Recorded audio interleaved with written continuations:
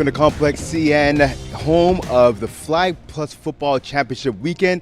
My name is Ben Bach, and I'm joined by my broadcast partner, Ben McMahon. Ben, we start things off, a fantastic game, 9-0-1 Trailer Park Boys taking on the 7-3 Flag Dealers. Big game for the Division E2 Championship. What kind of game are you expecting here this afternoon? Heavy offense. We have the quarterback of the year for Flag Dealers as well as the receiver of the year for Flag Dealers. However, we do have the defensive player of the year sitting on Trailer Park Boys. So, I mean, FPF is an offensive game. So I'm expecting the quarterback of the year to receiver of the year duo to step up here and put some points on the board. Yes, obviously quarterback of the year, you're talking about Roy Khalil. Again, the best quarterback in the division pretty much, at least in the regular season. 42 touchdown passes, completed 65% of his passing attempts in the playoffs. 39 of 50, 448 yards, 11 TDs. And get this, Ben, as a quarterback, I think you appreciate this. He went from completing 65% of his passes now to 78 in the postseason. Yeah, extremely impressive. That's the step up you have to do in the postseason if you want to make it to the finals. He did just that, and here they are in the finals. You talked about receiver of the year, Mark Haddad, obviously the Flag Dealers as well. 45 catches, 12 TDs in the regular season. A little quiet in the postseason in terms of TDs. He has not scored a touchdown yet in the postseason, but he does have 10 catches for 177 yards. That's fine.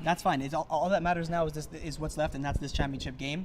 You know, if they were able to keep him quiet thus far, I'm sure him and his quarterback have been speaking about how to get the ball to him, get the ball in his hands, and make him as effective as possible in this championship game. So that's exactly what I'm expecting.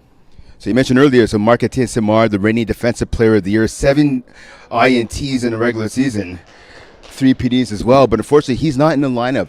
I just found out a few minutes ago for the Trailer Park Boys this afternoon. And actually, to be short, one of the top receivers as well is Xavier Miranda-Levesque. So 6 players only suiting up for the Trailer Park Boys. How much of a disadvantage do you think that is? Well, that's a huge disadvantage. You got to work with what you got.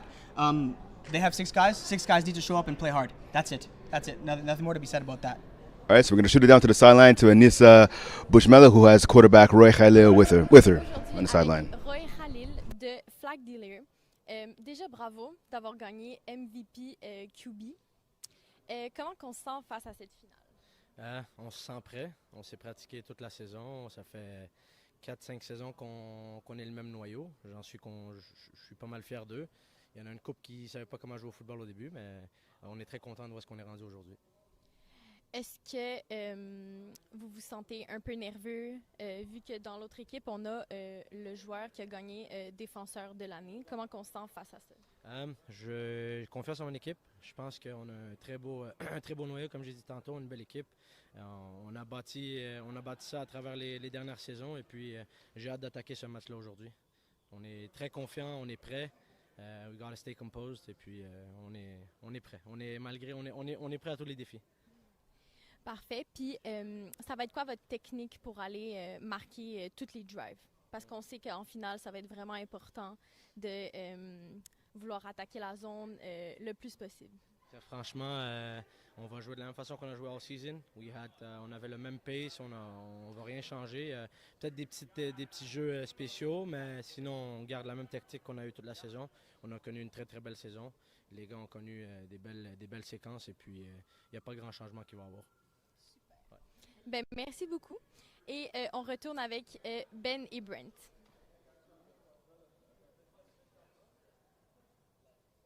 Seconds away from the opening play here to start this game. Both teams met in the regular season back in week 3 down in Laval. Trailer Park Boys winning that game by a score of 42-34. Antoine Meunier, 4 TD passes in the game, and he had 2 TD runs as well. 8 rushes, 74 yards. So obviously he did some damage with his arms, with his legs. Khalil, on the other hand, 5 TD passes in that game, but 2 interceptions. So obviously protecting the ball is going to be key for Khalil today. I had a chance to talk to him about 10 minutes ago, and that's what he said. He said composure and just operating how the offense usually operates is going to be a big thing, although he did kind of blame the loss on not having one of their best players in the lineup last time. They were without Mike Haddad, so one of their top players was out of the lineup. He's back obviously here this afternoon. Fantastic receiver and a great rusher, 14 sacks in the regular season, helping out the Flag Dealers. Looking at how both teams got to this point, Flag Dealers beating the number 5 seed Molson Import 33-18 in the quarterfinals, where the Trailer Park Boys beat the number 8 seed Enter Team Name here 36-22.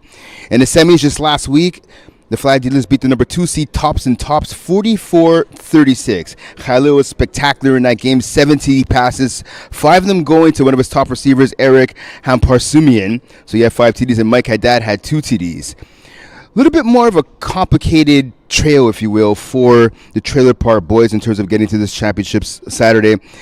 They played the Stables, the number 6 seed. So if you look on the scoreboard, you see a 30-0 win for the Trailer Park Boys, but they actually ended up losing that game 26-25. But because because the Stables had 2 players who weren't eligible to play in the playoffs, they forfeited that game 30-0. So the Trailer Park Boys, so again, finished 9-0-1 in the regular season, kind of getting that second life now, which is why they're in the finals. Yep, so we're about to start the first play. We have Leo Gervais, Rehan Sarwar, and Jack Nudie, the officials for this contest. A very experienced crew here. Yep. Some would say, not me, but some would say the best trio of officials here in FPF. Definitely a solid group. Yeah. I mean, Rehan's a Cowboys fan, so I mean, I don't know how solid that is, That but I his mean, credibility goes yeah. down Yeah. really fast just to that, So again, a few seconds. So what are you looking for both teams? Like if you're the flag dealers right here, they're starting on offense, what would you dial up to start the game? Again, efficiency seemed to be the tail of the playoffs for them. The quarterback completion percentage was way up in the playoffs. So I'm expecting something not too aggressive to start off. Something efficient. Could be as simple as all hooks. Could be as simple as triple slants. But something quick and efficient. I'm not expecting a goal on the first play of the game. And if you're the Trailer Park Boys, again, they're missing their best defender. Again, Mark Etienne Simard, right, Defensive Player of the Year. He's out of the lineup. They're missing as well Miranda Levesque. So they're shorthanded. Again, only 6 players on the field. They're going to have to play both ways the entire contest. You've been shorthanded before with some of your teams. What do they have to do to get the W here? They definitely have to communicate. So I'm assuming that this wouldn't be the starting lineup all year for the defense, assuming there were only 6 guys, right? I would imagine some of the guys that are missing would be on the starting defensive unit. So communication is definitely massive here. Everybody needs to be on the same page, especially when you're playing against the quarterback of the year and the receiver of the year. Communication is the story of the game for this defense, as well as trying to get in the head of this quarterback. Very, very strong campaign. I would imagine he's been able to do what he wanted most of the season, given his numbers. You got to get in his head. This team has Trailer Park Boys have a good rusher. I'm expecting him to get there, get a couple sacks. That could change the flow of the game entirely. Yeah, you have to give credit to Khalil. Again, he's a player. I've covered him before in prior seasons. He's a guy that struggled with interceptions. And he's obviously turned it around to the point where, again, he's leading his team to the finals. And just as important, again, the reigning quarterback of the year. Only 9 INTs in the regular season. 2, like I said earlier, in the postseason. So he hasn't been perfect so far in this postseason. So like I said, Trailer Park Boys are going to have to get after him and pressure him into making some mistakes here this afternoon for sure. Again, we are close to starting here. Both teams are amped up, ready to go. And the opening whistle has sounded. Here we go. Go. Teams are pumped. Let's go. So like I said, flag dealers start with the ball. 33 Khalil, the quarterback for the squad. Coming out in trips to start, very interesting. This is not what I would have expected, to be honest with you. But maybe they got something dialed up here. Of course, if you're not familiar in the 6v6 format, with the exception of Division A, all teams start at their own 10-yard line. Hello, waits for the snap. He gets it. He looks to his left. He gets flushed to the left. Little shovel pass there. Caught, taken down after a gain of maybe 3 or 4 yards right there. Quick little shovel for the first play of the game for the flag dealers. Yeah, so that was a slant concept. Not often run that way, to be honest with you, especially if you're rolling out to his backside and he shoveled it over the top. Maybe not the safest play, but I mean, if he's been doing that a lot, then by all means continue. But I also need to see the receivers running until the whistle. He kind of gave up after on that. This is the championship game. We can't be doing that. Yeah, that's exactly I need it. you to run until the whistle. Yeah, so that was Mike Haddad with the catch. First catch of the game. So now setting up about 2nd and 7. Pass to the flat. Pass right away to Hamparsumian. Tackle right away, though, by Mikor. So good tackle by him. Short of the first down. To gain him 2, maybe 3 on that second down play. Again, very efficient. I have no problems with that. We have 4 downs to get 10 yards. And if we need to do that all game in order to get us in the end zone, that's what we're going to do. That's the mindset the QB needs to have. The receivers need to be on board, running their routes 100% every time, even if they're clearing out. But I have no problem with that. So 3rd and 4 now facing the flag dealers. Ball just short of midfield. Khalil gets the snap. He looks to his left. He goes over the middle. He has a guy wide open. Oh, and a drop. The receiver was wide open, and it appears it was number 99, Garabidian, and I think he thought Vanderbilt running before catching the ball, and that's a mistake number one for a receiver. Sure. That happens, but we got to pick it up because now it's 4th down. We would have had an easy first there. I really like the concept that he just ran. It was a 2-yard out from the slot and like a dig route from the wide.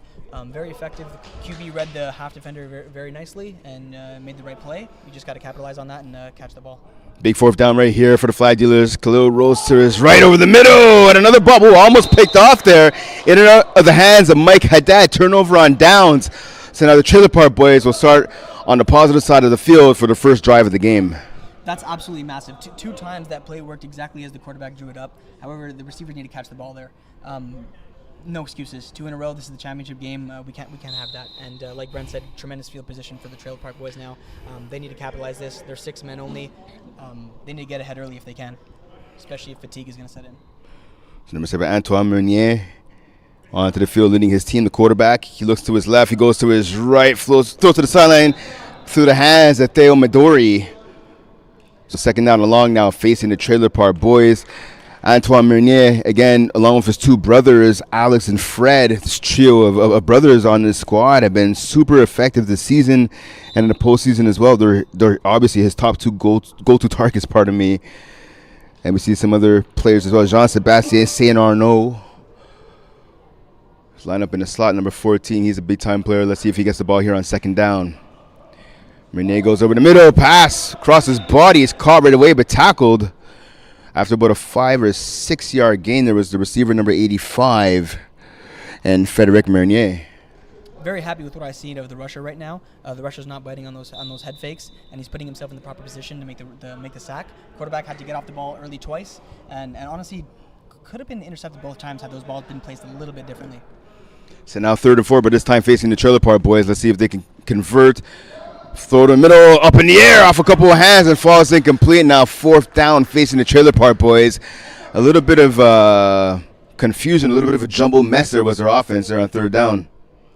3 passes in a row that not exactly the biggest fan of the ball placement, nor the decision to even throw the ball. I mean, throwing the ball away is okay too if you got nothing there. That could have been intercepted for sure. Honestly, along with the first 2 passes, that's 3 in a row that the Flag Dealers played extremely well. If it continues this way, I wouldn't be surprised if a couple picks come down. If Flag Dealers come down with a couple picks, rather. So 4th and 5 now facing the offense. Can they convert? Pass to the end zone. Saint-Arnaud. He almost dropped it. Touchdown. Trailer Park Boys. Fantastic concept there. Post wheel route. Very effective, especially you've been running slants and you haven't been going over the top to start. So 3 early passes short. Post wheel to finish it off the drive. Touchdown. Trailer Park Boys. That's a good job, Saint-Arnaud right there. That's his 4th touchdown. Team leading 4th touchdown of the postseason. Had 5 catches for 63 yards coming into this game. Plays on a bunch of different teams. Played on my team this past year in Division C. He plays at Co-Ed 1, Co-Ed 2. He's an amazing rusher as well. Yeah, 100%. 1-point combo attempt here. Back in the end zone. Pass off the hands of Saint-Arnaud. Goes out of bounds. 6-0 lead for the Trailer Park Boys. For about under 15 minutes remaining here in the opening half. That may be one that he's kicking himself for at the end of the game because those are huge points, especially in a championship game. All these converts are extremely important. That did hit him in the hands. I think when he watches this back, he's going to be disappointed he didn't come down with that one. Okay, how are Flag Dealers going to respond now? Yeah, that's going to be the big question. Formation. They came out in trips earlier, worth noting. So Khalil gets a snap, little jump pass over the middle. Not conventional, but it works. As a QB, man, that one scares me. So he rolled out to his left, and he actually had his left wide receiver open. I'm surprised he didn't go to him, because that was initially where I thought he was going to right away. And then a little jump pass over the top, right over the middle, hits the center. Takes it out for about a 9-yard gain, which, I mean, it works, but at some point, those do get batted, those do get tipped, and those do get intercepted. But, I mean, they're in the championship game, so. Good job by Har Parsumi, and they're extending the ball, of course, and FPF, you can extend the ball to get additional yardage. Pass to Haddad. Haddad makes one tackler miss. Can he make a second? He does. Into the end zone. Touchdown, Flag Dealers. Really nice play there. He's been rolling out a lot, throwing, back shoulder over his body. Again, not something that's taught, but he found a wide open receiver there on a drag route, turned it into a touchdown. Great catch and run right there by Haddad. Again, able to break at least 2 or 3 tackles right there on that touchdown run to the end zone. So that 1-point convo attempt here by the Flag Dealers, looking to take a 7-6 lead. Let's see if they can get it. Again, going back to that conversion, that was huge. So now, if they, especially if they get this one here, we're looking at a 7-6 lead as opposed to what would have been a tie game. So Khalil awaits the snap. Base formation, 2 receivers to the left, 2 to the right, center over the middle, pass over the middle, knocked down by Saint Arnaud. So 6-6 is the score right here with about under 13 minutes remaining in the opening half. What have you liked so far out of both teams? What have I liked out of both teams? Okay, I gotta be honest, the Trailer Park Boys defense and their offense have not been as impressive as I thought it would be. I thought their defense has been very soft. Even in the first drive, they shouldn't have got the stop. There was 2 drops by the Flag Dealers. The Flag Dealers, however, I've liked what they've been doing on both sides of the ball, with the exception of that post wheel route that they gave up. Everything has been very hard to earn for the Trailer Park Boys, and their offense has been moving. Renee gets the snap, goes to the left sideline. Catch made by number 81, I believe that is Will Richard. Look at the instant replay. Could be wrong in a number. Yeah, I think it was 86 actually. Yeah, so that's going to be 86. Alex Meunier. My apologies. That 6 was like a 1 there for a second. Yeah, so it's 86 with the grab. So gain of about 6 yards there on first down, setting up now second and 4. What would you dial up here if you're the quarterback? Something quick and easy. Triple snaps. That's what I'm doing with. All right, so let's see if Meunier does that. He gets the snap. He's going to run here. Do it with the quarterback. Breaks 1 tackle and a second. It's going to be, I believe, either a flag guard against him or a hold against the defense. Yeah, it's going to be a flag guarding against the quarterback. Just to wonder now whether the penalty came after the first down. And it appears that it did. If you watch them all season, you know this quarterback can move. Yep. And up until this point, I thought the rusher for the Flag Dealers has done a very good job staying in front of him up until that play. But then again, that's not a big gain if he's able to get that tackle right away. Obviously, the first tackle was missed, but so far so good for the Flag Dealers defense, keeping him contained, in my opinion. Yeah, Meunier averaged 8 yards a carry both in the regular season and in the playoffs. Had 6 rushing touchdowns in the regular season, 1 so far in the postseason. So he gets the first down. Pass to the left sideline. Him and his receiver weren't on the same page right there. Kind of 2 receivers running in the same area as well. But again, going back to that run there. Yeah, I'd like to see the replay on that, but I'm wondering if they dialed up the post wheel right away again. Not something I would recommend going back to it as quick as they did. Because what you want to do is you want to make the defense forget about the play before you run that again. So I don't think we're getting the replay here, but I believe that was a post wheel. Smart decision to throw it out of bounds, though. I have no problem with that. If it's not there, lift the scene another down, and don't force the ball. So Meunier gets a snap, looking for the slant, goes to the right-hand side. So again, throws it out of bounds. Didn't like what he saw right there. Listening to your advice there, Ben. Didn't like what he saw. Leave the play another down. Again, no problem with that. We're going to see the replay here.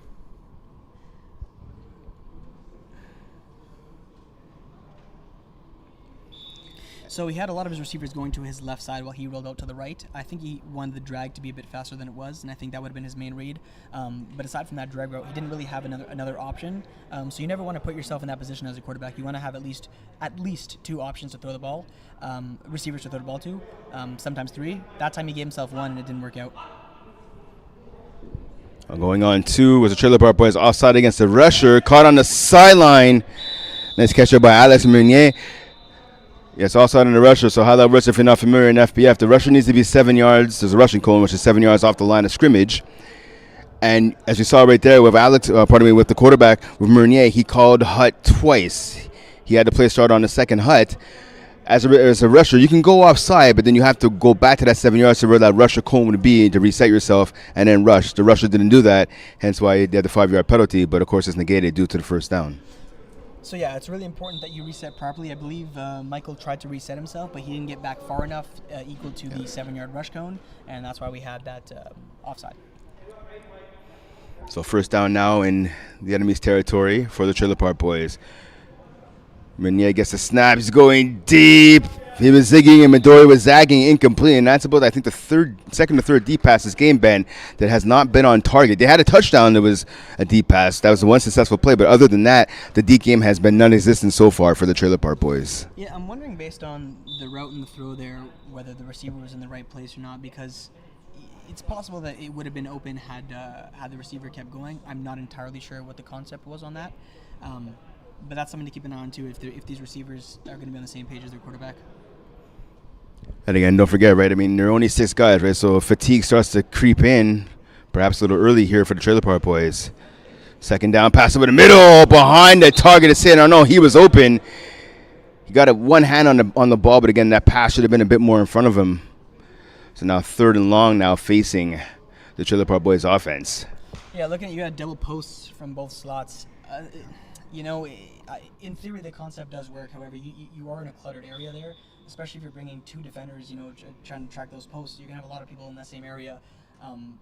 I wouldn't necessarily say that's a high completion play in flag and FPF, because there's just not as much space to work with as if you were on a full field, right? 11 on 11 or 12 on 12 football. But we'll see what happens here. Again, not too effective with the deep ball so far. So big play right here. Can Trailer Park Boys convert? Let's find out. Pass to the flat, a bobble. Caught a gain of about 5, maybe 6 right there. I don't have too much of a problem with that, especially since we've had trouble converting with the deep ball. On the 3rd down, take an easy slant. He was able to get maybe 4, 5, or 6 yards on that. And now we have a 4th down. and 4, as opposed to what might have been a 4th and long had they decided to go deep. And now if you're the flag dealers, you don't necessarily know if it's a deep shot or not because it's no longer necessary. Yep. So it changes the way the flag dealers have to play defense as well. I'm looking for a big rush here from Michael. I think that's going to be the story of this play. So 2nd and 3 here. A short 3 facing the Trailer Park Boys. Meunier gets a snap, goes over the middle. He has a man. He has his brother. Caught. Just extended the ball. Just picked up the 1st down there. Clutch play by Fred Meunier to extend this drive for the Trailer Park Boys. I think, I called Michael up for that one. I thought he was going to be the difference maker on that play, and I think he could have been had he been a bit more aggressive. I think he should trust his speed more. He's fast, and I think he has the ability to get there and sack him probably a few times this game. So I'd like to see that change. I'd like to see him be a bit more aggressive. To the tackle made on the play by Charbel Najim. Again, just tackled the player after the 1st down.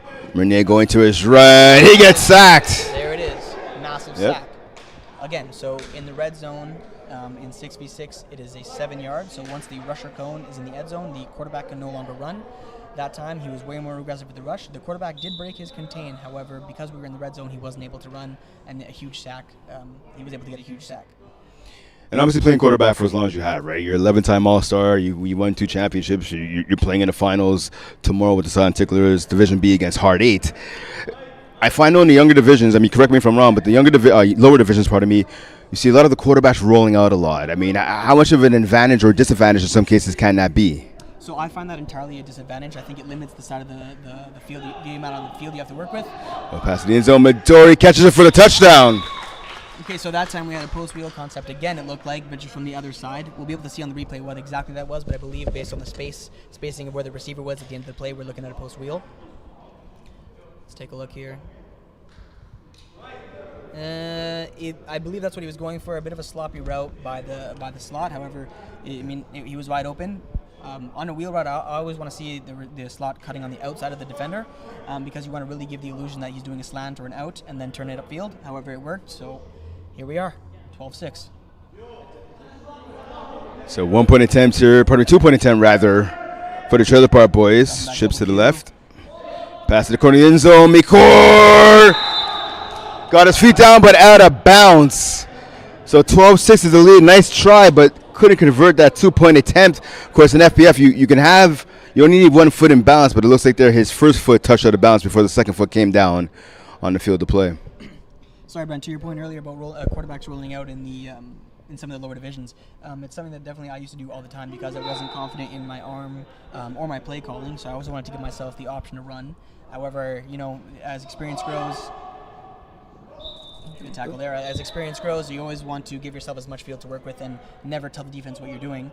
And when you're rolling out, you kind of showing what side of the field the ball is going to. So I would, always advise quarterbacks that if they're not confident in some of their abilities in the pocket, just to keep working at it because it'll open up the game by a significant margin. All right, so Hampar Sumian gaining of about 5 on 1st down, setting up now 2nd and 5 here. Pass over the middle to the right-hand side. Hampar Sumian again with the big grab going up the right sideline. Finally brought down but well after getting the first down for the flag dealers deep into Trailer Park Boys territory.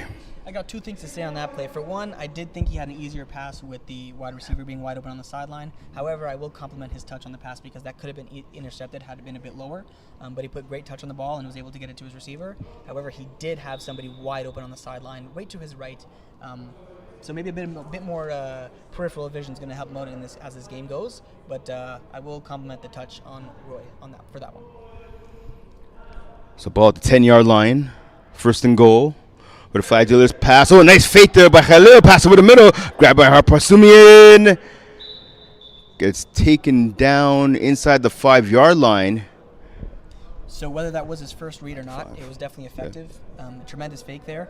And assuming that was his first read, it was a great job to stay composed and find his next receiver. And if the plan was to fake it all along, maybe he's been doing it for a while, but that was a very, very effective fake. Had the defense jumping. Great job by Roy. So the ball at the 5. 2nd and goal now. Facing the flag dealers. Their offense is rolling right here. Let's see if they can punch it into the end zone. Just more than 2 minutes left here in the opening half. Khalil goes to his left. He has a drag route caught. I believe he's tackled just short of the goal line. Looks like he did get him short. I don't think they're calling him in there, are they? Let's see here. Yes, we see the catch, a bad pass right there. A good catch, though, by the receiver. That's that Markadad. Yeah, he got tackled short of the goal line. Good tackle, good hustle there by Fred Meunier. So Meunier keeps the ball out of the end zone. No, actually, no, they're calling it a touchdown. My apologies. Calling it a touchdown, 12-12, as you can see on your screen here. So 1-point convo attempts here for the flag dealers, looking to take the lead. Khalil goes to the right. Fastball over the middle off the hands of the receiver. Falls incomplete. So 12-12 is the score with about a minute and a half remaining here in the opening half. I'd like to see the replay there because I would assume that the call was for the receivers to be at the goal line, and it looked like his slot receiver was a yard beyond the end zone, which was one of the reasons why the ball came in a bit low. But I got to be honest, I don't really care about that because the receiver needs to come down with that ball. And now it's a 12-12 game when they could have been going into the pro clock with a 1-point advantage. So Trailer Park Boys, pardon me, have the ball, looking to head into the halftime with a lead. Let's see if they can do it. Can the flag dealers keep this game tied at 12? Let's find out. Meunier gets a snap. He has a man open deep. 2 guys open deep. Pass caught. Touchdown. Great pass by the quarterback. A bit inside, but still deep enough that we were able to get the touchdown there.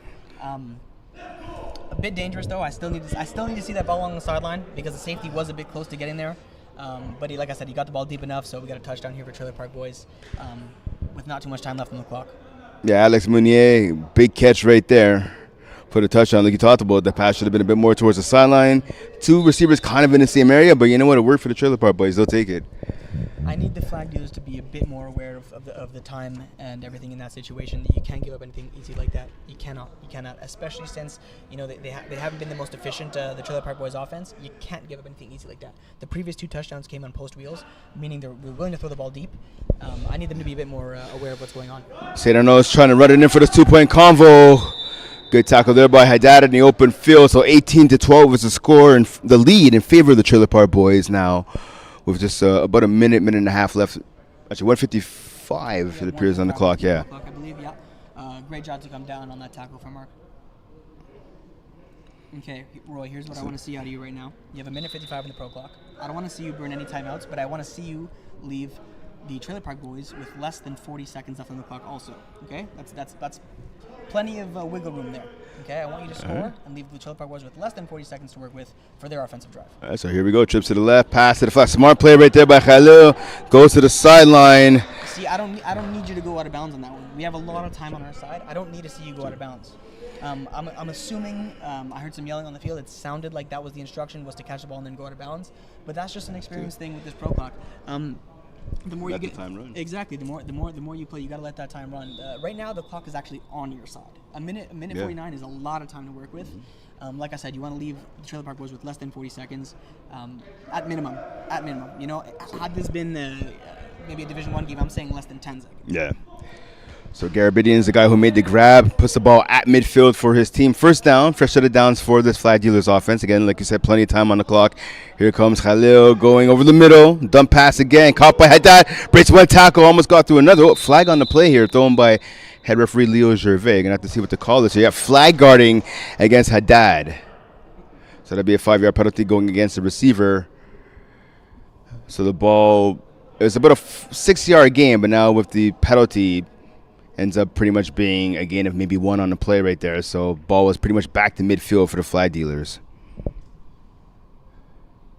Second down. So 1:41 now remaining here on the clock. Brent Bach and Ben McMahon with you live at CN Sports Complex here in Brossard. Day 1 of championship weekend for Flag Plus football. This is the first of 9 games today, and we have 9 games tomorrow.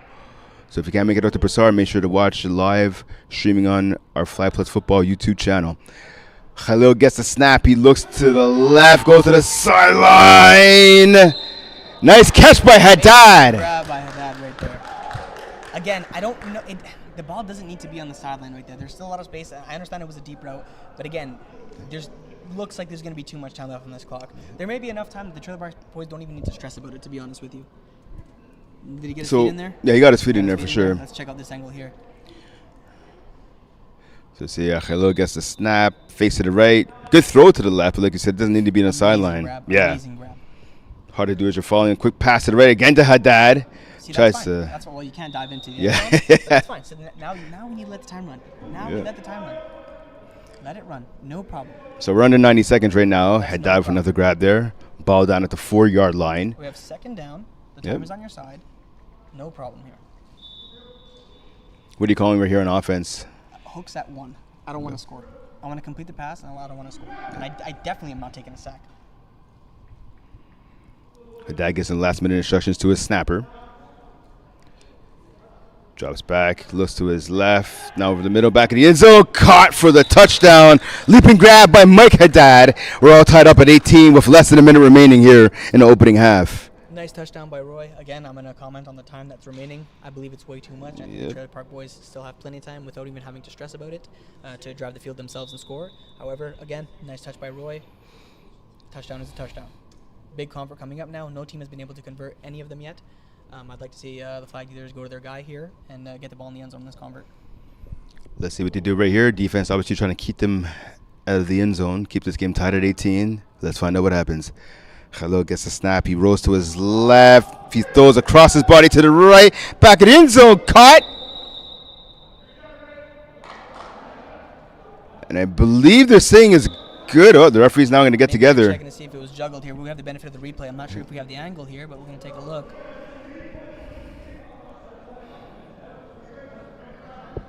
Yeah, we see the receiver there. To get his back foot in, is that what they're deciding? Yeah, that's Ham Parsumian, number 81. They're calling one. They're calling the 1 point good.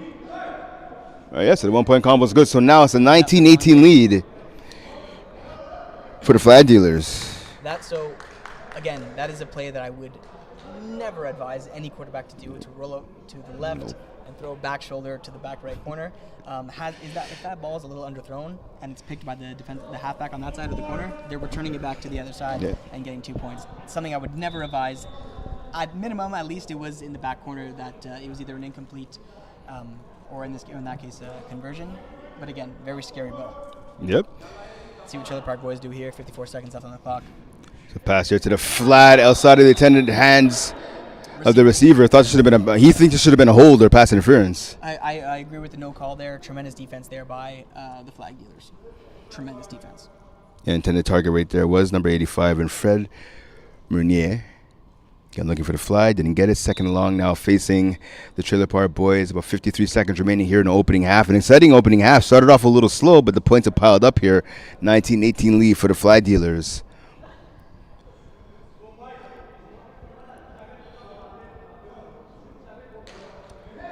Quarterback giving some last-minute instructions to Theo Midori. We got a trips here. Well, and it's offside. So Mikor goes offside. I think Midori made a flinch as well. So 5 yards back. Haddad to stay disciplined and watch the ball there. Offense moved on that one, and we're moving back. again, defense here might be the difference here. How flag dealers perform in this drive. Sorry, go ahead. No, I was going to say, as a quarterback, how frustrating is that? Because your offensive players, you guys know the snap count, right? How frustrating is that for you when players go offside? So, to be honest with you, it's one of the most frustrating things as a quarterback, especially since you try to make it extremely clear in the huddle. I notice more and more quarterbacks are even going no silent count, no count, and all that way. All receivers are forced to watch the ball. Go pass on the sideline. Oh, what a catch!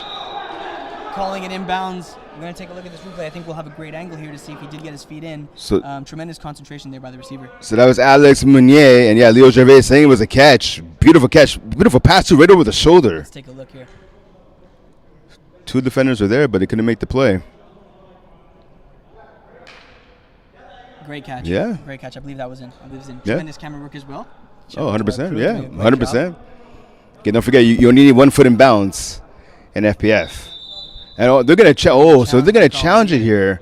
They're going to challenge. Do you agree with this challenge right here? Despite what we saw in the replay, they don't have access to the replay. Here's what I'm going to say. I believe that he thought that he was a bit bobbled, and then he got his foot down in.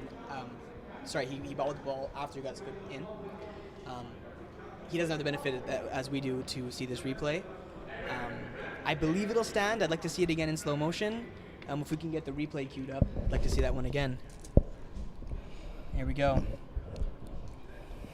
Let's see what happens here. Again, I believe we have a great angle on this. Good pump fake there by the quarterback. Yeah, agreed.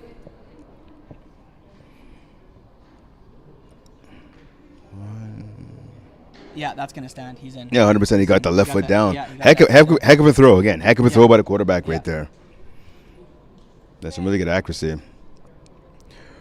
So obviously, Leo Gervais, head referee, making his way to the replay booth. Obviously, in FPF for the finals, we have the luxury of having instant replay. That's one of the many things that makes finals weekend special here at Fly Plus Football. Yeah, so we're going to have to wait and get the official ruling here. But again, both Ben and I 100% think that was a completed pass. Getting a big play right there on the sideline. I would imagine this isn't going to take too long to decide here. Let's take another look at it here. We have it. I believe he gets his right foot in bounds after he secures the ball. So I think it's secured now, and then that right foot comes down. Yep. Great concentration by the receiver there. Who was that? Yeah, that was Alex Meunier. Yeah, and that took about 10 seconds for Leo to see. Referee-in-chief Leo Gervais. Leo Gervais always on the ball. As they come. I heard drinks around Leo after today. Could be true. All right, so big first down. And one thing you mentioned, Ben, before, right, earlier in this game is you don't like the time management by the flag dealers on offense and even on defense, right? You know they want to go deep. No, not a fan of it at all. You gotta play that deep ball. I gotta call it as I see it. Yep. I have friends on both these teams. Yeah. I gotta be honest here. Really not a fan of the clock management that I'm seeing from flag dealers. So the ball is now at the 6-yard line. 41 and a half seconds remaining here in the opening half. Trailer Park Boys looking to take the late lead here before we hit the break. Meunier gets the ball, goes to the right, a wobbler to the end zone, caught by St. Arnaud for the touchdown. Way to get up there and make the catch. Great concentration, great athleticism shown on that play. Heck of a grab for St. Arnaud. That's the second TD of the contest. So I wanted to see the flag dealers leave Trailer Park Boys with less than 40 seconds. Now the Trailer Park Boys have left the flag dealers with more than 40 seconds. This is honestly an example of what not to do for clock management for both teams. And I think, however this game ends up being decided, I think both teams can look back on this first half and honestly kick themselves on their clock management, assuming it doesn't go their way, right? Going for two here, being a bit bold. Let's see what they do. Double cue to quarterback here. St. Arnaud drops back again. He gets the ball as he did the last time. Passing it back in end zone. Mikor. Nice grab in between two defenders for the 2-point convo. 26-19 is the lead. See two flag dealer players colliding there in the end zone. That's Lemonnier and Mark Haddad. Both guys a little slow to get up, but they look like they're going to be okay. A bit of a dangerous ball, but the placement was accurate enough that that I was able to work out in the end. Okay. 41 and a half seconds here. Roy, what do you got for us? But I feel like it's been 41 and a half seconds for like the last 3 minutes. But we have the replay. True. True. The time's accurate. I think it was 41.5 when. Anyways, all good. 41.5 seconds remaining. There you go. Khalil with the ball rolls to his right, passes over the middle. Nice pass over to Harparsumian. Picks up more than enough for the first down. Tackled by St. Arnaud just past midfield. one thing that we need to say is when you get a first down in FPF, the time does stop until the play is set and the whistle is blown. So once the whistle is blown here, the time will resume. We are currently at 35 seconds. So big response here by the flag dealers. Can they push it into the end zone? Let's find out now. Again, ball just past midfield. Rayhan Sara whistles the play in. The clock is running. Khalil gets the ball. Rosso is right again. Over the middle once more. See, again, for that one, he needs to open his eyes a bit more in there and see that he has his receiver on the sideline. Now is the time where we need to be going out of bounds. And he does have his slant. His receiver is, his slot slanting to the right and then able to catch the ball and go out of bounds without any any DB contesting the ball on that one. So Sirhan with the catch. Sirhan, or rather, Haddad now with the catch. He's tackled and bounced. Great tackle right there by Meunier. Time is stopped. Once it's set, they got to go. So 7.2 seconds. You need to get a play in. 7.2 seconds remaining here. Would you call a timeout in this situation if you're the flag dealers? No, I wouldn't. All right. I want it in the second half. I want to save my onside. Khalil gets a snap. Most likely final play of the opening half. Pass over the middle. Haddad gets tackled short of the end zone. I believe they're calling him down at the 1. Calling him short. Yep. Great tackle right there by Fred Meunier to keep the ball carrier Haddad out of the end zone. Flag dealers thought there should have been a penalty, but they're not going to get one. And we hit the half 26-19 lead for the undefeated Trailer Park Boys. Yeah.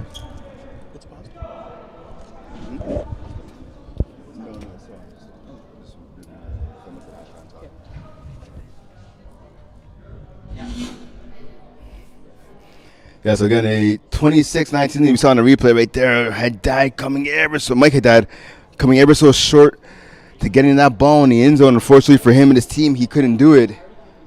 Falling 1 yard short, like Kevin Dyson with the Tennessee Titans in the Super Bowl against the Rams. So again, 26-19 is the lead for the Trailer Park Boys. Again, like I said, the Trailer Park Boys trying to keep their path to a championship alive, giving a little bit of an extra life, I should say, rather. Again, due to that semifinal game against the Stables. But they're taking advantage of this extra opportunity. They're 1 half away from being your Division E2 champions.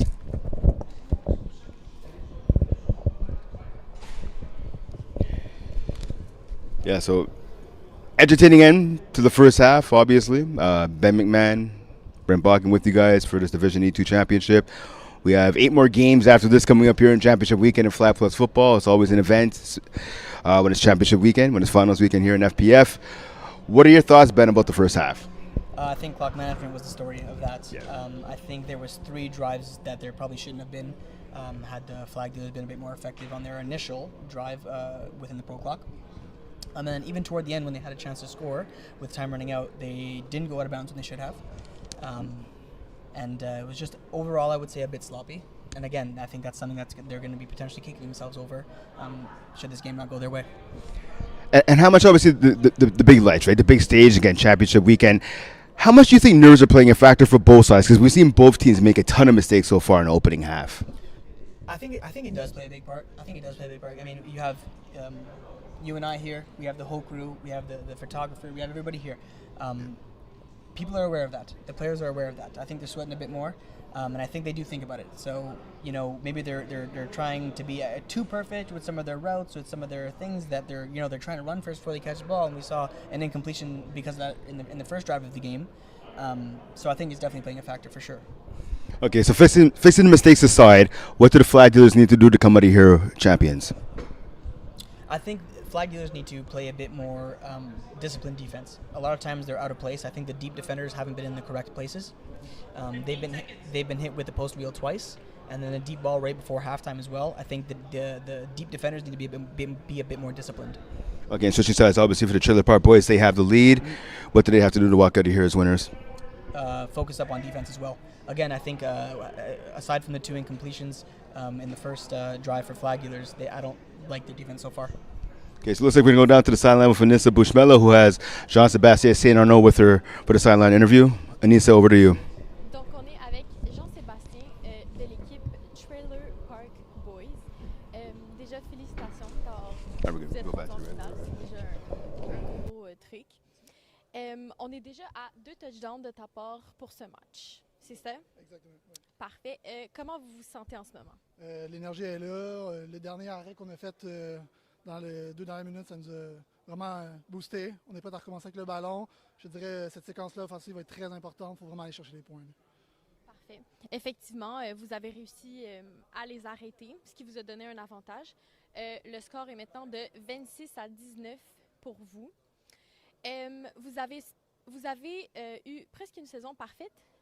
Comment vous vous sentez?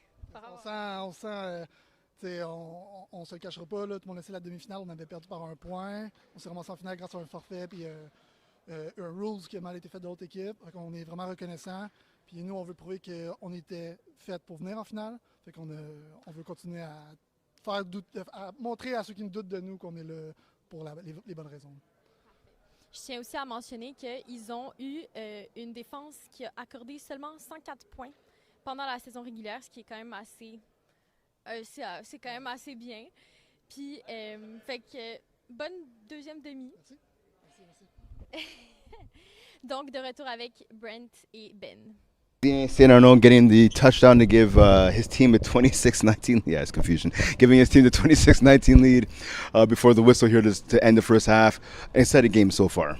Nice. Can't wait to pick up the second half with you. As we know, the Champlain Bridge is blocked off, and I think people can understand why. It's good times. Coming down to Brossard today has been an adventure. It was like a Montreal-Sherbrooke drive instead of Montreal-Brossard. There you go. I live 15 minutes from here, and it took me an hour and 10 minutes to get here. It's good times. It took me 2. There you go. Better late than never, my man. Better late than never. We have 11 games there you go. cover. Sorry, 9 games. 9 games today, today and 9 games tomorrow, so we have good plenty times. of football to play. There you Let's go. Get going. All right. So Trailer Park boys are starting the second half with the ball. Obviously, Flag Dealer started the first. Right now, like I said, Nick, Trailer Park boys, they got that late touchdown from Jean-Sébastien CN Arnaud, number 14, to take this late lead, and they have a chance to add on to it now, getting the ball to start the second half. Renier gets the ball, quick pass to his brother over the middle, nice move, try to get past the tackle, but he couldn't take it down after a gain of, got about 4, maybe 5 yards there on first down. That Meunier connection getting going right at the start of the second half. Nothing like a brother connection in flag football. There you go. They got 3 of them on this team. So 3 of them with the Trailer Park boys, obviously with Alex, with Antoine, and with Fred. And the same thing, though, for the other side of the Flag Dealers, right, with Mike and Mark Haddad. And it's going to be a false start, I believe, against the Flag Dealers, so 5 yards back. Fortunate to see a false start at the start of a half like this. You usually want to be cool, calm, and collected. Coming back into the game after a nice little break, you already got the jitters off in the first half. That's not what you want to see in a close game like this one. And I made the same comment to Ben earlier. There was an offside close towards the end of the first half, right? Again, you're a receiver, right? You're a stud receiver in this league. Used to be. Oh, in this league, yes, in this league, I still play. It's true. He's horrible here too, no. But I mean, like, you got to know the snap count, right? You're an offense. The defense doesn't know. The offense does, right? It's your responsibility. All right, so now it's going to be second and long now, 2nd and 10 facing the Flag Dealers after that penalty. Meunier gets the snap. He looks to the left. Quick pass over the middle to his brother again. Breaks 1 tackle. Taken down after a gain of 7, maybe 8 there on the second down. So now setting up 3rd and short. It's called about 3rd and a long 2, maybe 3 here. 3rd and manageable. Let's see what they try to cook up. What would you call here? If you're in the offensive huddle, what would you be telling your quarterback to call here? I'd like to tell my quarterback to just go for his bread and butter play. Anything with a pick concept so that if it is man-to-man, we catch them off guard, but also something that attacks the zone. So it's really up to what he's more confident on. We just need about 4 yards here. Get a first down, keep the chains moving. Flag Dealers looking to make a stop here. Pass over the middle. And a late drop there. So that was about a snap of the center part of me. Number 86, probably no, 85, my apologies. Fred Meunier. They're making the drop. So there are 3 Meunier brothers on this team? Yeah, 3 of them. I love that. Yeah, it's good times. So I'll tell you what, Alex had a big first half so far. He had a big bomb for a first down on the sideline late in the first half, to set up the go-ahead touchdown for the Trailer Park boys about 5 minutes ago. He's definitely made an impact so far in this game. Alex Meunier for touchdown as well. Quarterback goes to the right side. St. Arnaud. So he makes the grab. Wow, so they're calling a personal foul there against the defense, saying that the defender, Mark Haddad, pushed St. Arnaud into the curtain. This isn't basketball, Brent, but I like to call these and ones. Yeah. Give me There the you foul, go. give me the catch. There you go. And give me the first down on fourth down in this situation. You got to be feeling yourself in that situation. As a diehard Knicks fan, I appreciate that basketball reference, my friend. Congratulations. Thank you, sir. Thank you. Been a fan since the 1990s, and yeah, it's been a while. Yeah, your whole life. Yeah, pretty much. Okay, so now first down at about the fourth, it's called 15-yard line right here after the penalty and the reception by St. Arnaud. St. Arnaud, a big first half, Nick, 2 TDs for his team so far, and the Trailer Park Boys are driving. Looking to extend their lead up 26-19. Mernier gets the ball, gets flushed to his right. He's going to scramble. Breaks one tackle, finally taken down after a gain of about, say, 4 yards on that scamper. You never want to jump in this situation if you're the rusher here. Unfortunately, there wasn't, like you said, a gain of 4 yards, so we didn't get caught too much. But as a rusher, you just don't want to. Right? Yeah. You're a veteran of this flag plus football league. It almost never works when these rushers jump. Yeah. It's just nothing positive. Get your hands up, but don't jump. Even in tackle, I mean, the only time you want to jump is if you're face-to-face with the quarterback and you think, okay, I can't get there, so you got to jump to try to bat down the pass. Other than that, you don't need to be jumping if you're on defense, unless you're a DB. Meunier gets the ball, looks to his left, now to his right. Ball gets thrown away. There will be defensive pass interference here, Brent. I'm afraid. Pierre Lemonnier, who got caught just on that left hand, a little boomerang technique. Yep. But you're not gonna catch a ref. That's experimented here. We Yeah. have, one Leo of the best refs Gervais. in the game. Yep. Head referee Leo Gervais making the call there, big number 99. I mean, I agree it was pass interference for sure. I don't think that ball was catchable, but That's a great point. And I can see why you say that. either way, first and goal now for the Trailer Park Boys. About 50 minutes remaining here in this second half. Again, as I said earlier, these two teams met all the way back in week 3 down in Laval, 42-34 victory for the Trailer Park Boys. Looking to get the clean sweep here in the championship this afternoon. Good job by Haddad going back on side. He didn't do so in the first half, and there's a flag on the play run by Mernier. And maybe I spoke too soon. Maybe he didn't get back. Yeah, he didn't get back on side. So that's the second call, Nick, in this game where the rusher didn't reset. Because, again, the snapper cone, which is the orange cone there on the left, it's 7 yards behind the line of scrimmage. Absolutely. Right, so when the quarterback decides to go on 2 or 3, whatever the cadence is, the rusher's allowed to go outside, but then he has to come back to where that cone is 7 yards to reset himself and then rush. Haddad got back about 6.5 yards, didn't reset himself, free 5 yards for the Trailer Park Boys. Thank you for that great explanation, Brent. It is one of the specificities of the game that if you don't play rusher or you don't have extensive experience in flag, you may not know, and that's exactly what happened. And now we're at 3 defensive flags for the Trailer Park Boys in this On this drive, on exactly. this drive, exactly. So then he gets the ball, quick dump pass to his brother. Yeah, he dropped that. Yeah, drop right there by Fred Mernier. Pardon me, I said for the Trailer Park Boys, but it's the flag. Flag dealers, yeah, flag dealers. No worries. Second and goal now. The ball at about the 1 yard line here.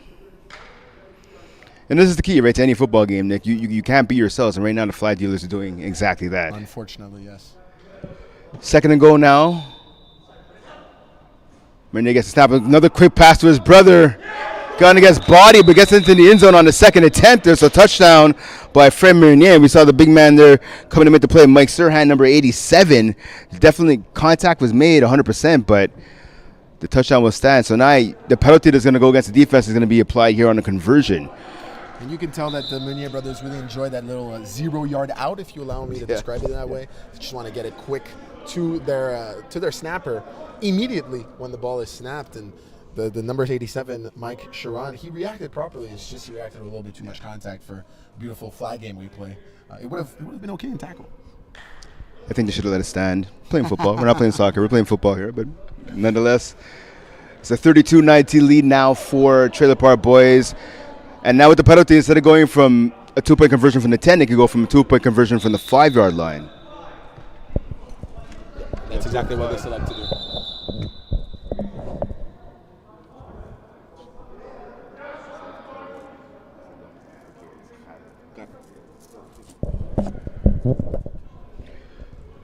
So you see the referees huddling up again. A little confusion on the field. Again, it's the first game of the the day for both sides and the for the referees. commentators. Yeah, 100%, 100%.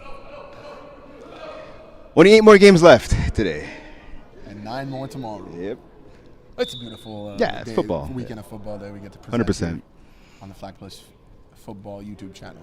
Just a reminder, if you're coming out to Brossard tomorrow, leave 2 hours early. Not an hour like I did. Leave 2 hours early. Snapper might have been Yeah, caught he's again. offside again. Yes. St. Arnaud passing it back at the end zone. No one home, but they'll get a chance to do it again offside. And now, see, and this is the thing. If you're Mike Haddad, Nick, he finished second in sacks with 14. He's an experienced rusher. And this is the 3rd time this game he's gone offside. And this right now, again, you're down 32-19. You're giving your opponents a chance to redo the extra point. Well, this is for a Flag Plus Football Spring 2026 Championship. And sometimes, guys, the moment gets too big. And I'm not trying to say that's what's happening in his head. I don't want to speak for him. But I can understand that he wants to give his team the absolute best of his ability, especially down here in the red zone. But sometimes you can get caught trying to give that extra effort. Ray Franklin was a targeted receiver on that last play on the double pass. A little bit too high for him, like you were saying, Brent.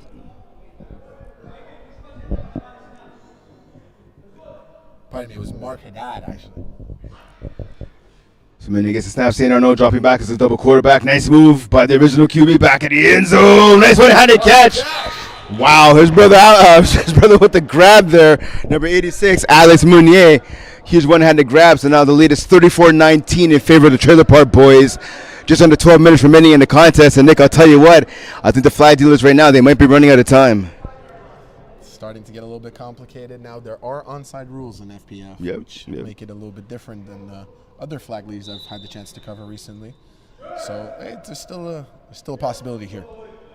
It was, pardon me, we have a lot of number 10s on the roster. It was Ridge Maikut. Receiver earlier. Pass to the side. Ooh, no one home. The quarterback was zigging. The receiver was zagging right there. Rare miscommunication between Khalil and Mike Haddad. Second and long, now facing the flag dealers. Khalil, who reminds me of Diana Flores, Team Mexico's quarterback with number 33. It's a rare number for quarterbacks in flag, but a number nonetheless that we see. It's a rare number for quarterbacks, period. But, yeah, hey, listen, put whatever number you want. As long as you make plays, no one's going to care what number you are. Exactly, no number rules in flag football. There you go. Khalil gets a snap on second down, gets flushed to his left, thinks about it again. He gets the ball out at the last second. Cop on the sideline. Nice play right there and jogging towards the end zone. That was number 81, Harpar Sumian, with the first down and then some. The ball, I believe, is going to be down inside the 5-yard line here. What a play by Khalil. Goes on his left side, almost gets sacked, throws counterclockwise, if you allow me, à contre-courant, like they say in French, so against his momentum. Yeah. What a throw. Honestly, I thought he was sacked. A great play. I thought so, That's too. The types of plays, Brent, that might get them back in this ballgame. 100%. That's why you never quit on the play, right? So good throw right there from the QB to his receiver. Gets the ball down at the 5-yard line. First and goal for the flag dealers. Can they punch it in? Let's find out. Hello. Roll to his right. Pass it across his body. Incomplete. That's the term, across his body. That's what I was looking for. And that's what we've seen. So the opening 2 drives in this game, both quarterbacks were doing that. Rolling to one side, throwing it across the body. We saw a touchdown early in the first half of that variety, of that type of play. Ideally, the higher divisions you go, you don't want to be throwing. Any quarterbacks really shouldn't be throwing. Yeah. But here in Division E2, it works. Second and goal now for Khalil. He gets a snap. He looks to his left. Over the middle. Oh, it's picked off! St. Arnaud with the INT. Tackled at about the 1-yard line by Haddad. That's unfortunate. Khalil was trying to find Hampar Sumian that he found earlier on the big play. That being said, he just missed the throw completely because he threw that right in the hands of St. Arnaud, as we see on the replay, right into his chest. And that's taking money away from a baby if you're St. Arnaud. You're going to take that, especially in a game like this where they had a chance to reduce the 2-possession lead from 1 possession. St. Arnaud just comfortably conserves the big lead for his team. I can tell you, being a teammate this season of St. Arnaud, he is a player. He's a guy both sides of the ball. He'll make plays, and we saw right there, huge INT. Stomping out a potential touchdown drive there for the flag dealers. So the ball's at the 2-yard line. On a quick pass, gets knocked away. Trailer Park Boys looking for a flag, and that's one thing I will say about them. They look for a lot of flags. They're not getting really too many, at least in terms of pass interference, but second and long now, facing this Trailer Park Boys offense. Ren, speaking of you being a teammate of St. Arnaud on the Trailer Park Boys, I see you on the flag dealers, the other team's roster. Yeah, I don't know why I'm there. I mean, it Okay, does happen. I was about to ask you if you had I mean, I don't play Division E2. I play Division C. But I mean, hey. small technical issue There here. you go. I mean, if they win a championship, I'll take full credit. I'm gonna pay myself a ring. Exactly. There you go. A picture with the banner. I don't blame you. Second and long now. Pass down the sideline. This has been money so far. And it's and I might have spoke too soon. Alex Meunier with the job. You can see him putting his hands on his head in disbelief there. Third and long now facing the Trailer Park Boys.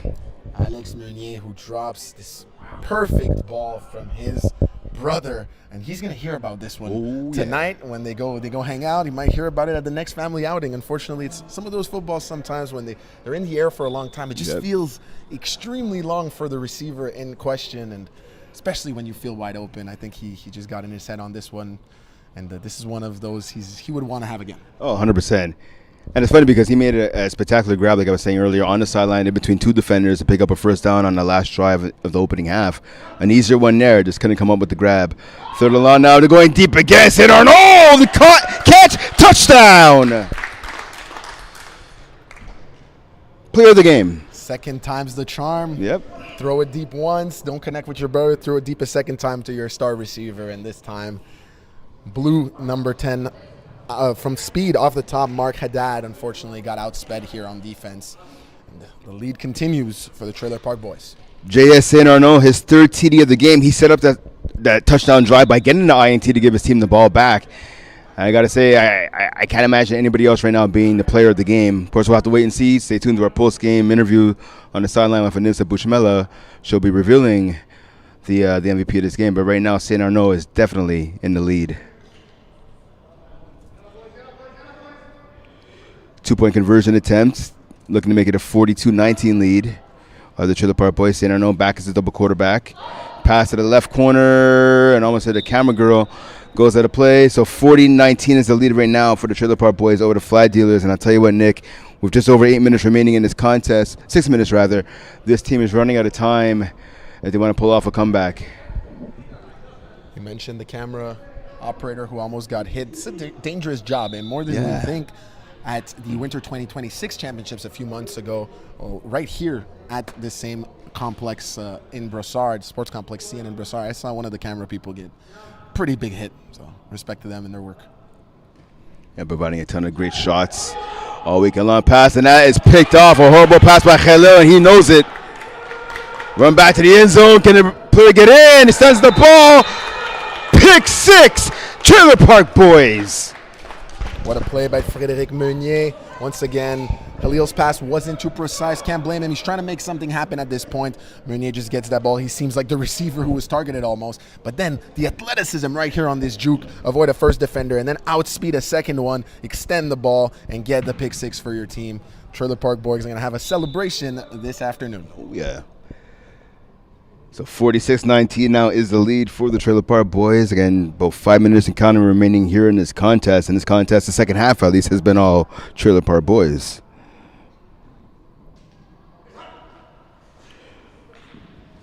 Meunier gets the ball, goes to the corner again, and that's going to get knocked away. It goes out of play, actually, caught by Parmusian.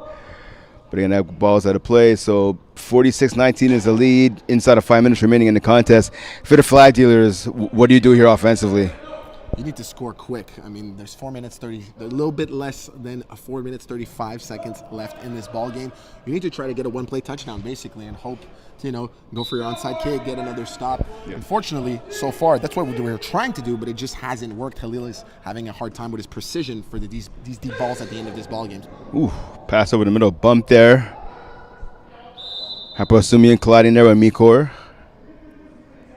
And you can tell Hampar Sumian isn't too happy about the current situation of the game, and things are starting to get a little chippy down there. I can't hear the players, but I can read, I can assume what's being said right now after these types of contacts with the looks that I'm seeing. I think they're changing, from one side to the other. Could be changing dinner plans for after the game and late summer vacation ideas.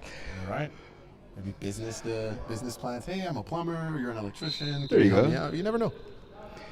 Can't assume negatively only. Ball midfield for the Flag Dealers. Pass over the middle. It's caught. Nope. Drop. Yep, dropped. I'll stick with what I said second. Close play right there. Unfortunate for Mike Haddad. He at least had 6 to 7 touches of that football. I know he wanted to come down with it, especially in an important moment like this where his team is just trying to hold on to this game. Unfortunately, right here, as you can see, just slips off his right hand and touches the ground. And that's been the story of the game here so far for the Flag Dealers. Just mistakes here, mistakes there, not executing. It's a big reason why they're behind by so much. Khalil gets the ball, looks to his right. He goes there, man wide open on the sideline. It's Mike Haddad. Shakes a tackle, gets taken down around the 5-yard line. First down, Flag Dealers. See right here, I mean, again, they're down 46-19. Guys are walking back to the huddle. I mean, you got to score. You got to get an onside pass. You got to score again, get a stop. Seen crazier things happen in FPF. Not saying comeback is in order, but got to at least have some urgency. Khalil gets the snap, looks to his left, goes to the right, caught for the touchdown. Quick catch there by number 99 and Garabidian with the grab. So Flag Dealers getting a little closer here. It's interesting. Would they go for 2 or would they go for the onside play here? Great catch by Garabidian. That ball was absolutely launched by Khalil. It was an absolute laser, and he caught it by extending his arms. Great catch. Might be too little too late. I think they're headed for the onside kick there, Brent. Yep. That's exactly it. So how that works, if you're not familiar with the FPF game, is team scores a touchdown. Instead of going for either the 1 or 2 point convo, you have a chance to go for an onside play. It could be a pass or a run. It's your choice. But you get the ball at your own 5-yard line. You have to get the ball past midfield, so past the 25-yard line. If you do that, obviously you get to continue the play, continue the drive. If you get a touchdown, obviously you get the instant 6 points. You get the ball back to your opponents. Defensively, though, what happens is if you pick off the ball and then you get tackled, your offense gets the ball from wherever you pick it off at and you're tackled. If, though, and this is a smart play, this is a play that a lot of players forget about in the heat of the moment, if you bat down the ball instead of picking it off, you then get the ball at your opponent's 5-yard line where they started that onside play. So sometimes it is worth it, and maybe not to pick it off if you don't think you can run it back far enough for it to be worth it past the 5-yard line, the opponent's 5. So unless you think you can run it back into the end zone or within the 5, you should probably bat that ball down defensively. Yep. 100%. So here we go, trips to the left for the Flag Dealers onside play. Can they convert and extend this? Let's find out. Khalil gets the snap, goes to his left. He goes to the sideline, caught by Haddad. Can he get the first down? Shakes one guy, not another. Tackle the ball 4 yards short. So now Trailer Park Boys will get the ball at their opponent's 5-yard line. Great pass by Khalil with pressure in his face. Caught by Haddad, and there was automatically Maikout trying to defend him. Rally by Antoine Meunier as well. And finally, as he was trying to make moves, 3 defenders in front of him, he just kind of slipped. Unfortunate because he was oh so close to that first down and keeping this drive alive. So that pretty much puts a nail in the coffin for the Flag Dealers in this game. Again, they're down by 21 points, 46-25. I unfortunately think you're absolutely right, Brent. But it was a well-fought battle until the end. Yep. Yeah, so my apologies. So because the play was still a completion, so when the guy got tackled just short of the first down, that's where Trailer Park Boys get the ball. Pass to the sideline. Caught by Meunier. Smartly stays in bounds here, letting the clock run. Yes, if the ball had been incomplete, it would have been at the 5. But because they actually completed 4 yards short, essentially they started at the opponent's 21. Yep. So 107, and they're going to call it here. They're going to call it, Brent. So with a 46-25 victory, the Trailer Park Boys are your Flag Plus Football Division E2 champions. And with this win, they finish with 0 losses and a championship. So a big win there, obviously, setting the stage for a championship weekend by the Trailer Park Boys. Again, they were the number 1 seed in this matchup. Flag Dealers coming in, they were the number 4 seed. So a huge victory again. Not the conventional way of getting here for the Trailer Park Boys. Again, they had a forfeit win over the Stables. They technically lost that game to the Stables in the semifinals, but by hook or by crook, they found a way to get in, cap violation or not, and they ended up winning the championship. So it all paid off, again, for a team that had 0 losses in the regular season.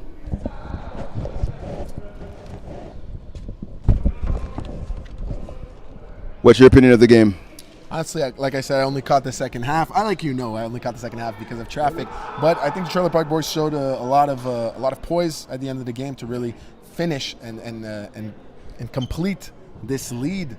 And in the other team, I believe, unfortunately, at the end, the moment a little bit got too big. Once it was a 2-possession difference, Khalil, who's a great quarterback and has played very well all season, just started missing accuracy on these big play attempts. Unfortunately, that sealed the game. And I was going to say for Ray Halil, right, again, reigning quarterback of the year in this division. I talked about earlier in the playoffs, 11 TDs, 2 INTs. Not perfect in the playoffs, but still pretty solid, completing 78% of his passes.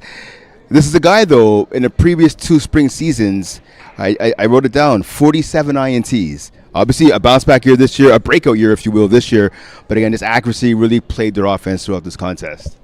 Unfortunately, yes, but like you said, bounce back year this year, it's already very promising for the next FPF season. This team got to the finals. That's not a small feat in a division that is, yes, a low division, but tons of teams playing this division. So to make it all the way to the top 2 is not something that's too shabby, if you allow me the expression. 100%. And switching sides, obviously, to the champs, right? The Trailer Park boys. Coming into this game, they were without reigning Defensive Player of the Year, Marc-Etienne Simard, who was out of the lineup. Xavier Miranda-Levesque, one of their top 2-way players, also out of the lineup here. There were 6 guys the entire game. And they got it done again. They put up 46 points, nearly a 50-burger on the scoreboard. Just talk, if you will, about the game played by the Trailer Park boys. Of course, well, 6 guys, like you said, playing the whole game, and 3 of them being from the same family. It's a family affair, and I think that's beautiful. We saw that family connection at some point. It was almost force-fed, but it ended up working. And I have to talk about Jean-Sébastien Saint-Arnaud, 3 touchdowns in the ball game. That last one that I got to see personally, an absolute bomb. It's just a team that seems a little bit too powerful for this division between you and me, Brett. I was going to say, that was going to be my next question. You took it right out of my mouth. I expect this team to go up to Division D2. We're going to shoot it down to the field. We see Ben McMahon, our commissioner, and Jeff Rosenblatt, our founder, on the field. They're going to present the championship trophy and the championship banner to the Trailer Park boys. We'll shoot it down to them. Exactly. Our 3rd woman in our crew, Anissa, will take care of that end game ceremony for us.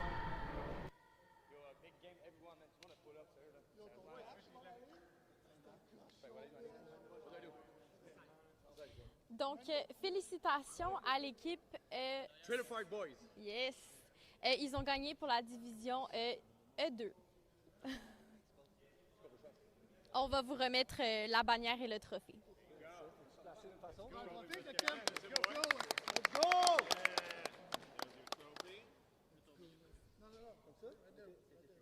Le MVP pour la game, numéro 14, Jean-Sébastien.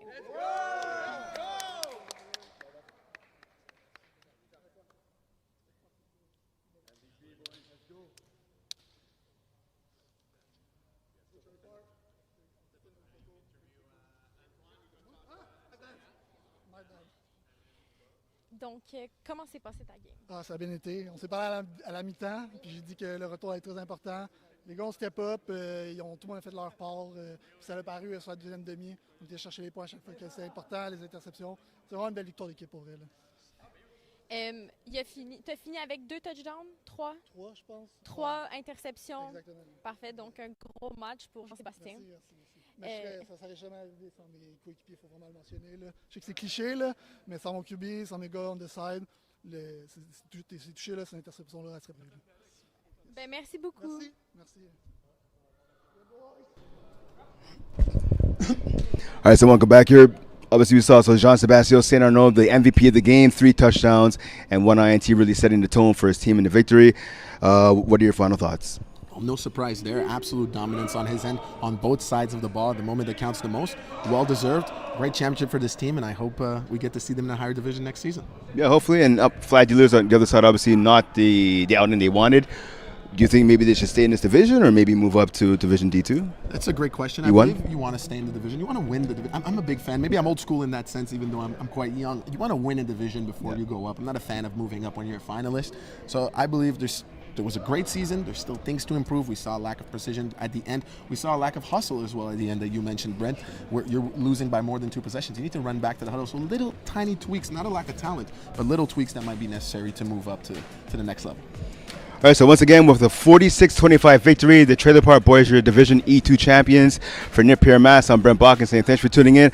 Up next, we have 5v5 Intermediate Void against the Mighty Schmucks. It's going to be an exciting game. Make sure to stay tuned right here for that contest. We'll see you soon.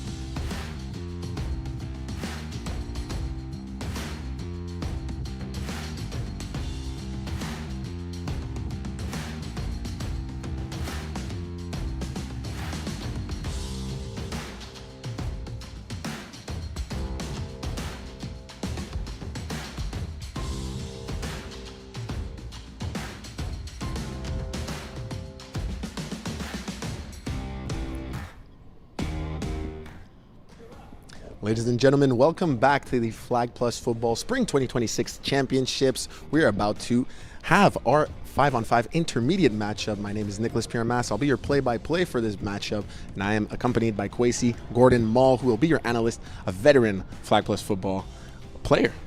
Exactly. Kwesi, we're about to see two teams, the Mighty Schmucks as well as Void. The Mighty Schmucks finished third in this very competitive intermediate 5-on-5 division where 8 teams were a part of it, while Void finished 5th. And what's really important here is that there's a big difference. The Mighty Schmucks have a 24-point surplus in the point differential this season, while the Void have a minus 27 points, weakness, if you will, in the point differential. Therefore, it is honestly a one-sided battle if we look at the statistics here. Yeah, exactly. It is a one-sided battle, but it's also something that's also to kind of add on that. It's kind of weird to kind of see two teams that didn't finish in the top of the seeds as well, too. So you're right. Even though it's a one-sided battle, at this point, you kind of can say anything can happen. These teams were supposed to face off twice this season. Unfortunately, the first face-off was canceled, if you will, due to a busted cap. Therefore, we're not going to account it for it. The second face-off was won 41-12 by the Mighty Schmucks. So far, the tendency as follows: the highest team in terms of seeding and in terms of statistics seems to have been the favorite. Yeah, the favorite. Yeah, exactly. It seems like the Mighty Schmucks is the favorite team here, but you can't count out Void. Going into their semifinals, they did end up beating Flag Vengers, which was the top seeded team. I actually got to witness that game. I got to watch it a bit, and Void played super well. So I feel like if Void could kind of come into this game playing the same way they've been playing going into this playoffs, I think they have a good chance of winning tonight. Yes, their quarterback is league owner Jeff Rosenblatt, and they happen to have the receiver of the year in the division, Nicholas Di Malo. So it will be fun to follow. The Mighty Schmucks also don't have their starting quarterback, unfortunately. Justin Goodman, he's out for this game. So William Seabag will be taking over. This is going to be interesting. Let's go down to Anissa Bechelem, who will be interviewing one of the players. Let's go. Donc, on est ici avec Adam Malineuf de l'équipe Void. Donc, déjà, félicitations de vous être rendu en finale. C'est déjà très bien. Est-ce que tu peux nous parler un peu de la saison que vous avez eue? Honestly, I haven't really been on this team all year. I'm a playoff replacement for Sam. So, I've been with the team for about 2 games now. But, I mean, the 2 games, very competitive. Good team, good guys on the team, very competitive. So, just looking forward to getting a finals win. Et comment vous vous sentez face à cette finale? Est-ce que vous avez déjà affronté l'autre équipe? Qu'est-ce que vous pensez que vous allez devoir faire pour prendre le lead dans ce match?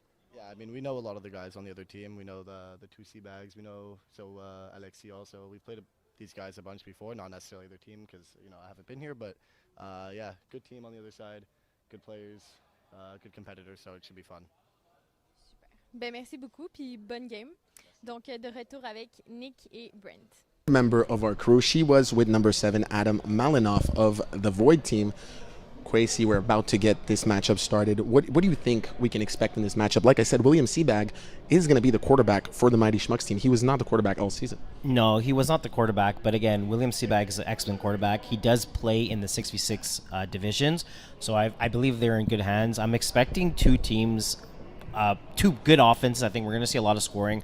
I don't think we're going to see much defense because I don't think the Void's defense is as good as the Mighty Schmucks, but I think Jeff, right now, the way he's been playing, he's going to be able to put points, but I also think Mighty Schmucks are also going to put a good amount of points. Jeff, not just the league owner, but also a seasoned veteran in FPF. The Mighty Schmucks' record this season, 7 victories, 3 defeats, while the Void went a good 500, 5-5. What do you think that says about the Void? 5-5 record still makes it all the way to this 5-on-5 intermediate championship game. Yeah, so I mean, it does show a lot, but as I was kind of saying before, is that like as long as you make it to the dance, we say as long as you make it to the playoffs, whatever, and you can make a statement and start winning some games, and that's all that matters. All right, Kwesi, we're about to get this game started.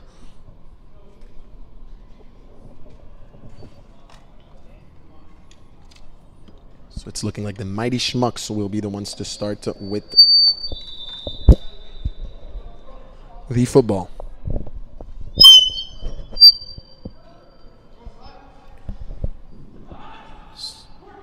First pass for the Schmucks completed to number 1. That's Harry.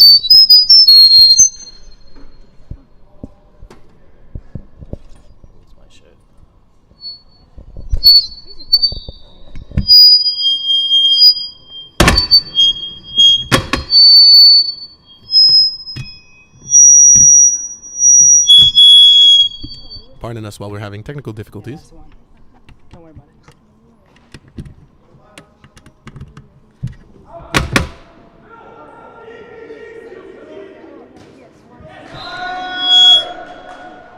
I have to go without it.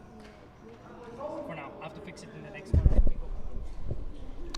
Pardon us for the technical difficulties in the start of this game. It is only the second game here at the 5-on-5 Spring 2026 FPF Championships. So our production team is doing the best they can. So we saw, while this was happening, Kwesi, correct me if I'm wrong here, Mighty Schmuck's quarterback throw the football to... So William Seabag tried to reach Harry Morovich for a very deep pass in the end zone after completing one earlier for a good gain.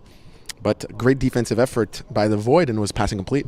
Yeah, so far we saw Will do a short ball that was completed, and then he did kind of a long ball. He did a corner that was incompleted. That was a great defensive play by number 6. Yeah, the from Schmucks. the Void. Yes, Anthony Giannatis, who did a great play. And it seems like the Void are trying to attack early in this game. Sorry, the Schmucks are trying to attack early in this game, as we see Seaback connect with his receiver, number 22, Barthélemy Huguet. Yeah, so that was a great play design from Will. He kind of just made sure everyone was kind of outside the middle and was able to get his receiver to come back in the middle. Good completed pass, and they got a first down. So the folks that kind of don't know, we are playing 5v5, so it's a bit different than 6v6. The rules are a bit different. Instead of having 10 yards to a first down, you have to go midfield to get your first down, and then you have to basically have 4 downs to score a touchdown. So that's the difference between 6v6s and 5v5s. First down for the Schmucks. Seabag finds his receiver once again. Quick D-flag this time is once again Huguet, an FPF veteran and also part of the FPF crew in terms of helping with video and commentary. Keon Cyrus with the flagpole. Yeah, great tackle from Keon, not letting the receiver get any more extra yards, and we have a second down and 10, I believe. Exactly, confirmed second down by our experienced referee Leo. Just confirm the sign for us here. We do not have the down markers, so we do have to keep track. Let's see what Seabag can cook up. A lot of pressure rolling to his right. Throws across his body in the middle of the field. Was trying to hit his receiver on this deep dig route. It's number 00. I love the 00 personally. Felix Seabag couldn't hold on to it. Tried to go for a one-hand catch. Yeah, exactly. So that was incomplete to his brothers. You kind of have that connection between the brother and the other brother, so receiver, quarterback to receiver, where it's usually that is a completed pass, but this time it was just a bit too out of the range of Felix Seabag. Third and short here in the end zone. Kwesi, you're an experienced FPF player. What would you cook up? I would take my 2 receivers on the right side, kind of do straight throughs, and then just kind of drag, come across the field, try to get as much yards as possible here. I like that. Let's see. Seabag looking to his left, ends up throwing across the field and wide open. Harry Morovich was left wide open. Caught that ball for the first touchdown of the ball game. Yeah, that seemed pretty effortless, to be honest with you. Will kind of just stood in the pocket for once, made a nice pass to his receiver, and it became a touchdown. A little bit more than 15 minutes left in the first half. The Mighty Schmucks start with the lead. Score is now 6-0 against their favorite opponent, the Void. They're going for a 1-point conversion. Kwesi, what do you think about that choice? I think it's a good choice. You know, something's nice and easy. If you feel comfortable doing it, then you might as well do it. Seabag, Dahl deep in the end zone, and it is caught by Huguet. Physical catch in traffic, and he's going to get the and one. Kwesi, the flag on top of the catch. The lead is now 7-0 for the Mighty Schmucks. Yeah, that was a big boy catch. You know, back in the end zone. It seems like the middle of the end zone, back in the end zone, front of the end zone is going to be wide open. So the Void's going to have to kind of switch up some things on defense if they want to make sure they get themselves out of a nightmare. But that was a good play call from Will Seabag there, where he was able to get a 1-point convert, making it 7-0 now. I want to say the Void want to avoid leaving a void in their end zone. That's exactly it. Little pun this morning. as we try to stay happy despite the heavy traffic coming into Complexe CN in Brossard this morning from anywhere you are in Montreal. What a catch! Jeff Rosenblad finds his receiver for the first play of their offensive drive, Nicholas DiMalo, and he shows immediately at the start of this ball game why he was named 5-on-5 intermediate FPF Spring 2026 wide receiver of the year. Yeah, that was actually not the greatest ball by Jeff, but that was a great catch by Malo, kind of sealing in with one hand, avoiding one defender and just getting tackled before breaking it out for a touchdown. But he's definitely going to be a big part of Jeff's game plan today. Jeff tries to find his receiver on a post route.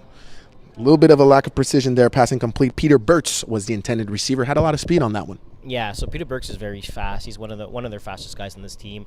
Jeff just kind of missed him just over the top. I feel like maybe if he kind of jumped a bit more, maybe he would have caught it. But, I mean, I feel like that's something Jeff's going to go back to. Jeff rocking his usual camo shorts today for this championship game. Yeah, those camo shorts, I believe they're no regard shorts, a team that kind of plays in this league. So it's kind of weird he's wearing them. But, I mean, whatever works better for him. Quick whistle from the referees here as soon as Jeff snapped the football. Let's see the call on the field. Yeah, I think it's offside, to be honest with you. I think the snapper snapped it. No, the snapper didn't snap it. And I think everyone kind of went. It seems like it's offside. I'm not really sure. I guess we're going to have to wait. Or maybe it's a redo play and the refs weren't ready. Seems like it's a redo down. I believe you're absolutely right, Brent. We don't see anybody going forward or backwards. It seems like we're simply going to redo the play that the snap was a little bit too quick. Yeah. Let's see. Two receivers set on Jeff's left. Peter's isolated on the right. Deep corner shot for Jeff. And once again, he was trying to reach his favorite receiver this year, DiMalo, who tried to once again impress us with that left-hand one-hand catch, but unfortunately couldn't hold on to it, couldn't get that snag in the end zone. Yeah, so again, that was a great ball from Jeff. Maybe it was just a bit overthrown, but Milo's definitely a receiver that can make a catch like that. Unfortunately for him, he just kind of had one hand out. It's going to be fourth down. He just had one hand out. He wasn't able to snag the ball like he did the first time. If your calculations are right, Kwesi, and I think they are, we're going to be in 4th and 5. This is a very important down for the Void. Seems like we have man. And the snappers left wide open, and they couldn't connect. Unfortunately, Jeff was trying to reach his center, Von Vanslit, for the first time in the game so far. And Von tried to run as fast as he could, but a little bit too much air on that ball for Jeff. And that's unfortunate, Kwesi, because he was wide open right at the start of that play. Yeah, exactly. So kind of like the same route Milo ran. It was just kind of a post, a bit different from the snapper in point, where not a lot of people kind of see snappers do a post like that. So he was wide open, but unfortunately for them, Jeff kind of just overthrew it a tiny bit where Vaughn wasn't able to come down with it. It will therefore be a turnover on downs, and because we're playing 5-on-5, the Mighty Schmucks will not take the ball where it was turned over, but rather at their own 5-yard line. Let's see if they can extend this early lead. Seabag looking to his left, decides to throw across the field for this deep post route, and it is unfortunately dropped by Felix Seabag, who had to jump for this one. The brother-brother connection couldn't strike again. Yeah, exactly. Well, I mean, I think it was there. I think he just kind of dropped the ball. You did have Keon Cyrus in coverage, where I feel like if he turned around the opposite direction, I think he probably would have had a pick, but I don't think he realized where the ball was. So, again, I feel like it could have been a great defensive play. It could have been a great offensive play. Instead, we have an incomplete pass, second down. So far, Kwesi, despite not having their quarterback all year, their starting quarterback, Justin Goodman, the Mighty Schmucks don't seem to be impressed or bothered at all by the fact that they're going with QB2, throwing complete bombs since the very start of this game. They are not shy about their current lineup. No, we have second down here from Will. Middle's wide open again. Seabag connects on the short crossing route to Massa Kiricosta. Short gain for the Schmucks. Yeah, so I feel like that was not the kind of I don't think that's where you want the ball to go. but ended up getting open. So I think it was a gain about like 4 or 5 yards, getting things going. But to go back what you're kind of saying with Will as a number 2, I mean, Will is the number 2 in this quarterback, but he's played in men's 6v6s. He's played in competitive 5v5s as a quarterback as well too. So I feel like he does feel pretty comfortable in the situation he's in right now. So what you're saying, he's a 2 in this roster, but he could be a 1 pretty much anywhere else. So Exactly. This is not a problem for the Schmucks as we see so far in this game. 3 receivers to Seabag's left, and that's exactly where he will go. Perfect pass right in the hands of Harry Morovich, who catches his ball and gains the first down. Yeah, so great play call from Will there. It was kind of a flood concept. He had someone underneath. He had somewhere 10 yards over top of the underneath, and then he had to go. So he kind of targeted 3 side to one side, and then unfortunately for the void, they had 2 guys going on one side where you had Milo crossing across the field trying to take the first route, but the second guy go over the top for the third route where no one was able to cover the second route, which was a nice easy 10-yard in. We appreciate the expert analysis. Once again, I'm with Kwesi Gordon-Mall here as the analyst. My name is Nicholas Pierre-Mass. I'll be your play-by-play. And Anissa Buchemela is the third member of our crew. We'll be giving you sideline reports. Next one will be at halftime. Seabag getting away from pressure, throws across his body and reaches a crafty receiver well known in FPF, Alexis Dubois, for his first catch of the matchup. Yeah, so again, Will Seabag great with the sips. He just avoided the sack there from Vaughn, which, I mean, a sack would have been pretty good for the Void team, but unfortunately Will did avoid it, and then he was able to have a nice little check down from veteran Alexis Dubois that's been in this league for a while and kind of understands when his quarterback needs help. He's there to help him. Dubois is the isolated receiver currently to Seabag's right, the left of your screen. Seabag looking to his right, completes it. Spin move by his receiver and is finally tackled short. I know, we call it a touchdown from the referees on the field. Massa Kiricosta extends the lead for the Mighty Schmucks. Yeah, so there we kind of had just a little check down to Mass, ended up avoiding 1 tackle and then extending the ball that he barely just got in, but it was just enough for Leo to say that was a touchdown. But again, he's like I like what Mighty Schmucks are doing right now. They're not doing anything too fancy. When they have to go over the top, they go over the top. If the over top's not down there, they're just checking it down.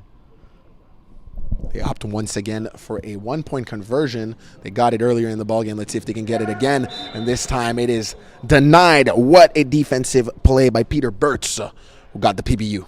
Yeah, it's a great play from Peter. Will kind of rolled out to the left, and then he had his brother on that connection when they had to do a nice little bang route. Unfortunately for them, Peter kind of read it and was able to get a hand on the ball. So I believe it's 13-0 now, and we're going to see if Jeff has anything in his pocket to kind of get on the scoreboard right now. Quick strike from Rosenblatt connects with Peter Burtz, who just made that nice PBU play on the defensive side. Nice gain of about 8 on the play. Yeah, so Jeff ran all hooks there. Something nice and easy, try to get things rolling. How his first drive didn't go how he wanted. Nice 8-yard hook to Peter and to get things rolling right now. Long pass from Jeff down the sidelines, and it is caught complete for a touchdown by the Void, who replied very quickly in this ball game. Adam Malinoff was the targeted receiver. Yeah, so that's something we're kind of used to seeing Adam and Jeff and their chemistry. I believe they play with each other. Well, they do play with each other, and also in co-ed 6v6 on my team. So that's something I'm used to seeing a lot. So kind of just like a little dink-ding-donk where Jeff is very comfortable throwing that ball to Adam. Well, we said that Jeff needed to reply fast in this game to regain the momentum, and that was done immediately. Let's see now with the 1-point conversion. Great play design. Peter was left wide open. Peter Burtz for the 1-point conversion. Score is now 13-7 in favor of the Mighty Schmucks. Yeah, so there you go. We kind of had Jeff ran that same play on the first drive. That was the second play where the ball was just a bit too high for Peter, and this time he went right back to it. Was able to put it right on his chest and get a completed convert. So it's a great thing that he kind of came back to that play, making it 7-13 now. And hopefully now we'll see if the Void's able to make a defensive stop, because right now they've been struggling so far.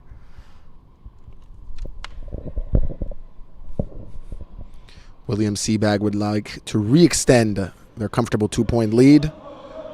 Seabag a lot of time, throws an absolute bomb down deep in the end zone. Unfortunately, goes right through the hands of his brother Felix. Yeah, so that's the third deep ball Felix has thrown to his William has thrown to his brother Felix, where it's like it's a millisecond too far or too soon, where his brother, he has it but he doesn't, which is, I'm sure it's very frustrating. You kind of can see it on his face, where because he knows he has the ball and it's just not there. Might have to discuss it back home tonight. If they lose this ball game, this might be a point of discussion at dinner in the family house. Probably even the car ride too, if they did come together. Seabag, quick strike to his right, and it is complete to Morovich, who breaks a tackle and still running, and it's finally stopped by Keon Cyrus, but not after a first down and a red zone appearance once again for the Mighty Schmucks. Yeah, so that was just a really bad missed tackle where Mighty Schmucks took advantage of it, was able to bring the ball, I believe, to the 4-yard line, where technically that should have been a quick tackle at their about 10-yard line. So they got an extra 25 yards on that missed tackle there, and they're able to get a first down, and now they're in goal line. I believe they're on the 4-yard line. So not the greatest start for the Void's defense. They're definitely going to want to change some things up and make sure they get tackles, take away the middle, and just try to get a stop if they want to have a chance to win this game. Earlier in the game, Harry Morovich was left wide open in the middle of that Void end zone in a similar situation. Let's see if the Void defense can get a stop.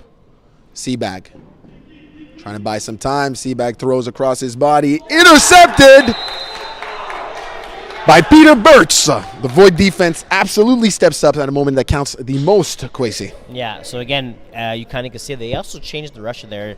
You had Adam Malinoff going in as a rush. He didn't go too fast, but you kind of could see that he contained Phillips, made him throw kind of around on his back foot to his brother. I feel like it's also maybe of a force of a throw where it was first down. He didn't kind of throw that, and Peter was able to have a great pick. And look at his ability to high point the ball right there, make sure to get it, and give his offense a new possession in such a tight game.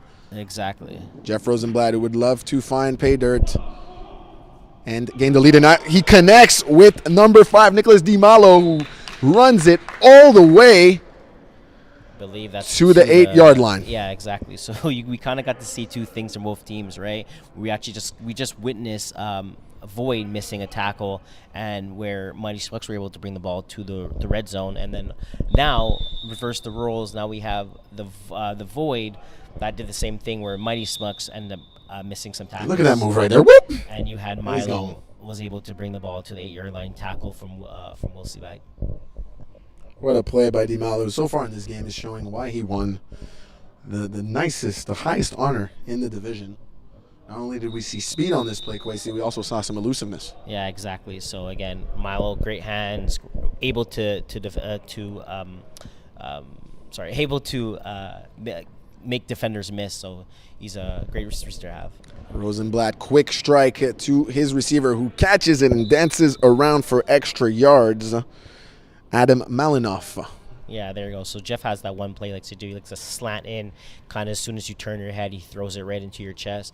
So we're going to probably see this a couple more times before this game is done. But again, great ball, great catch. I believe they tackle on the 1-yard line, and it seems like I feel like they're trying to waste some clock, so Mighty Schmucks don't have that much time left to score when they do get possession of the ball. So I believe it's 2nd down now. I think you are correct. 2nd and 2, 2nd and 1. We don't have the best angle here. Jeff rolling to his left, a quick strike. Unfortunately, a little bit too much heat on that.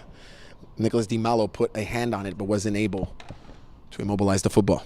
Yeah, so just over his head, where it was kind of a harder catch to make. So we have an incomplete pass. They did have the time running a bit, so I believe there's going to be a bit more than 105. They're probably about 115, 120, because they had it running for the last 10-15 seconds. But I mean, we're going to have about, yeah, exactly. So they're going 111.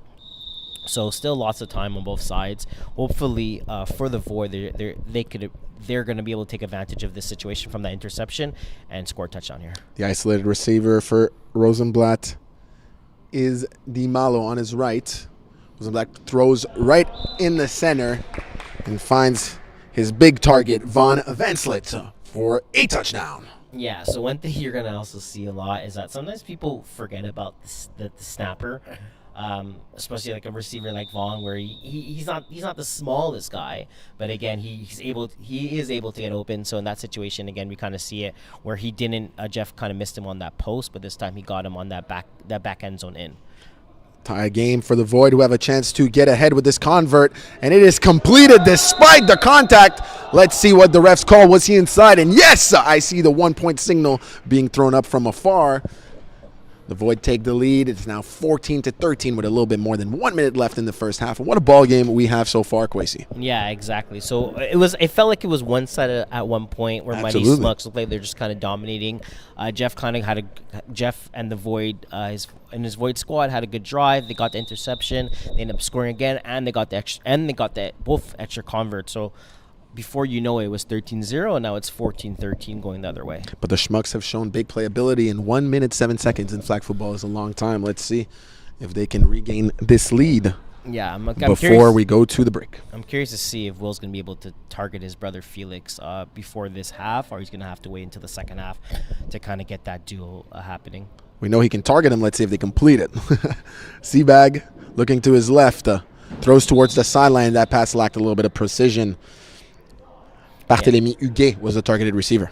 Yeah, so there you kind of had two goes, one slow go, one go, and then you had two breaking out routes where, unfortunately for Will, it was just kind of a bit off target where he wasn't able to connect with his receiver. This leaves us to 2nd and 10. Something positive here, though. Sorry, 2nd and midfield. Something positive, though, for the Mighty Schmucks is not a lot of time. Almost no time was taken off the clock in that situation. Yeah. So again, a minute and 3 seconds is still a lot of time in this situation, but yeah, no time went off there. Seabag throws across the middle, and it is complete to Huguet. Will not connect with Huguet twice in a row. Yeah, exactly. So he kind of went back to him on that breaking route. He just missed it. Inside here, they did about 12 yard in, made the catch, tackled by Malo, but the time is running. We're looking at 3rd and 2. Extending to his left, a quick dump to his receiver who has a lot of grass in front of him, and he runs it in for a touchdown. It's once again Huguet, I believe, exactly. Barthélemy Huguet catches his 2nd ball in a row in this drive, 3rd target in a row. And like we predicted, Kwesi, the Mighty Schmucks can score it quite fast, and this is now our 2nd lead change in this game so far. Yeah, exactly. So he went back to Huguet there, where the first one incomplete, second one about 12-yard gain, and this one was about 28 yards. I'm kind of concerned about the Void in this situation here, where he was able to basically catch the ball and run about 20 yards uncontested and be able to score. So I think that's something they're going to have to change, because it seems like Mighty Schmucks are going to score at will at this point. And for the first time in the Mighty Schmucks offense, we're going to see them try a 2-point attempt today, pardon me. Yeah, so I think they're just trying to make it a 7-point game. Seabag was looking for his brother. Incomplete pass, though. Cyrus made a good defensive play. Yeah, so again, Will Seabag to Felix Seabag, where just the connection is there. It's just the balls are not getting caught. So hopefully for them, they're going to be able to fix that chemistry for the second half. But it seems like they're doing fine without it. But I feel like when it comes down to it at the end, they're definitely going to have one of those connections if they kind of want to win this game. With a tad bit over 30 seconds left to play in the first half, the Mighty Schmucks are in the lead by 5 points. The score is 19-14 as we see Jeff Rosenblatt throw an absolute bomb, looking to reply right away. He was looking for Adam Malinoff, but that ball lacked a little bit of precision. Yeah, exactly. So if he was able to throw that ball a bit more to the outside, more than the in, I'm pretty sure Adam would have caught that, and he would have been running in the end zone, where Will Seabag was kind of, as a defender in that situation, he was more to the inside than he was the out. So if Jeff was able to just kind of put that more to the outside, I think that would have been a touchdown pass. 2nd in midfield for the Void. What would you cook up, Kwesi, in Jeff Rosenblatt's situation here? I would literally do the same play. I think you could kind of test that coverage, and I don't think they would expect it. Jeff across the middle connects once again to his favorite target this season, Nicholas Di Malo. Flag pull by Felix Seabag. It'll be sufficient for a first down. Void. Yeah, so that's a good play calling from Jeff. He had a kind of a delay go, and then you had Malinoff. Nicholas Malo coming in as an in, where he was able to complete a pass for about 20 yards. Quick pass from Rosenblatt to Malinoff right on the sideline. Well executed here, Kwesi. We maintained some time. We maintain as much time as possible on the clock, yet we get an extra 5 to 7 yards. Yeah, exactly. So again, right now, Jeff is kind of cooking something up here. First pass was pretty good. Got the first down, so the clock did stop, and then he had a nice little pass to Adam here, where it was about, as you said, 5 to 7 yards, where that also was able to come out of bounds. Rosenblatt to his isolated receiver. Same play this time, but on the other side of the field, completed by Peter Burtz. Yeah, so he went back to the kind of the same thing. He went from the left side, now he's back to the right side, where in that situation only 2 seconds went off the clock again. So he's going to have 10 seconds. I believe they're about at the 10-yard line-ish, I want to say, close to it. So he's definitely going to have a good chance to score here. This is impeccable time management so far by a veteran quarterback in this league. Burtz is still the isolated receiver on Jeff's right, but he goes to the left once again. It was Adam Malinoff who caught this football, but Leo Gervais, head receiver, said he went out of bounds. Oh, after the catch. Out of bounds after the catch. So the catch is completed and then stepped out of bounds, which is what you have to do to conserve time. Once again, the void or putting up a very nice 2-minute drill, if you allow me the expression, which in this case was a 30-second drill. Yeah, so that was a great play calling, big catches from Jeff and his receivers here. There's 6.9 seconds left, so they're not going to give Mighty Smucks any time to score, and they're in a great opportunity to actually put some points on the board right now. Let's see if they can get those points on the board. Jeff throws the crossing right routes to Malinoff, and it is caught for a void touchdown. This is our third lead change in the half. Kwesi, what a football game we are getting so far. Yeah, so again, before this game even started, I figured this game was going to be kind of offensive. I was scared at the beginning, the way Void kind of started, how the first drive kind of scared me, and Mighty Smucks were kind of just scoring at will. But again, you kind of can see the turnaround from the Void here. They're able to score 3 touchdowns back to back to back, and now they took back the lead. So we're looking at 2019, and I believe they're going for 1 here to make it a 2-point score game.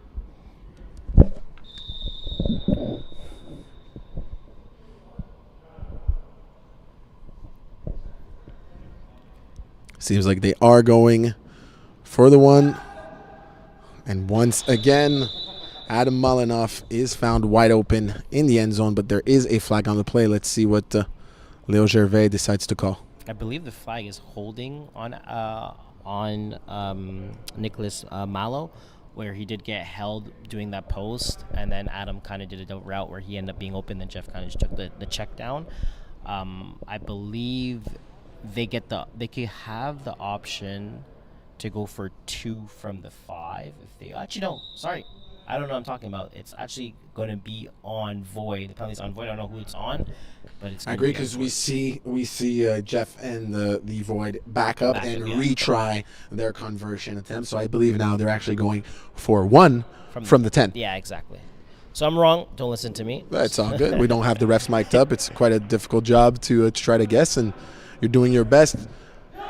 Oh, Jeff thought the play was over because the ball fell, but the refs didn't see it. Jeff throws a prayer, and it is easily tipped by the Mighty Schmucks secondary. Therefore, with 2 seconds left in this ball game, the current score is 20-19, 1-point lead by the Void. We're facing the Mighty Schmucks. Yeah, so I think the refs did see it. I think they kind of glitched out. The rules are a bit different when it becomes 6 versus 5. So I think Jack there kind of was a bit confused, or maybe he didn't see it, where if the ball does bounce in front of you and no one's around you could pick it up, but it was like a second pass. So I guess maybe he was kind of confused on the ruling, but in 5, as soon as the ball touches the floor, the play is dead. So, I mean, interesting situation that just happened there. Mighty Schmucks will have time for one last offensive play, and we see the Void in an absolute prevent defense. Kwesi, what would you call up if you're the Mighty Schmucks here? Are we going deep against that prevent defense, or are you trying some trickery with a short pass? I think I'm just going deep. I don't think there's enough time to kind of make any trick pass. So you kind of see that Will's going to kind of air it out here, try to get it to one of receivers. Long pass from Seabag, and unfortunately hits the roof here, which is quite high at Complexe CN here in the South Shore of Montreal in Brossard. That will do it, folks, for your first half in a very, very competitive ball game so far. Indeed it is.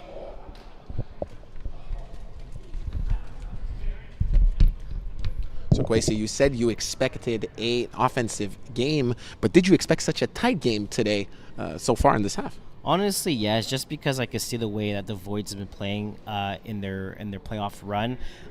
They've been dominating. They played two of the best teams. They ended up defeating them. So coming in this game, I kind of figured they're going to make it a game. Again, I was kind of saying at the beginning, I did get a bit scared when I saw 0-13.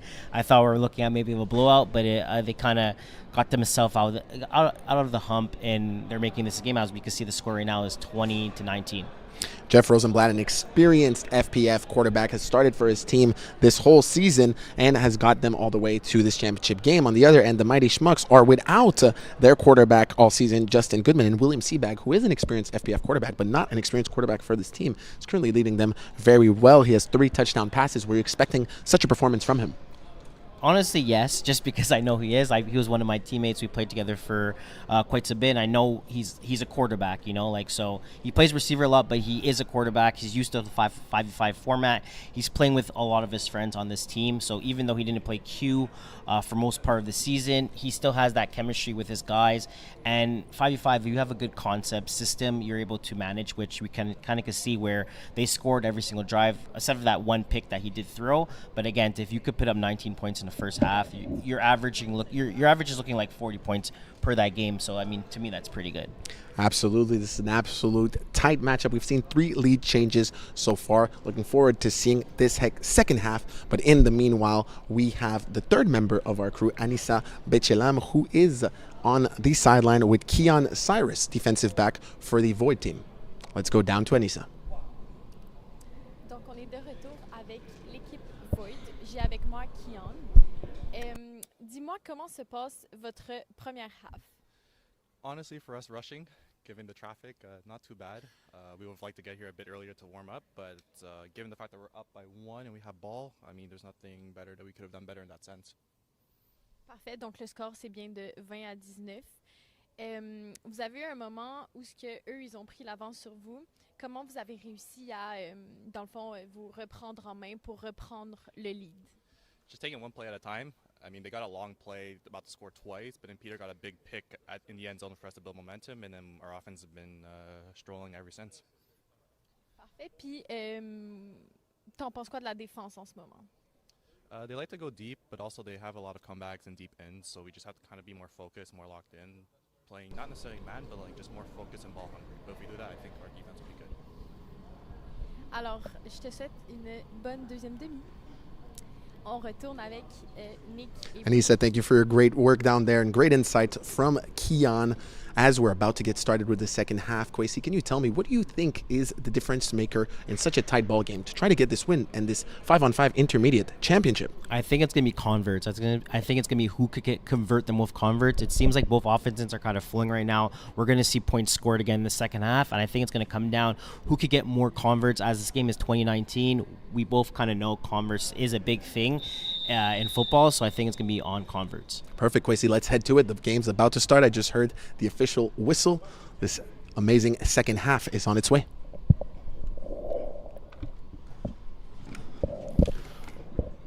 The Void start with the football in the second half, and Jeff Rosenblatt, fidèle à ses habitudes, if you allow me to say it in French, finds Adam Malinoff on the sideline on a quick hook route.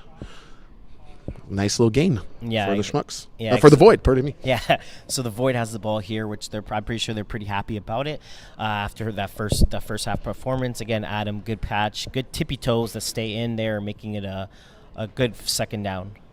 Jeff looking to his right this time, and he's launching it deep to his receiver, who catches it. It's number 2, Peter Burtz, catches this ball right in the end zone. What a play. Yeah, so that's something about Jeff is after he does like a short play, he likes to test defenses.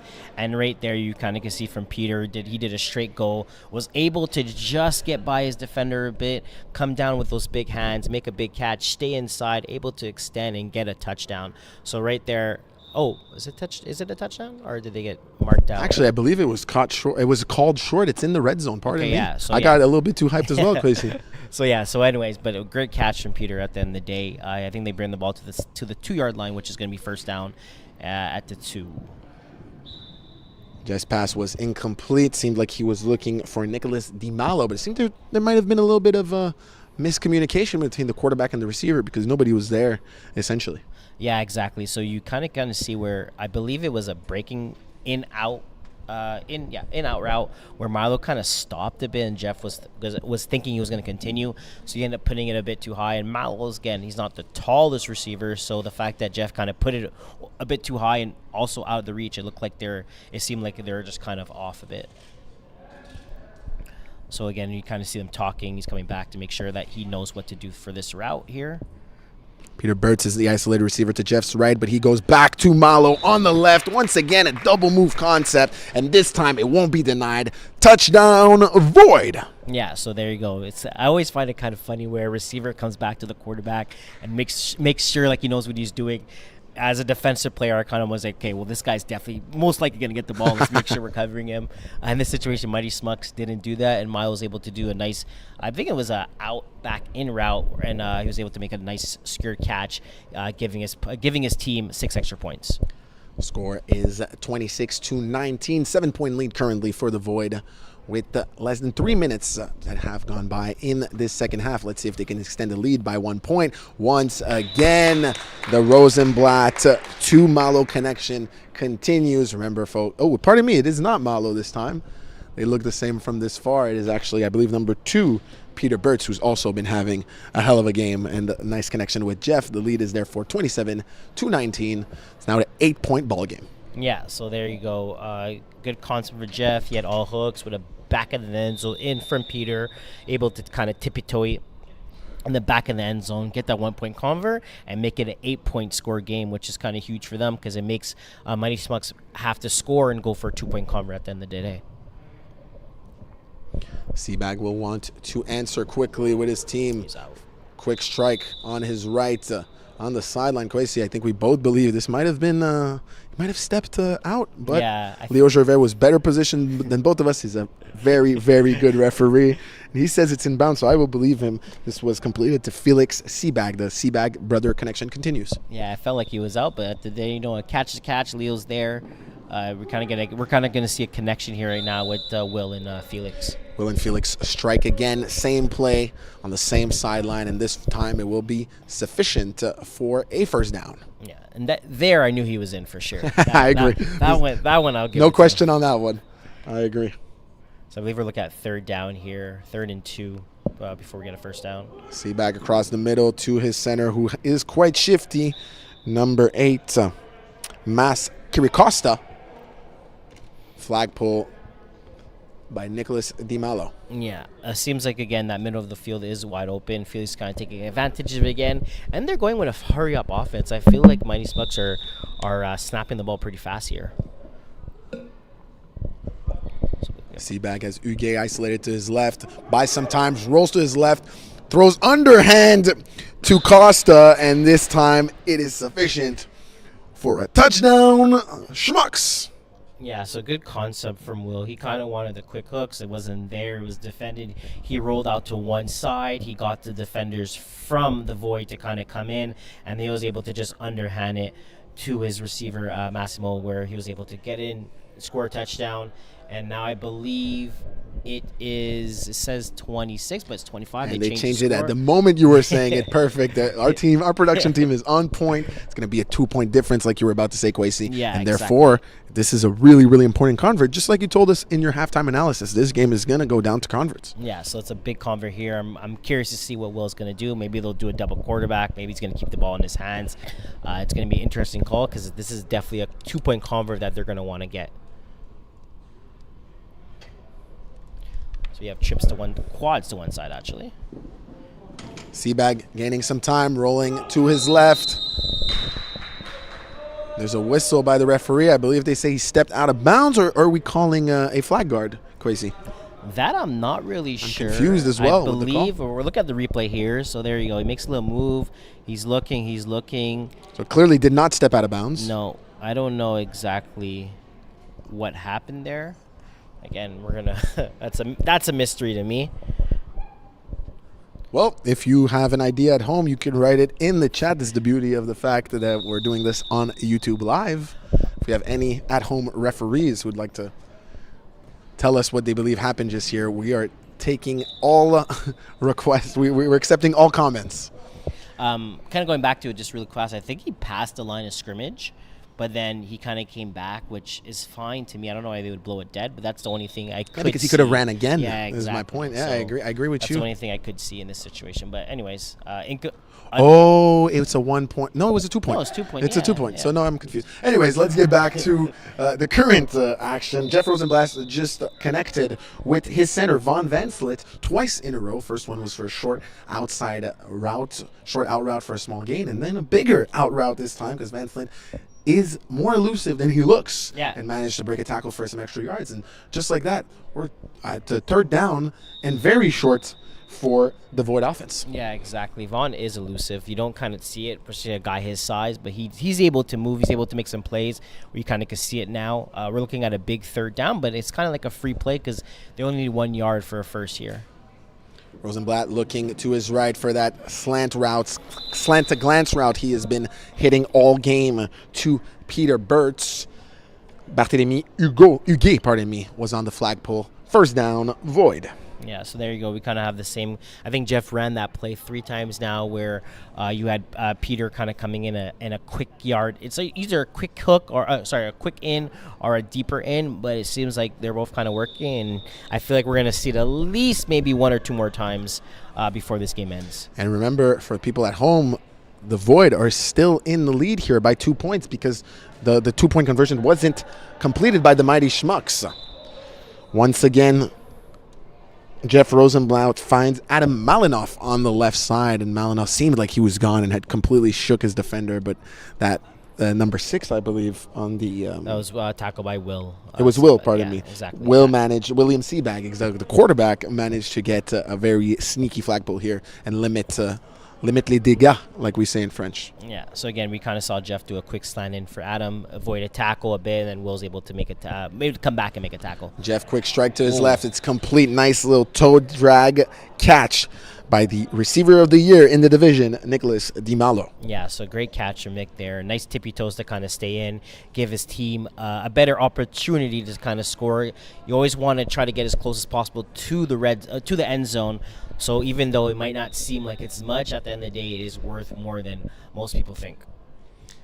Halfway through the second half of this championship game, the Void are knocking at the door of the Mighty Schmucks' end zone. Jeff Rosenblatt would like to extend his lead, looking to his left. Quick strike was once again aiming for Nicholas DiMalo, but great defensive play by the Schmucks quarterback, William Seabag, who I believe got a finger on there and just moved the ball, deviated the ball just enough to make the catch hard for Nicholas. Yeah, it seems like Will did get a little hand in there where he was able to kind of deflect it. Deflect is the word I was looking for. Thank you, no problem. He was able to deflect it, and as soon as the ball actually touched Milo's hands, it was kind of a bit off where he was expecting it to be somewhere. As you know, as a receiver that you are, when a ball is tipped and you're kind of focusing on where the ball is going to be, ends up being somewhere else. It is not the easiest catch to make. Jeff very comfortable in his pocket, did not even move. Reminds me of Tom Brady back in the day, looking like the Statue of Liberty, and just finds his center, Von Vanslet, who was left completely alone in the end zone. It's a touchdown, Void. Yeah, so there you go. You see Vaughn, again, Vaughn by himself. It's kind of weird that how open he is most of the times, but you know, if it's working for the Void right here. They're able to extend their lead to 33-25, so they are up by 8. I believe the play for them to go is 1 point. If they can make it a 2-possession game, it's going to make Mighty Schmucks in a very difficult situation where they're going to have to score and most likely go for onside kick when the game comes down to it. With less than 10 minutes to go, the score is 33-25, and you can add 2 points to that. 1 point. With 1 point, with a nice catch from Peter Burtz. Yeah. So again, great play design from Jeff. It's kind of like an in, back, out, a quick route. As soon as Petersburg kind of broke out to his route, the ball was thrown. Jeff didn't kind of wait. That's something you're going to see from Jeff a lot. It's a chemistry play that I'm pretty sure he ran a lot this year with his team, and they're able to get that 9-point lead now. So Mighty Schmucks I believe it's not a panic mode situation yet, but we're coming down to the lines where they're not feeling as comfortable as they did at the beginning of this game. So we're looking at first down here from Will Seabag to try to see if he could do something here. Like you mentioned, Kwesi, this is a 9-point game. Therefore, it's a 2-possession game, which is difficult for the Mighty Schmucks that remain in this game all game before this last 2 drives. As we see Seabag, who connects with number 21, Barthélemy Huguet, who thought he was gone. Yeah. He thought he was gone, but no, the flag pull was made right before the first down marker. Yeah, he made me think that he was gone. Made me think too. Everyone That's why was kind of just waiting around. If someone was running after him, I would definitely thought that he Same. That's why I paused a little bit in my commentary. Yeah, he definitely would have had still have his 2 flags on, but no, he ended up getting tackled. But still, a great gain. I believe about 12, 13 yards. So, I mean, Mighty Schmucks are going in a good direction right now. Well, their offense has worked all game. It has not been a problem to go get extra yards. It's more been a problem of finishing when it counts the most against this Void team that's also been quite elite. Seabag completed to his brother Seabag this time. And Anthony Giantis was on the flagpole. Yeah, so again, good play design from Mighty Schmucks here, getting the first down and making it manageable to score a touchdown here. Seabag Huguet is his isolated receiver to the left. Rushes to his left and goes for Huguet, who just can't hold on to this ball. Touched it with the tip of his right hand. Couldn't snag it. Yeah, so again, that would have been a very difficult catch to make in general. I think I want to say that was Will's second worst throw of the day. His first one was the pick that he threw. This one was kind of a rush situation where he kind of rolled out to one side. He did kind of force it. If that ball was a bit more overthrown, I think Keon Cyrus could have had interception where you have first down. You don't really have to make a throw like that. Unfortunately for him, it wasn't an interception, it was an incomplete pass, but it's something I don't want to see from him again. Second down, 3 receivers to Seabag's right on the left of your screen. No receivers to his left. Seabag throws across the middle, dangerous throw, and it's intercepted by one hand by Nicholas Di Malo. Yeah, that was a disgusting pick. Again, the ball was kind of tipped. I thought he was going to come down clean with it where the ball was kind of in the air. You had the receiver from number 1 from the Mighty Schmucks kind of tipped in, and Milo came in on the floor, putting up a hand, snagging in with one hand, and making a huge pick for his team right now. If you're Jeff Rosenblatt on the Void offense now, Kwesi, correct me if I'm wrong, the goal here is to do the longest offensive drive possible to get as much clock off to get as much time off the clock and simply end it with a score to comfortably win this championship. Yeah, exactly. But also, if you kind of think about it, right, the time is ticking. The time is going to go down until the 2-minute warning, where it's only going to stop if they're not if they don't have more than a 15-point lead. That's how it kind of works. So I mean, if Jeff and his team could score if they make it 15 points, it's kind of almost impossible for Mighty Schmucks to kind of come back. They're going to have to score, get an onside kick, score again, go for a 2-point convert, and that's only 14 points at the end of the day, which they're going to have 15 if Void end up scoring here. Rosenblatt, long pass to his right, looking for Peter Burtz on the fade route. Absolutely smothered in coverage by Barthélemy Huguet. Peter was asking for a call by the referees, but they decided it's a clean play. Yeah, so again, the first play we kind of had, Jeff went with all hooks, super covered, and then he went with hooks with a go, again, super covered again. So we're looking at a third down here. For the folks that kind of don't know, we do have an onside rule that we kind of apply in this league where after scoring, it's kind of like an onside kick, but it's more different. After you're scoring a touchdown, you're able to decide if you want to go onside. Based on onside, you get the ball at your 5-yard line, and you have to go past the midfield of the field to get it completed. So if you end up doing that, you do get the ball back, and you have an air opportunity to score again. Jeff looking to his left, tries to find Adam Malinoff on the return route near the sideline. Unfortunately, lacked some precision there. Yeah, so that's an error pass that kind of just got off Jeff's hands. He had Adam that was wide open. He ended up kind of missing it, making it 4th down here. So good job from Mighty Smucks, kind of getting themselves into a better situation where they're now allowing Void to do much, and they're kind of keeping themselves in this game.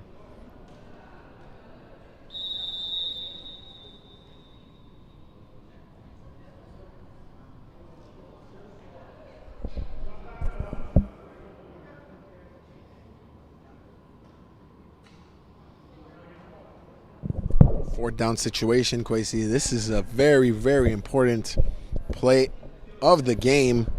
Yeah, Jeff just doesn't want to throw a really bad interception because at the end of the day, the ball is going to go back to the 5-yard line. Double quarterback. Malinoff has the ball, avoids the safety, and is now running all the way, trying to get the first down. And he gets his flag pulled by number 8, Mas Kirikosta. He's very lucky he did not take a safety there because that would have been a really bad situation that kind of happened where they're up 9 points, which is literally a 2-possession game. If he took a safety there, it would have been the advantage is gone. Yeah, absolutely. Game. He's also lucky that he didn't step out. It seemed like he almost stepped out too. He was able to avoid the safety, avoid stepping out, kind of just taking out with it, letting the clock continue running. But now we're gonna have to see Void if they kind of can make a stop here because what I kind of said, Mighty Smucks does have the onside kick in their back pocket. Great effort by Mas Kirikosta with this flagpole, managed to limit, to not let the Void get the first down and give the ball back to his team as he catches the football. As I'm speaking about his defensive prowess, a nice little gain up the middle, flagpole made by Nicholas Di Malo. Yeah, so great call from Will. Nice and easy catch to Masil, tackle by Nick, and the time is still running though. Still have a ball game here. The Mighty Ducks still have a chance. Once again, Kirikosta with the catch at the center, avoids the defender and finally gets his flag pulled by Di Malo once again, but not after gaining the first, but not before rather, gaining the first down. Yeah, so Will again, nice little, same, literally I believe it was the same play. Massimo was able to get just a bit more yards there. Tackled by Malo again, so we kind of hear the same thing. It's not a replay, just two plays that are literally the same. We're looking at the 2-minute warning right now, so it's gonna be interesting to see when Mighty Smucks are gonna be able to score, if they're gonna be able to score here. Seabag again attacking the middle of the field. This time he reached Harry Morovich, who I haven't seen offensively too much in this game, but for those who are focused here, he's the one who caught the very first touchdown. Yeah, exactly. Of the game. I think this is probably his second catch of the game where we got to see him earlier on, but again, Will's kind of getting him back involved in this game. Seabag rolling to his right, back of the end zone throw, and it is caught, but judged out of bounds by our head referee Leo Gervais. Yeah, so that was a good play calling. Just a bit too far for his receiver to kind of make that play. Making it 3rd down, again, I don't think Mighty Smucks should panic yet. The time has stopped, so they're in an okay situation, not the greatest situation, but still in a good situation where all they have to do is make sure they score and then kind of have a really good onside play in their back pocket here if they're going to want to try to win this game. Barthélemy Huguet was the targeted receiver on the last play. He snagged the 3rd touchdown of the game for his team. Seabag back to Huguet, caught it at the 2, tried to extend, but it's judged that Cyrus, was able to flag him at the 1.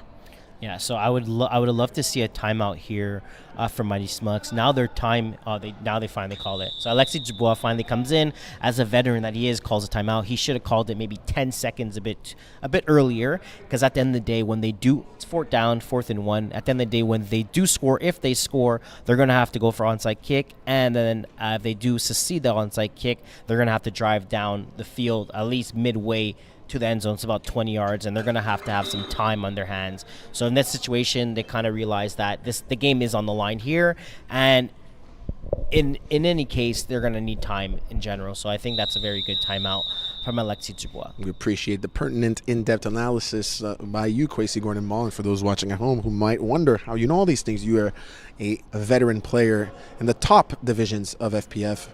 been so for years, mainly playing defense, but you got some offensive skills too. I'll say it on the broadcast. Seabag running for his life, changing directions, 2 pump fakes, has a receiver left in the center, but it is tipped by Anthony Giannatsis, who makes an important play at a very important time. Yeah, so he had the receiver wide open. All his receiver had to do was kind of come for the ball. He kind of just waited in the back of the end zone there for the ball to come, and that will do it, folks. Bat down. That will do it with 1 minute left, and the fact that the Void were going to regain possession of the football. The refs have decided to call it. The Void are therefore your 5-on-5 intermediate spring 2026 Flag Plus football champions by the score of 34-25. Yeah, great game we got to actually see today. Very impressed from the Void, as I was kind of saying from the beginning when we were kind of talking, the fact that this team did go 5-5 this season, but I watched them play both for their quarterfinals and their semifinals game, and they look great, and they kind of just showed it today why they're doing what they've been doing postseason. Kwesi, I asked you at halftime what was the key to win this game, and at the time it was a much tighter game, and you said converts, and that's exactly what we saw. The Void, if I'm not mistaken, haven't missed a convert in the second half, and that's what allowed them to get this lead. How were you so sure that was going to be the difference maker in this ballgame? Well, one thing I do want to say is because, something I'm kind of used to, you're kind of saying I've been playing this league for a while, and one thing I kind of see a lot in most situations, especially if I play a couple of offense, are in a defense situation where converts is such a big deal in both ways, where teams feel kind of a pressure. You're like, instead of being down by 6, you're down by 7. So like, offensively, as a quarterback, you kind of have to score and then be like, I have to get a convert after 2, which kind of go into your mind a bit, and you can have those struggles. I feel like the biggest issue right there for Mighty Smucks is where Will had in the back of his head, he's like, okay, I have to score, and then I have to do an onside kick, where if Void didn't get those converts, they would have been a way better situation where, I just have to score, let me just get a play calling for scoring, and then I don't really have to worry about an onside kick, a convert. We could be either up or the game's going to be tied. Can you speak to me about Jeff Rosenblatt's performance? I believe 5 touchdown passes in the game, if my self-tracked stats are correct. Do you think he has a chance at MVP, or should it rather be Adam Malinoff, who snagged 2 of those receiving touchdowns? Honestly, I think it's very close. Again, Adam Malinoff did a good job. Even Milo too, as well. That interception around the end of the game, I think that's also a big thing. But I think it should go for Jeff for MVP. At the end of the day, he's the one that kind of scored the touchdowns. He kind of got things going when it need to be going. And usually, quarterbacks are quarterbacks. I feel like we often say when there's hesitation, usually it means you got to give it to the quarterback. I have a last question for you, Kwesi, before we go to our post-game celebration down on the sideline with Anissa, the third member of our crew. Do you believe it is time for this Void team to go up to 5-on-5 competitive for the next season? Honestly, I would not say. I would say no, just because how talented Intermediate was this year. We had 8 great teams. We had a team that kind of went from Division 6 and they kind of dropped to Intermediate, which was kind of crazy to see. But again, I think their team was only flags. But they also did a great job. I think they finished 3-7. But it's just so competitive for this division, where I think they should stay in this division, kind of get better, get into like an 8-2 record, and then kind of move forward after that. Perfect. This leads us to the post-game celebrations with the third member of our crew, Anissa.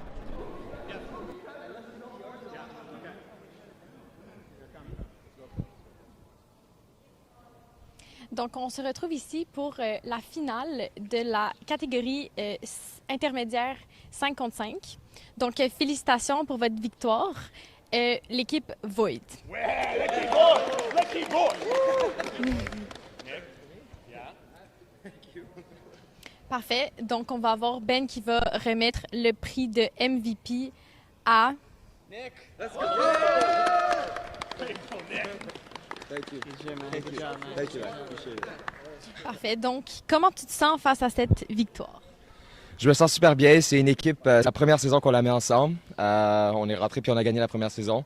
Donc, c'est un bon feeling. Puis, ça a été une saison tumultueuse. On a eu beaucoup de matchs où comme il y avait un gars qui manquait, il y avait un gars qui s'est fait mal, qui était sur le roster. Mais à la fin, on a fini par gagner. Donc, c'est une bonne saison. Parfait. Puis, est-ce que tu es satisfait de ta performance aujourd'hui? Je suis satisfait de ma performance, oui, mais à la fin de la journée, on veut juste gagner. Si j'avais attrapé 0 balles et on avait gagné, j'aurais été content aussi. Ben, merci beaucoup. Merci. Et c'était l'équipe Void, le gagnant MVP Nick. de So retour Kwesi, avec... you mentioned that it could be Nicholas DiMalo, and that's exactly who won the MVP receiver of the division during the regular season, and now wins MVP of the championship game. What a season for the young man. Yeah, he had a great season. Again, I was kind of hesitating. I was like, did that interception mean that much? But at the end of the day, it was a huge interception. And the fact that it wasn't like an easy interception, it's not like the ball kind of just landed in his hands. It got tipped from a receiver. He ended up pinning one hand in. He was on the floor making that one hand grab, which is huge. And I feel like that's one of the main reasons they had to win this game. And offensively too, he did a great job. On offensively, he broke some tackles. I think he scored one touchdown. Yes, one touchdown. Yeah, and I believe he got a conference. And so many yards through the air. Yeah, exactly. And he made some key tackles as well, too. And those one-hand catches at the beginning of the game. Now, he deserves it. What a performance. Can you speak to me just quickly to finalize this about the Mighty Schmucks? They finished finalists. They had a great season. Nonetheless, they didn't finish 7-3 positive, a record like the Void, but they did finish 5-5, made it all the way to the championship game. Quite a season for them. How do you bounce back from this season? A loss at the worst time possible. Of course, nobody wants to lose in the finals, but nonetheless, second in a very competitive 5-on-5 division. Yeah. What's the future for that team? So again, for them, I think it's a team that's also going to be staying intermediate if they do end up coming back. Again, they didn't have their quarterback. We kind of talked about it. Goodman wasn't there, and Will Seabag's also a great receiver as well too. So you never know if Goodman was there as a quarterback, Will was there catching the ball. Maybe the chemistry was going to be a bit different. Unfortunately, stuff does happen, and it's next man up, right? That's what we usually say. So for them, I think it's kind of like a brush on the shoulder. Okay, guys, we got here. We're a good enough team in general to kind of make to compete. They kind of showed it. Going 7-3 is not the easiest thing to do, especially in this division that You're right. I said 5-on-5. They finished 7-3. Yeah, You're absolutely right. They actually finished positively. Pardon me. So again, I feel like they kind of run it back, win that championship that they're expecting to get today, and then they kind of maybe can make a decision on after winning a championship. Thank you, Kwesi. This is a wrap for us for this championship game, and we have a next one coming up in a few minutes. Women's C division, where A-Town Black will face Run Like a Girl. Stay with us right here on YouTube. We'll be back in a few minutes. I will still be your commentator, and Kwesi Gordon-Mall is going nowhere. He'll be my analyst. Thank you so much. Thanks.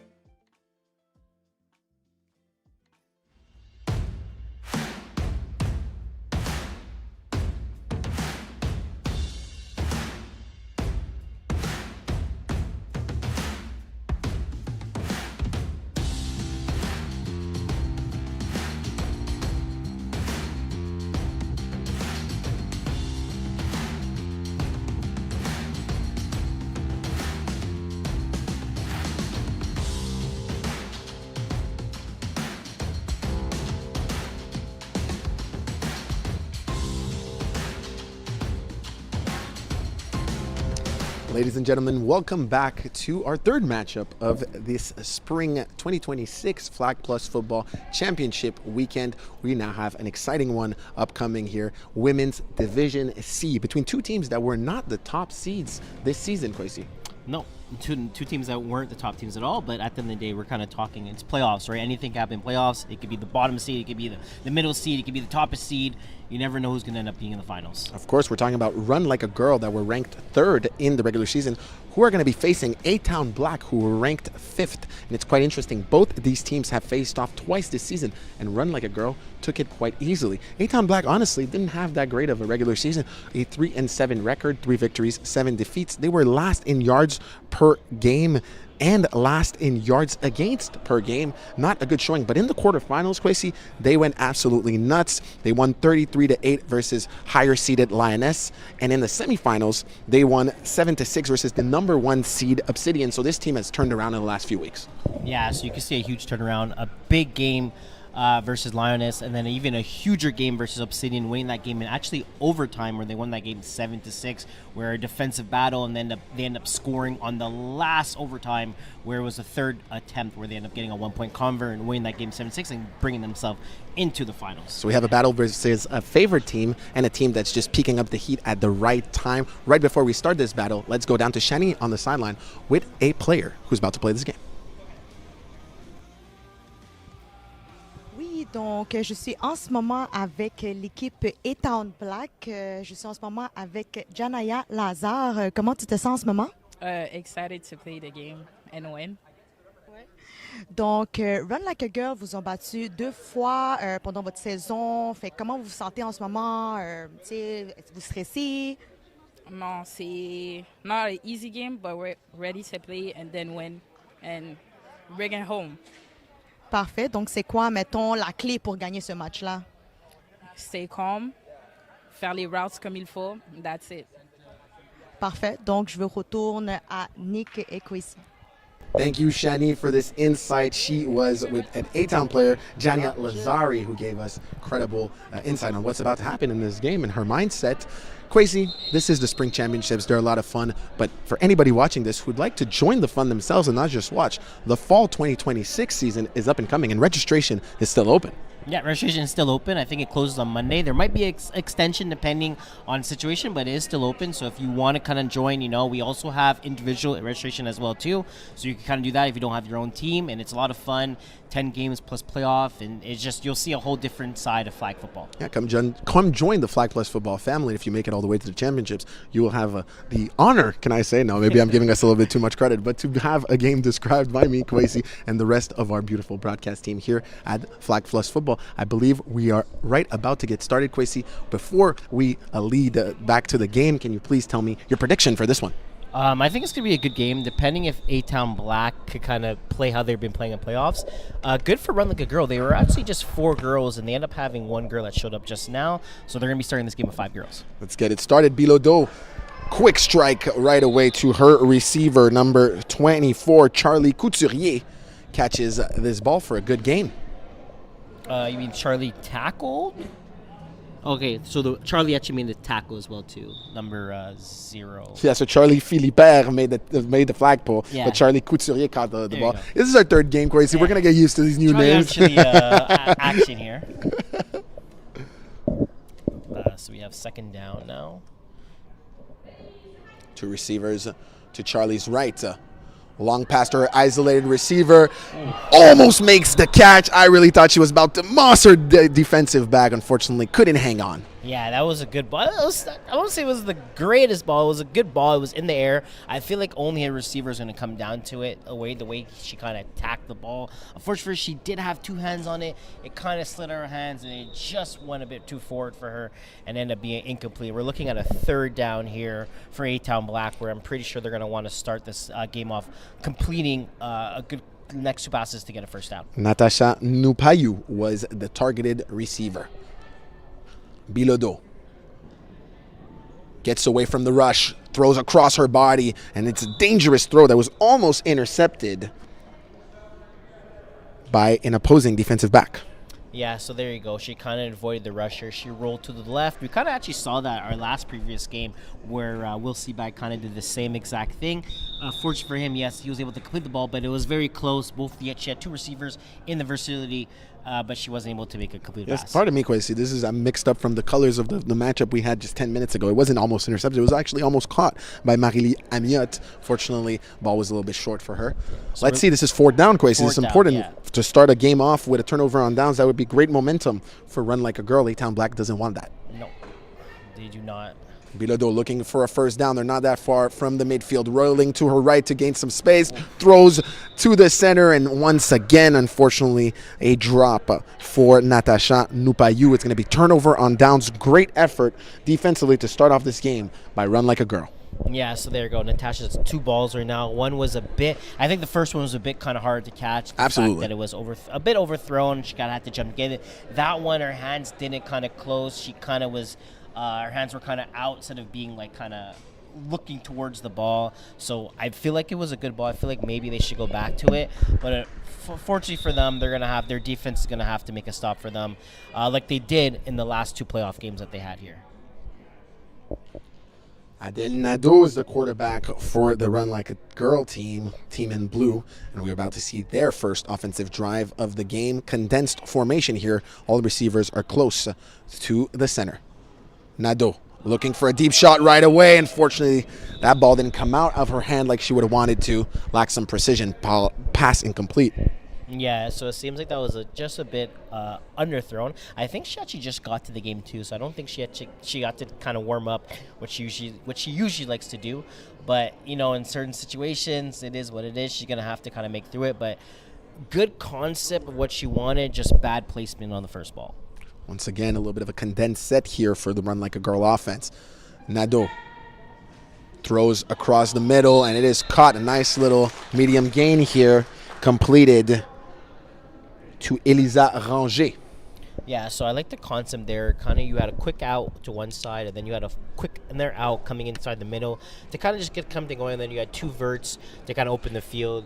She ended up getting a completed pass to kind of get things going. You kind of always want to make sure you want to get that first pass completed, and that's what she was able to do. So hopefully from here, she's able to get some more completed passes and kind of get things rolling. Nadeau had 726 passing yards in the regular season this spring-summer. Long pass once again across the field. We're looking for Charlie Philippert on the crossing route or deep post, and Philippert just couldn't hold on to that one. Yeah, so that's a catch I feel like Charlie would usually do. I'm sure she's kind of frustrated that she kind of dropped that one. It was just in her hands. Her hands were kind of out, and it ended up like her hands ended up opening a bit and hit right into her knees. So I feel like that's something that she's going to want back. I'm sure they're going to go back to that play calling at some point, but fortunately for A-Town Black, they got themselves into a fourth down. Fourth down and midfield. Nadeau once again for a deep target, and this time it is caught in traffic by number 11, Marine Verdi. Yeah, that was a great catch, great ball. To be honest, I did not think she was actually going to come down to that. I thought it was going to be about overthrown or was going to get picked off, but she ended up attacking at the highest point and making a huge play, and she got a decent amount of yak yards at the same time of it. Kwesi, it's an incredible play because Charlie Couturier was there defensively to try to make the stop, but Verdi just made the play at its highest point, and that's sufficient for a first down for Run Like a Girl. Nadeau looking to her left, throws at the center of the field, and there was a lot of traffic there. Could have been dangerous. Natasha Nupayu decides to bat that ball down, but Kwesi, between you and me, I thought she could have intercepted it. Yeah, I think she could have had something, and maybe she would be still running right now. But at the end of the day, you take what you could get. You'll take the bat down. It still puts them in a good situation. We're looking at a second and about 10 yards, which you would seem like it's a lot. It's not a lot, but in some situations it is a lot. We're going to have a big second down here for Run Like a Girl.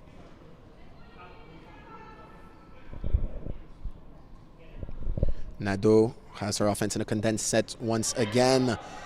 Throws right in the middle. It's caught. There's a lot of space, and it'll be sufficient for a touchdown for Marine Verdi. Yeah, so great concept there from Nadeau. She kind of had a out and then Chandler out. That came back to it in where is the point where you put two players in a one defensive scheme. So there's one defender and two offensive players. So someone should be open, should end up hitting the right target there, and they're able to score a touchdown and put 6 points on this board. A little bit more than 6 minutes that have gone by in this first half. Run Like a Girl gets the lead by the mark of 6-0. They're going for a 1 point convert, Kwesi. Yeah, 1 point convert here, which is going to be, you never know, might be a big thing at the end of the day. Nadeau avoids the rush. Looking once again for Charlie Philippert, who unfortunately gets her second drop of the game. Uncommon for her. Yeah, so that's something, again, she's going to want to take back. I feel like she felt like she was so wide open and she was thinking about running before catching. And you kind of could see it in her motion where before she even touched the ball, it looked like she was ready to just go. So she's going to have to realize that, catch the ball, then start running. So we're looking at 6-0 right now. We have A-Town Black on their second drive here. They're just sitting the ball in the middle of the field, and the snapper is kind of looking to decide where is the middle. Jack, our ref, is telling where it is, and we're about to get things rolling. Bilodeau looking to her left, quick strike. Once again, was trying to reach Natasha Nupayou for the third time in this ball game, but for the third time, Kwesi couldn't connect. Yeah, so that one wasn't Natasha's kind of fault. That one was kind of just over her head. Something they're probably going to go back to. It looked like we had all hooks in this situation.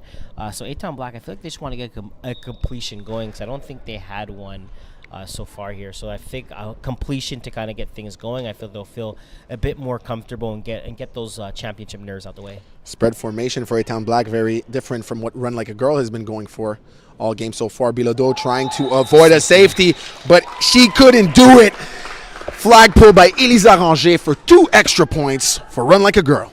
Yeah, so unfortunately for her, she ended up getting a safety. She's been, to be honest, she's been able to avoid those sacks.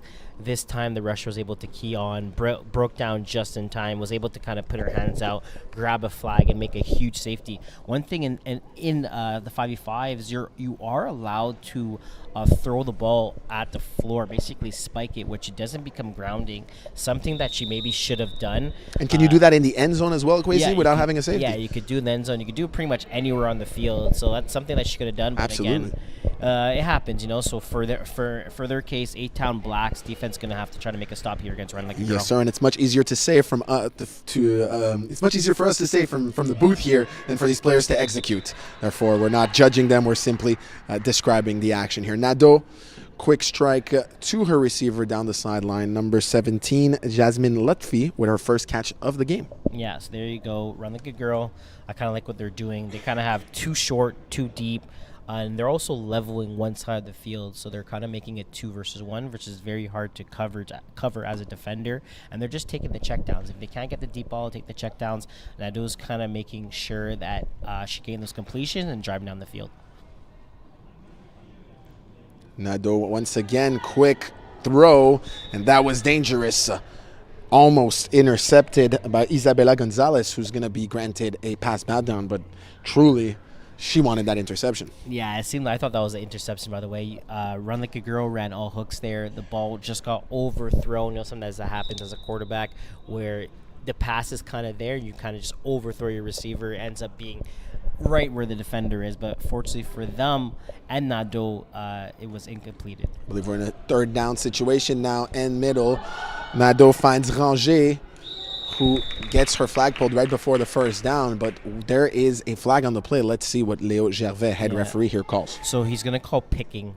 So basically, again, what we're saying, Run Like a Girl has been running this concept where they have 2 routes in one spot, and in this situation, both of the receivers on the other side was kind of blocking where the defender was trying to get to. We kind of can see in the replay here where you kind of have 2 quick outs, and it comes to a point where Nadeau hit the second receiver, but the first receiver was still in front of the second receiver. So when the defender tried to come down and make a play, she ran into the first receiver, which is technically a pick. So for them, it's going to be 10 yards back, and they're going to get the ball at the 5-yard line here. And it is 4th down. Nadeau from her own end zone. Deep pass, and once again it's tipped by a defender, but no, it's intercepted. The tip leads into the hand of number 24, Charlie Couturier, and A-Town Black finally gets their first interception of the game. And I say finally because they had a couple shots at it earlier. Yeah, they had definitely a couple shots. So finally, you know, as you said, finally, they finally get one. Plus, it's, you know what, I don't like that play call from Run Like a Girl. It's to a point where your defense has been playing pretty good. Bring the ball back to A-Town's 5-yard line. Let them drive and compare it instead of now Nadeau through a kind of a prayer, you would like to say, where it ended up getting picked off by Charlie, and it brings now A-Town's Black gets the ball at midfield. So now they get a better field position where they're able to where they can put up some points. Absolutely, you're essentially giving them a short field. The team who has been struggling so far offensively, there's no need to do that. Nice throw and catch from Bilodeau, who connected with Charlie Couturier. That ball had a lot of zip, and it was right into the hands of Couturier. Is A-Town Black getting into momentum? Let's see. Yeah, it seems like, you know, I like that play call. Again, they kind of did the same thing like Run Like a Girl did, except they did the opposite. They did 2 short routes left and right, and then they did 2 corners left and right. So, you know, kind of a concept where saying if for some reason Run Like a Girl is playing 3 deep, someone should open, and they were able to get the ball. It completed to Charlie in that situation there. A-Town Black now in a condensed set of their own. Bilodeau gaining some time on her left, throws across her body on a little drag route. Nicely executed. Marilyn Amiot caught the football. Yeah, so again, I like that concept they kind of did. Charlie on the defensive side for Run Like a Girl, she was in a perfect coverage. She was able to take away the first route that was kind of wanted. Then it came back, it came into a breaking route. But when Charlie ended up going from the other side of the field, they had the receiver number 22 come around and end up being in an empty zone. So we're looking at 3rd down here for A-Town Black, where hopefully for them they could be able to try to punch this in and score a touchdown. A little bit more than 6 minutes left in this first half. A-Town would like to score their first major of the ball game. Bilodeau deep in the end zone, and this time it is caught by number 20 on A-Town Black, Natasha Nupayou, who gets her first catch of the game, and her first catch is in the end zone for a touchdown. A-Town Black. Yeah, there you go. We kind of like to say finally again, right? I think that's our 4th time. That was our 4th target, yes. Right? And the first 3, not the greatest. 2 kind of a drop, 1 overthrown. But again, the 4th one, good ball, good catch, and now you have A-Town. You have A-Town Black finally on the board, making it 6-8. But unfortunately for them, they're still down by 2 because that safety that they took at the last drive. They're deciding to go for 1 instead of 2 so they're not going to give themselves a chance to tie this game right away.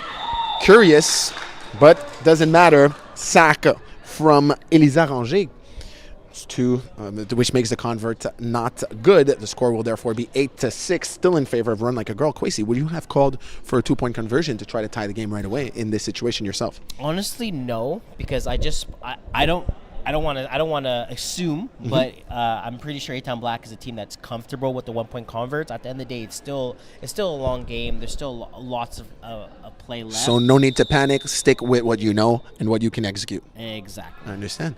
2 quarterbacks set here for Nadeau and Verdi, and it's something they've done all year. A lot of pressure. Nadeau avoids it and avoids the safety, and left wide open is Ranger, who catches this football before she's tackled right before the first down by Isabella Gonzalez. Yeah, so that's very lucky. I mean, I like the play concept from Run Like a Girl, you know, making it a bit different. Very lucky that it wasn't a sack. It was very close to being a sack.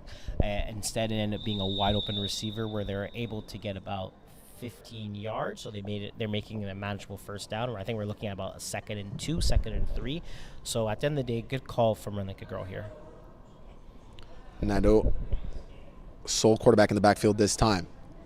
Throws for the deep post route and manages to get that ball up and over the defender for a touchdown. Run Like a Girl.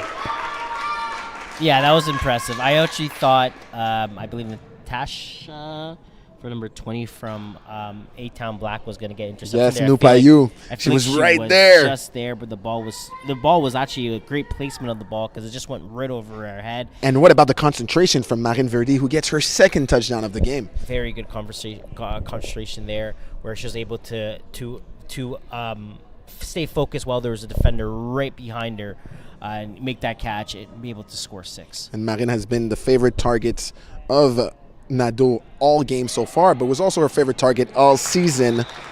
342 yards Verdi managed to get so far this spring. 1-point conversion attempt by Run Like a Girl is denied. Good PBU by Isabella Gonzalez, who's getting herself a couple PBUs so far in this ball game. The score is therefore 14-6 for the team in blue with a little bit more than 3 minutes left in the first half. Yeah, at the end of the day, that's a pretty good defensive stop from A-Town Black for that convert, making it only an 8-point game and a 1-possession game instead of making it a 2-possession game. So good stop from them, and now they have a chance to kind of put some points on the board for themselves. You mean it's still a 1-possession game? Yeah, sorry, Crazy. yeah, exactly. No, so it's no not worries. a 2-possession game. Yeah, and A-Town Black, so far, things aren't going so well for them, and yet they're still in a 1-possession game versus a team that's highly favored, a team that beat them earlier twice this season. And they still get the ball with the last drive, with some time on the clock, potentially the last drive to go score before the half.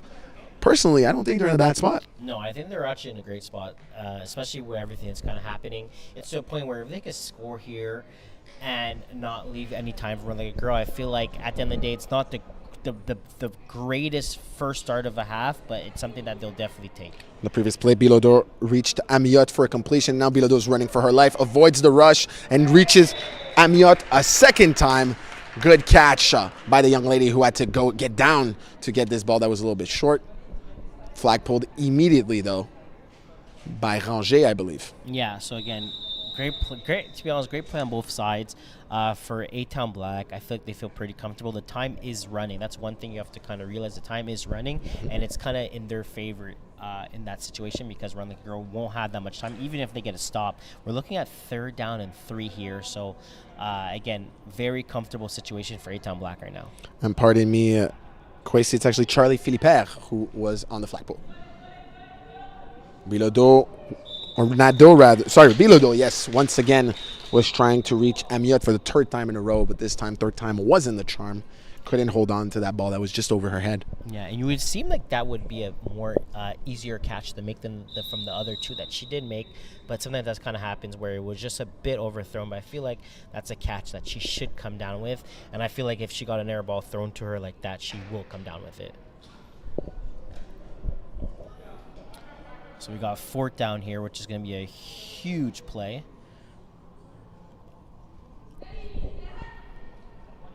On 3rd down, Bilodeau for the 4th time going for Amiot, who makes an incredible catch. But will it be sufficient for a 1st down? The call on the field is that it is not. Turnover on downs. Great effort by Run Like a Girl to get a stop at the end of this first half. Yeah, I'm surprised that they didn't get a 1st down there. I feel like she kind of even extended it. We're kind of looking back here on the replay. She ends up catching it. What a catch. And I feel like it's a bit of an extend. I guess maybe she was a bit too shy, and I believe maybe it was like maybe inches in that situation. But again, I mean, not the worst drive. They almost got a 1st down there, and they didn't give that much time for Run Like a Girl to put some points on the board. Nadeau and her crew would love to extend their lead before going to the quick halftime break. Let's see if they can do so. Then we have an offside. Absolutely. I think I caught it just like you, Kwesi. Number 4, Marguerite Tifo. I think will be called on the false start here. She was the receiver all the way on the right of that formation. Yeah, I feel like she just kind of jumped the gun a bit too eager there. Maybe she was about to do a deep route and she was trying to get a jump on it. We're gonna go 2.5 yards back. So instead of being at the 5-yard line, now we're gonna be at the 2.5-yard line. So again, not the biggest deal, but just a bit more yards to Run Like a Girl for them to do.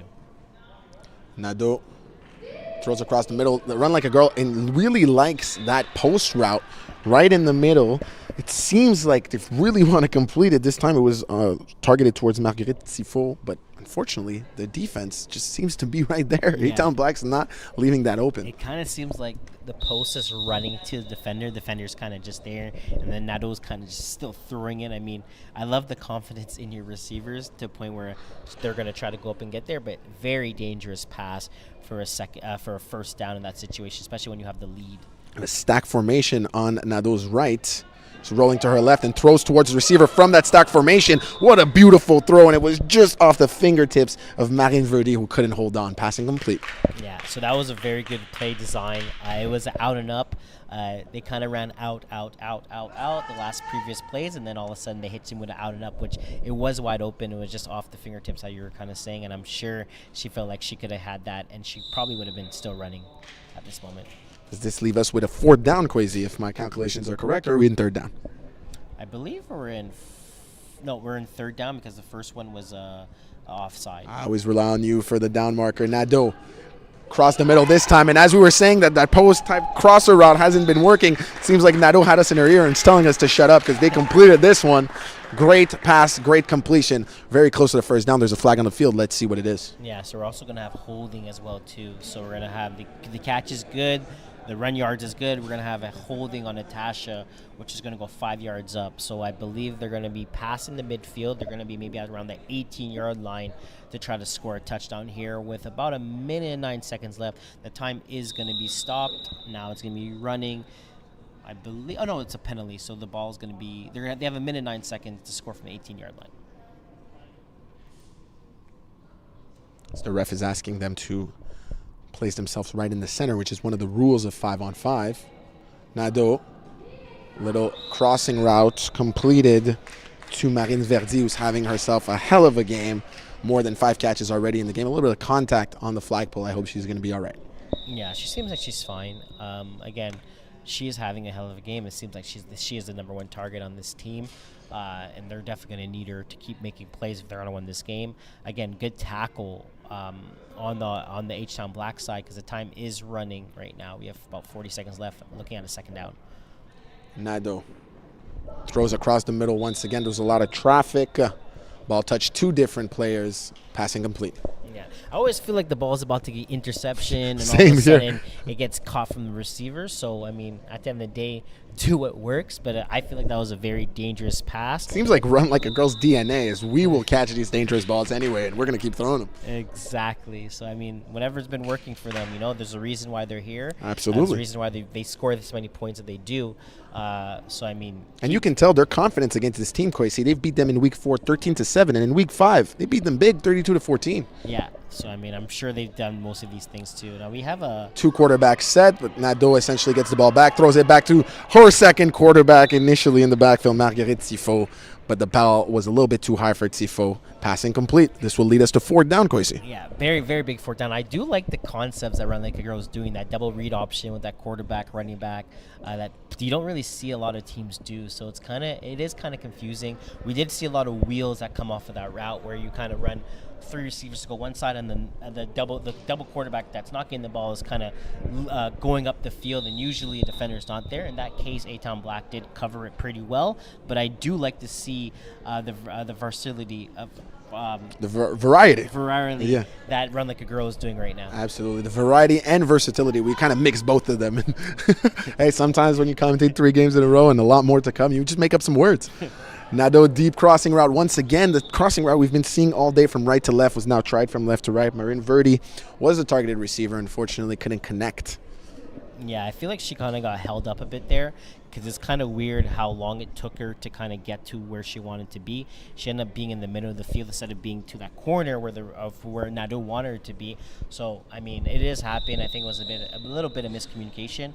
A-Town Black got to stop what they definitely needed to do, especially going into the second half. They do have 23 seconds left to score some points, so hopefully don't do anything that puts them in a weird situation where interception, a bad sack, safety, and they kind of just play this out in a good way. Absolutely important turnover on downs for A-Town Black. Now let's see if Bilodeau can benefit from it. And at the moment that we say it, she throws an interception that's going to be walked back for a touchdown.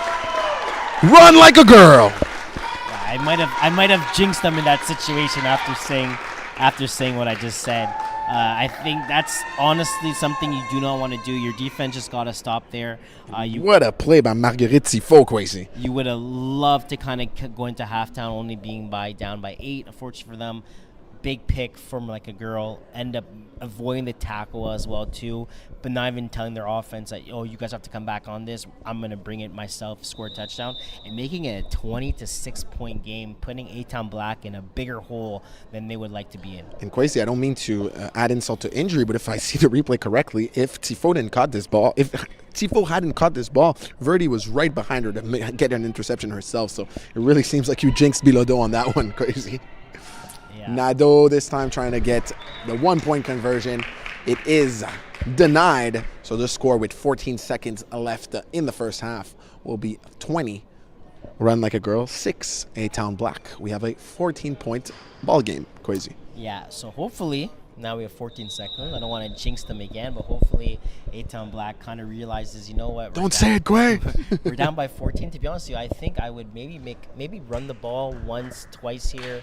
Don't force a bad pass. I would come maybe with a run concept. Yeah, low-risk play. A quick slant left, quick right, something where you're not going to give a pick six or a pick and give Run Like a Girl chances to put some more points on the board. Let's see if Bilodeau wants to take your advice. From her own end zone.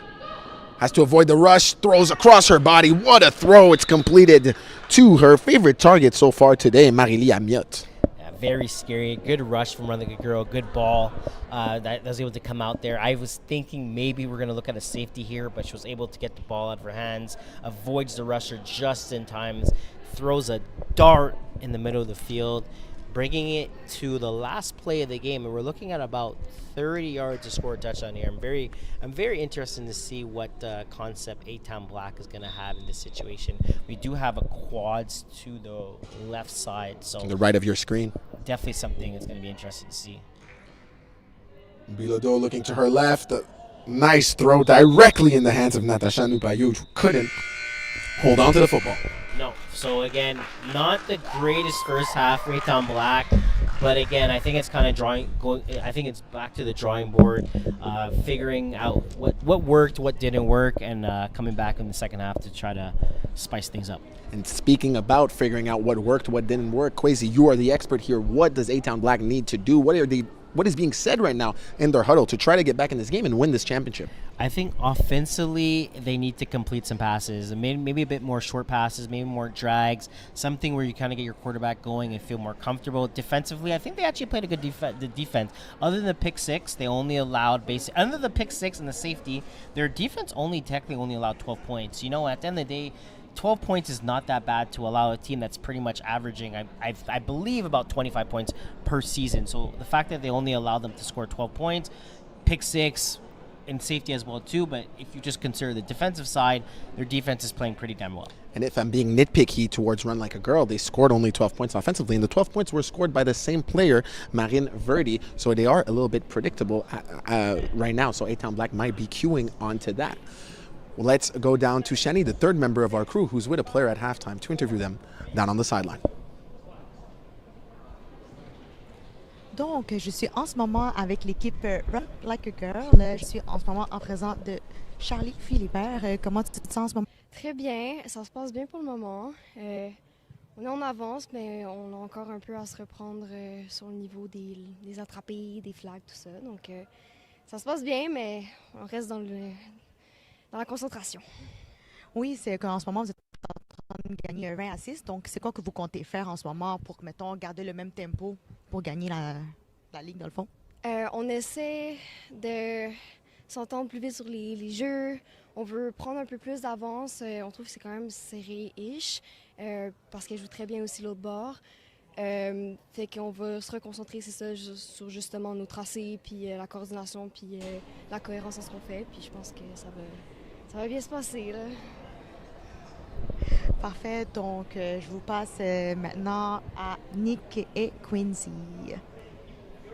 Thank you, Shani, for your work on the sideline. Shani was with Charlie Philibert, who plays for Run Like a Girl, that are currently in the lead. And Charlie also works for FPF, knows this league very well, so it's always fun to hear her insight. Kwesi, we mentioned what A-Town Black needs to do to remain in this game, but what do you believe Run Like a Girl needs to do to keep their lead and go become the Women's Division C Spring Flag Plus Football 2026 champions? So offensively, I think Nadeau has to be careful with those corner passes that she is throwing. Even though some of them were successful and they didn't score a touchdown, I do feel like the next couple could be interception. I feel like it's kind of a dangerous pass. Even though maybe it was working, I feel like one of them is going to get interception. So if she could avoid that, I think that's one key thing that she's going to have to do. She avoids that, keeps the ball in their hands, throws a pick. Don't give the ball back to A-Town Black. Defensively, I think they're doing a great job, again, taking away all the short routes.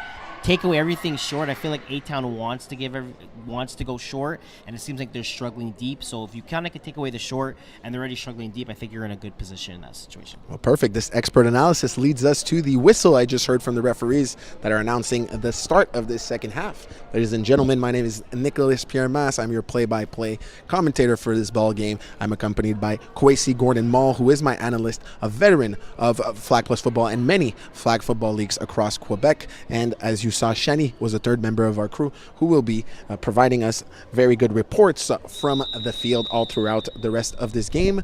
Let's get going for the second half. Run Like a Girl will be starting offensively. Yeah, so that's a bit, to be honest, this is actually a big first play. First drive, you would like to say. Run the Girls definitely going to want to score here. Nadeau.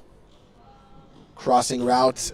Very good defense by A-Town Black. A bat down that's bringing a lot of energy, I believe, to this defense. It was very aggressive, and I think it's what they need right now. Charlie Couturier with the PBU. Yeah, so that's definitely what they would like to see. They would like to see more incompletes than completes. It kind of boosts up a defense morale in total, especially when you're down by 14. Everything matters, so I think that's a great start for A-Town Black. Spread set for both wideouts here for Run Like a Girl, and Verdi is a slot receiver right next to her center player, and that's exactly where Nadeau is going to go. She was well covered by Isabella Gonzalez, but at the end it did seem like she could have caught that ball if it was a little bit more precise, or if she had adjusted to it a little bit better. Yeah, I definitely feel like if she adjusted it better, I think she would have been able to catch that. It was just again, I believe we have a timeout here. Yes, first time out of the game called by Run Like a Girl. Yeah, it seems like one of the players, I think maybe she has a cramp. It seems like she had a cramp when she was. Looks like it's Verdi actually. Yeah, it looks like when she was coming down, it seems like it was she got up pretty awkwardly, so I think maybe it's a cramp that she's gonna try to pull through, as they call the timeout. I think they also would like her to stay on the field.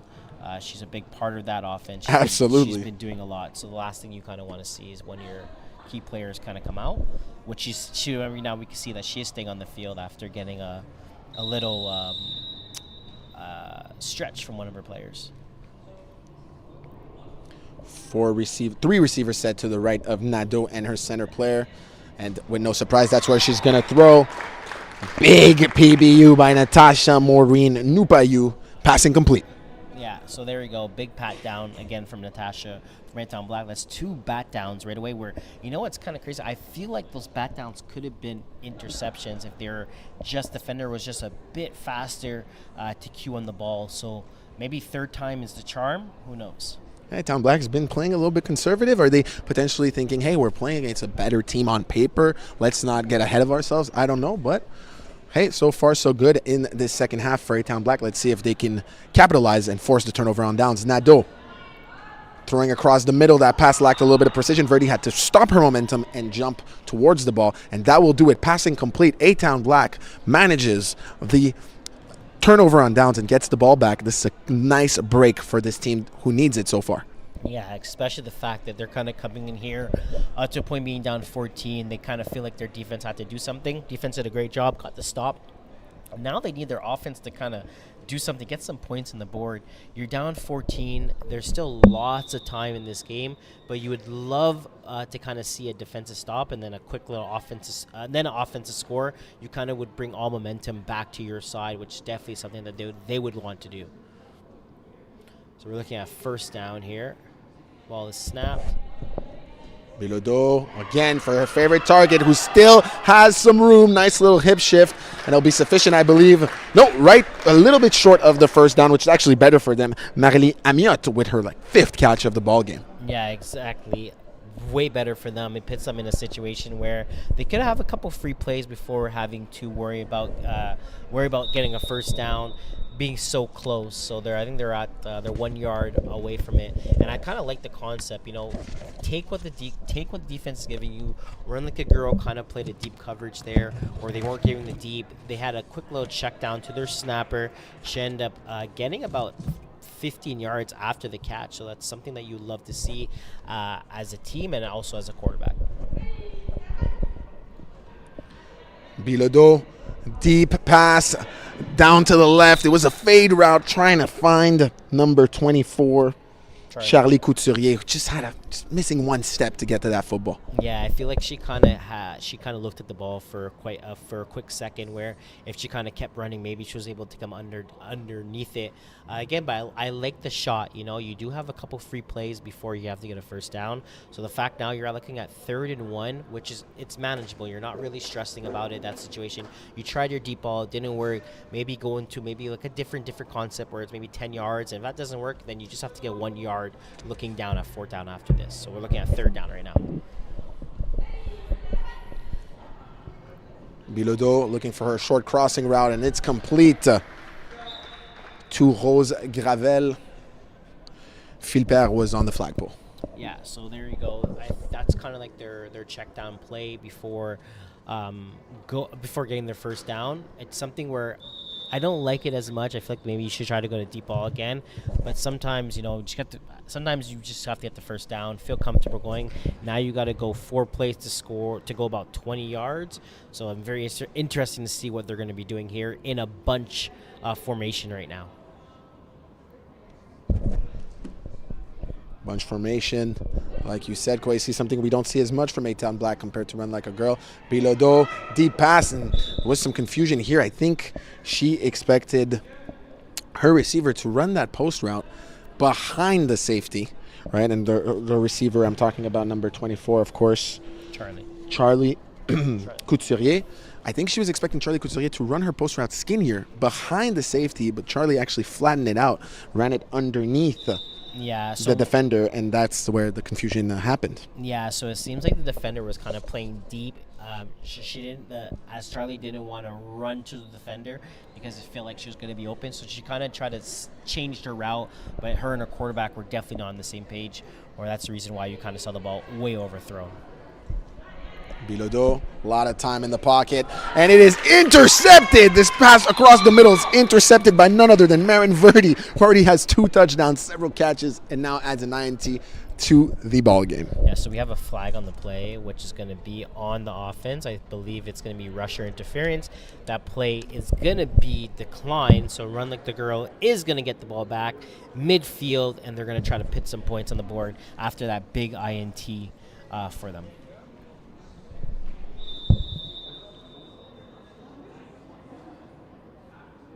Seems like we're looking at maybe MVP.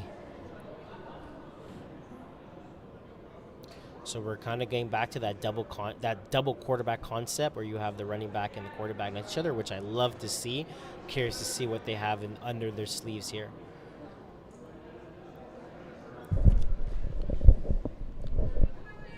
Nadeau passes it to her double quarterback, who was with her in the backfield, Marguerite Tifo. Nice little gain, nice little crafty play here from Run Like a Girl. Yeah, it's nothing crazy. No, literally it was just a quick handoff, pass it back to the opposite person next to you, end up doing a quick out route. Quick, easy pass, but it's you're kind of starting something. It's nothing crazy, nothing insane, just something where you kind of get the offense rolling and you just kind of get the defense thinking of what's going on here. And again, they're kind of going back to it right now, again with a double read. Yes, this time it's Nadeau and Verdi in the backfield. Unfortunately, a mistake on the exchange. Just got the ball to touch the ground, which is pass incomplete here in 5-on-5 flag football. Yeah, so she kind of caught it and she ended up giving it to, I think it was a bit low.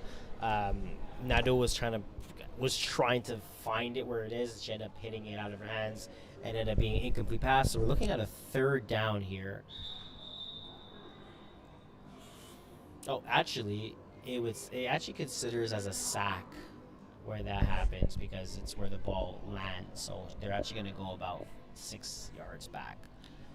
Nadeau, deep pass. That post route we've seen all day from her, or that she's been trying to connect with all day. It happened a couple times. This time it was towards Marguerite Tifo. Couldn't hold on to it. Good defensive effort. Yeah, I feel like that was probably the best defensive effort, that A-Town Black there. I think that the defender was actually in a really good spot when the ball was thrown, compared to a lot of times. Sometimes I feel like they were not in the best spot where whoever defender is trying to defend that corner route. So again, good play, good defensive play for A-Town Black. Gonzalez will be credited with her third PBU of the matchup after that play. Once again, the same post route. We're looking for Tifo against Gonzalez once again. This time the ball was thrown a little bit too far. Yeah, so it's pretty much, we kind of just saw like a complete replay there, just different placement where Nadeau put the ball. I feel like that's a route that she does like doing, and it seems like she's going to keep doing it. We have 10 minutes left. We're looking at, I want to say fourth down. I could be wrong, but it seems like it's his fourth down. So I feel like if Run Like a Girl does get the ball again, we're definitely going to see that corner route again, that post route again. So yeah, we are looking at fourth down here. Fourth down and a little bit less than 10 yards to midfield. Verdi is the slot receiver for Nadeau. Nadeau looking for her wideout, who seemed wide open. Diving catch. Did she complete it? She did complete it, so it's a great catch. But Run Like a Girl actually got the first down. And then we're penalized. Yeah, is that and correct? we're penalized, exactly. All right. So it wasn't a problem. No, exactly. But great catch nonetheless by Marguerite Tifo. Yeah, effort. Yes. That's where it counts. But A-Town Black gets the ball back. Gets It's turnover on downs. Yeah, exactly. So let's see if they're able to do something here after that great defensive stop.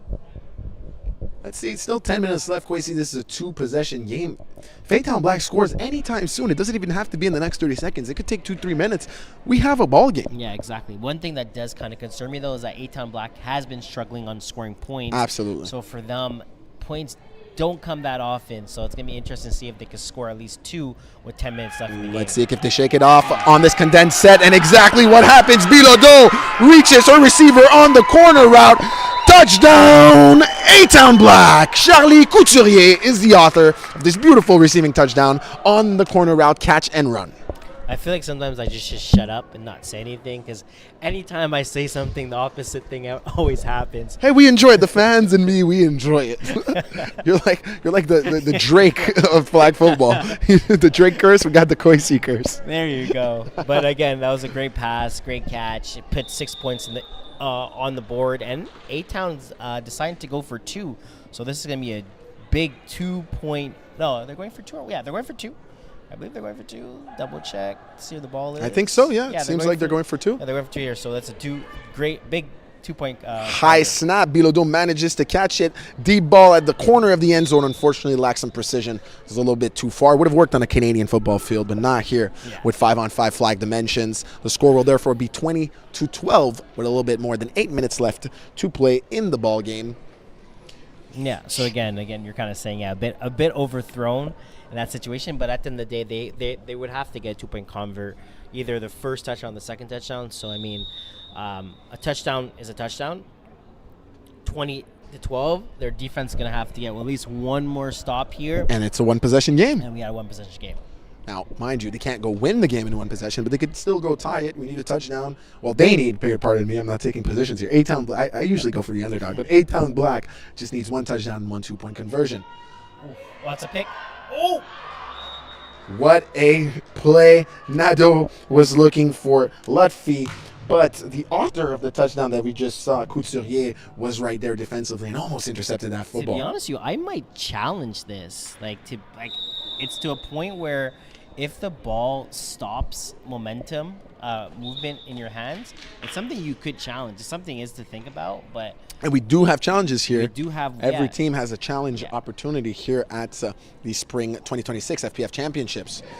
Nadeau looking once again for her receiver Landry on the sideline, and this time Natasha Maureen Nupayu gets her her second PBU of the game. It's looking like A-Town Black is playing some inspired defense right now. Yeah, they look fire up again. Remember, they just had a defensive stop, so now they're coming back with another great defensive drive here, where one ball I think was close to be picked, other ball was about to be picked again. Now they're looking at a manageable a good third down. Yeah, for a third and spot. 20 here. This is a great spot for A-Town Black, who can force the turnover. Let's see if Nadeau can counter.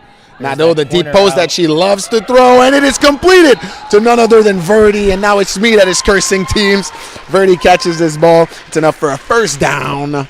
Run like a girl. Rose Gravel on the flagpole. I don't like that defensive call from A-Town Black. I feel like they should have kept their corners deep. They end up switching it a bit where their other corner was kind of trailing from to cover that post. I feel like at this point everyone kind of knew that Run Like a Girl was doing a post across the field. It's their go-to play, and the fact that A-Town Black wasn't able to adjust on what they were going to do there, it's unfortunate to kind of see there. Back to the two quarterback set with Verdi and Nadeau in the backfield. Nadeau throws deep in the end zone. The targeted receiver was Lutfi, but she was nowhere close to where that football ended up falling. Yeah, exactly. So I feel like, again, almost to a post-ish, kind of stopped a bit, maybe a post stop, but same thing as a post concept. I think A-Town Black just has to get underneath that, get overneath that, because she's throwing the ball there. Nadeau's not forced throwing it there, but it's her go-to play. It's a play she feels very comfortable doing. A-Town Black is just going to have to adjust in that situation, or they're going to have to make an interception, because these bat downs are not going to be as favorable if they keep doing it. Bad snap here. Great effort by Nadeau to catch the ball, but she gets rushed by none other than Janaya Lazare, who gets her first sack of the game. Yeah, again, bat down, sack. It's a great job from A-Town Black they're doing here. The bad snap definitely did not help Nadeau. She was kind of in distress from the beginning. She tried to make a move, ended up not working. She ended up getting sacked. But you know what? A sack is better than an interception. So I think she'll live to see tomorrow. I believe we're looking at a third down here. Third in midfield, so they have basically 20 yards to score a touchdown. So, I mean, possibilities are here, but I feel like right now A-Town Black is definitely going to have to look for that post, because it's definitely coming. Quasi, I don't mean to contradict you, but I believe it may be fourth down. I think I saw the referee put his hand up, and I did see the fourth down signal. Let's see. Either way, this is a very, very important snap in the ballgame. Nadeau trying to avoid the rush, and once again is sacked by Janaya Lazari. And you were right. It was third down. This is the fourth down. Quasi, I will never contradict you again. It's okay. It's okay.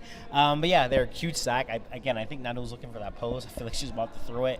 She ended up holding it for a bit and then getting sacked. So we're looking at fourth and about 25. A-Town Black is really gonna have to make sure that they don't cause any fouls. The rusher keeps her hands nice and steady. Don't force any type of penalties, but it's a big fourth down here. Nadeau rolling to her right, throws to Verdi on the wheel route. What a catch by Verdi. Flag pulled by number 24, Charlie Couturier. But that should be the turnover on downs, Quasi. Yeah, so great stuff from A-Town Black. Again, I like the play call from Run Like a Girl. Nothing too fancy, nothing too crazy. Get your ball into your best receiver hand. See if she can make a play. She ended up getting some yards. You don't force an interception where it brings your defense into a weird spot. Now you're making A-Town Black get the ball and at their 5-yard line and making them have to drive down the field again. Now we have an interesting end of this game. 3 minutes, 26 seconds left. A-Town Black has the opportunity to go tie this game with a potential touchdown and a 2-point conversion to top to it, but not if Bilodeau gets sacked in the end zone for a safety, and that's exactly what happens. Elise Arranger steps up to put the nail in the coffin for A-Town Black. Yeah, that's a very unfortunate sack that she took there. Again, she could throw the ball on the floor. There's no reason to take a sack like that. The nerves are high, don't get me wrong. FPF championship, especially an FPF championship, it's not the easy to do. The nerves do go high. A lot of these women, it's their first time kind of being in a setting like this, having a bunch of fans like this. It is a bit different, but a lot of these young women and young men, let's be real, because let's just clarify before somebody writes in the comments that crazy. Yeah, it's a bit. I feel like it's a bit nervous, but she had to throw that on the floor there to give her team a better opportunity. Now she puts herself in a bit of a hole, but again, the game's not done. It's 10 points. A-Town Black's gonna need to stop here. Nadeau crossing route to Verdi. Nice catch by Verdi, who had to jump to go get it. Natasha Nupayu on the flagpole. You're right, the game is not officially finished. If A-Town Black can get a turnover quickly. That being said, if I'm run like a girl, my offense has been going really good, well-oiled machine almost all game, despite a little bit less in the second half. I don't want to take a risk now. I just want the clock to be milked. I go for my high percentage plays. I run the ball if I have to, or quick passes, no risk, and I should walk away with a championship. That's exactly it. At the end of the day, we do also have an onside kick as well too, right, for A-Town Black. So, I mean... Nadeau finds Marguerite Tifo, who was very well covered, but caught that football nonetheless. Flagpoled immediately by Charlie Couturier.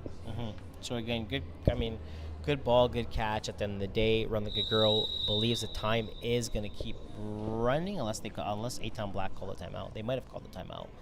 I believe that's what happened. They did call a timeout. So we're looking at, the score is 22-12.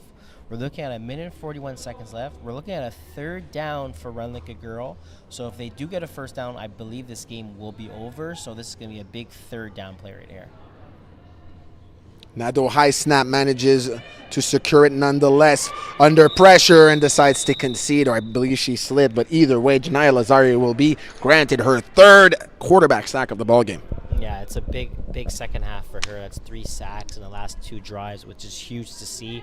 For the folks that are kind of wondering at home, why is not A-Town Black calling their timeout? It's the fact that they are going to need it for onside kick if they do get back this ball, where if you don't have any timeouts, you cannot call an onside kick. Exactly. Thank you very much for bringing up this precise rule that I forgot as well. I'm not gonna lie, so I could assume a lot of people at home who might be just watching, a friend, a family member here, definitely didn't know about. Long pass by Nadeau, almost intercepted. Yeah, it'll end up being a passing complete. Yeah, that's unfortunate because the interception there would have been so much better for the offense. Absolutely, it would very have brought crucial. The ball at the end of the day. Maybe she doesn't even get tackled from the receiver that was behind her, and maybe she's still running to bring her offense a better spot where the ball is. Now they have to go back to their 5-yard line. They're gonna have to drive down 40 yards, score a touchdown, then concede an onside kick where they're gonna have to go midfield, get that, and then drive and score again. So we're looking at a lot of things are going to have to be done. Sounds difficult, but crazier things have happened and can happen in Flag Plus football. Very true. Let's see what Bilodeau and her squad can cook up. Charlie Philipper is trying to get her third safety of this ball game. Or pardon me, Ranger would try to get her third safety of the ball game. Bilodeau, quick strike, finds her favorite target. Today, the sure hands. Yeah, so they're gonna of Marily Amiot. They're gonna have to hurry up. That's a big tackle from Charlie. At the end of the day, the time is running, so A-Town Black is gonna have to make completions and get it out of bounds. If they do not do that, the time is gonna run. The time is running. We're looking at about 30 seconds, so they gotta get it. They gotta get a goal on. Time is against them right now. We're looking at second down here. We're about 20 seconds left. Ball is snapped. She's looking for a corner, just overthrown. Once again, she was looking for her favorite target, Amiot, and it was almost intercepted, Brent. Pardon me, Kwesi. I've been working with Brent before. Almost intercepted by Marguerite Tifo. Yeah, so again, that was good coverage from the defense. They kind of made sure that if they're going to be the deepest threat, she's going to be it. Didn't give the receiver opportunity to kind of catch that ball. And if she did catch the ball, she was going to be there for the tackle as well, too. So we're looking at third down, 16 seconds left. A-Town Black desperately needs to score a touchdown here and then go for an onside kick.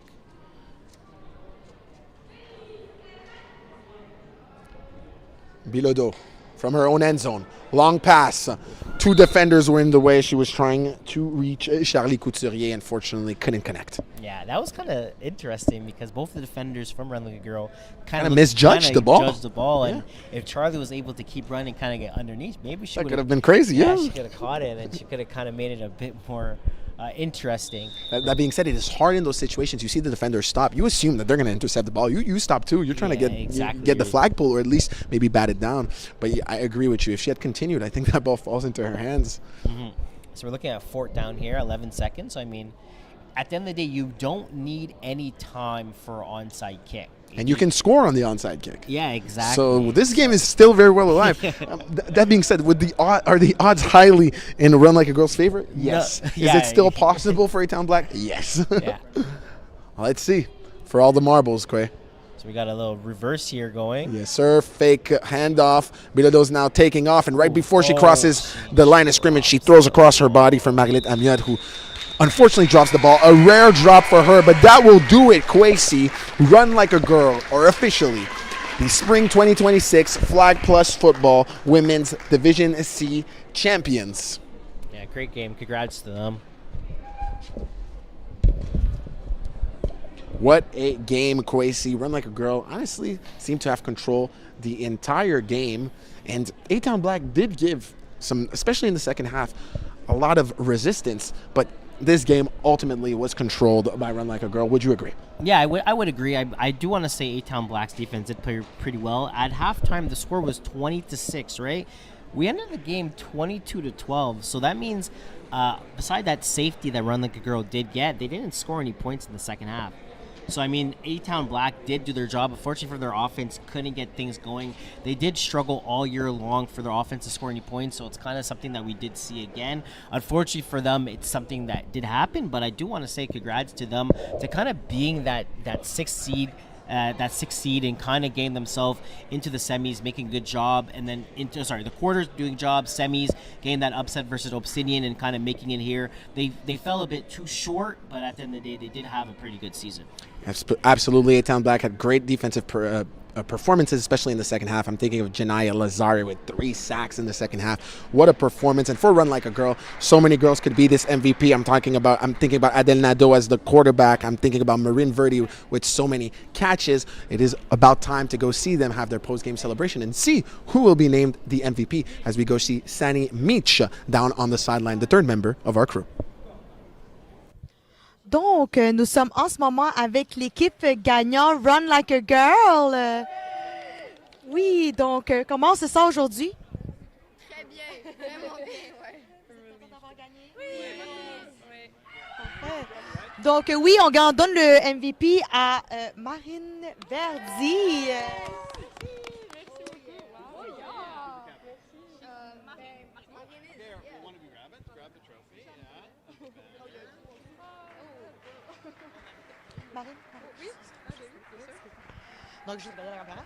Donc, comment tu te sens aujourd'hui? Tu as gagné le MVP. Je me sens super bien, pour vrai. Je trouve que c'était peut-être pas notre meilleure performance, mais je pense qu'on s'est vraiment soutenu en équipe. Ça n'a pas été une saison facile durant l'été, c'est quand même difficile, mais je suis vraiment contente que ce soit rendu là, puis je suis vraiment fière de toutes les filles. Là. Merci beaucoup! Merci à toi. Parfait. Donc, je vous redonne à Quincy et à Nick. Marine Verdi, 1 MVP for Run Like a Girl. She had an incredible performance today. 2 receiving touchdowns, 1 interception. Kwesi, do you think the person who deserved MVP got MVP for this ball game? Absolutely. She played a great game. She actually had the first catch, I believe, of the game where it didn't seem like she was going to have it. She ended up making a huge catch, bringing it down, scoring a touchdown for her team. She's also one of the key players. She ended up actually getting hurt. She had a cramp, right? And she stayed in the game. Talk about some grit. They call a timeout. She says, no, I want to stay in the game. That's definitely something you want on your team, and there's a reason why she's the MVP. Congrats once again to Run Like a Girl, our Women's Division C champions. Stay with us because very soon we will be showing you the Co-Ed 4 championship game between Vodka and Flagmingos. My name is Nicholas Piermas. I was your play-by-play commentator. I was accompanied by Kwesi Gordon Mall, who was my analyst, and Shani Meach was our sideline reporter, the third member of our crew. Thank you so much. Stay tuned in on YouTube in a few minutes. Our Co-Ed 4 championship game.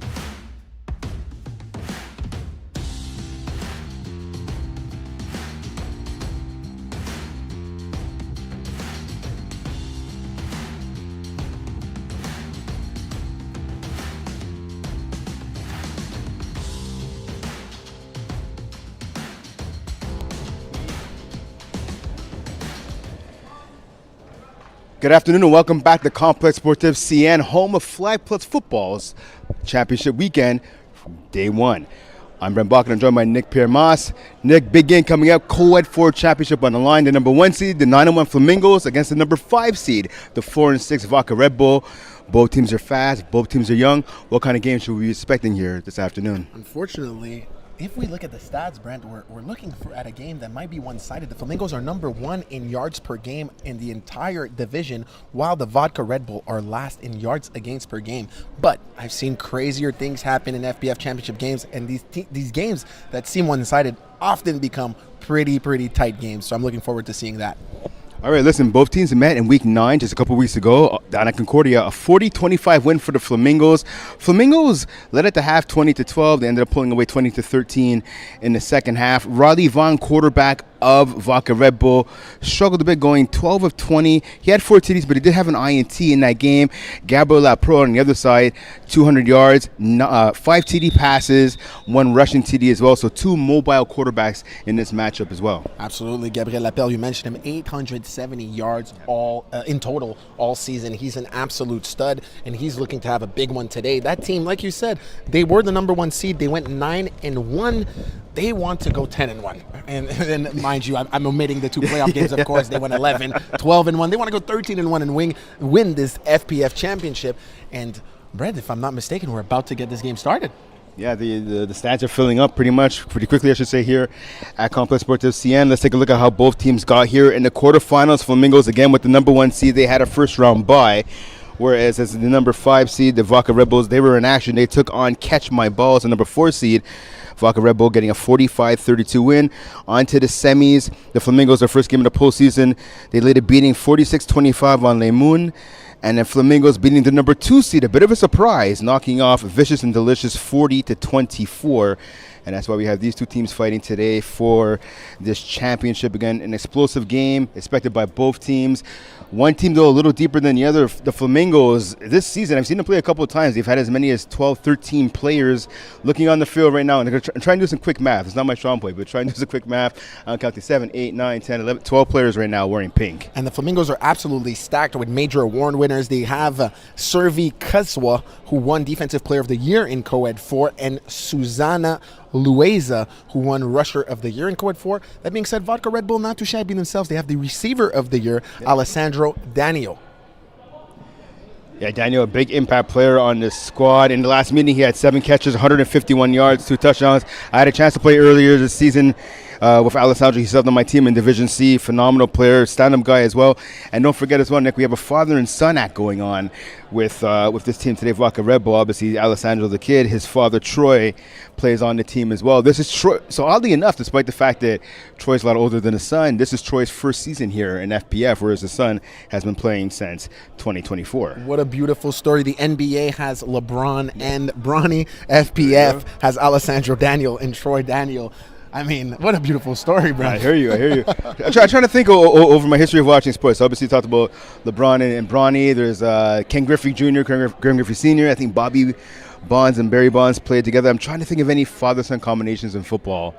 We've seen brothers, we've seen cousins for sure. But I don't believe football, tackle football, is a sport that really allows itself to that reality, considering the physicality of it. I think by the time your son plays in the National Football League, or any pro league for that matter, most of the time that is out of it. You know what I mean? I'm going to challenge you, and I'm going to look this up before halftime. I want to challenge you. I'm going to say, you know what? I think maybe in the 20s and 30s, maybe the 40s. ChatGPT away. There you go. If you got it, please bring it up to us by the second half. That would be my pleasure.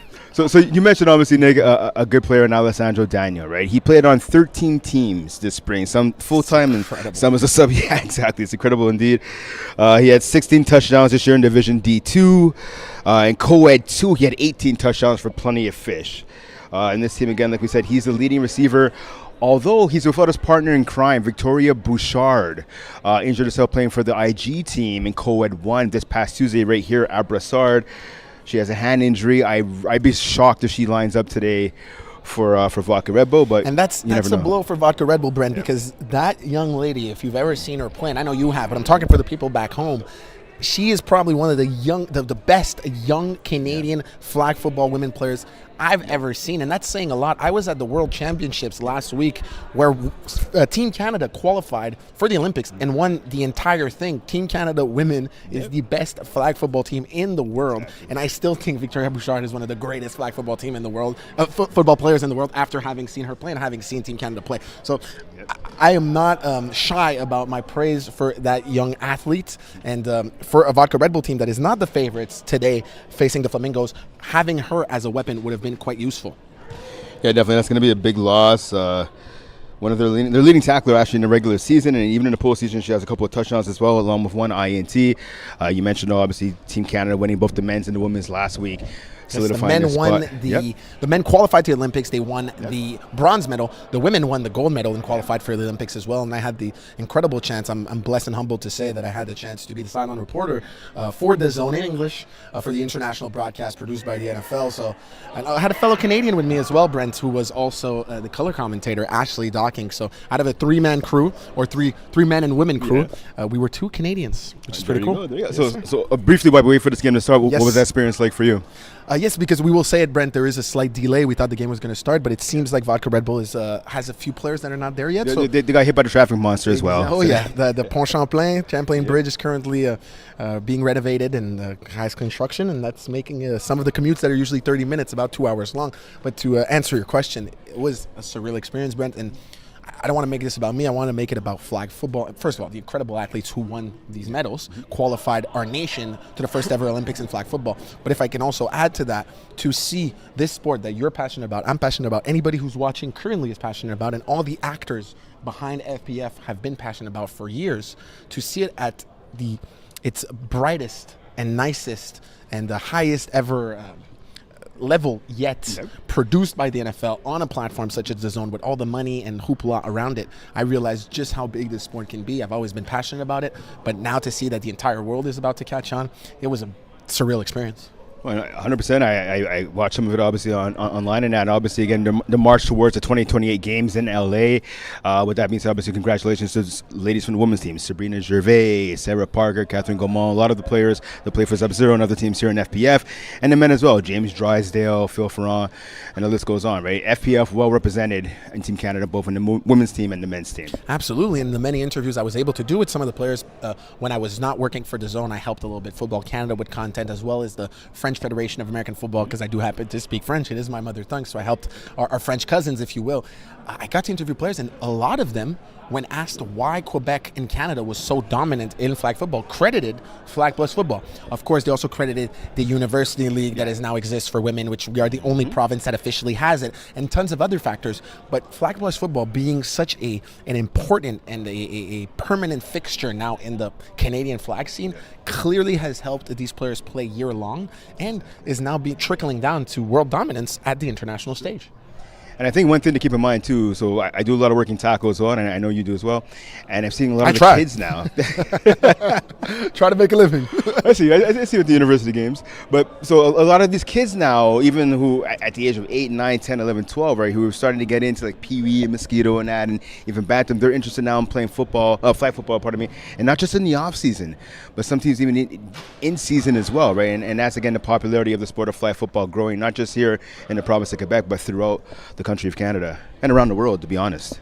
For sure. I'm thinking of a young man like Miles Spinner, who was just a member of the U18 Team Quebec tackle football team, who won gold at the Football Canada Cup. Miles is not only a member of Team Quebec U18 tackle, he's also a member of Team Quebec U18 flag. And that's not something that was even common back when I was playing, and I'm not trying to act like I'm this old. I'm 27 years old, but my point is, when I was on Team Quebec, it was 2016, or pardon me, maybe 2015, I don't remember, 2014-ish region, and there was no flag Team Quebec team. It just wasn't a thing. And if there was, it was quite under the shadows, if you will, and none of us signed up for it. Now it is, these kids are just as proud at representing the nation, the country, the province in flag that they are in tackle. And that is beautiful for the game of flag football that was long seen as tackle football's little brother. I feel like it's not the case anymore. It might even become bigger than tackle football in a few years.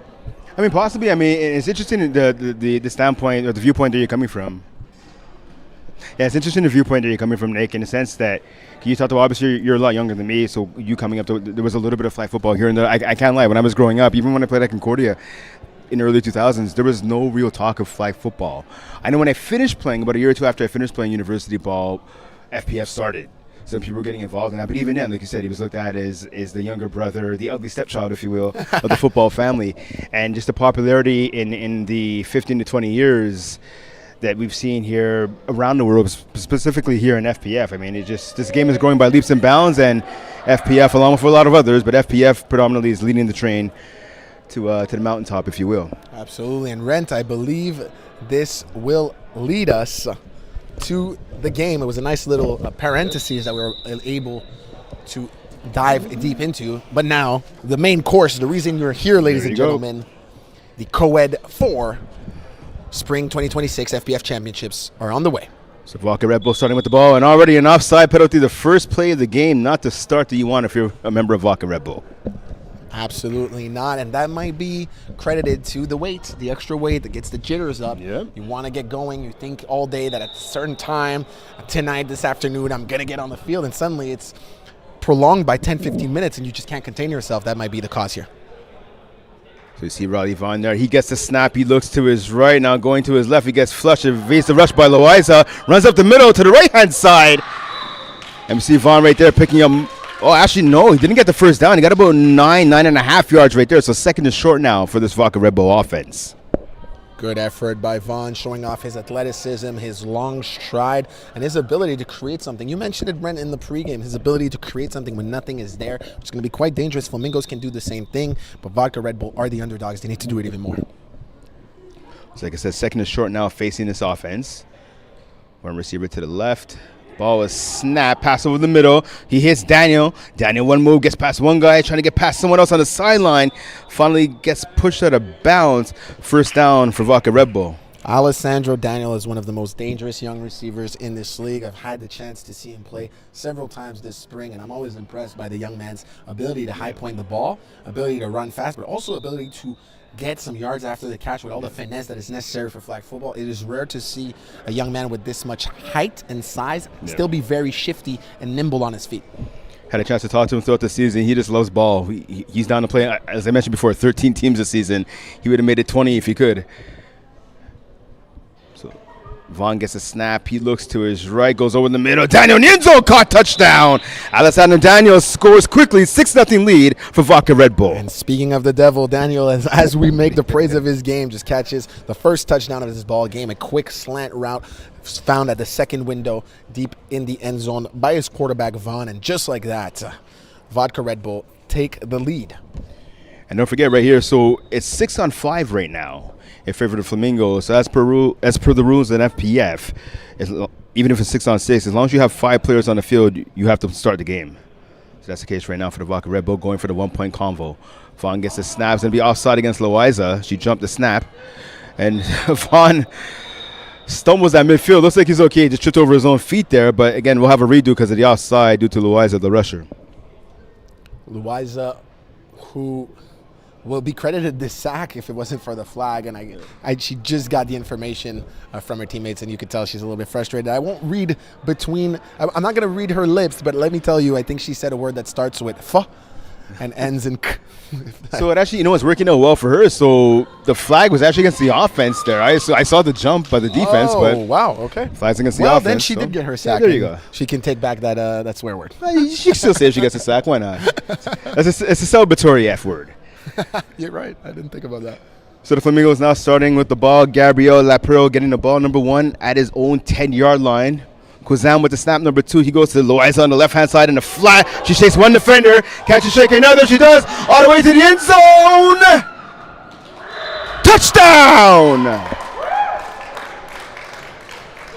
And Nick, I'll tell you, that's the speed that Susanna Loaiza brings to this lineup. Don't worry about the height. I don't think she even checks in at over 5 feet tall, but she has the heart of a champion right there, and the speed of a deer and the agility as well, dancing her way into the end zone. Red, I actually think the speed, the small size is her advantage. You say don't worry about it. I would say the defenders need to worry about it. She is so low to the ground, shifty, can change direction on a dime, and that makes it very hard for them to reach down for those flagpoles. What a play by the young lady. We have a tie game. 1-point combo attempt here. Laperle goes over the middle. It's knocked down. He catches it. Could have ran it in, but he gets deflated right away. So 6-6 is the score. And for Louisa, she's no stranger to scoring against this Vodka Red Bull team. This is now, counting the regular season, her third touchdown against the defense here this afternoon. And Daniel was playing rusher on this play. Yep. This man can really do it all. This was able to deflect that ball. Now, it did fall back into Lapelle's hands, but ultimately, no convert. So no harm, no foul. We have a tie ball game, Brent. So first drive was successful for Vodka Red Bull. Now let's see if they can make their second drive as successful. And Daniel now lining up at quarterback. Is there anything he can do? Daniel's going to run on first down. Gets to the left-hand side. He's deflagged after a gain of about 6, maybe 7 there on first down. So I see Riley Vaughn coming back in. He missed the play. It might have been a... And it is actually 12-6, man. I thought there was a mistake on the indicator, but it's because 6 points were given, I believe, to the Flamingos, considering that you remember that rule. You're right. They're missing players to start the game. You're exactly. absolutely right. Since Vodka Red Bull was playing one short, right. to discourage teams from doing that, FPF does add 6 points, I believe, every 5 minutes. There's a certain rule, but essentially, if you come and play it's 6-on-6. If you come with one player less, you can, but you will be deducted points. As it is and a rare drop there by Daniel. When he sees the replay, he's going to be mad at that one. It's usually the sure-handed Daniel. Missing the grab right there. So I'll tell you what, actually. So what it is, Nick, is you could beat 5 players and start the game. You don't have the 6 points given to the other team. It's when you have less than 5 players. Which was the initial delay that had us conversate about the World Flag Championship. Got it. Thank you for that specification for everybody at home. Now it's clear the fact that the game was delayed due to the fact that Vodka Red Bull didn't even have 5 players. They were 4 players for a while. In that time frame, 6 points were given to the Flamingos. So second down and short. And Daniel with the rare drop there on second down. Now it's third.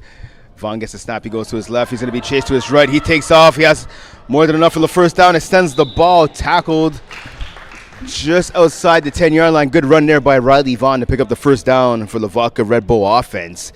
And this drive continues for them just short of the red zone.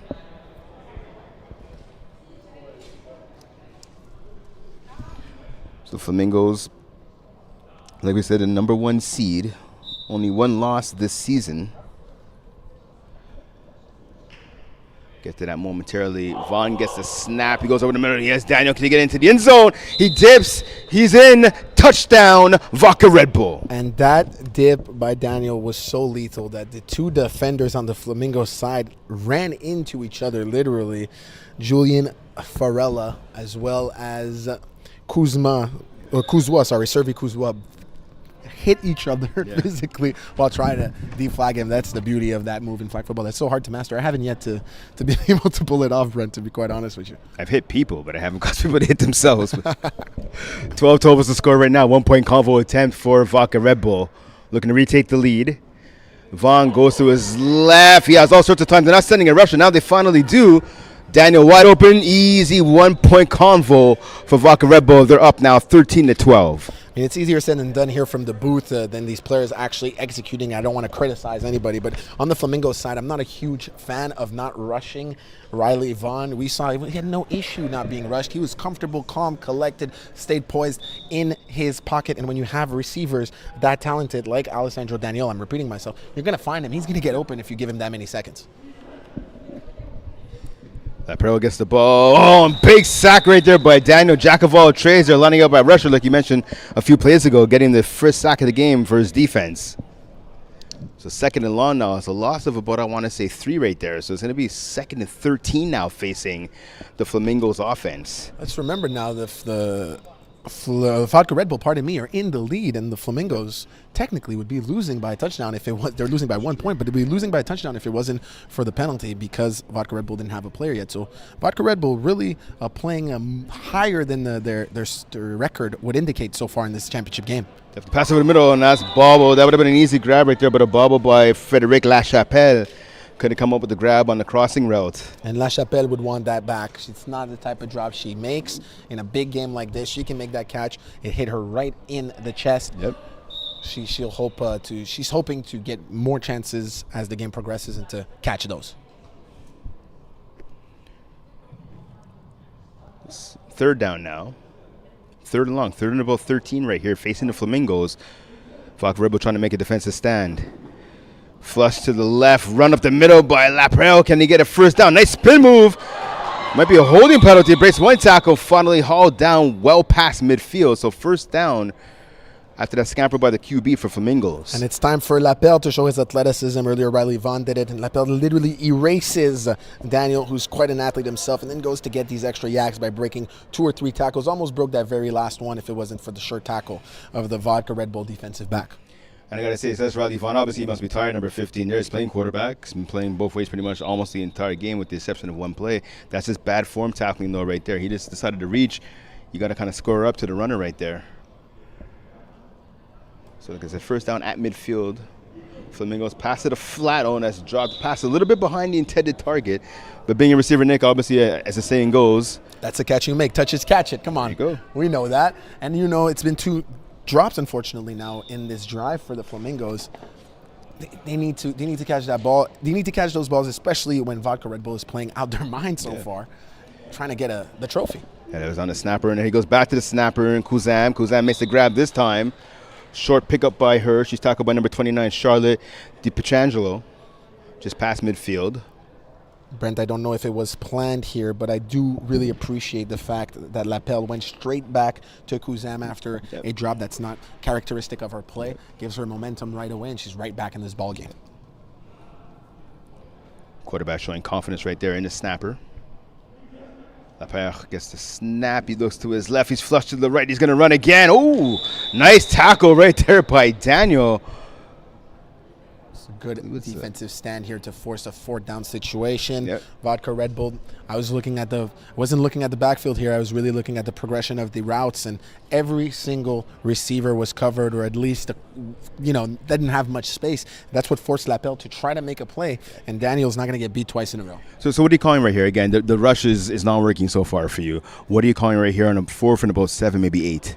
On defense or on offense? On offense. On offense, I'm going for my bread and butter play, whatever it is. If that is a crossing play, but whatever play worked all year, if it's down the sideline, if it's my best player on a fade, I'm going for my bread and butter play right now. I don't want to turn the ball over. All right, so let's see. Can he get it done on 4th down? Lapelle is running to the right. He has enough for the first down. Can he get to the end zone? No, he can't. Tackled inside the 10-yard line. Big pickup on 4th down by the quarterback. Well, it turns out their bread and butter play seems to be Lapelle running the ball, and that's exactly what he did. Got the first down. That's exactly what they needed to do. Good job for the Flamingos, and tough blow for Vodka Red Bull. So new fresh set of downs right here for Flamingos with about just under 5.5 minutes remaining here in the opening half. Again, Flamingos the number 1 seed, Vodka Red Bull the number 5 seed, doing battle for the Co-Ed 4 championship. Like we said earlier, Week 9 victory in the head-to-head meeting for Flamingos over Vodka Red Bull. Vodka Red Bull trying to get the last laugh here. Snap to the left of the middle, up in the air, knocked away, caught, touchdown! Just how they drew it up, Nick. Just like they drew it up, Rent. And if I am not mistaken, it's the young athlete, the young woman who dropped the ball earlier. We were mentioning how that's uncharacteristic of her play. And circus-like play. Number 13, Frédéric Lachapelle, exactly. Dropped the easy ball earlier, and I said I can't wait to see her get another opportunity to get back in this game. And now when the ball is bobbled by 2-3 defenders, she manages to get that ball right before it touches the ground for a touchdown. She's right back in this ball game. The pass up the middle, easy 1-point conversion. The lead is better said than now 19-13 in favor of the Flamingos. A solid end to their drive right there as they retake the lead with just more than 4 minutes remaining here in the opening half. So Vaughn leads his squad onto the field now, looking to respond. Again, plenty of time on the clock. 6-point game. Can Vodka Red Bull even it up? Let's find out. Vaughn awaits the snap. He gets it. He looks immediately to the right. He goes there. Daniel near the sideline. Gets past Kuzwa. Oh, and flag on the play. Late flag there. It's going to be flag guarding, I believe, on Daniel. That's unfortunate for Daniel. He got the best of Kuzwa on that comeback route, and Kuzwa was looking at him all along. You know, sometimes it's zone defense, and it could be, you could not blame the defender for losing the route, but whether it was a zone or match or man, it turns out Kuzwa was looking straight at Daniel the whole time and did break on that comeback route. He just broke late and allowed Daniel to keep running. So far, I'm very interested in that matchup. Daniel has gotten the best of Kuzwa so far, but I wouldn't count Kuzwa out just now. Riley being flushed to his right, and he gets taken down. Loss of about 2 yards there. Good hustle on the sack by the rest. So new rusher in the game now for this defense. Now it's number 7, Noah Valin. Valsay, pardon me, is the rusher now for the Flamingos. And Valsay is bringing a nice change of pace. I think it's a good call by the Flamingos.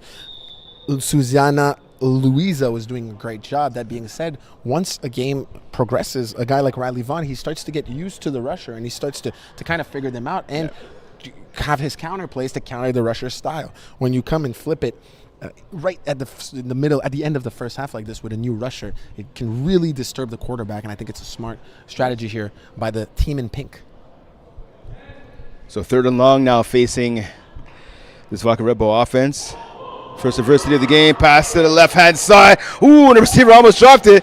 Ends up making the grab on the second effort there, in for the touchdown. And that's going to be Cade Jackson, number 10. Looks like that ball almost went right through his hands there for a second to see on the replay, but able to gather it before it fell down to the turf, and he's in for the TD. Cade Jackson ran a simple fade route. He was facing the defender, Julien Farella, or no, pardon me. I don't have the right name. Rosalie Harby, I think, was the defender. Exactly. Rosalie Harby was the defender. And he simply outsped. Nothing too complicated on that play. The ball wasn't the most precise. He was able to catch it, though, like you said, almost dropped it. We're good play for Vodka Red Bull, and they're happy to score here because it could have easily been an incomplete pass. So 19-19 now, 1-point convo throw, and Daniel didn't really need to jump to make that catch. He'd be the first one to say it as well.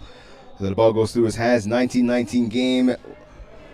About 2 minutes remaining here in the opening half. Which leaves us, like you said, Brent, with a tie game at the 2-minute warning. What did we say earlier when we opened up? I said, on paper, this is a one-sided matchup, but can it not be something completely tight? And you said, absolutely. This is a tale as old as time here at FPF. A team that's highly seeded is facing a team that wasn't expected to be here, and it's still a tight game because it's a championship game. But that's exactly it, right? I mean, you got to look at it. I'll finish my thought after this play here. Lapro to the left. Ooh, and the receiver bobbled it. Couldn't make the grab there. That was number 5 there, not able to make the grab, and Mathis Germain. But again, and this is why we play the games, right? I mean, 4-6. You figure a team is 4-6 not going to make the finals, so that's what Vodka Red Bull has done. And right now they're tied with the number 1 seed in the division. 2nd and long now. Lapro going to the left side to Loiza. Oh, just off her hands, incomplete. 3rd and long now facing Flamingos. And that's so unfortunate because she was wide open on that wheel route, absolutely forgotten by the defense. And Lapel really put it where she could go get it. I know Louisa is not going to be happy about that one, and she wishes she could get it back.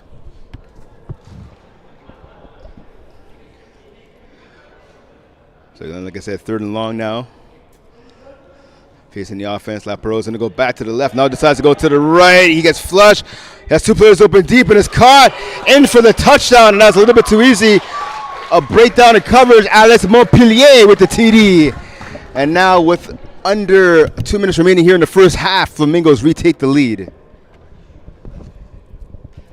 Almost too easy indeed. Lapel didn't only have his receiver alone that he reached for the touchdown, Alexandre Montpellier. He also had Frédéric Lachapelle that was just as open. He had the pick. He just had to pick who he wanted. So Vodka Red Bull really needs to tighten up on defense if they want to stay in this very tight game. 1-point combos, good over the middle, caught by Germain. And obviously coming from a tackle background like we both do, that's like when you have like 2 defensive ends or 2 outside linebackers meeting at the quarterback. That's what that was right there on offense. 2 receivers, they're both wide open. Quarterback just has to pick who he wants to throw the ball to. And we saw the long touchdown there by Montpellier. So now 26-19 is the lead in favor of the Flamingos. 1:41 remaining on the clock. So plenty of time here for the Flamingos to get the ball into the end zone as they look to tie this game up before the half. Vaughn gets the snap, goes over the middle, a lob pass, little miscommunication there with his receiver. If that pass is about a yard or 2 further down, that would have been picked off. And Susanna Louisa is back as a rusher, and Noah Valsin is playing DB. So it seems like Flamingos want to switch it up every drive potentially to really keep Riley Vaughn on his toes. Well, I mean, again, when you're 13 deep, as the Flamingos are, you can come at the offense in waves. So that pass on the first down was intended for Eva Henderson, number 13. Let's see what they do here on second down. Gets flushed to his right, avoids Loiza. Nice run up the middle by Vaughn. He gets tackled at midfield, picks up about 12, good enough for the first down. Great play by Vaughn. The passing game wasn't working so far in this offensive drive. Knows he's athletic, makes a move on Louisa, who's an incredible athlete, but just can't keep up with him speed-wise when they're going purely one-on-one. And that's nothing against her. It's just the truth. And it's nothing about her ability, as she's an incredible player. We saw it earlier. So when that matchup is happening, if he can run, he will. Pass to the front. Oh, and that's a drop right there. And that's the, as you know, the receiver's curse, right? Anthony Stanasia thought about running before catching the ball. Yes, you definitely have to look the ball in. We've all made that mistake. Just as I'm saying this, I'm reminding myself of all the footballs I've dropped in that very exact scenario. But in a championship game like this one, you cannot make that mistake. I know Anthony Stanicia knows it himself. Vaughn gets the snap on second down. He goes to his left. He has Daniel open. Nice catch. Daniel, touchdown. Alessandro Daniel jumping over the defender, Kuzwa. And he gets the grab. Incredible catch by Alessandro Daniel. Kuzwa was right there. He dove. His finger, as you can see, was so close to the ball. And you know he's pissed off about that one. That's textbook coverage. You can't do much better than that. But Alessandro Daniel is built for these types of plays. And he prefers, it seems like, to catch the ball in those scenarios than when he's wide open. Like I said, keep an eye on this matchup. Kuzwa is no scrub, and he's going to get a hand on a ball at some point in this ball game, I can assure it to you. 1 point convo. Looking to tie the game at 26. Vaughn gets flushed. A lofter that falls short. So great rush there by Loiza, staying in front of the quarterback, causing the errant throw. Absolutely. I was mentioning the athletic difference between Vaughn and Loiza, and Loiza said, hey, I heard you, and I really don't care that he's taller, faster, stronger. Watch this. I can make a play. And she went and made a play at a very important time on a convert attempt when this game is a 1 point game with 1 minute 14 left in the first half. And so I want to ask you, 1:14 left. There's a lot of time right here for the Flamingos to score. Pass, no, run. Oh, nice sack right there by Daniel. Again, I think that's his third of the game. And that was huge right there, because I tell you what, if the quarterback would have got past Daniel, the rusher, he would have picked up at least a first down on that run. So I want to ask you, defensively, what are you going to do here? Less than a minute now remaining. What are you going to do here if you're Vodka Red Bull to make sure you don't give up any more points? You know, in 6-on-6 flag, usually you send 3 people deep and 2 people short. Or sorry, you send 3 people short, 2 people deep, and let's just wait for this play to end up, Brent. But essentially, I would flip it. I would send 3 people deep, 2 people short, instead of 3 people short, 2 people deep. So catch here by Jermaine broke about 2, maybe even 3 tackles right there. This is bad tackling, unfortunately, for the Vodka Red Bull defense. So now you're giving your opponents extra life here with now just under 40 seconds remaining here in the opening half. They have the ball on the plus side of the field. And mind you, they're still playing 6 versus 5. I'm not really sure why, though. They have 6 players. Because they're missing a girl. They only have 2 girls in this co-ed. You need to have minimum 3. You're right. And unfortunately, they only have two women currently playing. That Brossard injury is huge. Exactly. Which, coming back to my analysis, to send 3 deep, 2 short, you can't. You're playing 5 versus 6. So the question becomes now, so we saw the Flamingos do this. Would you think about not sending a rusher at least for a play or 2? That's a good question. I think you can try. I mean, when the Flamingos did this versus Vaughn, it clearly didn't work. You have to test it out and see if Lapel's going to react properly or not. But with how aggressively Daniel is rushing. Speaking of aggressive, an aggressive throw right up the middle results in a touchdown for the Flamingos. Just trying to get the number, I believe. 13, there's number 13, La Chapelle, with the touchdown. So second big play for La Chapelle in this contest. 1 point convo. Pass over the middle, batted up into the air, caught. Still got to make the tackle, though, does the defense. Not sure what the player's running backwards, but He's still running, still going, finally hauled down by Troy Daniel. Absolute unorthodox play, a circus play, if you allow me. But to answer your question, Ren, sorry, we got caught up with the touchdowns and the fact that Flamingos were moving fast. But you cannot stop rushing Alessandro Daniel. He's an absolute monster to the point where we almost didn't realize, we almost forgot at some point in the game that Vodka Red Bull was playing five-men defense or five-athlete defense versus Flamingos. So there was an offside actually called on the defense on that play. So it was on the rusher, which is Alessandro Daniel, the aforementioned stud player, obviously from Vodka Red Bull. So they're going to have another try here, are the Flamingos, to add to their lead. They're up 32-25 right now. They could go from 5 from the 2. A Pearl flush to his left over the middle, and one hopper falls short of the intended target. So again, 32-25 is the lead for the Flamingos. 22 seconds remaining here in the opening half. This is a one-possession game. Vodka Red Bull is playing against the favorite team of their division. They're playing 5 versus 6, and they're still in the ball game. All credit to Vodka Red Bull that are playing a hell of a ball game so far. Vaughn gets the snap. He looks to the sideline. He has Daniel. Daniel smartly gets out of bounds. Obviously, we're in the play clock, so a first down does stop the clock. But if you catch the ball inbounds, the time will keep on running. 18.4 seconds remaining here in the first half. Ball just shy of midfield. Vaughn awaits the snap. He gets it. He looks immediately to the right. Now over the middle. No, goes back to the right. Jump ball to Daniel. Off his hands and incomplete. Oh, late flag on the play here. Pass interference being called. But they're not signaling. Xavier Couture, the referee who's threw the flag, is not signaling if it's on the offense or defense. As you see on this replay, Vaughn threw that deep fade to Daniel. Daniel was covered by 2 defenders, Kuzwa as well as Valsin.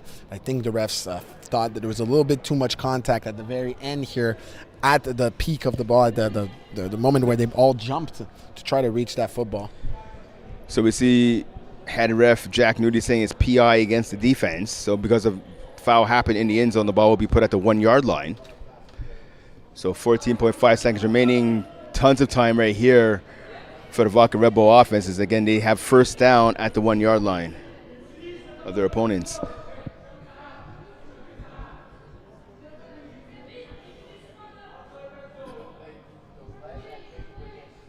So what are you calling here offensively? You're near the red zone. You got to punch it in. What are you calling here on offense?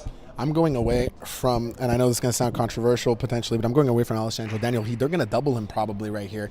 I'm looking for somebody who has a one-on-one matchup. So we see Vaughn on the run at the last second. So the ball ended up, instead of being placed at the 1 yard line, again, the foul happened in the end zone, pardon me. The ball ended up getting placed at about the 8 yard line, which is why Vaughn was able to run because the ball was outside the red zone. So we saw a pickup, and now the ball is officially at the 1 yard line. As the ball was exactly placed at the 7.5, specifically to be able to still run outside the 7 yard rule in 6-on-6 FPF, where you cannot run. And, you know, you asked me a question. I could have answered Riley Vaughn was going to throw the ball. I was going to run the ball. But hindsight is always 20/20, right? There you go. So you talked about a double team on Daniel. Here it is right here. We can see it at the left of your screen. High, low, nice route. And despite the double team, Kuzma and Valsin were covering Alessandro Daniel, who ran a fake in route, back out of whip route, like we say, and was left wide open for the touchdown. So I know you play a little bit of defense. I played a little bit of defense in my time here in FPF. It's okay to double team somebody. They're doing a high-low. You're near the goal line. You got to take a shot. Yeah, you can. Yeah, what you got to do is you got to bracket him. One guy inside, one guy outside. Exactly. When he left for the in route, and it's easier said than done from here, I got to say. But when he left for the in route, you need to have a guy who's trailing that near hip if he wants to come back out. Fortunately, they got caught, and they're still doubling him. Let's see. They're still targeting him despite the double team. Tries to get it with the right-hand catch. And you see he's giggling right now. He knows what's going on. So pass goes incomplete on the 1 point convo attempt. 32-31 is the lead for the Flamingos. We'll have a ton of fans here. You can hear them at home to the left side of our broadcast area. An exciting first half between these two teams. Get a 1 point lead for the Flamingos. Nick Pierre-Mas, Brent Bakken with you live at Complexe CN. Again, 32-31 is the lead for the Flamingos. What are your thoughts on the first half? I believe, honestly, we got to give it to the Vodka Red Bull. It's so impressive what they're doing so far. They're playing 5 versus 6, and they're in this ballgame. It's a 1-point game. Incredible performance. And, I mean, at the risk of sounding like a broken record, Alessandro Daniel is playing an incredible game offensively and defensively. If my stats are right, my personal stat keeping, he has 2 receiving touchdowns, 2 sacks, and he has a ton of PBUs as a rusher. What an incredible performance. He's putting his team on his back. And don't forget, of course, again, the 6 points that was awarded to the Flamingos to start the game is the reason why. They would be up. They would be up 31-26 if it wasn't for that. We're gonna go down to the sideline interview.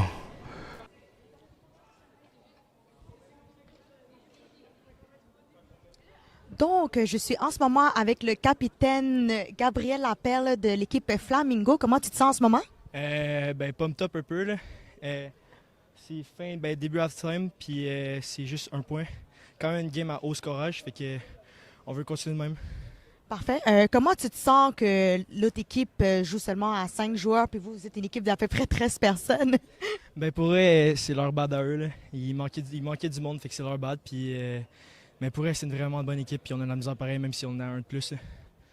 Parfait. Puis, question comme ça, comment vous pensez arrêter Alessandro, lui qui a gagné Receiver of the Year de Coed 4? Pour eux, c'est vraiment tough. Je sais même pas si pour eux, il est vraiment, vraiment bon. Mais on va essayer de le double team un peu plus, puis utiliser notre avantage d'un joueur de plus. Puis on va espérer que ça marche.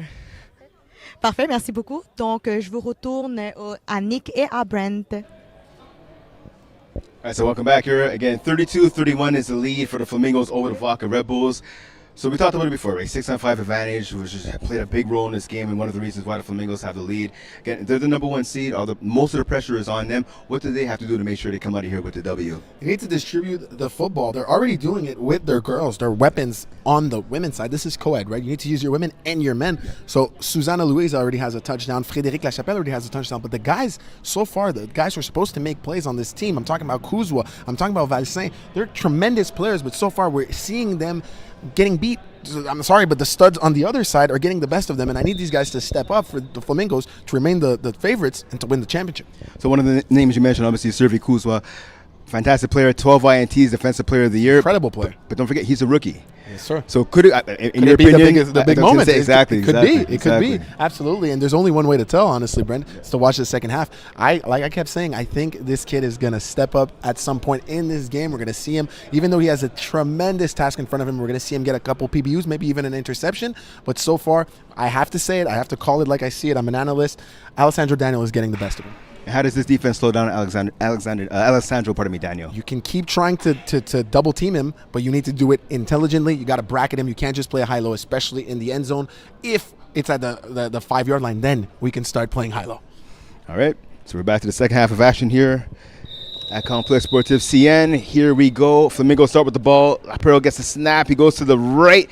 Quick out route, deep out route, really. Nice catch, nice move. Chase one defender, and the second finally brought down by Troy Daniel. And as I was saying, the men on the Flamingos team needs to step it up, start making big plays. And first play of that offensive drive, it's like they heard me, Alexandre Montpellier makes a big play. 2 spin moves on the play, breaks a couple tackles, gets a big gain for his team. And Montpellier with a touchdown late in that first half. Big play here to start the second. Snap. Flush to the left, and he's sacked. So Alessandro Daniel, kind of a one-man game there, tried to do it all for his team. I believe that's his second or third sack of the contest right there. Brings the ball back about 2 or 3 yards. So that's all about this defense trying to tighten up. And as you mentioned, great point before, right? Still 6-on-5, despite the fact that now the Vodka Red Bull has 7 players in the lineup. Again, you need 3 ladies to be on the field in co-ed. You only have 2. And it's not, I don't think it's a question of not having a... Wow. And first down, not a touchdown, but first down. And that ball bounced off a couple of hands, hauled in finally by Germain. And one of the games that I was calling earlier, right, we were talking about that. Kind of players in the same area, especially when you're a receiver, that shouldn't be happening. But there, Flamingos were lucky enough that it worked out for them. Absolutely. What I was saying, Brandon, I don't think it's an issue of having a hard time to pick women athletes who could perform in this co-ed 4. There's plenty, especially in Canada, especially in Quebec, especially in Montreal. It's rather the fact that you need to have a player who is, or woman in this case, who has played 5 games with your team for her to be eligible for the playoffs. Flush over the middle. Oh, and a late pass. Oh, and that almost got caught for a TD in the back of the end zone. Conversely enough, that ball almost got picked off as well. Lapro a little lucky right there. So don't forget, of course, with the injury rule in FPF, a lot of teams aren't aware of this, but you have that injury rule that if you have someone who's injured and you know they're not coming back for the playoffs, you can get a sub. Of course, that player, then their season is over. They can't come back. But that only happens before the playoffs begin. You can't have that happen during the playoffs. Yeah, exactly. You can't have that. You're left out to dry, unfortunately.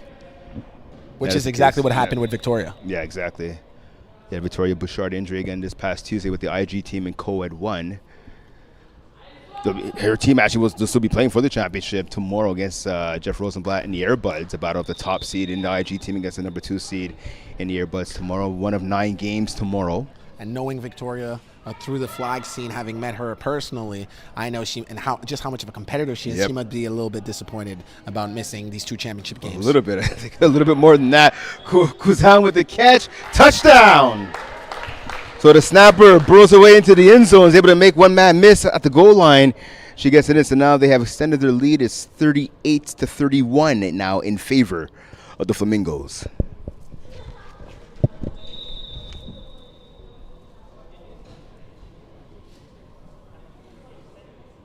Simple out concept for Kuzam. It almost seemed like the defense forgot her. This happens sometimes with these center players that don't get the ball that much in lower divisions.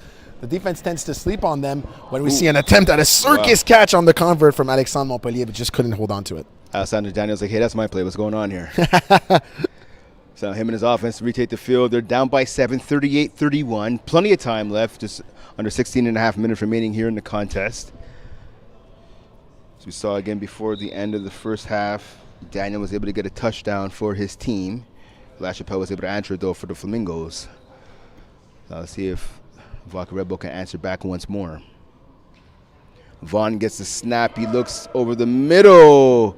Drag route there by Daniel. Breaks one tackle. Does he get a first down? Let's find out. The official's going to place the marker just shy. He got about 9 3/4 yards right there on first down. It's not the same as when you're playing 5-on-5 and you short the midline, like we say, to try to get an extra play. But in this case, it's almost the same thing. A little bit less important, but you essentially get a free play here by Vaughn, knowing you could take a shot, and that's not what he does. He just gives it to Peterman, back to Daniel, pardon me, on a short play to go get that first down, and he just shows off his athleticism. 2 moves before he gets tackled here. And that's a waste of a play right there. I mean, they got the first down, which is what you wanted for your Daniel, but again, you have a chance to take a deep shot. It's third. It would have been third and less than a yard, but the play was also in the first down, so no harm, no foul. Yeah. Vodka Red Bulls, they break the huddle.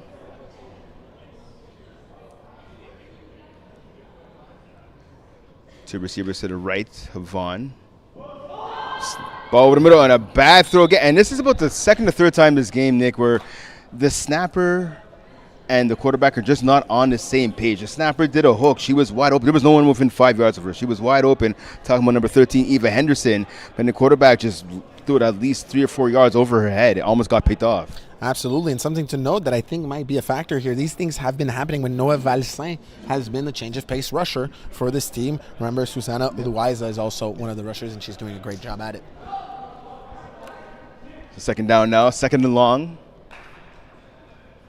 Vaughn gets the ball. He's flushed to his right. Gets past Valsin. Going down the middle. Breaks one tackle in a second. Maybe a third. He's in. Touchdown. It's almost like Vaughn heard me. I was saying he's having trouble with the second rusher for this Flamingos team, and not at all. He answered. He said, I can juke both these rushers, men or women. I really don't care. And walks all the way to the end zone.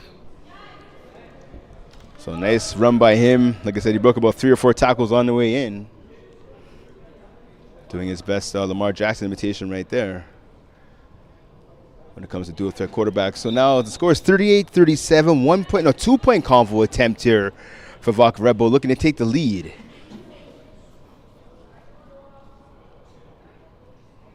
Vaughn awaits the snap. He gets it. He looks to the left. He goes to a corner route, caught, and it's in. Nice catch on the sideline for Vodka Red Bull Anthony Stanasia with the grab. The lead is now 39-38 in favor of Vodka Red Bull. Elite concentration by Stanasia, who ran it deep out in the end zone. And I really like how he stemmed his route to the inside and gave the illusion that he was going in just so slightly to Rosalie Herbeck, who's doing a great job in coverage, but unfortunately he beats her by just a few steps. And what a pass by Riley Vaughn on the sideline. Some textbook connection between these two to get the convert. First down, Lapro, he's going deep. He has a man open, but he overthrows the intended target. And I tell you what, that was your man right there. He was open. He had a step to the inside of Troy Daniel, but just couldn't connect. I have a 1-point game, and I might be sounding like a broken record, Brent, but we have one of the two teams which is playing with one less player. This is incredible. No matter who ends up winning this game, I will tip my hat off to Vodka Red Bull for this performance today. Oh, definitely. We see when a team's down by a player, usually that team ends up losing, and usually losing big. That's usually the only time when an FPF championship isn't close at all, right? Sure. And this is not the case at all. The game couldn't be more close. 1-point game. I don't know. I think the Braves may have an issue with what you just said there. Braves playing a couple games tomorrow as usual. You're right. Always the Braves to come contradict. Here's a shot deep. Loaz is open, but that pass way off target there by the quarterback. So third and about 4, maybe 5 here facing the Flamingos offense. Again, the Flamingos, like we said, 9-1 in the regular season. Their only loss was all the way back in week 6. They lost 38-20 to Saxapeel, but that was all the way back on June 30th. So yeah, it's been a while since the Flamingos have tasted a loss. Trying to make sure they have a winning taste in their mouths after this one is said and done. Third down snap. That pro gets flushed. Just gets past Daniel. Scampered down the right side. Picks up a first down before going out of bounds. Quarterback's able to extend the drive for his squad. Been a while since we haven't seen Gabriel Lapelle take off on his feet in this ball game, and so far he did it, man, completely. And then just now he did it, completely evades Alessandro Daniel and gets some nice needed yards for his team.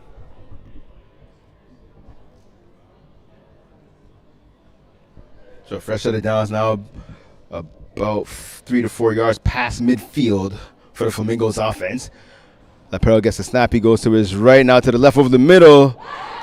Pass is caught by Jermaine. And no tackle. No, the thing is a touchdown.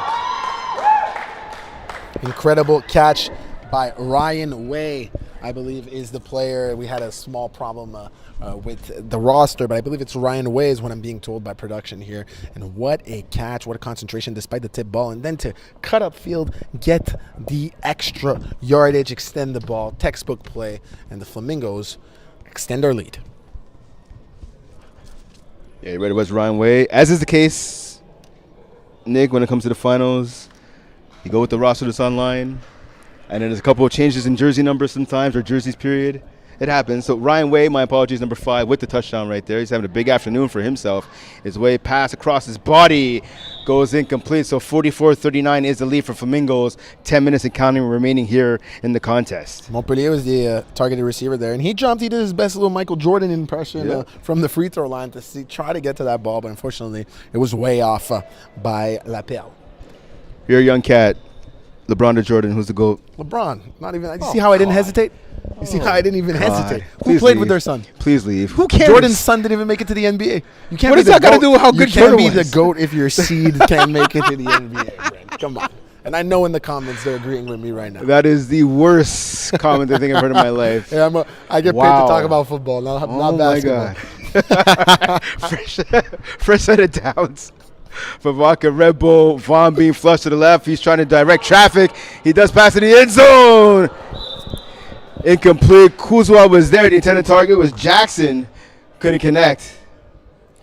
This play was credited to, in my opinion, to Susanna Luisa, who did a great job of rushing Vaughn and making him get uncomfortable, having to rush to his left and throw a ball off balance. Like I said, they keep switching between her and Valsain, and it's throwing him off because he can't get in a rhythm with a constant change of rusher. And then, what did I say earlier in this game? That Servi Kuzwa was going to step it up at some point. He just almost came down with an interception, but he'll be credited with a pass back down. Ooh, a low pass right there. Caught by Daniel. Gets past one tackler, but not a second. Well, late flag on the play here. Yeah, it's great effort by Noah Valsain on the flagpole. Like you said, late flag on the play. Let's see what it's called. Holding on defense. by Valsin, so I take away my was comment. Valsin, I'm going to have to take back my great effort. I mean, if there's one comment you should take away, I don't know if it's that one, but all right, continue on. Don't get me started. So Daniel picked up about 7 or 8 yards there on the catch, and the holding penalty will give him more than enough for the first down. So the ball now just past midfield, about 3 or 4 yards past midfield for Vodka Red Bull. High snap there. Corralled by Vaughn. Pass to the corner. Daniel's open. Got 1 foot down. That's the catch. So Jack Nudie, the back referee, is saying it's incomplete. I honestly think he got 1 foot in. Let's but watch the challenge. replay. We see Daniel on a post corner. Look at the left of your screen right now. Jumps, and he definitely His left foot got in. Left foot was in. We're not allowed to influence the teams with our reaction here because they can see us in terms of the challenge. And but I they're definitely believe that was a catch. Yeah, they're going to challenge. All right, so this is our first challenge of the Spring 2026 Championship. Brent, do you want to explain? Our second challenge, actually. It happened in the first half of the very first game, the one I missed. Okay, cool. Perfect. Of course it was going to be that. But Brent, do you want to explain for the people at home who might be joining us for the first time since that challenge, how it's going to go down? Well, that's it. So obviously in FPF in the finals, right, we have the luxury of having instant replay here. So each team has 1 challenge per game. So as you can see, obviously the play that just happened, that touchdown pass, or pass I should say, it's not ruled a touchdown yet, but that pass to Daniel in the end zone. The back official, Jack Nudie, who's making his way now, he's the head official for the game, making his way to the booth. He's going to see on the screen. So Ali Reza, our producer extraordinaire, is going to be running the replay booth. So we're going to get the call here. So I imagine the call is going to stand, but how it is if, so let's say the call stands, and there's no touchdown, because that was the original call. What would happen then, obviously, Vodka Red Bull would lose that timeout, and they would lose the right to challenge for the rest of the game. I assume this touchdown, that the play's going to get overturned, the touchdown will stand. I assume as well. And you see right there, replay, right toe is in, and the left foot as well. That's 2 feet inbounds, and in FPF you don't even need 2 feet inbounds. Look, if I know anything about football, that's a touchdown. 100%. That's a touchdown in FPF, the CFL, the NFL too. But you know what I appreciate? I appreciate that the referee crew weren't sure. Yeah. They went and checked, they double checked, and we do have the challenge. Yep. And now we're going to be able, I assume, to get the call right. And that's the beauty of FPF, man. We don't leave anything to chance for those big games like this. Exactly. We pull out all the tricks, all the technology that's at our disposal to get the right call on the field and the best experience for our players. Yeah, and this instant replay is just one small part of what makes FPF Finals weekend so special. And there you see, touchdown called. Alessandro Daniel has done it again. Huge touchdown for his squad. So they have a 1 point lead. I believe it's going to be 45-44. And yes, my math is correct. So Daniel with the TD here for about 7.5 minutes remaining in the contest. Quick maths. Yeah, I respect it. Thank you. Appreciate it. All right, so Is 1 it point combo. possible to say here, Brandon? Am I wrong to say that Vodka Red Bull just got their first lead of the game? Because they tied earlier. I don't believe they were up, I think, 9. They were up, I want to say 13-12 at one point. All right, so they're it's been a while. It's been a while. Still. Vaughn flushes right across his body. Never a good idea. Up in the air. Daniel with the catch. He's in for 1. And that's a tough blow for Servi Kuzwa. I watched that matchup versus Daniel for this entire play. First of all, it seemed to last at least 20 seconds. Let me tell you, Daniel had the time to run 4 different route variations and then ended up coming back to the ball. The ball was tipped by Kuzwa, who was right there and read it perfectly, and ends up in the hands of Daniel. Sometimes a player in front of you can be really good, but he can also be really lucky. And when it's both, it becomes almost unfair. Got to be good to be lucky and lucky to be good.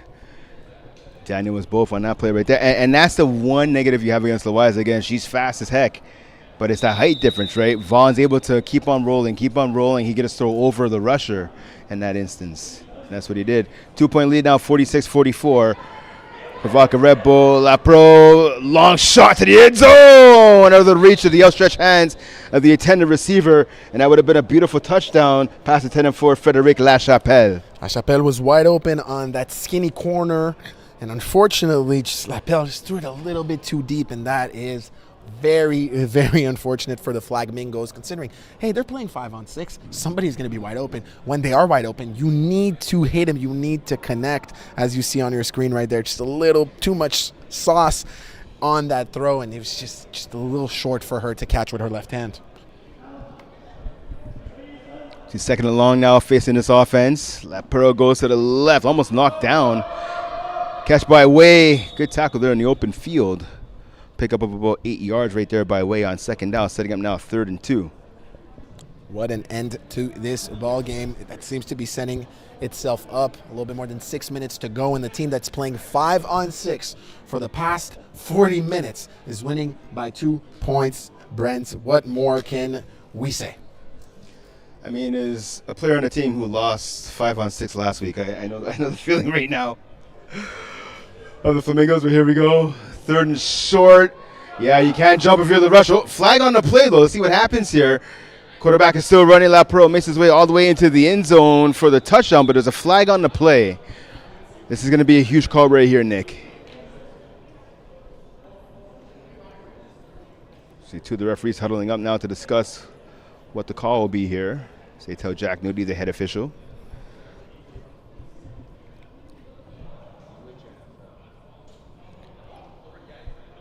So you have to imagine if it was against the defense, would have been waved off automatically right here, and a touchdown would have been allowed. But with this length of discussion, you have to imagine right now it's against the offense.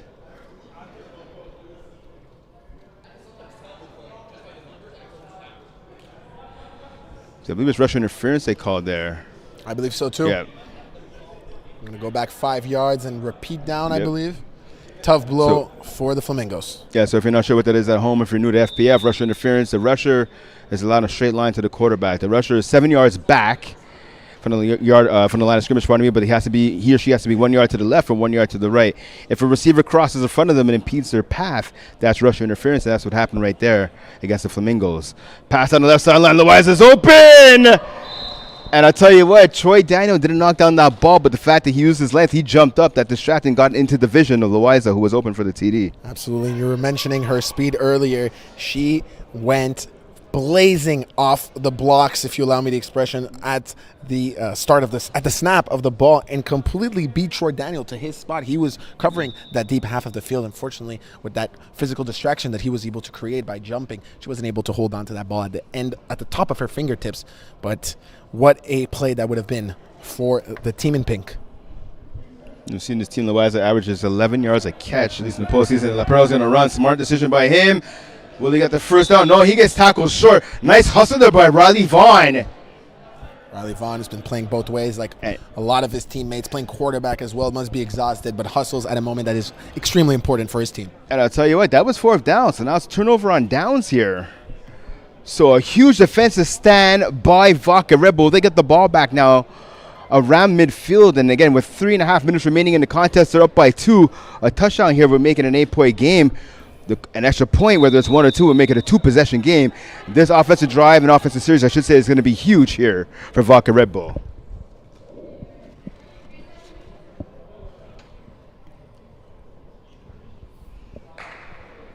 So let's see if they can turn this defense into offense. Pass over the middle. Ooh, and that's almost intercepted. That pass off the hands of Sanacia. And that would have been dangerous. Yep. That would have been dangerous, Red, if number 12... Juliette Leduc on Flamingos gets her hands under that football before it touches the ground. Everything you just described goes out the window, and Flamingos can get back in this game. Yeah, Leduc was lurking, but she couldn't come up with the play. Vaughn smartly decides to run here on 2nd down. Oh, Leduc with a big tackle right there. That could have been a TD saving tackle. So pickup of 9 yards, though, on 2nd down, setting up now 3rd and 1. So here I'm going to ask you, Nick, 3rd and 1, right? 3rd and short yardage. Are you taking that shot to the end zone right away, or are you just trying to make sure you get the first down? Personally, I would definitely take a shot to the end zone, knowing that I'm then comfortable to get the 1 yard in a 4th and 1 situation. That being said, so far, Vodka Red Bull in situations like this has not opted to go with that strategy. They've opted to go for the yards right away. So I wouldn't be surprised to see them continue with their tendency that they've shown all game. So Vaughn gets the snap here. Looks to the right, backs up, pass to the end zone, caught by Daniel. Touchdown again. Oh, he came down hard. Ooh, his leg went one way. It is knee the other. And it seems very painful, Brent, from our position on the field when we're looking at his facial expression. It seems like he's in real pain. Yeah, that's his left leg there. You'll see on the replay here. But you know what, Brent? He's walking right now, as you guys can't see it on the replay, as we're showing you the replay, but he's walking on his own, putting weight on his foot by himself, which is a really, really good sight to see, not even for this ball game, but just for this young man in general and his career. As we'll see here on the replay. And from a football standpoint, his third touchdown of the game. Yep. So we'll see here on the replay. Yeah, Vaughn getting flushed to the right. He thought, you know where he's going with the ball already. Over two defenders. So you see, he comes down there. His left leg kind of bends a little awkwardly there. And they don't have the luxury right now to have him off the field. Right? Hopefully that play looks a lot worse than what it was. He's back on the field. He has no choice pretty much. Back on the field for this one-point convo attempt. They do have 3 other men players that could replace him, but just in terms of the impact he's been having so far, right back to him, as you can see. And Kuzwa finally gets a defensive bat down against Daniel. So we're now on the pro clock, 52-44 lead, 8-point lead right here for Vodka Red Bull. This is very interesting because Flamingos has an extra player on offense. We've been saying it all game. And as you guys have seen watching at home, it therefore allows them to have somebody open a lot of the times in the deep thirds. But now, actually, I said Daniel had 3 touchdowns earlier. Pardon me, he has 5 touchdowns. That's incredible. But what I meant to say is Flamingos right now have the ability to go tie the game. They can't in one possession go win the game. They have the ability to go tie the game. But unfortunately for Vodka Red Bull, they're playing with one less player. There's a lot of holes on that defense. They could score fast and then request their onside kick. Exactly. I was going to say, that's going to be my next thing, because you said they could tie the game, obviously, for touchdown, 2-point conversion. Way with the catch. He's tackled. A gain of about 6, maybe 7 on the play. I was going to ask you that, because they're shorthanded, and again, now with Daniel being hurt, he's not 100%. Do you elect to go for the onside play? I would definitely. It's a 2-point game. That's a great question. I would definitely go for the tie, knowing I still have my onside kick later if the other team manages to get the lead again. Gets a snap, Lepro does. He goes to the left. He's running, goes down the sideline, gets past the tackler. Troy Daniel there with the stop, but not before the quarterback's able to pick up the first down on the scramble. Just under 90 seconds remaining here in the contest.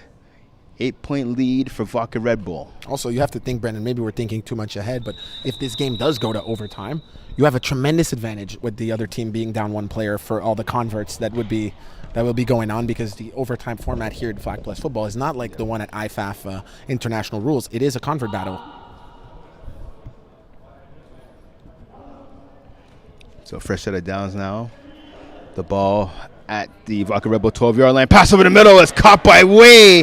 Gets into the end zone. Touchdown! Incredible play, an incredible catch by Ryan Way. If he didn't jump that high to catch that ball over his head, that ball would have been intercepted. There was a defender waiting for him right behind. So amazing grab. So now here's the play here. Yeah, it looks like they're not going to go for the onside. You're right. They're going to go for the 2-point convo here. That does make sense. Again, you have about a minute left in this contest. So that makes sense right here. Get your defense back on the field and try to make a stop. This is the plan here by the Vodka Rebels. But before they can do that, by the Flamingos, before they can do that, they need to try and tie this game up 52-52. Let's see if they can. This is the play of the game. Yep. That pro gets a snap, gets flushed to the left, pass to the end zone. He gets sacked. Lasaggio Daniel does it again. Here's the problem. I understand that they want to challenge the play, because I also believe, from my personal opinion from here, that he did get that ball off before getting sacked, but that ball was caught out of bounds. So even if you were to challenge it, there's no positive result here for Flamingos. So I think they realize that now. So this is what it comes down now to. The Flamingos defense has to get a stop here. And actually, our production team, our amazing production team, just showed us the perfect video review, and the ref got it right. The ref got it right. That is a sack.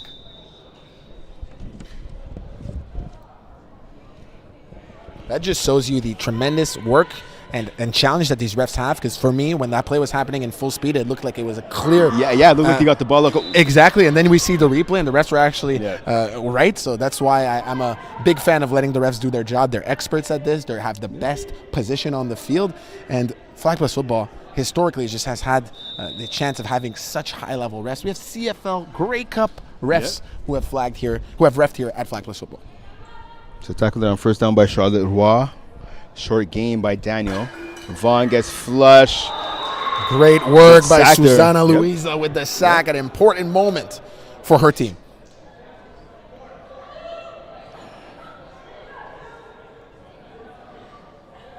So I believe a timeout was called here. The clock has been stopped. As you see, I see Jack Nudie. He said to the sideline the clock shouldn't be stopped, and no, it shouldn't. Now it's running again. But that's about between 4 to 5 seconds extra should have ran off the clock there. So again, 52-50 lead, 35 seconds and counting remaining here in the contest. 3rd and long now facing this offense. Vaughn smartly waits till the play clock goes down to the end. Oh, good bat down there on defense. And not only is that bat down, force 4 down, it also stops the time, Brent. This is exactly what this team needed. Great play by Julian Farella. So Farella with the stop here. So you have to imagine right now, if you're Vaca Red Bull, you're going to punt here. Yes, because in 6-on-6 flag football, unlike 5-on-5, for those who aren't familiar with that, the difference, there are punts.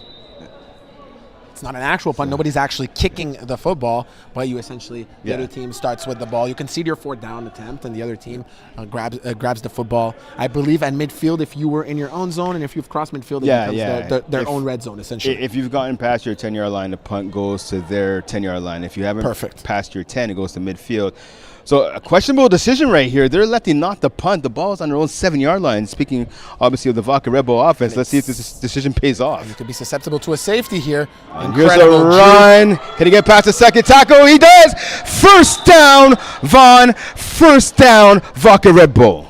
Well, Brent, the decision paid off. Riley Vaughn decided to rely on his legs, and that's all she wrote.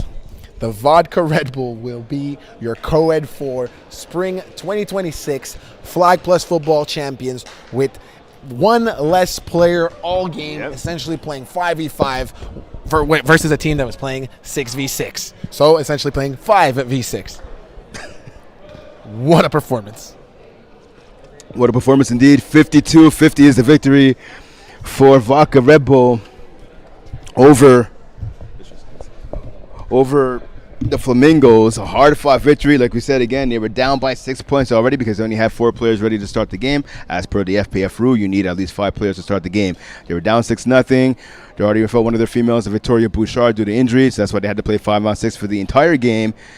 But as we saw, Vodka Red Bull said, you know what? We'll take it. We're still going to play with some ball, and they walk away as champs. Exactly. They said we have one less player. We have our injured women's star player out. She's injured. She's therefore out. Yep. You guys are getting a free 6 points because we don't have enough people so far, because we showed up late, because the bridge is under construction, and we will still show up, show out, and win. What a a show of resilience for this squad. Definitely. Vodka Red Bull saying, hold my beer. So we talk about player of the game. Listen, there's going to be no debate. Let's be honest. Alessandro Daniel, 5 TDs. I had about 3 or 4 sacks. Like 4 PBUs. Yeah, exactly. Talk about the performance by Daniel. I mean, incredible. On defense, first of all, when you're playing 5 versus 6 on defense, you need to figure out a way to not have gaping holes. And what he did, the way they decided to do that is for him to have a dominant performance as a rusher, which made it really, really hard for Lapel, the quarterback for Flamingos, to perform properly despite how good he is. And then to add 5 receiving touchdowns, to add PBUs, interceptions, to be double covered and still get open and catch touchdowns. Incredible performance. I can't say more about this young man.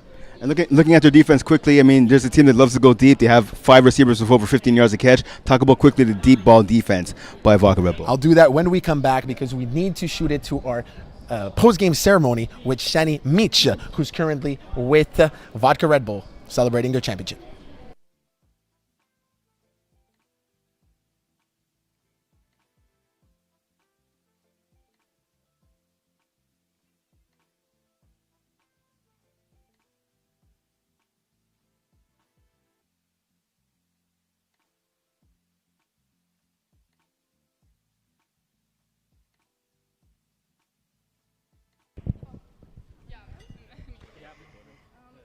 Perfect. And we're going to give the MVP to Alessandro Daniel. Yeah. All right, Alejandro, how do you feel? You guys play like 5 to 13 people? It was a tough match, but with me and my QB here, Riley, and my cousin and my father, we played very well, and yeah, pretty much it. Yeah, that's it. Yeah. You guys want to say something else? MVP. MVP. Oh, I dropped the ring. All right, perfect. I'm going to give you right back to the booth, Nick and Brent. All right, welcome back here to the broadcast area. So as you see, Alessandro Daniel, deservedly so, the game MVP, obviously winning a championship with his father, Troy. That's obviously a special moment between those two. One thing we talked about right before we went down to the field was the deep ball defense displayed this afternoon by Vodka Red Bull. Just talk about that for a second.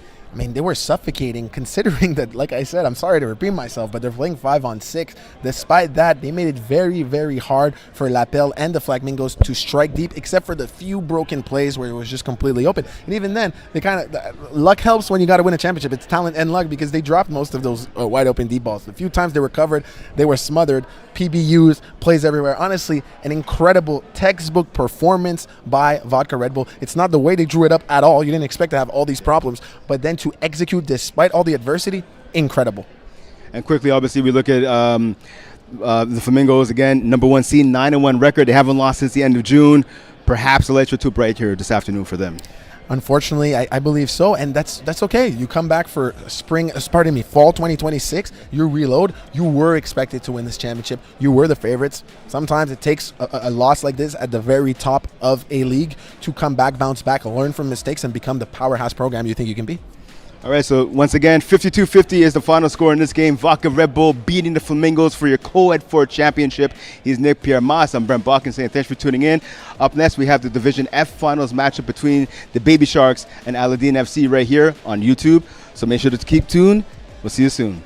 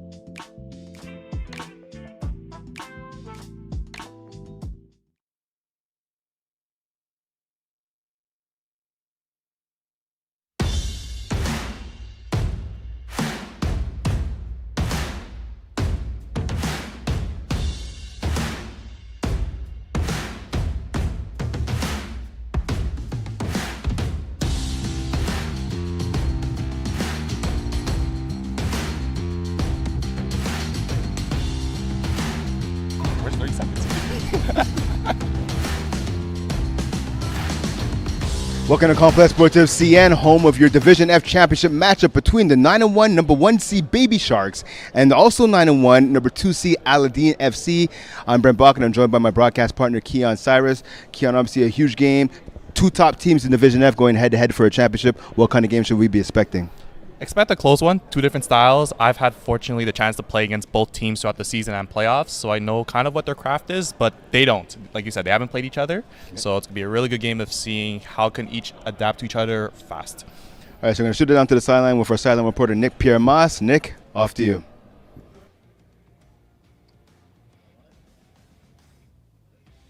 I'm here with Ben Levy, star defensive player for this Aladdin FC team. You won Defensive Player of the Year of Division F FPF Spring 2026, and you guys finished with a 9-1 record, finished with the second seed. You're about to play Baby Sharks, who finished 9-1 as well with the first seed.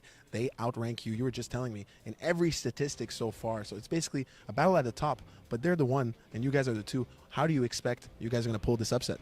Yeah, I think for a lot of the beginning of the season, I told Keon we were relying a bunch off our athleticism. We got a lot of guys who make great plays.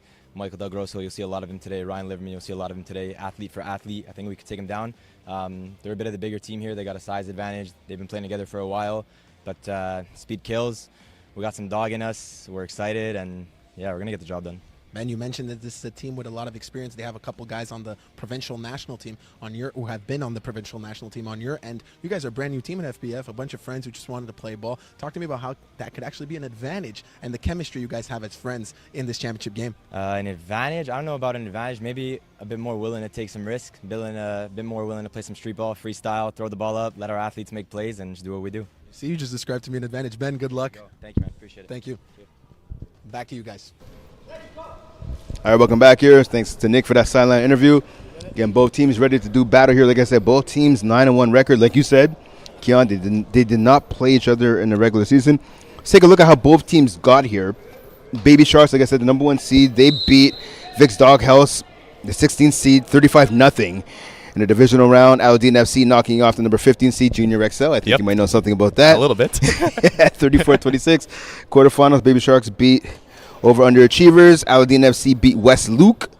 And in the semifinals, Baby Sharks beating number 10 Perfect Timing. Aladdin FC beating the number 4 seed Bug Sacks. A puncture ticket to championship Saturday here in Brossard. Aladdin FC starting with the ball. Quick pass to the flat. Quick grab. So from Ben Levy, quick pass over the middle there. Pick up of about, I want to say maybe 3 yards on that play. Yeah, possibly 4. I think that was Shane Silversmith, the snapper, and he had a great season. 34 catches, 372 yards, as well as 7 touchdowns during the regular season. So second down and long now. You're right, it was to the number 2 actually. Yeah, Shane Silversmith, like you said. His 8th catch of the postseason. Levi gets pushed to his left. Cotto dropped actually out of bounds by David Wilk on the sideline. Number 10, the receiver for Aladdin FC. It's interesting though, because I spoke to both Alexander Sharkawi as well as Ben Levi regarding how their styles are. When you look at Aladdin FC, they're more on the shorter side and quick. But when you look at Baby Sharks, they're just tall. Taller defenders, taller offensive threats. So it's very two contrasting styles. Both teams feel like they're good enough to win. I mean, they're both good enough to be here at 9-1, and the two best teams in the division. So it'll be a really interesting game. Third down now. Levi pushed to his left again. Throws off his back foot. Nice pass. Oh, drop actually. Looks like there was two receivers, and this is the theme I've seen the last couple of games. 2 receivers in the same area. Unfortunately for Aladdin FC, it doesn't work out for them right there on third down. Now facing 4th and long is his offense.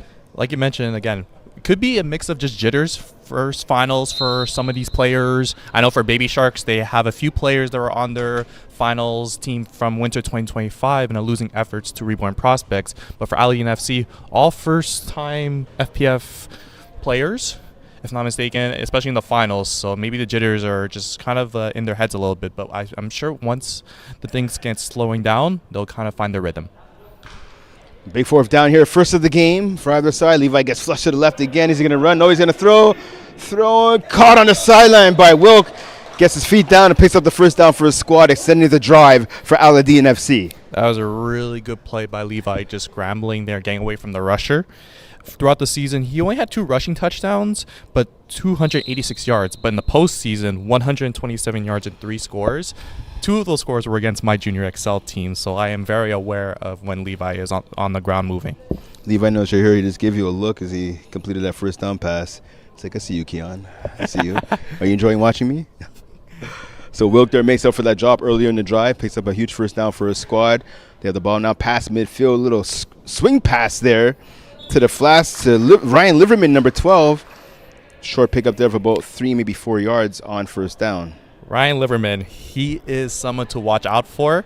When I played them during the playoffs, Michael Del Grosso, the main attraction of this team on the offense and defense, as he is the rusher of the year. But Ryan Liverman torched our team for, I think, 3 catches, 60-something yards, all of them touchdowns, just burnt our defense through the roof. So, I mean, if there's someone to be an X-factor perhaps in this game, I'm looking towards him. So, I mean, you might not be the right person to ask, but how would you stop him? Got to get in front of him. He's really fast in space, but again, it's easier said than done. Nice play right there in space. Able to break a tackle, get down inside the 5-yard line as a receiver. Big chunk yardage pickup right there. That's the other main target, Michael Del Grosso. Yep. Easily Levi's number 1 target. 15 touchdowns in the regular season with 385 yards. In the postseason, I did not play against him in our matchup, but in the last 2 games, 130 yards, 4 touchdowns in 2 games. Yep. Also has 3 sacks as a defender. Yeah. So dual threat player indeed is Michael Del Grosso. Exactly. 13 sacks as a rusher throughout the regular season, 3 sacks in 2 postseason games. No question, rusher of the year. So first and goal now for the Aladdin FC offense. The ball at the 1-yard line.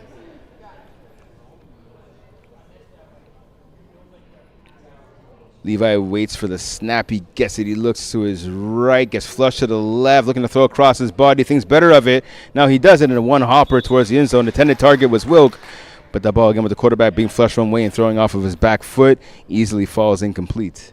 With the game becoming so much smaller in the red zone, it almost favors Baby Sharks for their length. All their players, for the majority, have a long wingspan. They cover so much more ground.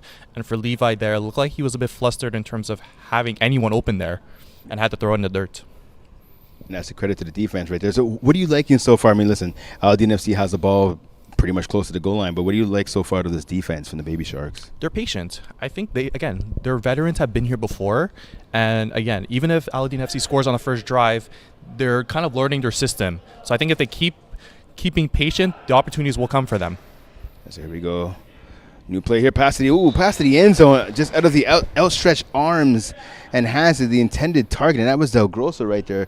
It's odd to see him and the quarterback not exactly on the same page right there.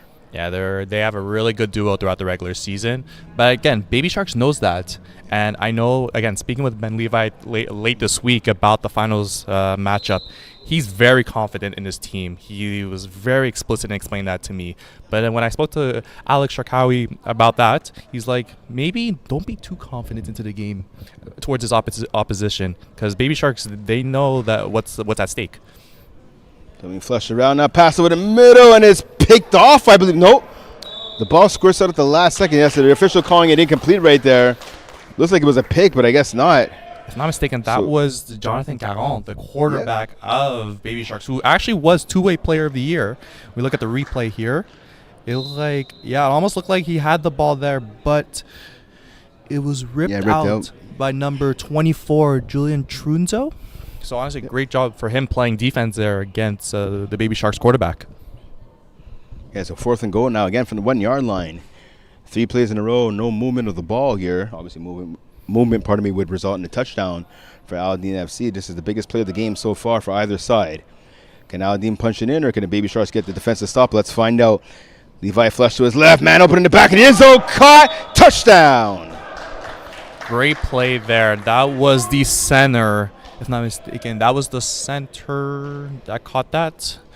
That number, I'm trying to figure out which number. Is it Shane Silversmith? Yes, Silversmith, yep.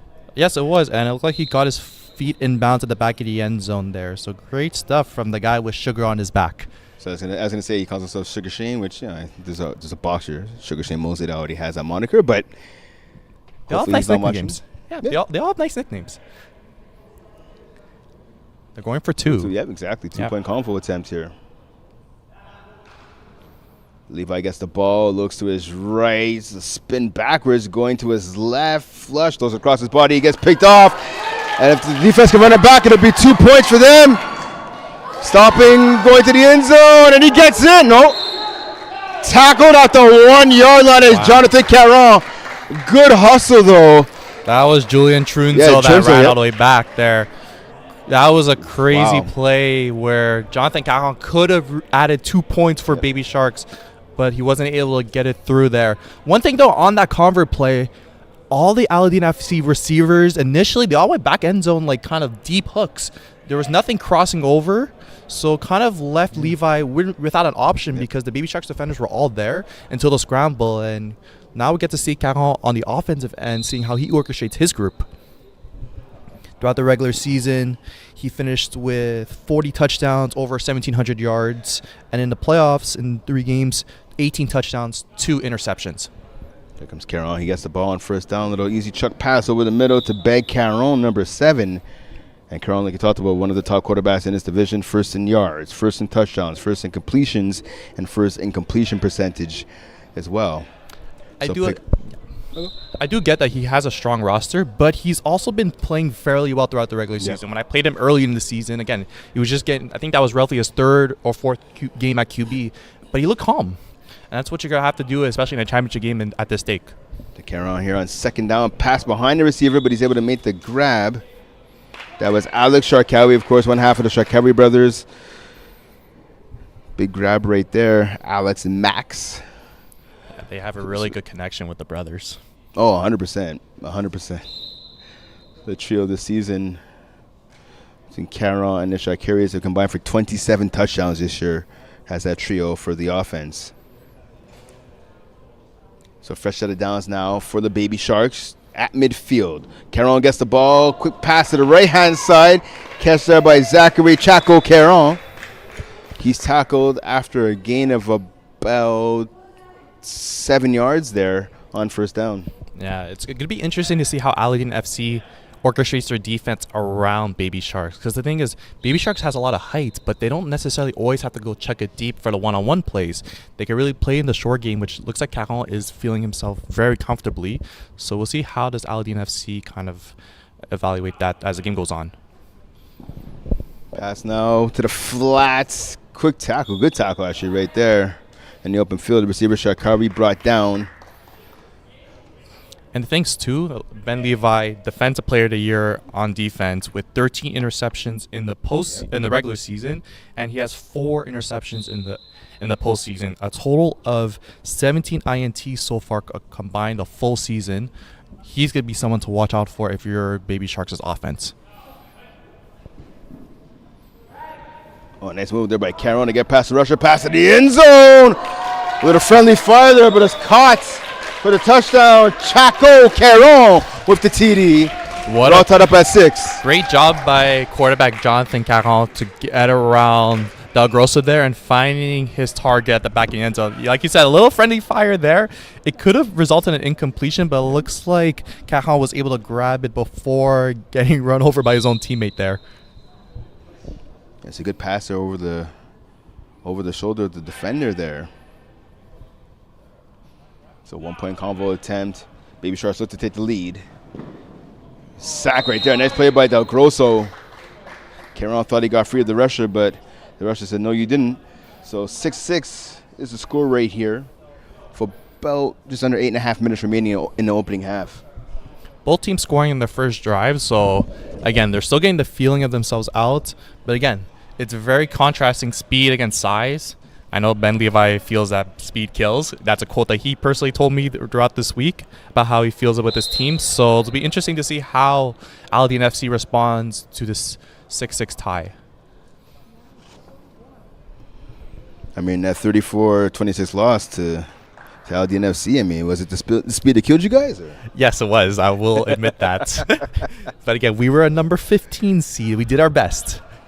Keon making excuses as to why his team lost. Little swing pass there out to the flats.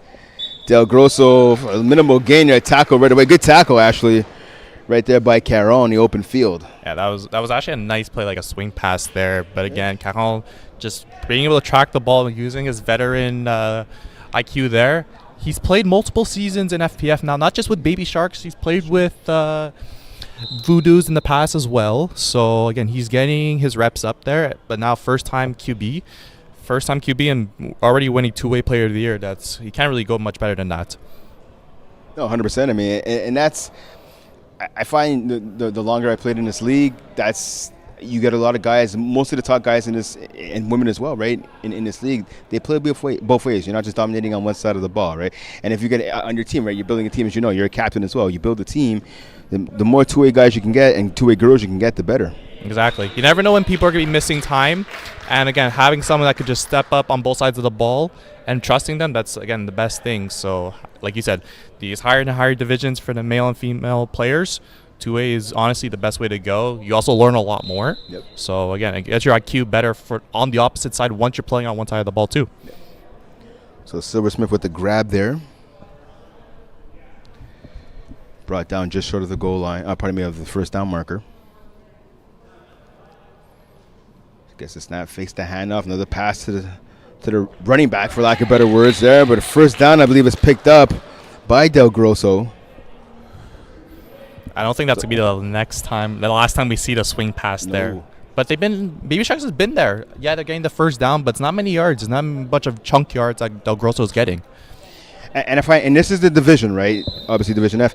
This is the division where you're going to see a lot of handoffs. You're going to see a lot of misdirection plays, and you'll see, like we're seeing here, like using a receiver as a running back with those swing passes. So far, so good for the Aladdin FC offense. Yeah, I'm gonna say it's gonna be a matter of time if Baby Sharks will adjust to it. Maybe they'll play a bit more tighter on that, especially when they see it coming, because it is developing pre-snap. So fresh set of downs now. The ball at their opponent's 21-yard line for Aladdin FC. Pass over the middle of Silversmith again. He's tackled after a gain of about 7 yards right there. Eli Lecavalier there with the tackle. At this point, it doesn't look like Aladdin FC is using their speed too much, like going vertical, but they're using it in different ways. Again, Del Grosso on the end around, and Ben Levi is taking his time, reading his progressions. He's not feeling too pressed by the defense, which is actually benefiting them in the long run. So second down now and about 3. Facing Levi in his offense. He gets flushed to the left. He's going to run. Yes, he will. He takes off. Ooh, a nice tackle there in the open field. Perhaps a touchdown saving tackle. Made it looks like by number 1 and Alex Sharkawi. Yeah, that was a great run by Levi. And, yeah, that was a really close call to being a touchdown run, but Sharkawi was able to make the stop there. With Baby Sharks, they've been so dominant throughout the regular season. Then it reached to Game 10 when they lost to TGs in a close battle. Yep. And when I spoke to Sharkawi regarding it, he was like, it's honestly better that they lost that game because, again, going 10-0 and then having all that pressure going into playoffs, they're able to kind of revamp a little bit of the offense. And that's what he explained to me, where they changed some plays. And then even the playoffs, their second matchup against over-underachievers, they only won by 5. So fresh set of downs here. Pass on a drag route to Del Grosso. Tackled immediately. Good tackle right there on the play by... I think that was number 7, I think, in Caron. Yeah. No, 17 in Caron. Yeah. Well, yeah, the other Caron. Yeah. So when Baby Sharks play over underachievers, I was shocked to kind of see the score there. It was only a 5-point win. But again, playoffs, you never know what's about to happen. It's one game elimination. Baby Sharks did advance, but it did scare them a little bit. But it didn't look like they needed much worrisome against Perfect Timing, who were undermanned, unfortunately, which resulted in a 53-0 victory. Second down play here, being flushed to the left as Levi passed to the end zone. Nice catch there by Will. He's in for the touchdown. Looks like the Baby Sharks defenders were hoping for a sack there, but it wasn't called. Would they perhaps challenge it? I know Jonathan Caron was talking to one of the officials on the sideline regarding it. And, of course, if you're not familiar with finals weekend here in FPF, teams are allowed to challenge. We have a replay booth right here next to our broadcast area. Teams have 1 challenge per game. If you're successful with the challenge, you can challenge again. But if you're unsuccessful, you not only lose the timeout, but you lose the chance, to challenge for the rest of the contest. Yeah, it was a close one there off the replay, but it doesn't look like Baby Sharks is going to challenge. Perhaps saving it for a moment more towards the later part of the game. A wise decision. 2-point convo, double quarterback here. Del Grosso has the ball in his hands. He's no stranger to throwing. Tosses the wobbler back to Levi. Levi now. Pass to the front of the end zone. Wilk. The ball goes in and out of his hands. So 12-6 is the lead for Aladdin FC with just over 2 minutes remaining in the opening half. Yeah, that was a good ball by Levi to Wilk. Unfortunately, he wasn't able to catch it and bring it down for the 2-point convert. Baby Sharks have 2 minutes remaining in the first half to potentially score. It looks like if I was them, I wouldn't have to take the chunk play right away. Milk the clock. Take advantage of it. You get ball back second half, so it'll be a big momentum if they can score right before half and then get the ball back and score again to basically a 2 straight possession process. So first down now, pass to the sideline. Just caught the receiver tackle before going out of bounds. That was Ben Caron, number 7, with the grab. And so far with Baby Sharks, they haven't really tested the deep ball. I don't think Caron's really thrown a ball more than like 15 yards in the further in this game, but so far he hasn't needed to. So I wonder if Aladdin FC is going to eventually play a bit more closer. Second down now.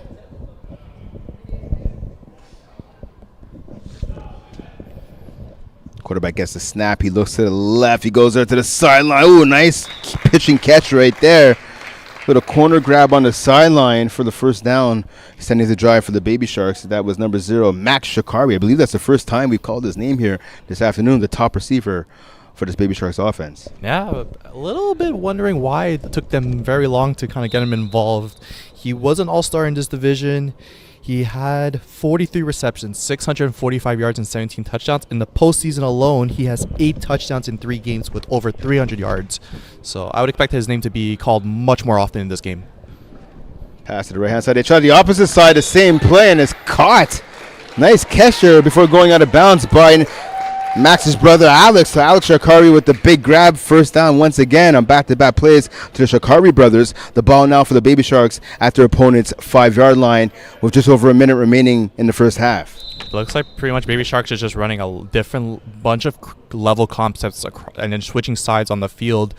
The Aladdin FC defenders are going to have to find a way to maneuver or shift their defense because, again, with levels, they're just getting beaten in the little holes on the field and the little zones.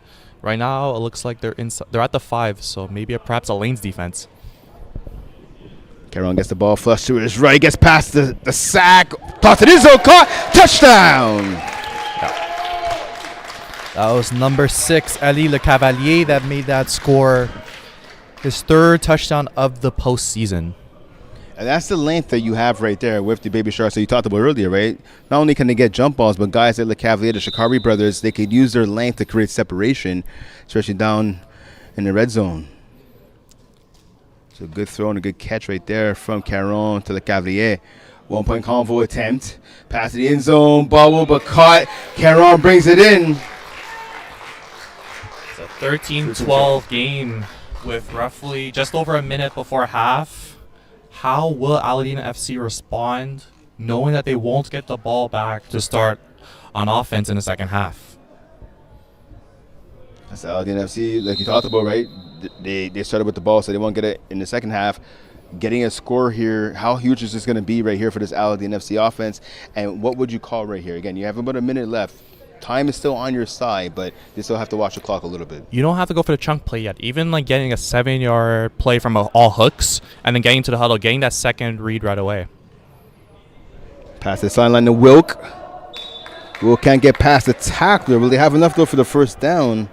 I don't think he will. Yeah, stopped about 2 yards short. So second and 2, pardon me, after the pickup of 8. Yeah, that was a good catch by Wilk there. He didn't have to get out of bounds there, which he didn't. Again, things with these lower division teams, when they see the clock running, they get flustered, they try to rush. Time is on your side. Levi flushed to the left. Caught. Ooh, a ball. They were able to hold on to the ball was Wilk. He picked up the first down before going out of bounds. So the clock, in the pro clock, if you're not sure what that is, so the pro clock gets called with the final 2 minutes of the half. And when you get a first down, you stop the clock. when you pick up a first down. The play gets whistled in. The time starts, when the play gets whistled in. As you see right here, the only way to stop that, of course, is by calling a timeout. If you catch the ball inbounds and you don't pick up a first, the time continues to run. Scamper there by Levi, breaks one tackle, not another, and he might be called out for flag guard or jumping here. Yeah, I think perhaps it was more of the jumping aspect than the flag guard, because it looked like he had his hands up. As we look towards the replay here, the clock does stop at this point. As we see Levi, he's thinking about passing. He says, no, I'm going to take off and run. And there's a small jump, but it's still a jump nonetheless right there. Yeah, it's a little hop forward. Again, you could jump backwards or laterally. You just can't jump forward. Yeah.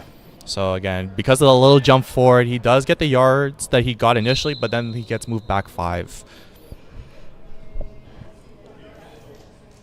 So I believe they're saying he picked up the first down, so it's 1st and 10 now, just past midfield for the Aladdin FC offense. Again, they're down 13-12, 22.4 seconds remaining. Brent Bach and Keon Cyrus with you live in Brossard at Complexe CN for this Division F Championship matchup between Aladdin FC and the Baby Sharks. Levi with a bullet over the middle, and he's picked off. Nice interception right there by the defense. That was number 15, Zachary Choco Caron. Second big play of the game for him. 3 interceptions for Caron in the regular season, and in the playoffs didn't have an interception, so this is his first of the postseason. What a better time that in the championship game. Yeah, better late than never. Better late than never right there to make a huge play, and that's exactly what he did. That's not what Aladdin FC needed. Even if they didn't score there, at least they would be in one possession, whereas Baby Sharks now has time to score and to get ball back. Yep. Could be a 12-point swing right here. Pass to the sideline. Leaving up hard to get that was Max Sharkari. Gets the ball inside the 5-yard line. Again, that's just a ball that no defender on Aladdin FC could even make a play on. Perfect at the boundaries. Only Sharkawi was the only player that was able to get that ball and get out of bounds.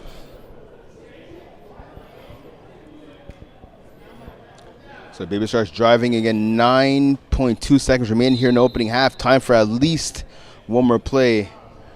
Definitely 2 even, I would say. Quarterback gets a snap, camera onto the end zone behind his receiver. He's intercepted. And a huge INT right there for the defense. They return the favor. And now, so I think, there's 1 second remaining on the clock here. So we'll have one final play for the Aladdin FC offense. Look at Levi there. He threw the pick just before, and now he does on the defensive end, showing his worth as Defensive Player of the Year with an interception at the biggest time. And honestly, that was the best thing for Aladdin FC to get tackled with just basically a second left on the clock. 1 play to get into the end zone, barring a penalty. And we'll see what they come up with. So if you're the offense, what are you calling right here? Who are you looking to get the ball to? Well, I know Baby Sharks is going to look for Del Grosso as a coverage, so maybe use him almost as a decoy if you don't have it on a first read. You have David Wilk as well as, I think, like the guy I mentioned earlier in the game, Ryan Liverman. So he's another speedster that he could get behind the defense. But it looks like Baby Sharks, again, they know it's going to the end zone, so they're going to send everyone back. But again, you just got to make a play. So here we go. Can they make a play? Let's find out. Final play of the half. Wilk is the quarterback. Throws to the end zone. That gets knocked down. Yeah, it looked like Levi was trying to play receiver there, which, again, in the regular season, he's actually been pretty viable in the times he has played as receiver. 9 receptions, 138 yards, and 3 touchdowns. Mainly that's because he's playing quarterback majority of the time. But, again, they went to try to go to him quick, but for Baby Sharks, it wasn't going to work. So 13-12 is the score right now at the half. Again, Keon Cyrus, Ben Bakken with you live here at Complexe CN. Battle between the 2 top seeds for this Division F Championship, Baby Sharks and Aladdin FC. So, of course, a 1-point lead for the Baby Sharks. Touchdown by Le Cavalier. And the last possession a couple possessions ago, I should say now, for the Baby Sharks, and that's where we stand right now. Again, 13-12 is the lead for the Baby Sharks over Aladdin FC. What are your impressions of the first half? I think for both teams, again, they got a feeling of themselves, but I feel like Baby Sharks are slowly pulling away, especially in that last minute. Ben Levi did get that interception and gave it themselves a chance to score right before half, but that initial interception that he threw could have kind of rattled his team. He did get the interception on his part, so I do give him credit for that. But now they have to get another stop with Baby Sharks. They're not going to feel the pressure of scoring before the clock because it's a brand new half. And quickly, obviously, with Aladdin FC, again, they're struggling. They have a lot of drops, a bit of a sloppy play. Do you think the spotlight, maybe a finals weekend, is too big for them? Yeah, you just take your time. Take your time in that sense, and one play at a time. All right, so we're going to shoot it down to Nick for a sideline interview. Nick, off to you. Je suis avec Jonathan Caron, le quart arrière de cette équipe des Baby Sharks. Tu as gagné joueur two-way de l'année dans la division F. Et là, dans le match de championnat, vous menez par 1 point à la demi. Alors que tu as lancé 2 passes de toucher, comment on se sent jusqu'à présent avec ta performance? Je me sens vraiment bien. En défense, on est solide. Ils ont marqué des touchdowns, mais ils en ont arraché. Là. Ils ont struggle. Je pense que c'était 2 fourth down sur la première drive. Puis la deuxième drive, ils ont eu une couple de troisième essai. Puis on est passé pas loin d'avoir une interception aussi. Fait que je sens qu'en défense, on est vraiment solide. Là. On est sur le bord des arrêtés. Il en manque pas gros. Puis en attaque, de mon point de vue, j'ai l'impression que c'est moins vrai. On est en rythme. Fait qu'il faut juste qu'on garde ce rythme-là, beaucoup de short pass, puis ça va bien se passer. Vous avez fini premier de la saison régulière dans la division F. Vous jouez contre les deuxièmes de la saison régulière. Vous êtes les favoris en termes des statistiques. Là, vous êtes premier en termes des points marqués, premier aussi en termes des points concédés. Et là, vous jouez contre l'équipe qui est deuxième. Vous n'avez pas fait face à eux dans la saison régulière. Et là, comme je l'ai dit, un match de 1 point. Comment on fait pour rester dans ce momentum presque parfait de la saison régulière pour aller gagner ce championnat? Mais je pense que si vous regardez nos quarts de finale, je me souviens plus du nom de l'équipe, là, mais on était vraiment favoris, puis on en a arraché. On a réussi à gagner, mais c'était vraiment trop serré à notre goût. Puis là, notre bounce back en demi-finale, je pense que c'était un bon indicateur. Je ne sais pas si vous aviez suivi, là, mais en demi-finale, on les a battus 53-0. Fait que c'était un bon indicateur c'était une erreur, notre quart de finale, on revient. Fait que on a réussi à garder l'intensité pendant tout le match, même si on menait vraiment beaucoup. Puis je pense que c'est exactement ça que ça prend. Dans un match serré, c'est la même chose. Il faut juste que tu gardes l'intensité jusqu'au bout. Puis c'est ça. Fait que je pense que notre parcours de playoff nous a bien préparé à un match comme ça. Jonathan, dernière petite question. Tu joues avec 2 de tes frères. Et en plus, il y a un autre duo de frères dans votre équipe, les frères Sharkawi. À quel point c'est important, la camaraderie puis la famille là, dans votre équipe des Baby Sharks? Ouais, c'est clairement important. On n'a pas beaucoup joué au flag tous ensemble, mais on a tous beaucoup joué au foot dehors. Puis on se connaît vraiment bien. On sait un peu qui va être où à peu près à tous les moments. Fait que cette synergie d'équipe est vraiment importante là, parce qu'il y a beaucoup de scramble puis des balles qui sont lancées. Puis tu sais finalement où ton équipe est puis à quoi t'attendre. Puis c'est ça, cet esprit on se connaît bien, ça aide définitivement dans cet aspect-là du jeu. Jonathan, merci beaucoup. Bonne chance pour cette deuxième demi. Merci beaucoup, ça fait plaisir. Back to you guys. All right, thank you, Nick. So again, obviously, like I said, 13-12 lead. Quickly for each team, what's your key to the second half? Baby Sharks keep the same, honestly. Things have been working for them. They get the ball back. This drive is very important. You might not think that, but again, they're up by 1. They have a chance to put it into 2 possessions or at least an 8-point game. Aladdin FC, they have to figure out something on defense. Their offense, I'm not too worried about in terms of how things are working, but they have to really adapt if Baby Sharks adapts first. All right, so let's see if either team can adapt here. As we get ready to start the action here in Brossard. Second half coming up. Baby Sharks against Aladdin FC. Division F Championship on the line. Players been whistled in. Here we go. The big matchup we've been looking at was Jonathan Caron against Michael Del Grosso. Two-way player of the year against Russia of the year. It looks like Caron's winning that battle, but again, just under 20 minutes left of flag football to be played in Brossard. For snap of the second half, pass to the flat there to Caron. Caron to Caron. Take up about 5 yards there. A little switch there. Looks like Ryan Liverman is rushing, not Del Grosso. So I wonder if that's a little bit strategic or Del Grosso is feeling the fatigue. It could be a bit of column A, a bit of column B. Del Grosso does have a sack in this contest. A little surprising to see the switch here. Just missing the flag there with Silverman. Oh, missing an INT was the defender. Pass is caught and a good catch. Good concentration rate there by Max Shakarwi on that grab. That was almost another interception there. But again, the length of Max Sharkawi was able to retrieve the tip ball there. And look at Caron was able to evade the sack there from Liverman to make that pass go through. Yeah, and these two teams are so similar. They have speed, they have some size. Obviously, Baby Sharks, the number 1 offense. Averaged 34 points in the regular season. Number 1 defense as well. Aladdin FC, number 2 defense. And number 4 offense. Pass picked off! And a bad pass right there by Caron gets intercepted. The ball gets taken away by Shane Silversmith, number 2. Aladdin FC has the ball. Looked like that was a ball, no lie moment. Silversmith had the interception, the play right before, but went over his fingertips to Max Sharkawi, but then get the interception there and holds on, giving Aladdin FC the ball back. So Aladdin FC taking the ball over at their 6-yard line here. Let's see if they can take advantage now of the extra possession, courtesy of their defense. Like I said, they had a number 2 defense this season. Gave up an average of about 16 points a game. They're under that total right now. Handoff here to Del Grosso. Gets past one player. Almost another little hop there. But he's tackled by Max Sharkawi on the left sideline. Yeah, he was able to get past the 10-yard line, which is very pivotal because in the case of if they needed to punt their Aladdin FC, they would only get it to midfield. But at least now, if they stay at least at the 11 or they keep advancing, it won't be punted to the midfield, at least at this point. So again, 1-point lead here for Baby Sharks. Both teams ended the first half with some turnovers. Baby Sharks still with the turnover bug, as they had their first drive of the second half stalled due to an INT a few plays ago. Aladdin FC looking to capitalize on it. Levi gets pushed to the left, has a man open on the sideline. That's Wilk. Wilk gets past one tackler, but not a second.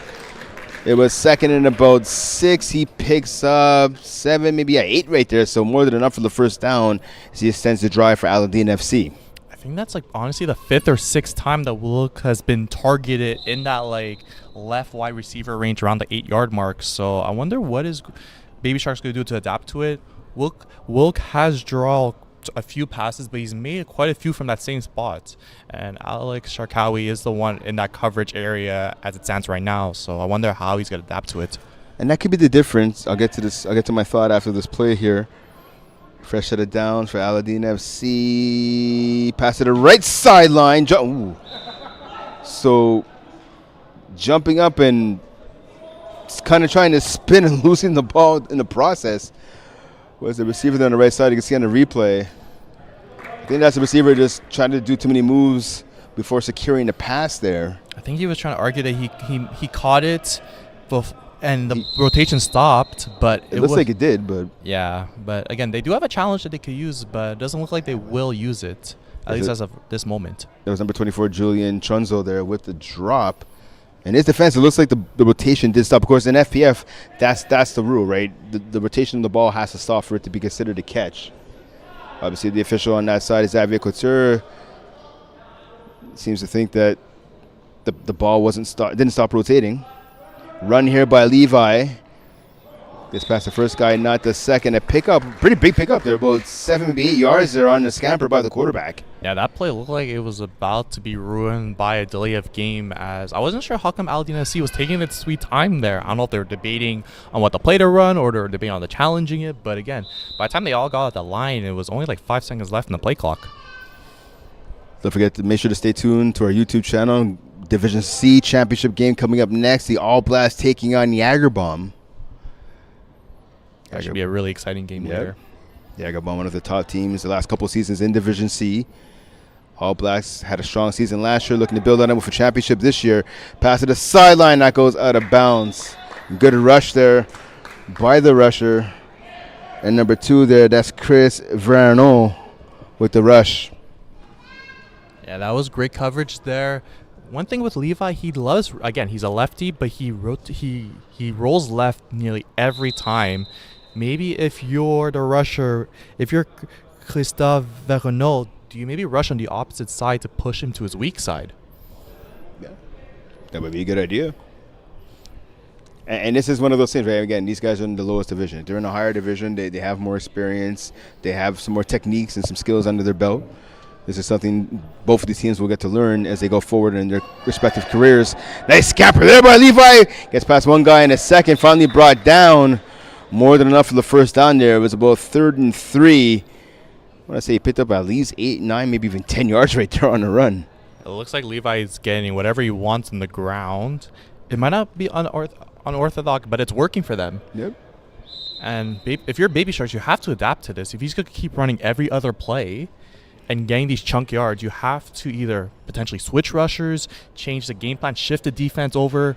But again, what they're doing right now is not the case. But they're at least in red zone right now, so Levi can't run. So ball at the 5-yard line after that big run there by Levi. He gets the snap. He looks to his left. Has a crosser. That's Del Grosso. Breaks the tackle, and he's in for the touchdown. Yeah, they missed the tackle there. Del Grosso basically ran a quick drag from the slot and was able to evade Jonathan Caron for the touchdown. He got pulled by the shirt, but again, was able to make it into the end zone untouched there. Yeah, good fight right there by the veteran receiver in Del Grosso, making sure he got the ball into the end zone. Like you talked about earlier, 15 touchdowns in the regular season. And that's his 5th of the postseason right here for the number 1 option on his Aladdin FC offense. Looks like they're going for 2 to make it a 7-point game. The Levi gets a snap. Del Grosso is back as the second quarterback. You're allowed to lateral as long as you throw it backwards. Del Grosso's going to try to run it himself. Can he get past the last man? No, he can't. He's tackled about 2 yards short. Make it 3, actually. Good hustle there by the Baby Sharks defense, able to adapt live during the play there to keep the player out of the end zone. So it's a 5-point lead, 18-13 in favor now of Aladdin FC. Keon, if you're with the Baby Sharks, how do you respond here? Play like how we were playing the first half. Again, that interception that they got just now, it was a bit questionable because they went towards the same play twice. But again, work on those levels concept, short hooks that's been working, and move the ball down the field. New drive here for the Baby Sharks offense. Pass to the left. That was a good grab there by the receiver. The quarterback was being flushed to his left. Kind of threw a little bit off balance there. So much tougher than a look grab right there by Alex Sharkawi. Yeah, when you have Ben Levi in the secondary, it is frightening with his 13 interceptions in the regular season and even one in this game. But when he shifts towards 20 yards back, it does open a hole there. So if Caron is able to kind of find his read maybe slightly quicker, Liverman is rushing him pretty quick. But again, there is going to be a gap on the field. Pass over the middle. Caught by Max Sharkawi. Grab is good for a first down. Exactly there. Like, again, all you need is maybe like an 8-yard play. If you get 7-8 yards on every play of the game, your defense is going to eventually have to creep up. And again, Levi's backing up very, very far. Kudos to him, though, because, again, it's been working all season and postseason with his interceptions and the great defense behind him. But for Baby Sharks, you have to attack that. Looks like offside, on the rusher. So quick pass there to Max Sharkawi. So the question is, do you take the gain there on first down and say no to the penalty, or do you take the penalty, you go up 5, and your first down attempt, which will have a first down over again, and it'll be a little bit shorter to make? It looks like they didn't get the first there, so I think I would take the 1st and 5 perhaps. Okay, so they're doing the 1st and 5. Again, in that sense, if Sharkawi was able to get a bit more yards, then maybe decline it. But because, again, you get the 1st and 5, and you're still in good range, though. So we'll see what they come up with. Also, from Baby Sharks, they haven't really ran trips or anything. They've been running base offense throughout the whole game. Maybe something different could shake things up, or would it just have the momentum? And the rusher outside again, he's going to have to reset. And Caron sees it. He just is going to run down the right sideline there. Pick up by Caron. Look, he's going to be about a yard and a half short of the first down. So those of you wondering at home what we're talking about when we say reset, so we have the rusher there for those of you new to FPF. So Ryan Liverman, number 12, is the rusher. The rusher lines up 7 yards off the line of scrimmage. He has to be either 1 yard to the left or 1 yard to the right of where the snap is, where the ball is placed. If the quarterback, I should say, let's say he goes on 2 or goes on 3 instead of going on 1, the rusher goes offside. He has to run back to the 7 yards, reset himself, and then he's allowed to rush. He has to get his whole body past that 7-yard mark before he can rush again. If not, it's going to be offside on the rusher. So that pass there fell incomplete, just short of the intended target. Was LeCavalier not able to hang on to the pass? That looks like 3rd down and 1. Prime situation for Caron just to run it, just to get the first down. So with such short yardage, right, and you're near the end zone, would you try to take a shot to the end zone here, or would you just make sure you pick up the first? I think it's tough because if you do run and get the first, you might have an opportunity to run again. So, but I think for them, take the first. Let's see what Cameron does here. Oh, he goes to the end zone instead. Oh, the receiver was open. And Alex Shakari, the pass just outside of his fingertips. Yeah, it looked like it was basically almost double post between the Sharkawi brothers, crossing each other on the field, but that ball was just slightly overthrown. But again, now you have it. It's 4th down. If Aladdin FC gets the stop here, they're in firm control of this game. For Baby Sharks, the momentum could be shifting if they don't get this. So a huge play right here. 4th and 1. Do you go on 2 maybe if you're Caron? Yeah, I would. Ball here at the 12-yard line. Oh, they let the go on 1. Silverman stays onside. Pass to the flat. Caught. 1st down. Easy pitch and catch there between the quarterback and the receiver. And Jonathan Caron to Ben Caron. Great stuff there on the 4th down. Caron to Caron connection. We're going to see that all game as well as previously. But again, now the field is smaller for Baby Sharks. You're at the 9-yard line. 4 plays to reach the end zone.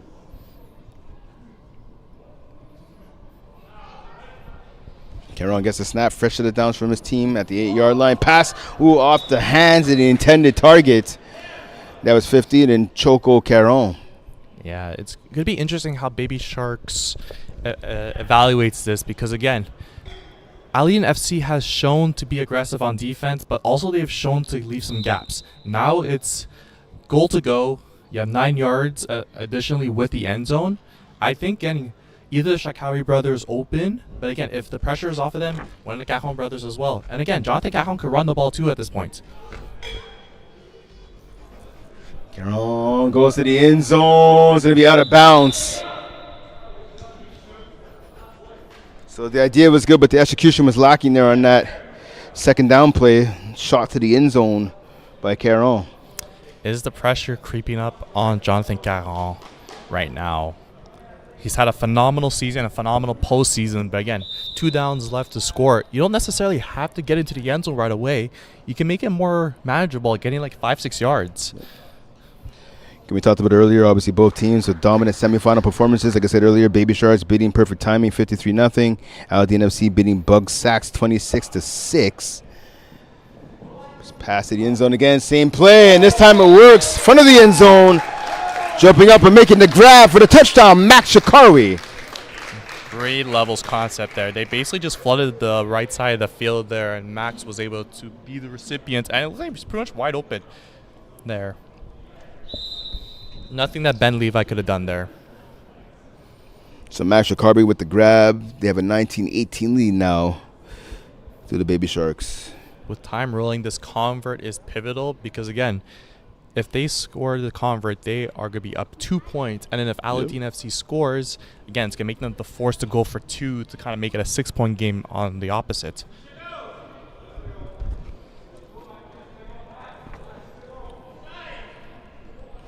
One-point convo, like you said. Caron goes to the left. He has a player. Nice catch. Good adjustment there by Caron. 20-18 is the lead for the Baby Sharks with 5 minutes remaining in the contest. Yeah, we're going to have a really exciting last 5 minutes of the game. Baby Sharks just took the lead and with the convert. But again, Aladdin FC has held their own throughout the whole game. Now for Ben Levi and company, what can they do to either milk clock but also move the ball down the field? Realistically, they could take this ball all the way down to the 2-minute warning and some if they are strategic, but do they rather take the safe chances or the big shot when needed? Oh, we're about to find out what they have in store right here.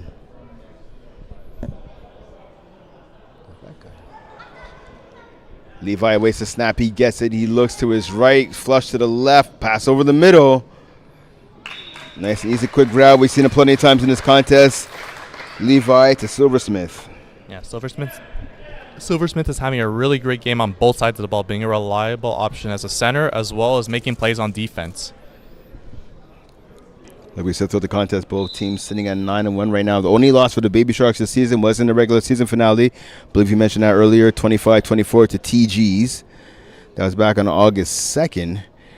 For Aladdin FC, their last loss was all the way back in week 2, May 31st. They lost 25-12 to 1664 Blanc. Levi, pardon me, here on second down. Pass to the corner. He has a receiver off his hands and incomplete.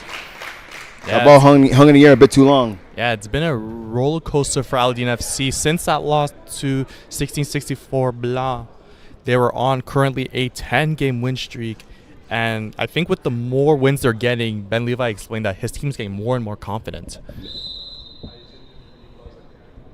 So what are you calling here for an offense? You got to pick up a first down here. What are you going to? I think, again, setting vertical threats upfield, but I think Levi's probably going to end up running the ball, at least making it manageable or trying to get the first at least.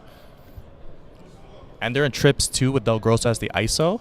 Perhaps trying to take him out the way and maybe perhaps running towards the right side. But, again, Levi hasn't really ran that side of the fake handoff to Del Grosso. Levi with it. Levi still with it, not sure what to do. Throws across his body. Has a man open in the end zone. Touchdown!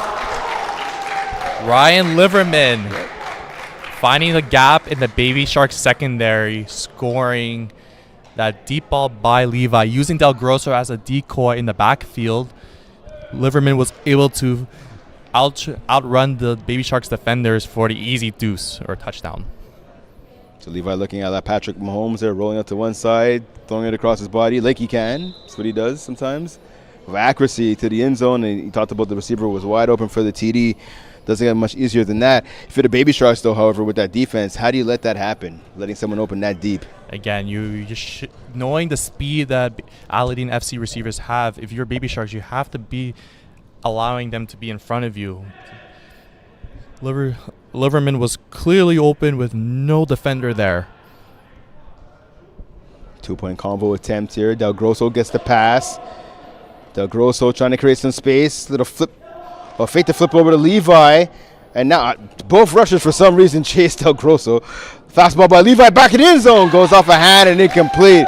I'll tell you what, Keon, the Baby Sharks defense was lucky not to give up 2 points right there. Exactly. Shane Silver-Smith was in the back in the end zone there, but actually it got defended by his own teammate, Julian Trunzo, there. But I don't think he realized his teammate was behind there. So now 90 seconds, just more, pardon me, than 90 seconds remaining here in this contest. Pro clock has been whistled in. Will this be the final drive of the game here for the Baby Sharks offense? Let's find out. Caron gets the snap. He looks to his right. He goes there immediately. Caron to Caron once again. Pick up. And so the player, he got tackled in bounce actually. So the clock is running here in a small gain of 1, maybe 2 yards there on that pass from Caron to Caron. Baby Sharks quick snap here, second down. Caron is intercepted! Huge INT for the defense, and they have possession. I think that was Julian Trunzo with the interception there. It looked like he got his foot in bounds. Yeah, we'll see on the replay.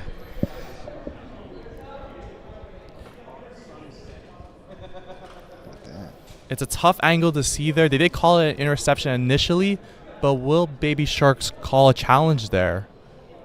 I mean, you can't take them home with you, so you might as well. Yeah, exactly.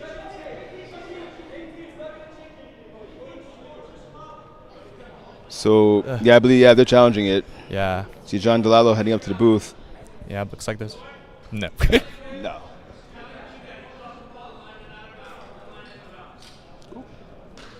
Yeah, so you hear John DeLallo, the head referee, saying that the defense, well, Baby Sharks, I should say, pardon me, the offense is challenging that play on the field. It was a tough call to look at. In my perspective, it did look like he was out, but again, the referee, did make the call pretty immediate that it was inbounds.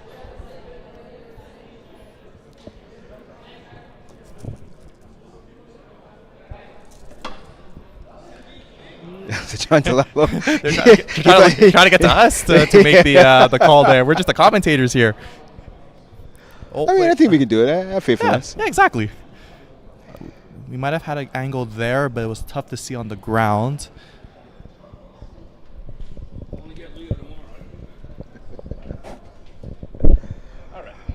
So, that's John DeLallo. Head referee now coming up to see the replay here in the replay booth. So you guys at home will get the replay in a few seconds here. A great, interesting battle that we have towards the last minute. Speaking with Ben Levi earlier this week, quote-unquote, athlete for athlete, Aladdin FC is the best team in this division. That's from quarterback Ben Levi, and if his team can pull it off this win, he might be very right. I think that left foot came out of bounds first. Yeah, it looks like it. We might have an angle here. Better replay here. Yeah, he's out of bounds. Yeah, he's out of bounds. Yeah, he got, unfortunately, a great play there by Trunzo, but unfortunately, I don't think he got his feet there.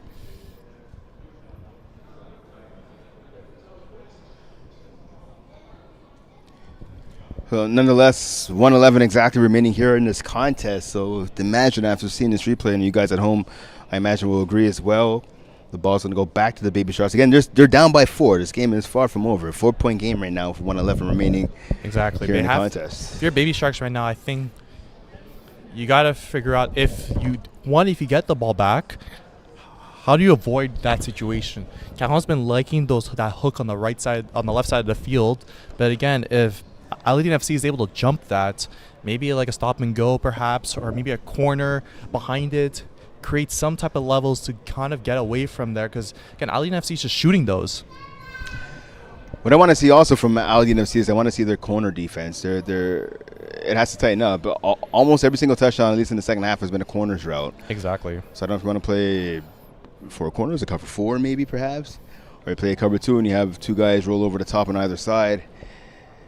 Roll towards the corners, I should say. You got to figure out something, because again, that's pretty much been the only thing they've been giving up is just those corner routes all day long to the Baby Sharks. Exactly.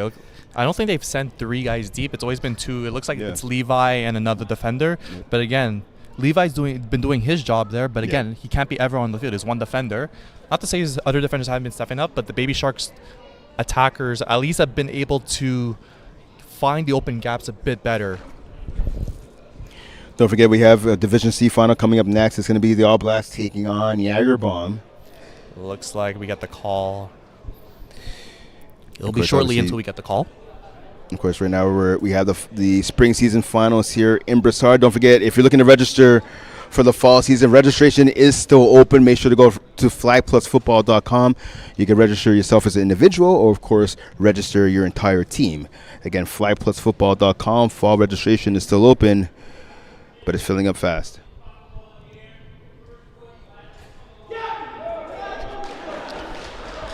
So it's going to be out of bounds.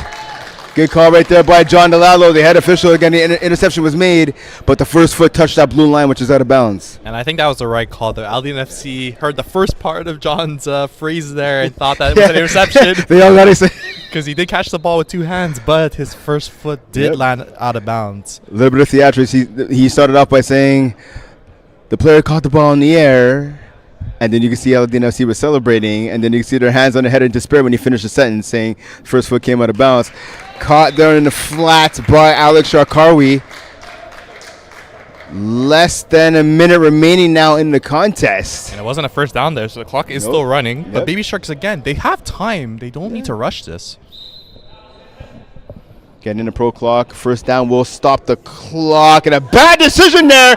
And that is picked off. Quarterback Ben Levi, Defensive Player of the Year. His second interception of the game. That was a very bad ball by Caron there. He should have honestly ran that. He hesitated there when he was running towards the sideline. And you see here on the replay, Caron's caught up between 2 minds right there. He's like, oh, should I run? The rusher's getting closer. Should I throw? He should have thrown that. He should have thrown that ball away. Lived to fight another down. Exactly. It's a horrible decision right there by the quarterback. Might have cost him this championship. Again, the game's not over, but again, everything is on Aladdin FC's side. If they don't do anything out the ordinary to blow this championship, they should be the Division F champions in 45 seconds. Yeah, this game might be over right now. Again, that INT is an inexcusable decision from a quarterback. Again, he's been pretty much the best quarterback, or at least the top 3 worst-case scenario in this division.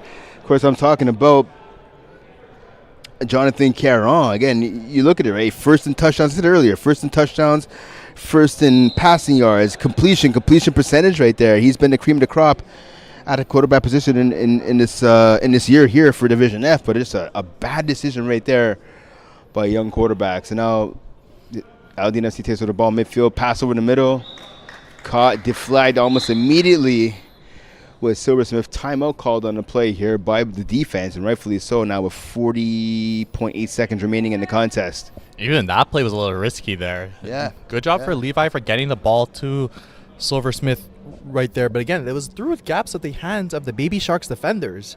Last thing you want from Aldine FC is an interception to go the other way.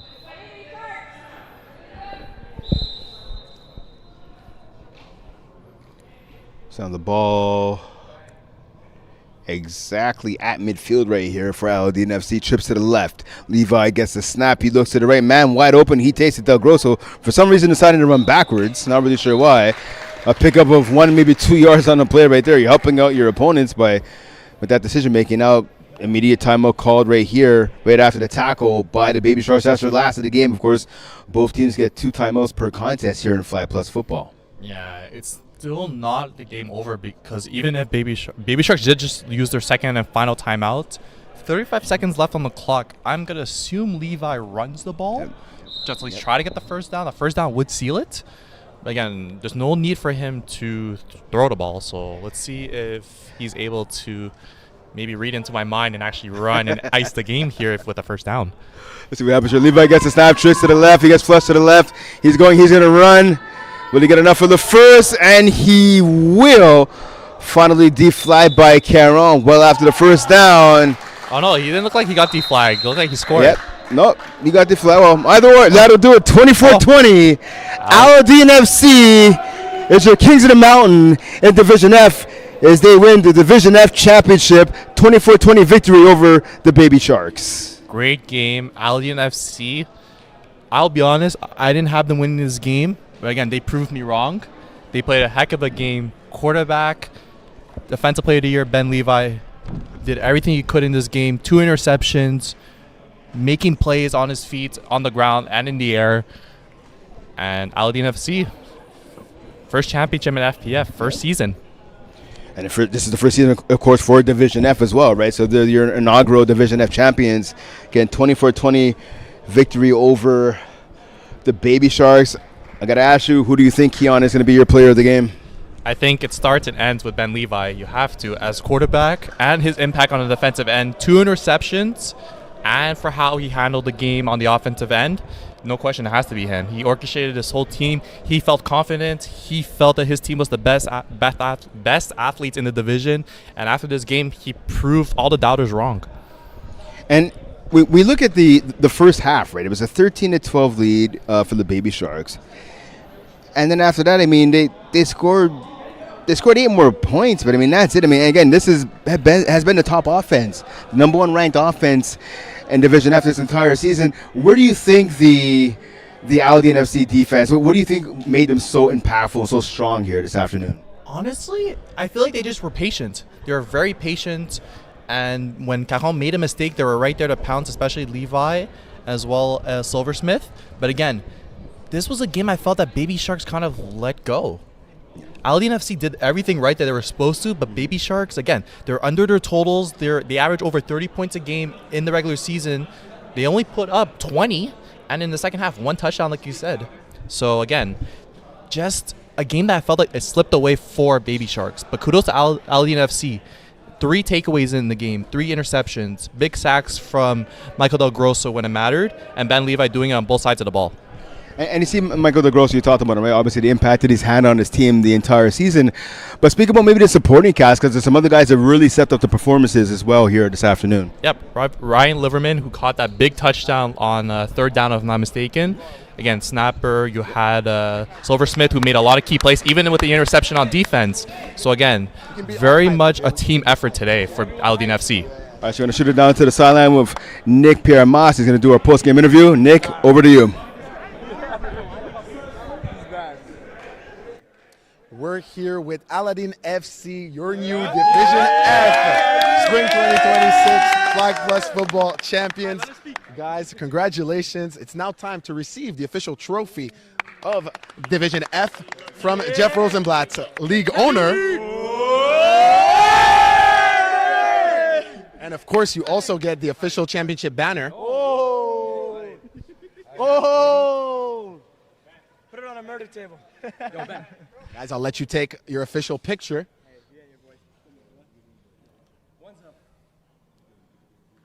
And it is now time to announce the MVP of this championship game.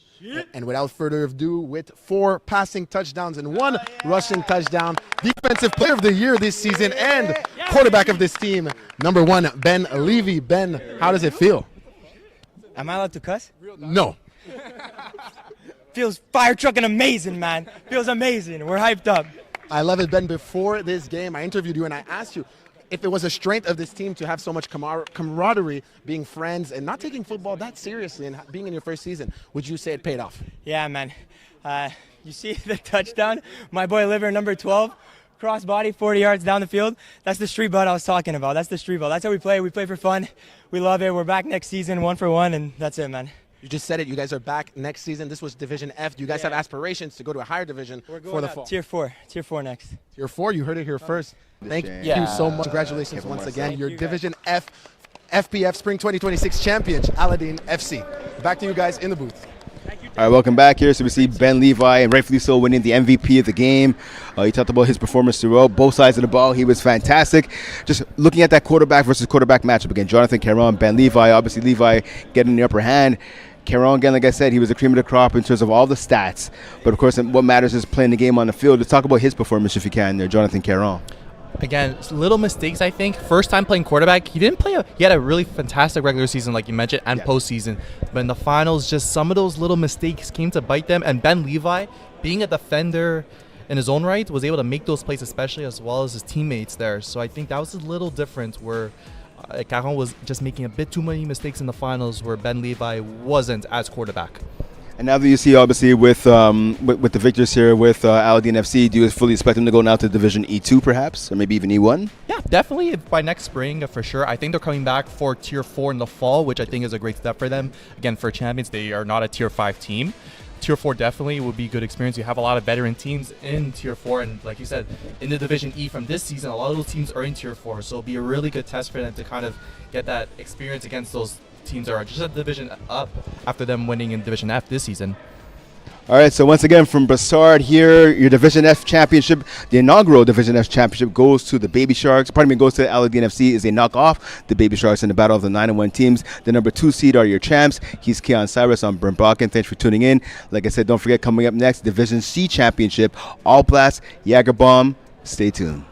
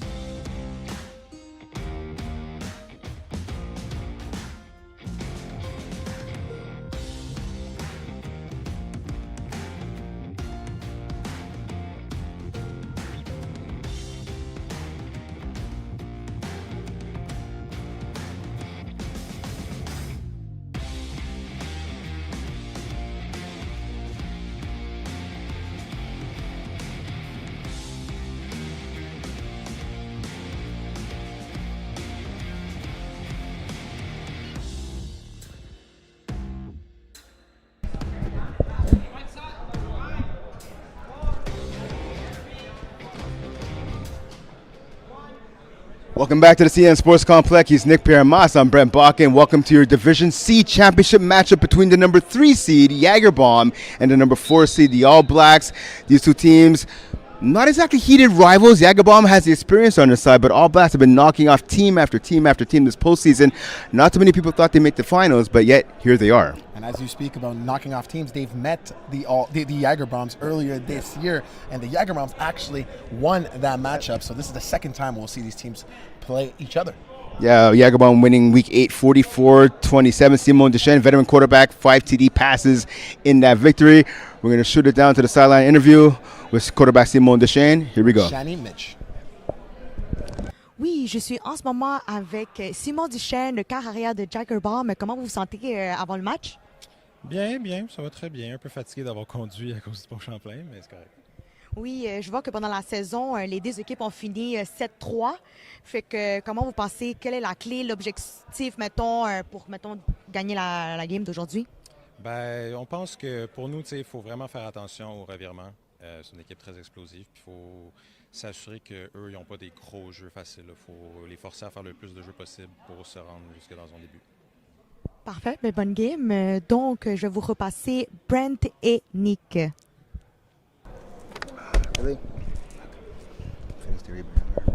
Thank you, Shani, for that insight on the sideline. So obviously, again, a veteran squad, like I said, with Jagerbomb taking on a team in the All Blacks. Big play receivers, Felix, Derry, Bernard, who's played in a couple of different divisions this year. Sam Lachance as well. This team knows how to put points on the board. If you talked about the chemistry, right, and the experience of Jagerbomb, how did they slow down this fast, young and gun All Blacks offense? I believe, like you said, you got to rely on chemistry. You might not be as young, but you are more experienced. And we all know FPF, it's not only about athletes and big plays. It's about the interzone and passing off these offensive threats between defenders. And I've personally played really experienced teams in FPF that beat us with their chemistry instead of their athleticism. And you know a lot more about this Jagerbomb team than me, Brent. You've faced them for many years now. Yeah. Beat them this season. The game's about to start here. Should be a good contest here. So it looks like the All Blacks wearing pink jerseys. So both teams have black jerseys. Jagerbomb is the higher seed. So the visitors being All Blacks will have to wear the pink pennies, which is what they have on right now. They're starting the game, on offense.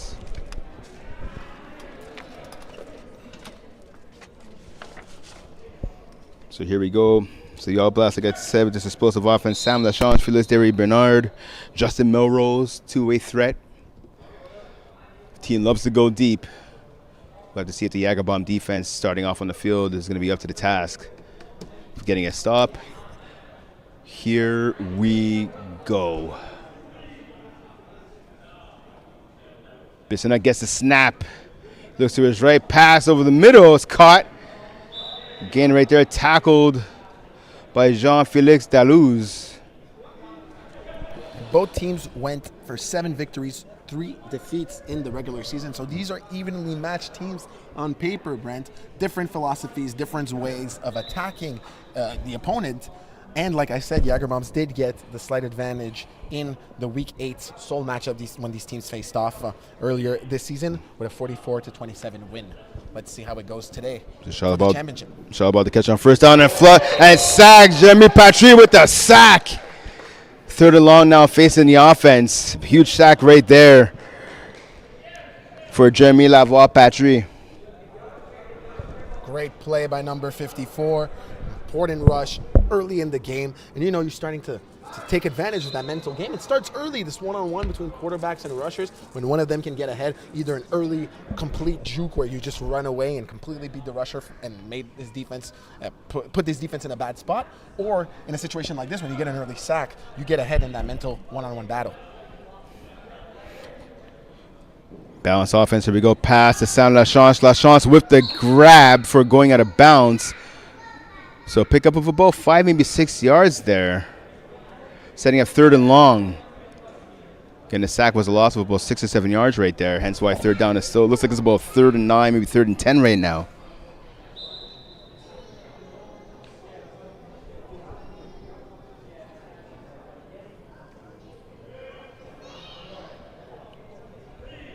Trips to the left for Bissonnette. He gets the ball. He goes over the middle.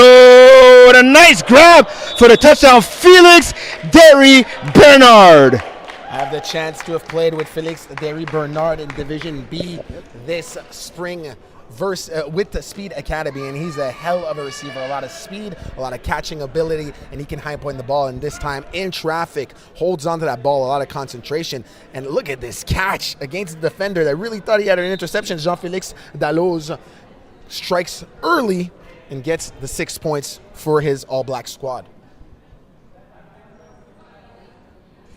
So 1 point convo attempt here for the All Blacks. Bissonnette looks to his left. He gets the ball. Goes to the back of the zone over the middle. And just past the outstretched hands of Guillaume Chalambois. That's unfortunate. Bissonnette wishes he had that one back because Guillaume Chalambois ran an amazing route, went behind the defense, got forgotten, and then came back across on that back line that is so valuable in converts here in FPF on a dig route. And unfortunately, Bissonnette just wasn't able to catch him. Let's take a look now at the Jagerbombs offense for the first time. Simon Deschamps comes out. Gets the ball, looks to his right, pass to the flats to the big man, Laurent Foucault. Foucault's been solid so far in the postseason, having a number of big grabs over the middle for his team, kind of serving Nick as that tight end for this offense. Yes, and tight end, indeed. He has really good size, and I was just about to say, it could seem like a routine play, but what a great catch using all of his size, which allowed him to get the best of Guillaume Chalambois, who was covering him quite tightly. So second down now on about 6 after the 4-yard gain by Foucault. Pass to the right side. Nice defensive play. Melrose over the top, knocking down what would have been a for sure touchdown intended to number 82, Maxime Marsan. Marsan was gone on what I believe was a wheel route, and Melrose, honestly, it seemed like he was beat there, covering the one of the two halves as a safety, but he reacted very well once that ball came out, flipped his hips, got to the ball, and deflected it at the very last moment. What a play. So 3rd and long now facing the Jagerbomb offense. Down by 6. Deschamps, he likes to run. He's going to do that to the right-hand side. Gets past the tackle attempt by Gab Couture. Unfortunately, production apologizes. You guys missed that play, but essentially, exactly like Brent described it, quarterback rushed to his right, gave a little hip shift near the sideline, as you see right now on the replay. That was a designed run. He fakes left and goes directly to the right when he realizes he got the rusher to bite, and is tackled by Gab Couture, like you mentioned, Brett, short of the first down. A nice 4-yard gain on the play. Yeah. It's about 4 yards away from a first down for the Jagerbomb offense. Deschamps, it's going to be, I believe, rusher interference right there. Kevin Marcel was doing a drag route. He got in the way of the rusher. I believe you're right, Brent. Jaden Melrose, the rusher, had the right of way. You've explained it in previous games, but for the people at home who might just be joining us now, can you explain the rule one more time? Yes, of course, what that is, right, is the rusher, again, 7 yards back pre-snap. So 7 yards back from the line of scrimmage, either 1 yard to the left or 1 yard to the right of the ball. When he or she comes in, they have a straight line to the quarterback. You can't get in their way. And what happened there is we saw Marcel did that drag route, got in the way of the rusher. So smart play right here. Because of that pass that Marcel was out of bounds, they didn't have enough for the first down. So smart move by the All Blacks, decline the penalty, turnover on downs. So huge opportunity, for the All Blacks here to double their lead now, looking to make it 12-0 as they get the ball on plus side territory. Let's see if they can do it. Bissonnette gets the snap. He looks to the left. Quick pass. La Chance. Good tackle there by Marcel.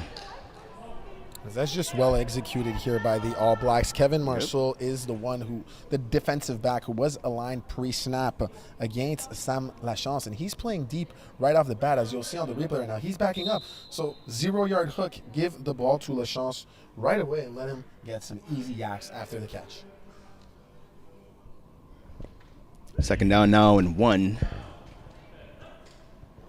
Ball at the 7-yard line. Quick slant on a drop right there by Melrose. That's a big drop there by Justin Melrose. Usually a sure-handed receiver, leading receiver on this team. Couldn't come up with the grab right there. Fortunately, you're right, Melrose, that ball's hit him right in between the numbers on a slant route. We've seen earlier in this tournament, or this championship weekend rather, that some of these slants are thrown a little bit behind, sometimes a little further, but in this case, it was thrown right between the numbers. In a championship game like this, these catches need to be made. As a receiver, I'll ask your thought on that play in a second. Bissonnette waiting to snap. He gets it. He looks to his right, goes to the corner. Caught, touchdown. Felix Derry Bernard, another big grab, second TD of the game for the stud receiver. And the Bissonnette-Bernard connection continues. Incredible route by Derry Bernard. Took an outside release on that corner route, but stemmed it at the top towards the inside to create himself a little bit of space. Gave a post move to the defender and finally broke it off. And look, he doesn't have that much separation. It's just 2 steps, but that's all you need when you have a guy like Bissonnette throwing the ball exactly where it needs to be. 12-0 now for the All Blacks. 1 point convo again, looking to make it a 13-0 lead. Fastball caught by Melrose. 13-0 lead for the All Blacks. I was going to ask you before, obviously, on that slant pass as a receiver, do you like to get that ball right in the chest like that, or do you like it to go to where you're running to? That's a great question. When you're playing tackle football, you might prefer to get it right in between your numbers, to be honest, because depending on the traffic, you want to make sure you can catch that ball with your whole body, so that if you get hit, it's not a problem. That being said, in flag, you would prefer to get that ball right in your hands, so it leads you towards the front of the play, right? It leads you towards momentum, forward momentum, as contact is a non-factor. That being said, no matter where the ball is, as a receiver, if you touch it, you got to catch it. There you go. And speaking of catching, Laurent Foucault with a big grab right there on first down, getting the ball in the All Black side of the field right there. You see on the replay. I appreciate the big guy giving a nice little hip shift. He got some moves. Showing that he can be nimble despite the size. Foucault, a big Shakira fan, I'm told. Pass to the flash, caught by Marcel. Breaks through one tackle and a second fight brought down there around the 5-yard line. I'll tell you, I had a chance to play with Kevin Marcel about maybe 6-7 years ago. He played on he put in a lower division team, and he asked me and a buddy of mine to play. And he was still kind of new to the league, but I could tell right away a playmaker. He played quarterback, he played rush, he played DB, receiver, anywhere. He's a player. This guy's a baller. So now 1st and goal at about the 8-yard line for Jagerbaum, their best field position of the game so far. Deschênes gets a snap, slant rail, caught by Marsan, tackled though immediately by Melrose. So a gain of about 5, maybe 6. The ball now is at the, let's call it 3-yard line. Great catch by Marsan. That could seem to the naked eye not like a routine catch, but it's actually a little bit behind him on his back shoulder, which can be hard when your full momentum is taking you to the right, let's say, or in this case to his left, and the ball is thrown at the opposite side. It can be quite complicated, but he just turned his hips, caught the ball with his hands, and got a good play for his team. Trips to the right now. Daluz flexes over. Pass over the middle. Caught easily by Marcel in the back of the end zone. Touchdown. 12-6 lead now. 6 lead for the All Blacks. Good play design here with the pre-snap shift. We send the defense of the All Blacks. We make the defense for the All Blacks have to compensate towards the right side. And finally, we send our defender towards the right side as well. So now, our quarterback, pardon me. So now the defense is really stressing towards that side. And we send somebody counterclockwise, let him sit in the middle of the end zone where there's a little bit of a soft zone. Find him and complete the touchdown. Well executed. So 2-point convo, as is usually the case when Jagerbaum scores. Trips to the left. Marsan's the second quarterback. He gets the ball now. Marsan tosses it back to Deschênes. A bad pass right there. That was a recipe for disaster. The rusher was right there in the face of Deschênes as he got the ball. So 13-6 is the lead for the All Blacks, just outside of 9 minutes remaining here in the opening half. And you can tell Deschênes wasn't expecting to receive that ball back from his teammates. He was a little bit surprised, but the worst was avoided here by the Jagerbaums. No harm, no foul. So next offensive drive, up here for the All Blacks. Let's see if they can score. They're 2 for 2 so far. Looking to make it 3 for 3. Again, less than 9 minutes remaining now in the opening half. Bissonnette gets a snap. He looks to the left. Double pumps there. He's flush and he gets sacked. Lavoie Patry, good effort there on the sack. Second of the game. Second of the game, exactly, Brent. I was about to say, he's really having an impact so far in this first half. So second and long now. It's a loss of about 4 yards right there. So now 2nd and 14 facing the All Blacks defense in the shadow of their own end zone. Now what can be difficult for the All Blacks is that their quarterback, Bissonnette, he's going to be taking that snap inside his own end zone, like you said, Brent, and vulnerable for a safety. So the snap goes off without a hitch. He passes it to the right-hand side, and it's picked off. Or even worse, an interception. Yeah, exactly. Deschênes there with the INT. He saw the route all the way, baited the quarterback. As soon as the ball was released, he jumped the route. INT, and ball goes over to Jagerbaum now.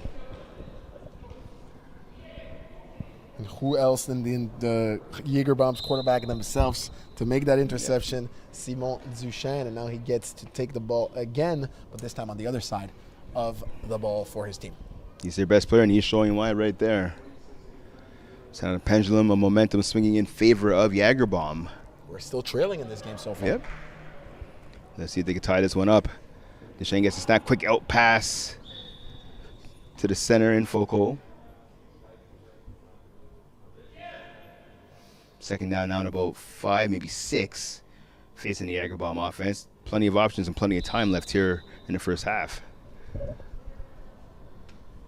So obviously with the All Blacks now, their offense is turning the ball over. What do you want to see here defensively out of this squad? I think for the All Blacks, trying to get a hand on the ball right here, provoke something and not let what is about to happen, I believe. Oh, no, okay, he got the flagpole. Nice flagpole by Guillaume Charlebois. But what I was saying is to the Jagerbaums and to the audience probably watching, and even to us as analysts and commentators right now, it's looking like the momentum is flipping towards the Jagerbaums. They're about to tie the game, it's looking like, by walking into the end zone. You want to make sure to try to stop that, or at least create doubt in that right now, right? Make it hard for them to get in the end zone, even better, potentially stop them from getting into the end zone and reclaim the momentum of this ball game. Are you calling lanes, though, here right now? Obviously a popular defense in FPF. Lanes is something you can call. Unfortunately, earlier in the game, we saw Jagerbaums find an easy hole in the Lanes defense. There's a hole right there. Caught by Foucault, tackled again just short of the goal line. Seems like they did, in fact, call lanes. And just earlier, the Jagerbaums had a perfect lanes beater lined up. It's the one I described on a touchdown that they threw to Jean-Félix Dalloz. Yep. The problem with lanes is if you overload one side, lanes becomes ineffective. So now I believe it's third down now, third and goal. This might sound, this might be controversial for certain people, but if I'm the All Blacks, I have the more athletic team. I feel like I have the athletic matchup here. I'm calling man-to-man defense in their end zone with some switches, of course, based on releases. So here's a release pass over the middle, and over the outstretched hands of Foucault. A rare misfire right there from Duchesne to Foucault. Foucault, obviously with his height, a red zone monster for this Jagerbaum squad. It's kind of their version of Anthony Auclair on the national Canadian team. True. Guy I got to cover closely last week at the IFAF World Championships in Dusseldorf, led the Canadian team to a bronze medal and their first ever Olympic qualifying, the qualification at the first ever Olympics in the history of flag football in LA 2028. Duchesne gets a snap, quick out row by Dalloz. Pass, and Duchesne is going to be kicking himself for that one. The receiver was open. That's Dalloz. That's his number one target. That's his number one receiver. Big fourth. They couldn't connect. Big fourth down now coming up here. Ball again at the 1 yard line. And now that would have been a gimme touchdown right there for Jagerbaum. Again, couldn't connect. Jean-Félix Dalloz this season is, like you said, Simon Duchesne's favorite receiver. Snagged 584 receiving yards through their connection all season long. Chips to the right, quick pass to Foucault, easy flip, catches it, touchdown. Yeah, and that was just too easy right there. It's pretty much the same play they ran before, but this time it worked out for Jagerbaum. So now they're down by 1, 13-12. Simple out route at the very first pylon. That's what happens when you're playing a lane defense. Technically, if you are the guy who is in front of Foucault in the moment where he runs his out, you're not following him. You're supposed to transfer that to your teammate, but your teammate is not quick enough to get to that out route because it's thrown automatically, especially to the center. That's why I'm not the biggest fan when I have a more athletic team than my opponents of playing lanes defense in the red zone, even though it is the most common way to go. 2-point convo. Second quarterback is Marsan. Again, pass to the back of the end zone. Open. Oh, no, they're saying he caught it but out of bounds, and that's Dalloz. Oh, and he's a little shaken up there. Yeah, he was grabbing his left ankle or his left foot. You can see he's hobbling back now to the huddle, and I believe Jagerbaum only... Sorry? Pardon me, Brent. Keep going. What you were saying? This is the Jagerbaum only has... No, they have 7 players. My apologies. And that was a great call by the referees. Jonathan Cloutier was, in fact, out of bounds. We see it here in the instant replay. He caught the football, but his feet were out of bounds. But what a pass by Simon Duchesne. Oh, you're right. It was Cloutier. You're absolutely right. My apologies. Catch there by Charlebois. Tackle right away by Foucault.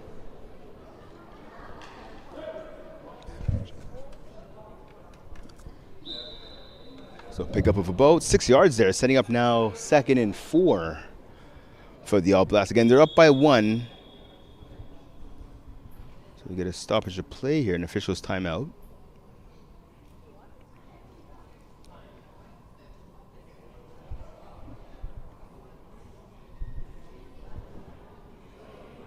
So it could be. It might be an equipment issue. Yeah, we see the snapper there taking off his flag. So definitely an equipment issue.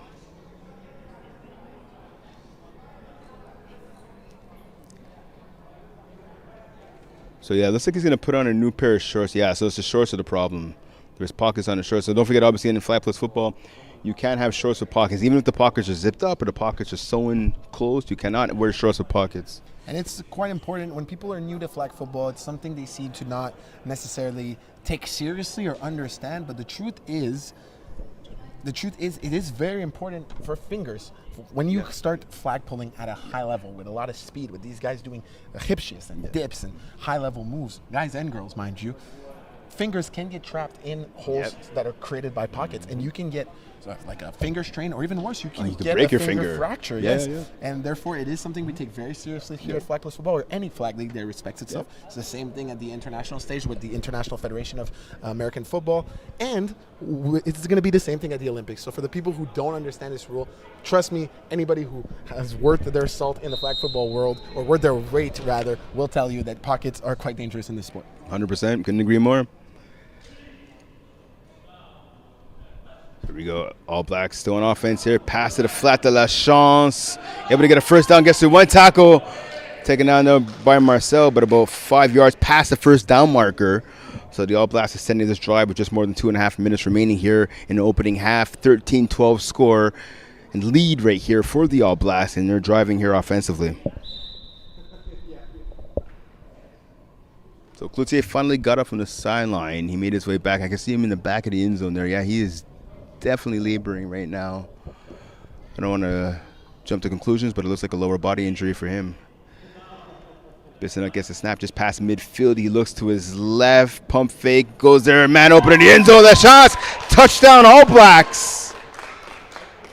19-12 is the score for the All Blacks, just inside of 2 minutes remaining. Great play call by the All Blacks here. Bissonnette cooked up a play where Félix Derry-Bernard as well as Sam Lachance were both running corner routes at the opposite sides of the field, and they just happened to have caught the Jager bombs in a one safety set. They had one guy deep. So now you have one guy deep in the middle of the field. He needs to follow or decide who he's following between two receivers that are going at opposite sides of the field at the deep corner. He chose one side. Bissonnette threw it to the other side. Exactly. It's an easy touchdown.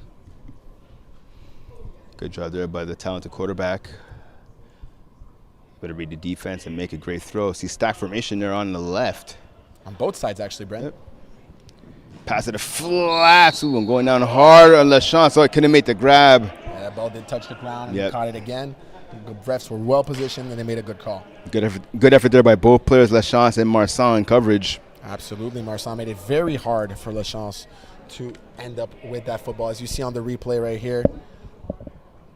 That's catchable pass for sure. Absolutely. He's going to, now that I see it on the replay, he's going to want to have that one back. Like I said, 19-12 now is the lead for the All Blacks. One possession game. Yep.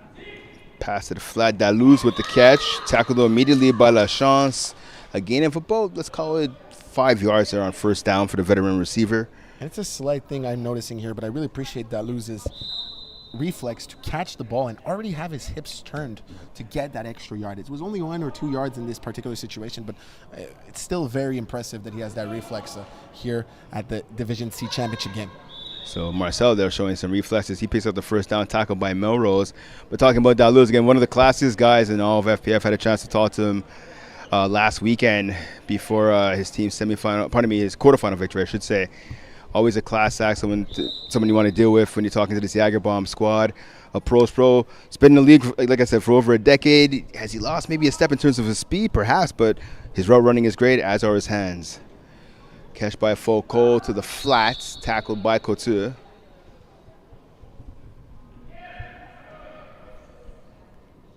Pick up of about, let's say, 6, maybe 7 yards there on first down. Ball just outside of the red zone. About the 11-yard line here. Less than a minute remaining in the opening half. 19-12 lead for the All Blacks over Jager Bomb. Nick Pierre-Mas, Brent Bakken with you from the CN Sports Complex. Nice pass there. Good job by Daluz, shielding himself from the defender. 50 seconds left for the Jaeger Bombs to go into halftime with a tie, or even potentially a lead here, Brent. Yep.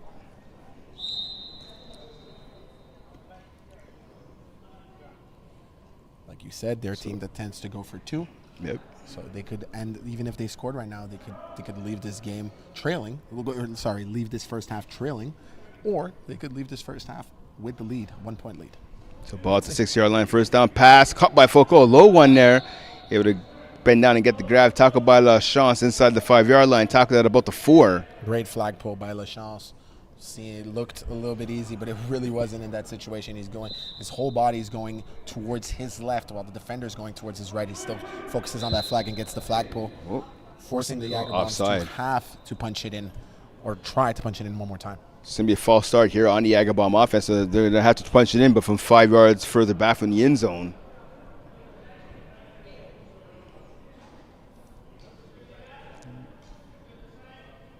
Yeah, not everybody was set their early jump as well. Again, crunch time right now, right in the final couple of seconds here of this opening half. So ball now is at the 8-yard line instead of the 3. So Deschênes, last minute instructions to his receivers. He gets the snap. He looks to his right. Goes to Foucault for the end zone. Oh, and a drop right there by Laurent Foucault. A rare drop for Laurent Foucault, if I can add, Brent. He's been money all game long, secure hands, using his full frame to catch the football. I believe he was the very first catch for the Jaeger Bombs in this ball game, and he has been Duchene's favorite target. Unfortunately, in the moment that counts the most so far in this first half, he can't come down with it. Is potentially the nerves of such a big moment.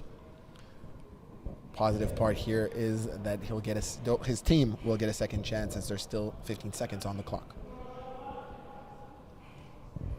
Jaeger Bomb 6 for 6 in the red zone last time these two teams met. Fastball over the middle. Fastball gets knocked away by Melrose. Big play by Melrose, who read that play like a book and had the time not only to track that play, to cut towards the defender, get around him as to avoid contact, because this is not tackle football, and then put his hand on the ball. The only thing he could have done better is maybe try to pick it off. So big 4th down now after that big defensive play by Melrose.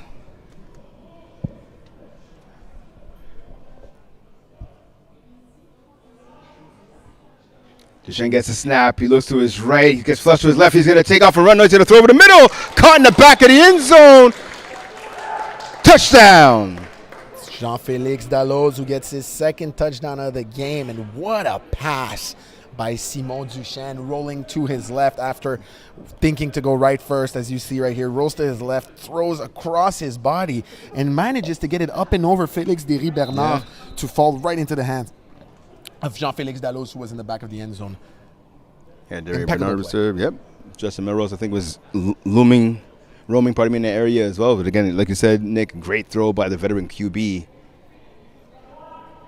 So 19-18 game right now in favor of the All Blacks. The Jaeger Bomb going for 2 in the lead. Pass over the middle to Foucault. He gets it in. And Foucault will not drop 2 in a row. We saw him drop 1 earlier, but this time, despite it being a little bit difficult, makes sure to secure it in between his body, uses his full body to cradle the ball, falls as he's catching the ball to make sure to secure it. And like I predicted, the Jaeger Bombs are going to get up by 1 right before we leave for the halftime break. Yeah, good call, good call. 2019 is the lead now for Jaeger Bomb. 12 seconds remaining here in the opening half. Still a little bit of time. We've seen crazier things. We've seen touchdowns scored in a lot less time here in FPF. Let's see if the All Blacks can get one in before we hit the break.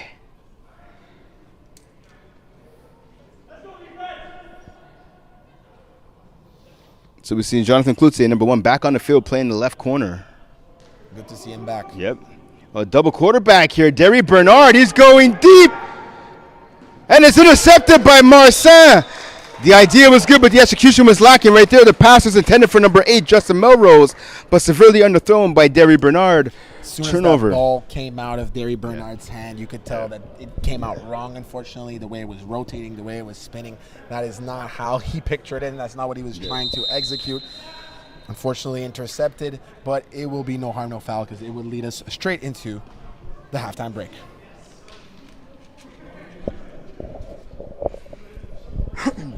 So 2019 lead for Jagerbomb as we hit the half. An entertaining first half. We saw Felix Derry Bernard get his team on the board. First 6-0 lead. Then he got a second touchdown of the game to give the All Blacks a 13-0 lead. We saw a couple of touchdowns exchanged by both sides. And as we said, we hit the half. A late TD scored by Jagerbomb, Jean-Félix Dallou's 2-point conversion by Laurent Foucault. And that's where we stand right now. 2019 lead for Jagerbomb at the break. What are your thoughts on the first half? I think this is an incredible game so far that is living up to the hype. These two teams are matched evenly. These two teams are doing what they do. The Jagerbombs are more meticulous, small plays. We're slowly going up the field. The All Blacks, for their as their counterparts, are going a little bit more explosive. They're trying to play with their athleticism and their speed. And so far, both teams are making it work, and this is as tight as can be. I'm looking forward to the second half, Brent. All right, so going to shoot it down to Shani Mitch, who's on the sideline for a halftime interview. Shani, well, a little too soon, evidently. All right, so like I said, obviously, big play there to end the first half. So just listen to the sequence. Touchdown by Jagerbomb, INT by Jagerbomb to close the first half, and now they start the second half with the ball. That's a lot of momentum on their side. It's a potential momentum shift for 100%. That being said, we've seen so far that the All Blacks can reply and they have all game, so I'm looking forward to seeing who will get ahead in the second half. All right, so now over to Shani Mitch on the sideline. Donc, je suis en ce moment avec Félix Derry Bernard, excuse-moi. Excuse-moi, de l'équipe All Black. Tu as fait 2 touchés au halftime. Comment tu te sens en ce moment, avant le halftime? Je me sens bien, c'est 2 touchés importants. Après, c'est sûr qu'on est encore down. Fait que s'il en faut 2 de plus, on va en faire 2. Lancer un pic à la fin, c'est des choses qui arrivent. Ça veut dire qu'il va falloir faire la différence en défense. Mais All Black, on sait jouer en défense. Fait que ça va forcément arriver. Parfait. Qu'est-ce que tu penses faire avant, mettons, pour gagner? C'est quoi votre clé pour, mettons, gagner la game en ce moment? Je pense que présentement, ça joue soit sur les convertis, soit sur un stop défensif. Ils aiment bien leur grande poule, une bonne cible. Fait qu'il va falloir cheat un peu sur le shoot. Sinon, en attaque, on fait nos convertis, on fait nos touchés, ça devrait bien se passer. Parfait. Est-ce que tu comptes finir avec combien de points aujourd'hui? Personnellement, mon équipe. Évidemment, équipe, on en veut le plus. On va essayer d'aller à 40. On vise le 40. Parfait. Puis toi? 2-3 autres. On essaie. OK, parfait, c'est bon. Parfait. Donc, je vous repasse Nick et Brent. Thank you, Shani, for your great work down here on the sideline. She was obviously with Felix Derry Bernard, receiver with the All Blacks, already has 2 touchdowns in this ball game. Brent, you actually write the articles for this team, for this division in FPF this summer, and you predicted that in this matchup, the Jagerbombs would win by 4 points. So far, are you comfortable with that prediction? I think I am. I mean, listen, they're the veteran squad. They made some mistakes early. The other team made some mistakes late, and obviously Jagerbomb capitalized on it. Again, like in my article, which you can find on flyplusfootball.com, by the way, you see my beautiful face there. I said it'd be a tight back-and-forth game. They would go down to the wire, and so far, at least in the first half, that seems to be the case. Jagerbomb again with the 1-point lead. I said a 4-point victory. Well, pretty close. It's looking like your expertise is the truth so far. Let's see if it stays that way in the second half. All right, so second half, here we go.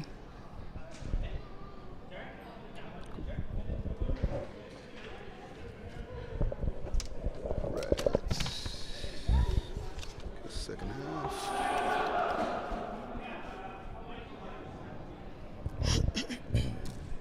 Oh, Walter's here. Nice.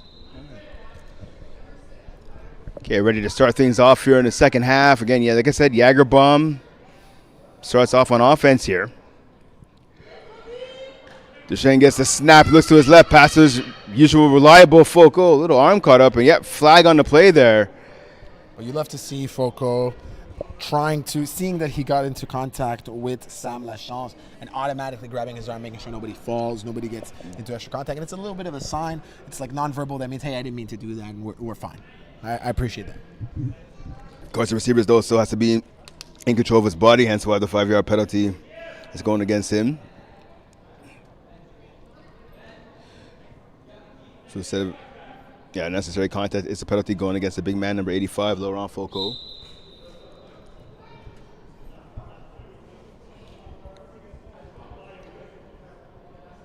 So lost it down, 2nd and 10 now facing the offense. Duchesne gets a snap. He's going deep. Nice coverage right there. Step for step was Justin Melrose. Showing why he's an all-star this season. You know, Brent, I was thinking the Jager Bombs haven't went for deep shots so far in the first half. And my analysis at halftime, I was thinking, will I bring that up? And I said, you know what, I won't, because the Jager Bombs' identity has always been to be a meticulous team that gets chunk per chunk without having to go for big plays. But it seems like they're trying to surprise and break tendency here in this second half by trying some big plays, which I don't mind that. I don't mind seeing a team knowing that this is a championship game and they're well scouted versus the opponent. Might as well switch things up and try to catch them off guard. Third and long now facing Jager Bomb. Pass over the middle. Fastball! And dropping it was Marcel. Again, Melrose is in the right place at the right time right there. He has a nose for the football. And Marcel, they usually sure-handed Marcel. Second drop right there. So huge opportunity here for the All Blacks to steal back momentum. And what a play here by Justin Melrose. Marcel actually had that ball, or Marsan, pardon me, had that ball in his hands. And Melrose just managed to strip it off, which is not something you usually do in flag because it would be a catch anyways. It's more of a tackle play, but it was such a bang-bang play that the refs let it slide. Great play. He got one on top of the other player there. Pass to Foucault. The big man backing up well past the first down. And that's that connection I talked about before, where Foucault kind of playing that tight end, that quarterback's best friend position right there, picking up enough for the first down.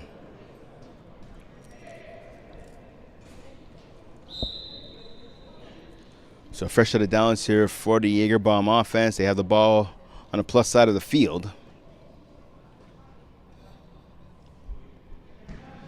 But the 18-yard line is where they start this next play. Deschênes gets the ball, pass to the flat. Marcel with the catch, tackled by Melrose. A gain of about, let's call it 6, maybe even 7 right there on first down. Now the Jager Bombs are back in their bag. Quick plays that they love to execute. Quick out route against the halfback who's playing deep. Not hard at all. This is like, for this team, that well experienced, that well in tune, this is like taking money away from a baby. We're going to take candy away from a baby. A baby shouldn't have money. But my point is we're going to go 5 yards by 5 yards and basically consistently wear you down until you're a little bit frustrated at some point and you're going to make a mistake because you're so mad that we keep getting automatic 5 yards. Yep. Nick Pirmas coming to a town near you stealing money from babies, left, right, and center. Brent, don't start, man. You know how the internet goes. It's going to be a rumor now. So catch right there, actually just short of the first down. It's a good tackle right there by the defender for the All Blacks. 3rd and 1 now, 3rd and less than a yard. Quick crosser, Daluz with the catch. He picks up the first down. Ball down now to about the 3-yard line. Good pitch and catch there from veteran quarterback to veteran receiver.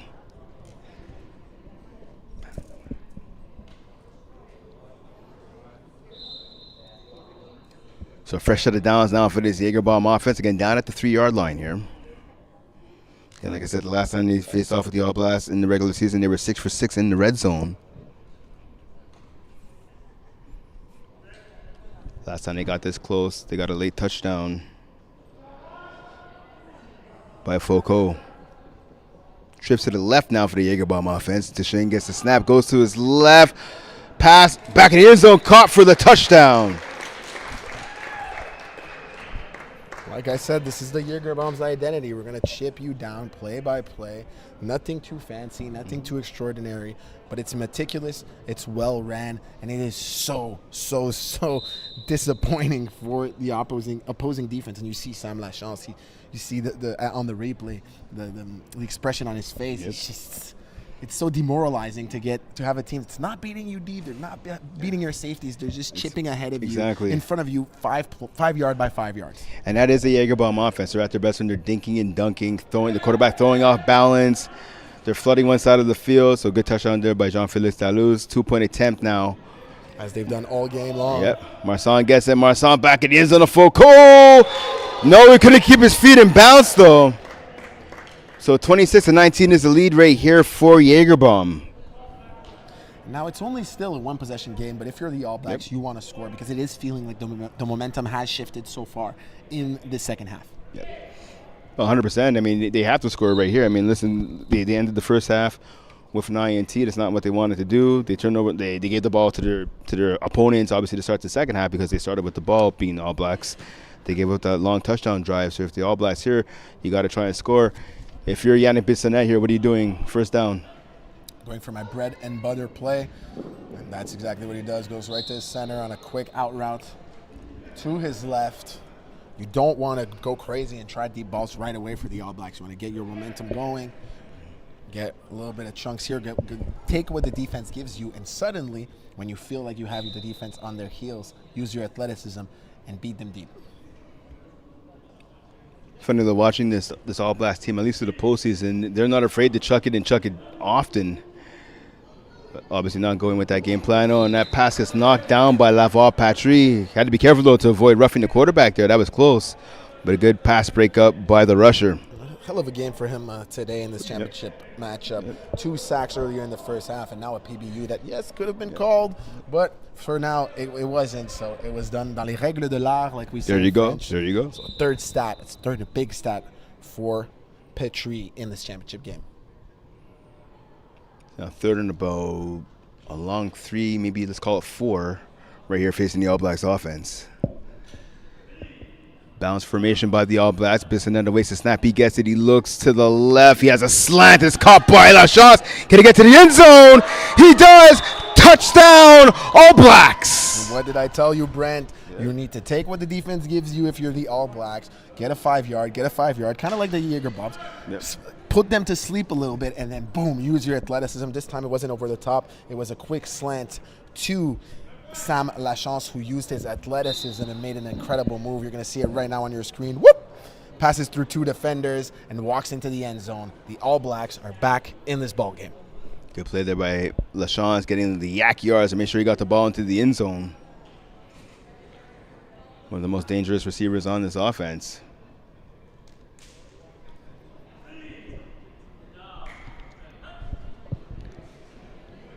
One-point convo, caught in front of the end zone. Derry Bernard, he's been quiet so far in the second half. I was about to Big say, grab. welcome back to the ball game, Félix Derry Bernard. 2 touchdowns in the first half and a nice little 1-point convert in the second. 26-26 is your score here. Division C Championship on the line. All Blacks, Jägerbomb, Nick Pierre-Mas, Brent Bakken with you live from Complexe CN here in Brossard. Jägerbomb starting their second offensive drive of the half. Just over 11 minutes remaining in this contest. Quick pass to the flat. Marcel, he gets bumped there by Lachance. No flag. Surprisingly, no flag on the play right there. Say the refs are letting them play. It's championship game. Wasn't badly intentioned. There's not a lot of chirping. Why not let that one slide, I think. So pick up of about 5, maybe 6 yards there on first down. 85, Foucault places the ball down.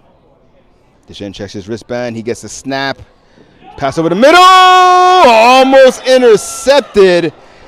Melrose saw that one all the way through.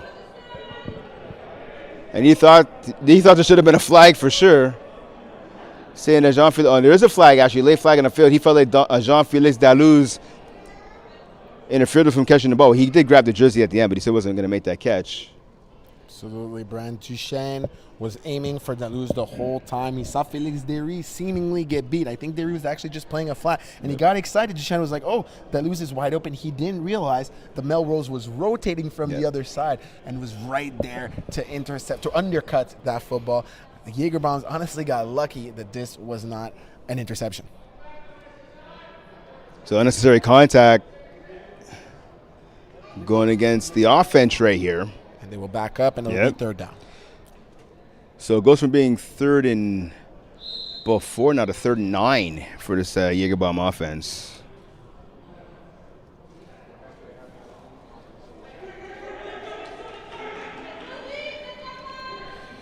So late break of the huddle there by the defense. They're hustling to the line of scrimmage.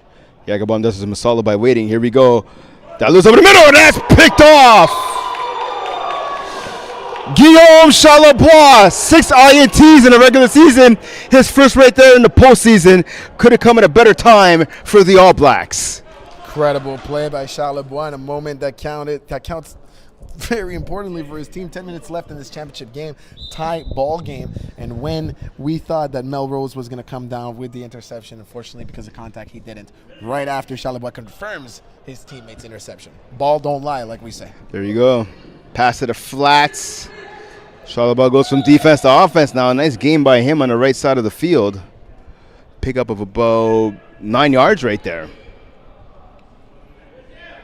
So obviously the All Blacks defense, based off what you said, Nick, using the expression, if at first you don't succeed, try again. They almost had the pick on the previous play. The one right after that, they end up getting an INT, and now they have the ball just outside of the Jagerbomb 5-yard line.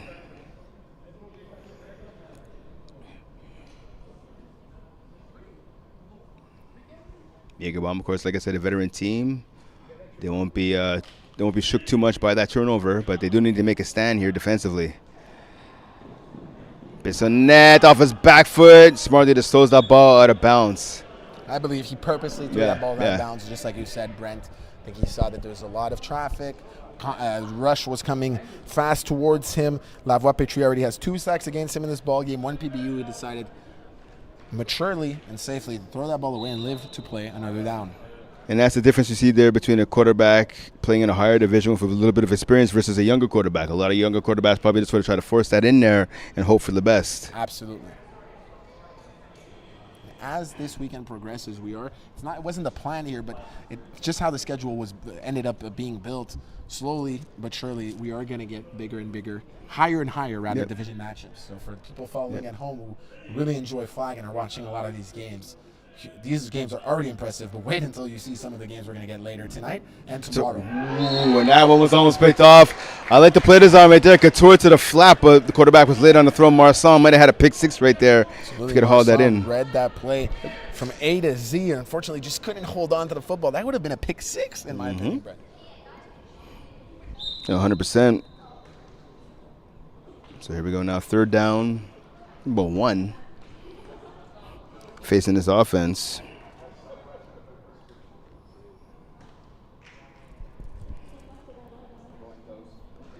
(26-26) game, just over 7.5 minutes remaining here in the contest.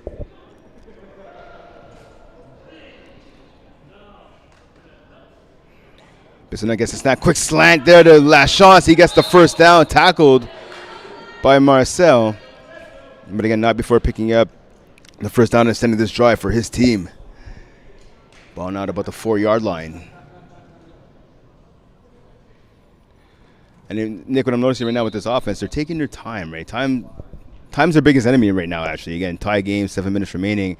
There's no need to rush things. Take your time. Make sure you got the play right before you call hut.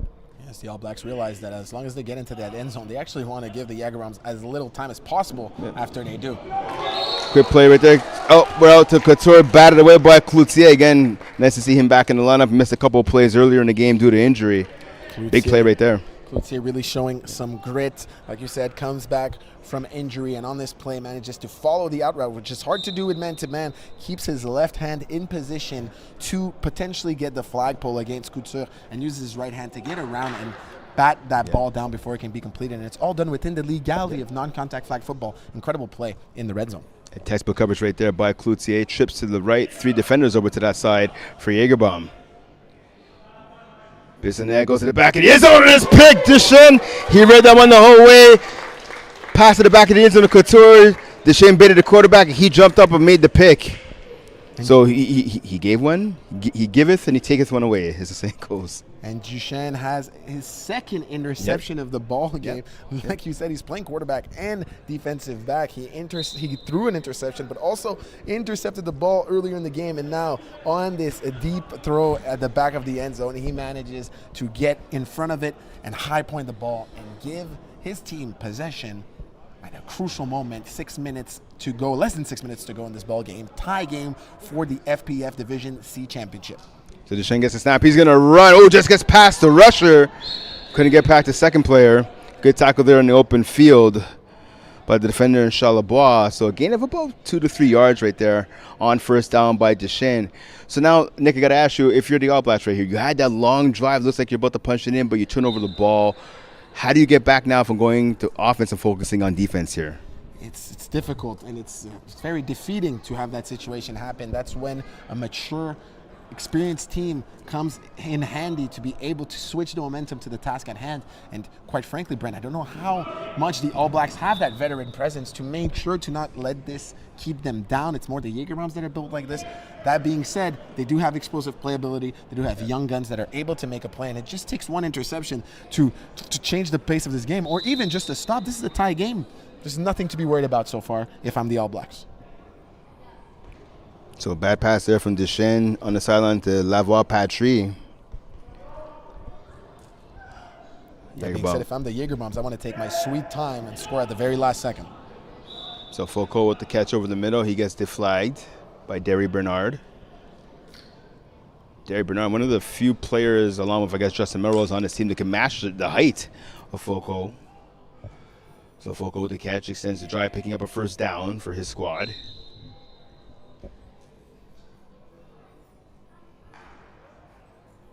Want to give a shout out to Felix Derry Bernard here on the effort to get both these flags pulled without creating contact. He had to give himself up to make that happen. Pass in the end zone there. Patrick Lavoie, touchdown.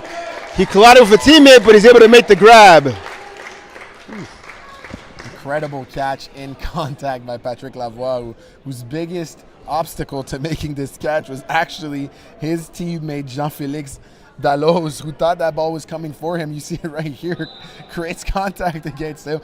So much contact that I would say if this was a defensive player on the All Blacks who had done this contact, it would have been called a defensive pass interference. 100%. A clutch grab, though, right there. And I tell you what, Lavoie-Patry, playing against him the last couple of seasons, he was a guy that used to only play rusher. And now he's gotten the trust of his quarterback, being called on to make some plays offensively, especially this season. And a huge play right there. Momentum-changing touchdown for Jägerbomb. Now they're up 32-26. 3 minutes remaining. 2-point convo attempt here for Deschênes and his offense. Pass to the back of the end zone.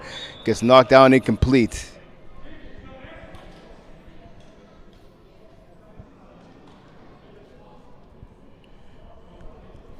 So again, like I said, now almost 2.5 minutes remaining in this contest. All Blacks, back on the field here offensively.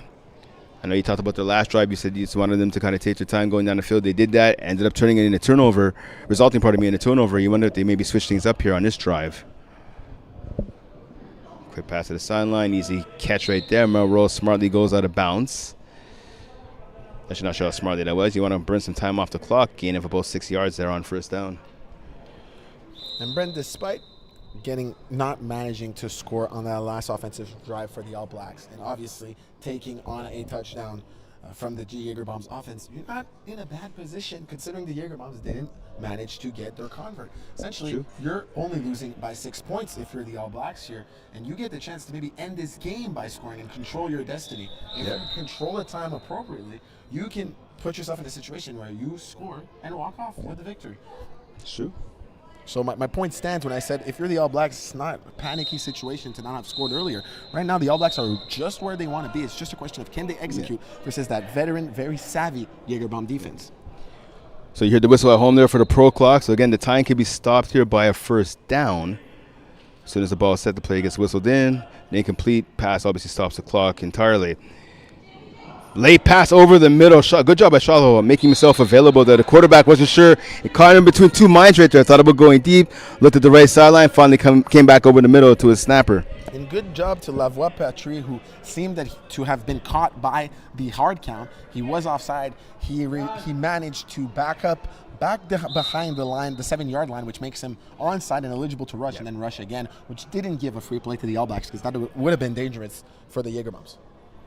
Again, looking at this All Blacks team, Justin Melrose, the only real player on the squad that has a ton of experience. Gak Couture has a bit as well, but a lot of these other guys in their first couple of seasons here in FPF, this is the tightest moment, the biggest moment of the game, arguably, right here. High snap, I should say, caught by Bissonette, and LaChance will bobble the ball on the sideline. Couldn't corral it, it goes out of bounds. That's unfortunate here for LaChance. You want that catch to be made. You want the clock to keep running because it's caught in bounds, and to put yourself in a position where another 20 seconds comes off the clock. We're at just over a minute, and you're in a nice position in the red zone, close to a first down. Yep. Now it's getting a little bit more complicated for the All Blacks following this drop.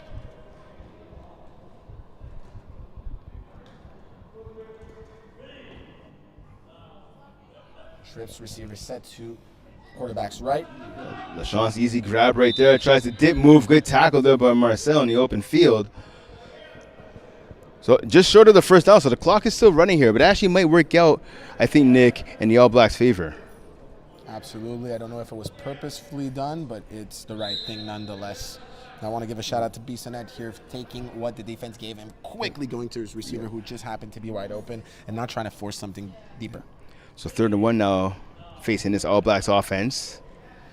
Bissonnette gets the ball. He's flush. He avoids the sack to the end zone. Oh, Derry Bernard was open. He could have made a sandwich. He was so open. Let me see the quarterback. See, Bissonnette thought that the penny got pulled there.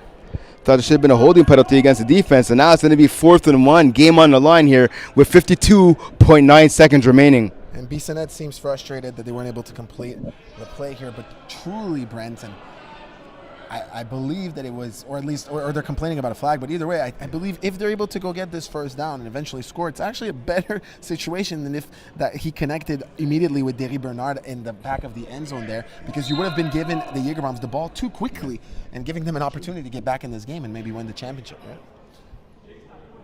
So the All Blacks, again, they are upset, pardon me, about the no call. Again, the quarterback Bissonnette thought his jersey was pulled. But now, again, they have to forget about that and focus now on the biggest play of the game, 4th and 1 from the 9-yard line. What you need to do now, no matter what side you're trying to hit, you need a guy to threaten the end zone, to force the defense to have to respect him, and somebody else to threaten the first down marker. Whatever the defense chooses to go to, you go to the opposite. Quick pass to the flash. Derry Bernard with the grab. Smart. Puts the ball down at the 1-yard line. You're reading your mind there, Nick. Veteran play by Felix Derry Bernard in the heat of the moment. With all you want the glory, you want the walk-off touchdown, what seems like might be the walk-off touchdown. A lot of players, no matter what it was said in the huddle, no matter how much flag experience you have, would have walked in. He decided to put the ball at the 1 and give his team the best position to score at the very last second and to not allow the Jägerbombs to have an opportunity to get back in this game if the All Blacks do score and take the lead. And because of that play right there, the heads-up play by Derry Bernard, the defense now being forced to call a timeout here. I'll tell you what, so there's a play before that play that's not going to appear on the stat sheet. That's Derry Bernard realizing he was going to be interfering with the rusher. He slowed down his route, let the rusher pass him, and then continued his route and picked up the first down. Incredible performance today by this young man. 2 touchdowns, a 1-point conversion, the play you just mentioned, and the awareness to put the ball at the 1-yard line. Let's see if it all pays off for a Division C championship. Speaking of championships, don't go anywhere. We have the Division D1 championship game coming up next between the Nighthawks and Double Dip. Should be a fantastic affair. The fans are starting to pile in for this one. Again, one of 9 games going on here on the first night of, or day rather, I should say, of championship weekend. We have 9 games coming up tomorrow. Make sure to check it out on YouTube. And this is already Game 6 that we're currently covering. The game you just talked about for Division D1 will be Game 7. So if you're just joining us now, there's still a good, with this game, counting this game, you still have 4 games to go. So fresh set of downs at the 1-yard line for the All Blacks. Slant, quarter pass, LaChan's touchdown. Sam LaChance ran an inside release corner route, completely beat his defender, who's claiming that there was a little bit of obstruction there. Either way, the refs didn't call it, and that's +6 for the All Blacks, who take the lead in this game. It's +6 for the All Blacks, and that's TD number 3 of the evening here for LaChance. And I said take the lead, Brendan. They actually tied. They need to go for the convert to take the lead. Pardon me, folks. It's all right. So yeah, 32-32 game right here. 32.9 seconds remaining here in the contest. This is the play of the game so far. What are you calling right here? Obviously, 1-play combo is huge. What are you calling here? I'm gonna assume the Jägerbombs are gonna play lanes. You need to flood one side with your best player. I'd like to go to the side of Derry Bernard and make sure that I have 3 guys on that side and find the one who's most open. So let's see what they do there. Pass it is all the shots, one-handed grab, but couldn't hang on to it. Ball goes out of bounds. So we're all tied up at 32 again. 32.9 seconds remaining here in the contest. You can tell that Bissonnette is not happy with his decision. He realizes that he just had an opportunity to win the game right then and there and have his defense hold on. Now, not only does his defense need to hold on, they would need to either score again or win it all in OT. So Deschênes gets a snap. Looking to make a play. Pass over the middle. Nice catch by Marcel. Can he get past the last man? He can. He's tackled down by Derry Bernard. Game-saving and touchdown-saving tackle for sure by Felix Derry Bernard. And that was a dangerous pass by Deschênes. He threw it over the outstretched hands of the rusher. Looks like as soon as that ball came out of his hand, I thought it might have been picked off there, but the ball getting the power it was needed necessary to find the target. Deschênes, quick pass. Marcel again with a grab. Back-to-back catches by him. The Jaeger bombs, Brent, are dangerously close already to the end zone with a lot of time back on the clock. That's what happens with a veteran team like this one. Has a 2-minute drill, or in flag, I like to call it the 30-second drill. They can quickly get up this field. It's only 50 yards long, Brent. It's true. So here we go now. Timeout call by the defense. There's a smart move here by the defense to realize that to give up a touchdown, they got to save some time on the clock.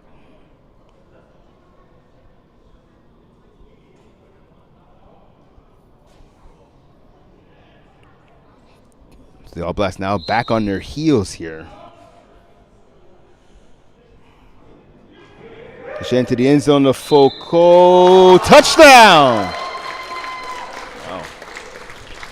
Jaeger moms back to their bread and butter. Find Foucault on an out route, whether on the left or on the right. The big center has a two-way go every single time he decides to go from one side to the other. He has a huge catch radius. He had secure hands. He's only dropped one ball this whole game when having been targeted multiple times. And this time, despite the ball being thrown opposite of the direction he was going, he catches it with two hands and walks into this touchdown. Probably his most important touchdown this spring. Big touchdown by the big man there. Second of the game, if I'm not mistaken. Couldn't come in a bigger time. He had a 2-point convo earlier in this contest as well. 2-point convo attempt right here. Saw the sack right there by Jaden Melrose.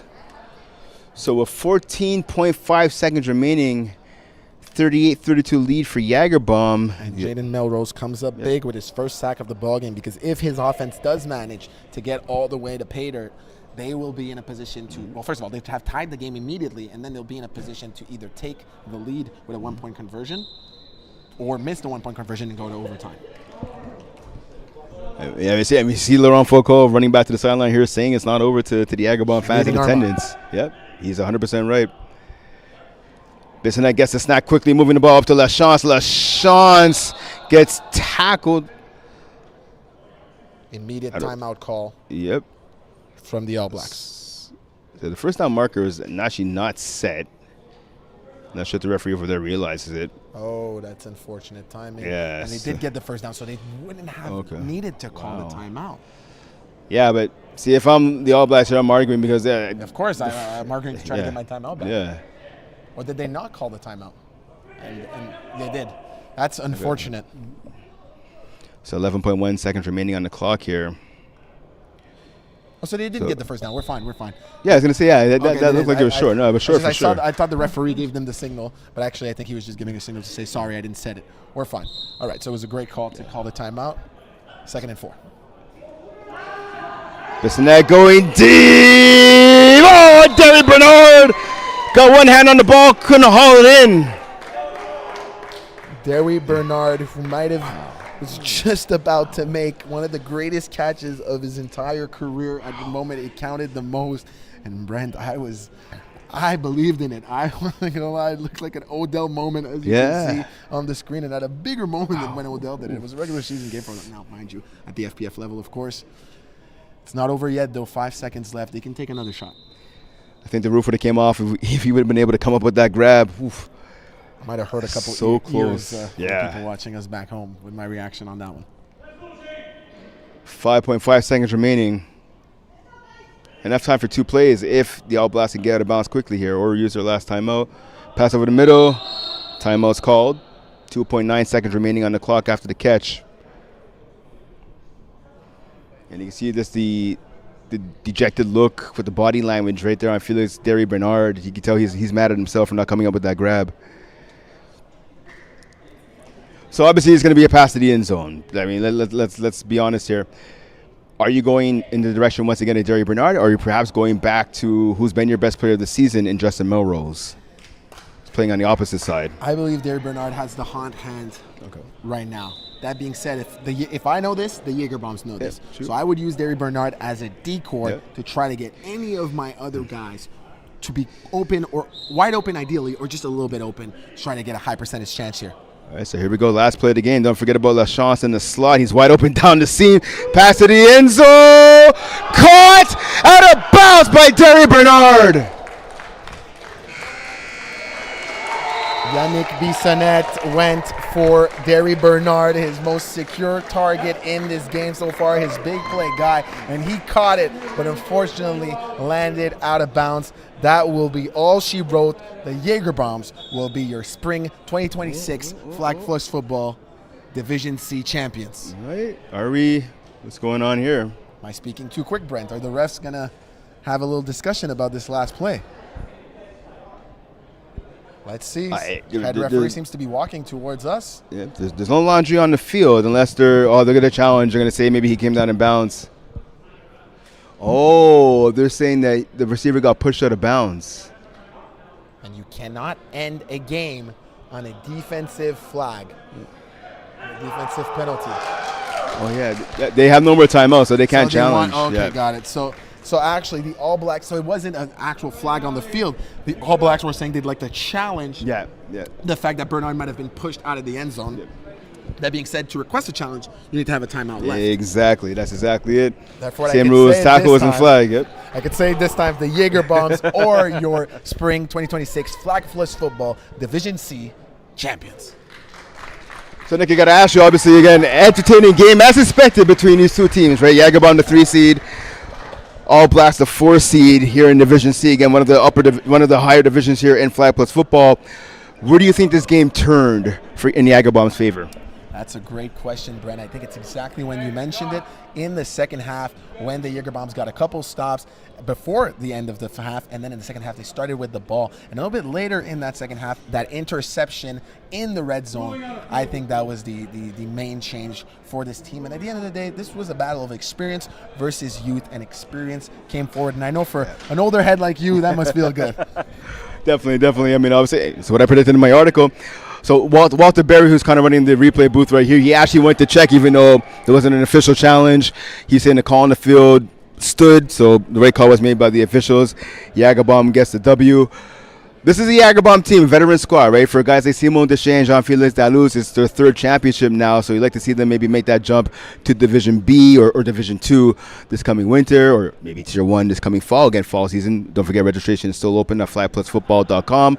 We're going to shoot it down to Shawnee Mitch, who's going to have the post-game interview with the player of the game. Shawnee, we're going to shoot it right over to you.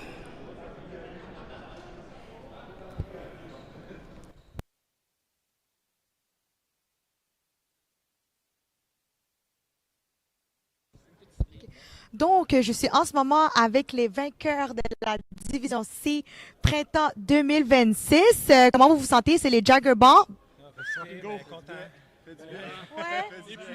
Épuisé. Ouais. Donc, on va vous remettre le trophée, la bannière.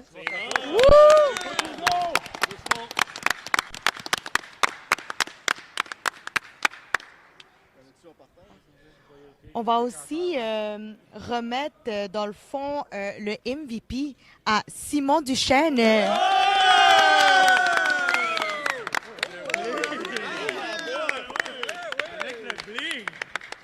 Dans le fond, tu as fini avec 6 touchdowns puis 1 interception. Comment on se sent? J'avais dit avant la game qu'il fallait limiter les gros jeux en def. On a eu de la misère avec ça, puis on s'est fait stop plus qu'on voulait en attaque, mais au final, on a fait les jeux quand il fallait, sur des gros derniers jeux de la demi, puis des gros stops à des gros moments, fait que c'est ça qu'il faut. Parfait. Mais bonne game, les gars. Merci. Donc, je vous remets à Nick et Brent. All right, so there you have it. 38-32 win by Jägerbomb. Simon Deschamps quarterback, captain of this team, stud defensive player as well, getting MVP of the game. You agree with that choice? Absolutely. 6 touchdown passes, 1 interception on the other side of the field on defense. He played an absolute game, led his team, didn't make much mistakes, was meticulous, and really led this team to perfect execution into this championship. And quickly, the other side for the All Blacks, where do you think they go from here?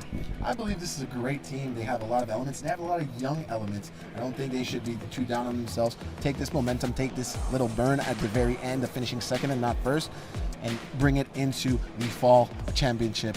And maybe we'll see them get a championship this time. All right, we'll have to wait and see. So once again, Jägerbomb 38-32 over the All Blacks. Jägerbomb is your Division C champs.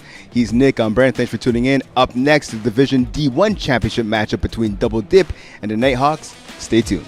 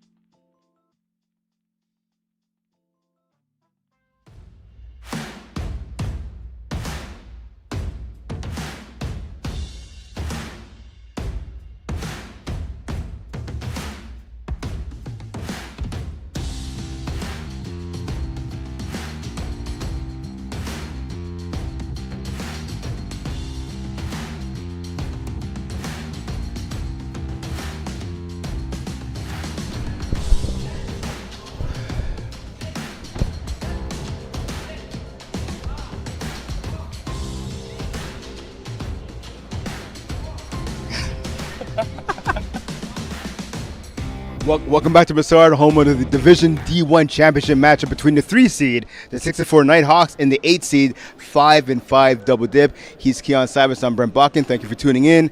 Big matchup, Division D1 Championship on the line. Two teams, they played each other once in the regular season. Nighthawks winning 34-31 back in week 11 on August 12th. So just a couple of weeks ago, what kind of matchup are you expecting here? I think a very close one like the first one ended on the final play of the game, Nighthawks winning that one. So I wouldn't be expecting that fireworks will be displayed tonight with these two teams again. All right, so to kick it down to Rashani Mitch, she has Yvon Salomon of the Nighthawks for the sideline interview. Oui, donc je suis en ce moment avec Yvon Salomon Junior, pardon, de Nighthawk. Donc comment se sent en ce moment? Je me sens très confiant pour le match d'aujourd'hui. C'est pas la première fois que j'arrive en finale. Puis j'ai quelques teammates aussi qui sont allés en finale avec moi, fait que on se sent très confiant.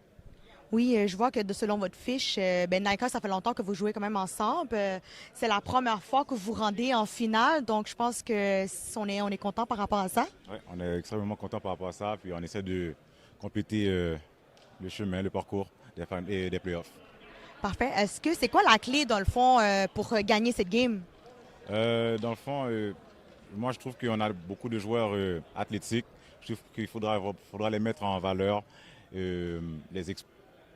faudra exposer l'autre équipe par rapport à ça. Puis nous, il faut qu'on joue vraiment clean, il faut qu'on se fasse confiance entre nous. Puis je pense que ça va aller sinon. Parfait, c'est bon. Donc je vous retourne, Keon et Brent. So I'm leaving early. All right, welcome back here. So thank you, Shani. Obviously interviewing Yvon Salomon, like I said, of the Nighthawks. So like I said, 34-31 back in week 11. The Nighthawks got the victory over Double Dip. Double Dip in that game led 23-14 at the half, but then got outscored 20-8 after the break. Obviously playing a full game is going to be key this afternoon, or this evening rather, I should say, for Double Dip. Exactly, and them being the 8th seed, they defeated the number 1 and number 2 teams in the standings. Unfortunately, my team again was one of those teams. There's just a trend with me, always losing to these finalists. Yep. But again, Double Dip not only beat Junior XL Special Ed, but as well as Black Vipers. So even though that game was a nail biter and they lost in heartbreak fashion, they deserve to be here, and they have one more game to prove it against Nighthawks.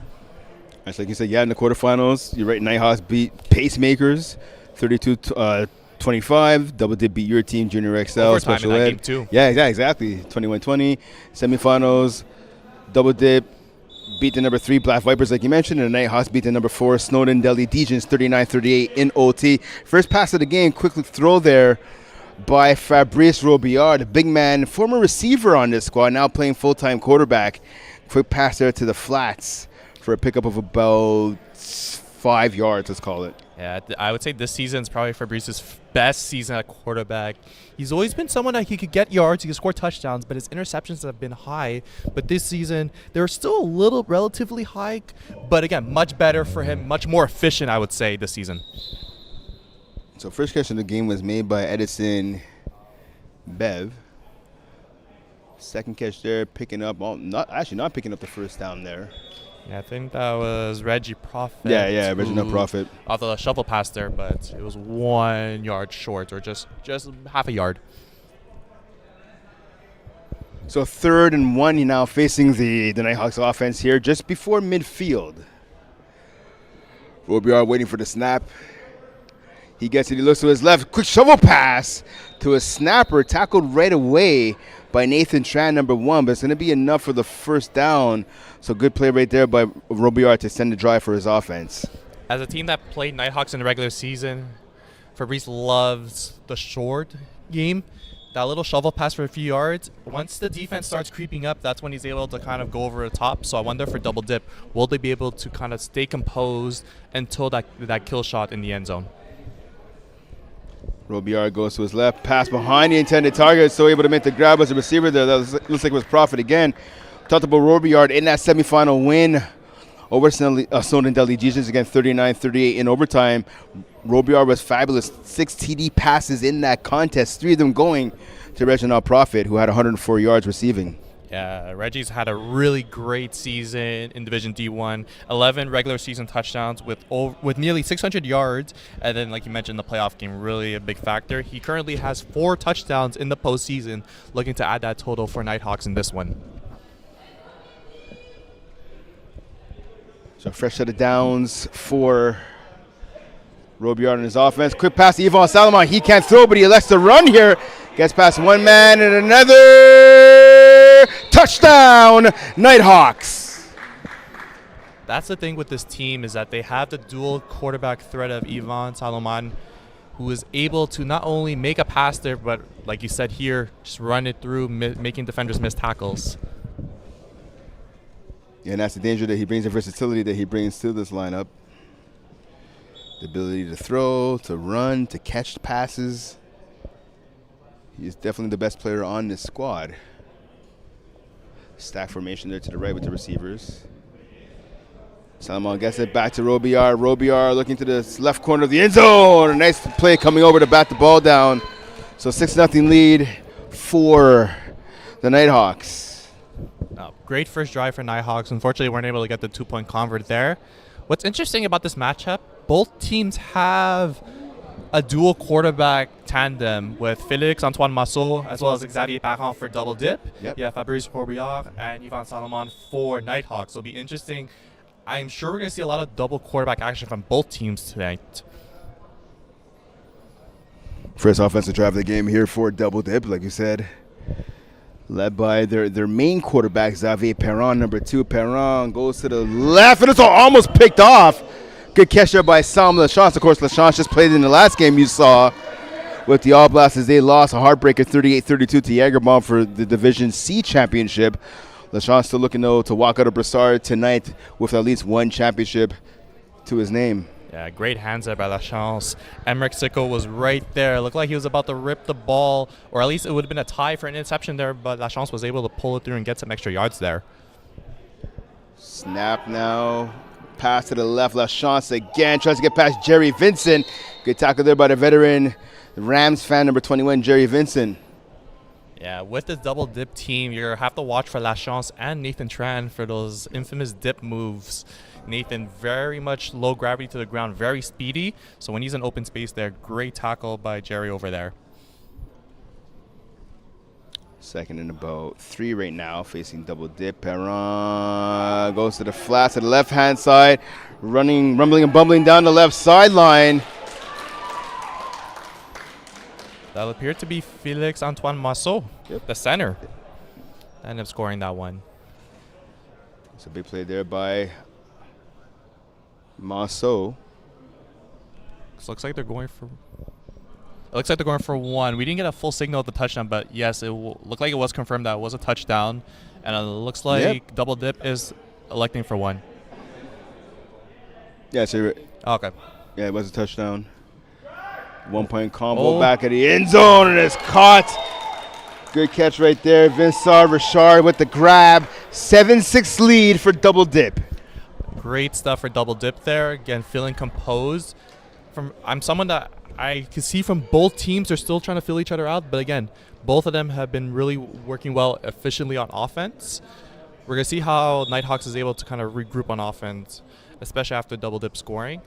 Interesting, though, because of the double dip roster, you have Xavier Parent rush. Would you see if he's able to stay in that sense as playing quarterback for the full game? Robillard with the ball goes to the left sideline. It's Salomon. He goes out of bounds. Ridden out of bounds there by Xavier Hoens. Yeah, I talked to Yvon not that long ago. Like his motto, time to be great. He feels that this is the moment for Nighthawks to finally get a championship. Several of these players have won with Block Party in the Co-Ed 2 in the past, but for this Nighthawks group in the men's division, they haven't had the success that they've had so far. So them being in the finals now could be a chance to silence the doubters that they've had for the past seasons. Little chuck pass there over the middle, caught. Pick up of about 3 yards. I was talking to Edison before the game, and we were just talking about his catches. He has 30 receptions, 160 yards, just showing those shovel passes. Again, a few yards. But again, if you're making a third, fourth down in like a few yards and he's getting those shovel passes and it's moving the chains, it's great. Yep. Yeah, Edison has 2 touchdowns so far coming into this game in the postseason. Robillard goes to his left, passes to the corner, a little bit too high. Receiver comes down with the ball, but his feet land on the blue line out of bounds. Yeah, it looked like Yvonne was looking for a flag there potentially for unnecessary contact from Nathan Tran. If we look at the replay here, we're going to see if Tran got a bit of hand there. He might have got a bit of hand there, so Yvonne might have had a reason for it, but it doesn't look like they're like to challenge. So obviously the speed advantage and the athletic advantage part of me does go to the Nighthawks, obviously with Prophet and Salomon, DeSeta as well, Jerry Vincent, but don't sell double dip short, right? We have LaChance who has some speed, Massot, Richard, Perron as well. Pass on the left sideline, good tackle there. Yeah, Yvonne was actually taking the center there. Fabrice went out wide. So they do a lot of double quarterback, but it looks like they just switch quarterbacks completely in that role. Maybe for the fact for Yvonne to run, perhaps. So the ball now down to about the 10-yard line here. Again, this is still prime position for Edison to get that shovel pass from Robillard. Yep. So we'll see if now they're going in trips. So perhaps trying to use a bit more of the extra space. So one-on-one matchup on the left-hand side. DeSeta, he does a drag route. DeSeta is the number one target here. Pass to the end zone. Caught. A flag on the play. So the receiver got hit at a bounce there. Got pushed at a bounce. So there's a flag on the play. You have to imagine that's going to go against the defense. And the Nighthawks will get a fresh set of downs here deep. And I mean deep in double dips end of the field. Yeah, Salomon was open for a good few seconds there, and it looks like the officials are grouping up. Question is, did he have control of the ball before it was knocked out and the rotation was stopped, or did the defender make a legal play there? Interesting, I have to wait and see. So the clock is still running here instead of 11 minutes remaining in the contest.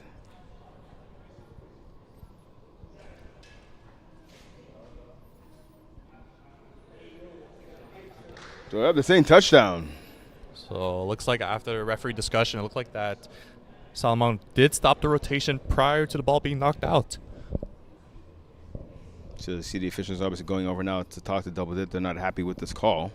Do you think this is something worthy of a challenge? I mean, I think we have the angle there, but... So I was going to ask you that same thing. At this early point of the game, do you want to waste a challenge if you're Double Dip? I know, it's a tough question, but the thing is, it's like, it's always the discretion of, like, did he have to stop rotation at the replay? It kind of looked like a split second did. It looked like for a split second, it looked like he did. But he didn't land, though. That's the thing. But the ball did stop rotation there. So the touchdown stands here. So it looks like the Nighthawks are going to go for a 2-point convo here. I would expect Yvonne to drop back as well as Fabrice. And we'll see how Double Dip kind of maneuvers. Do they switch into man, or do they potentially keep into like a lane form? Or it looks like they're going for one. They're going for one, yep. Okay, never mind. So they can still drop Yvonne back, but we'll see what they come up with now. Of course, the difference with the 1 and the 2-point, you cannot run the ball into the end zone on a 1-point convo. Pass gets picked off. So all that for nothing. 12-7 is the lead after the second touchdown of the game by Yvonne Salomon. Yeah, we're going to see how would Double Dip adapt. Their first drive was pretty flawless there. And again, which defense will make the first stop?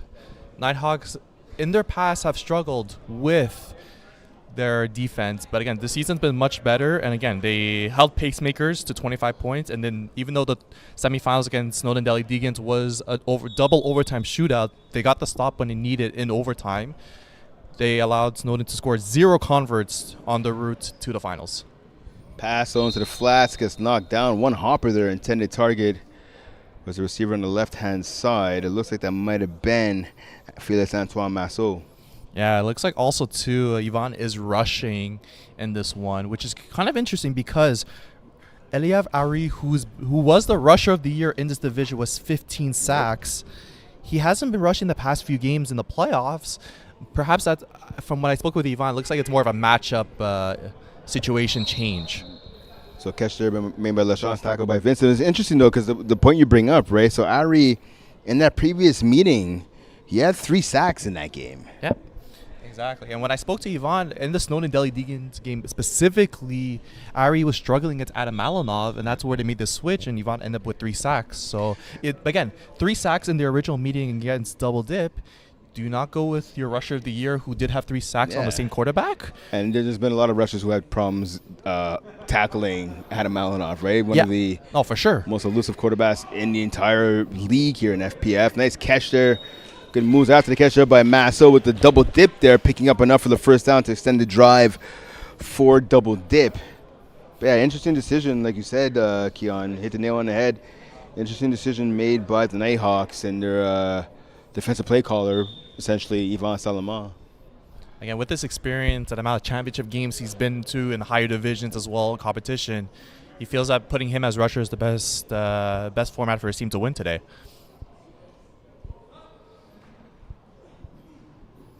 Pass to the low, and that pass behind the intended receiver. There was the big man there, Anthony Nerio, pardon me. He was open, just a bad pass by Perron. It looks like for Perron, he's really waiting till the last second to throw it. He's double clutching it multiple times, so I don't know if that's, again, that could be something for him to make his final read at the last second, or does that give enough time for Solomon to make that sack or make that big pass breakup like in the air?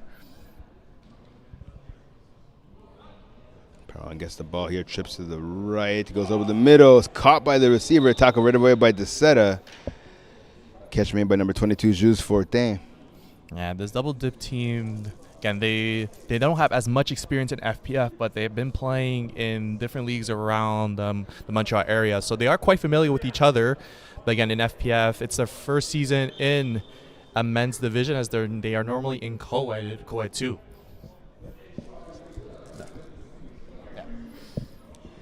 So the ball now about a yard away from the first down, inside the 10-yard line. 3rd and 1, quick pass. LaChange picks up the first down. Smart play right there by the quarterback in Perron. Don't get fancy with it. Just give it to your best player who's open in space. Extend the drive for your team. Exactly, and now it looks like it's in red zone, so it doesn't look like, again, that they're able to run. But again, the game becomes much smaller when it's goal to go. We haven't talked about Vincent Richard much. He's their big body on this team. Those high point catches, those body contacts, even though, again, flag is a non-contact sport, but we do know sometimes it does inevitably lead to that point sometimes. That's over the middle, and a drop right there. The receiver was open on a slant. The ball came in quickly from the quarterback, but as the saying goes, if you touch it, you should be able to catch it. Yeah, that was Vincent Richard. I was just speaking about him just now.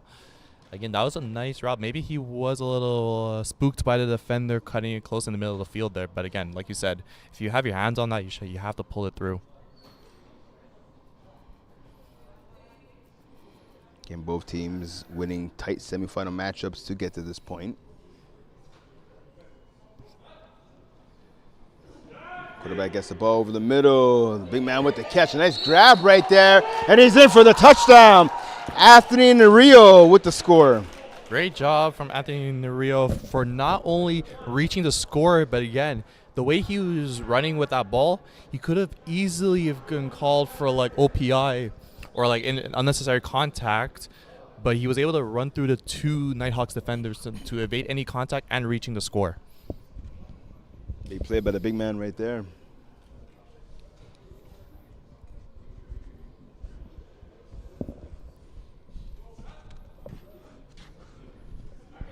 Back at the end zone, that's caught by Richard. So there you go, finally a big grab right there for him on offense. He dropped the earlier touchdown, made up for it with the 1-point convo. Yeah, he didn't score a touchdown last drive, but he's been the recipient on both their converts in this game. Same routes, back in the end zone ends, and Xavier Parent has been able to be patient enough to find him wide open in the back. That's something for Nighthawks to for sure adapt next time double dip is in the red zone. So 14-12 lead for double dip. Now just over 5.5 minutes remaining here in the opening half of this Division D1 championship matchup between double dip and the Nighthawks. Pass to the sideline. Salaman thought about going backwards. He goes forwards. Tackled by Nathan Tran. A good contrast with these teams. Double dip is more of the defensive kind. They haven't scored more than 25 points in the postseason, whereas Nighthawks is the opposite, where they've scored over 30 plus in both games. At this trend, it's 12-14 with 5 minutes left roughly in the half. Which side do you think it will prefer if the game starts kind of evolving?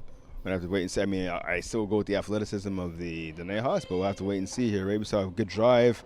On a pass to Deseta over the middle. Deseta picking up, let's see, picking up more than enough for the first down here. Deseta, of course, scored the walk-off game-winning touchdown in the regular season meeting. Deseta scoring a 12-yard game winner on the final play of the game, again with the 34-31 victory for the Nighthawks over Double Dip. It's been a great tandem between Deseta as well as Reginald Prophet, as they both combined for 23 touchdowns in the regular season and currently have combined for 6 in the postseason. Deseta now, finally, after a couple of seasons of playing mainly just in the lower divisions, has made his way up now to some of the higher divisions, playing, I believe, with the Bandits as well. And a nice catch right there for the touchdown. What? Great throw by Robillard, even better catch. That was a great ball by Robillard, and then Reggie was able to make that catch and also getting his first foot in bounds there. What a clean play. Taking advantage of the smaller Nathan Tran there, if not mistaken. Yes, he took advantage of the height and the athleticism, like you mentioned. Yeah. Reggie, one of the more athletic players in the lower divisions, definitely more athletic than a lot more players should take into account for, which doesn't excuse for his fantastic season. So 2-point convo attempt here for Salomon. His offense, high snap, he gets up to get it, pass in front of the end zone. That was just way too easy for the Nighthawks offense. Yeah, that looked like it was not going to work out because of that high snap, but Edison was able to kind of get to that sweet spot off that pass from Yvonne and get the 2-point convert, making a 6-point game with just under 3 minutes in the half. So 20-14 is the lead right now for the Nighthawks. Prophet getting the TD. Edison getting the convo. Pass to the flash to Tran. Good tackle there by Jerry Vincent right in the back pocket of the receiver. Pickup of 2, maybe 3 yards on the play. Yeah, it looks like for Double Dip there, again, they're really focusing on their early down plays being those drags on both sides of the field. But Nighthawks have been containing them very well, especially the fact that when Double Dip is trying to make their double dips, they've been making their key tackles there, avoiding long gains. Second and long now facing the offense. Perron, smartly puts it right over the middle to Masso. Masso gets past 3 tacklers. Almost a fourth. A great play right there by the snapper, Antoine Masso. Picking up more than enough for the Felix Antoine Masso, picking up more than enough for the first down. Yeah, it looked like there was some miscommunication there for the Nighthawks defense there. Yvonne was a bit late to rush there, but I think it's because they were also talking amongst themselves for their defensive play on that, allowing Antoine Masso to actually get all that yards and that dip for additional yak. Double dip with the ball on plus side of the field. Pass off the hands of LaChance. Almost picked off.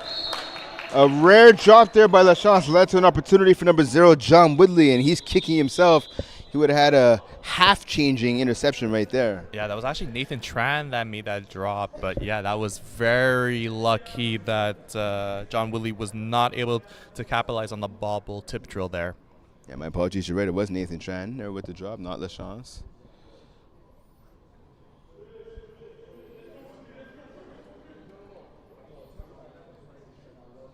It's about 3 different players wearing headbands for the away headbands for double dip. I can see. So catch right there. So that was Juice Fortin, number 22, just to be sure for you guys at home and for myself as well. Catch over the middle, pick up of about, let's call it 6 yards there. Yeah, and they're right at the red zone. That's the 7-yard mark. Again, we just spoke about this not too long ago. Vincent Richard back the end zone in. Is that the play that they call now? I'm going to have to wait and see. Let's find out here. What would you call here if you're on the defense? Lanes, but maybe have one guy over top. Let's see what they do here. Pass over the middle. Catch by Richard. Looks like he got past the first tackler, not the second. Taken down there by Woodley. First down as a result of that play for double dip. If you're Nighthawks as well, and again, they feel like they're the athletic team between the two. And I think we would agree that as a group, perhaps they have more athletic guys, but it's very close. But I think you could honestly try going man. But again, you're athletic, but you're also against smaller guys and perhaps faster guys. And it looks like they're lined up almost in man, but let's see if they keep it. The snap. Oh, they're playing a zone here. Pass gets deflected and brought it to the end zone. A huge clutch grab right there by Xavier Hoang. Hoang with a big grab. Second of the game right there. I think the rusher might have got a piece of that ball, but again, Hoang showing some great concentration to come up with the grab and, of course, the touchdown. Yeah, exactly. Even the defender, Stefano Descent, didn't even know where the ball was. Looked like he was trying to make the tackle, but couldn't tell if Xavier Hoang actually had the ball there. But great concentration on the receiver to score there and tie the game.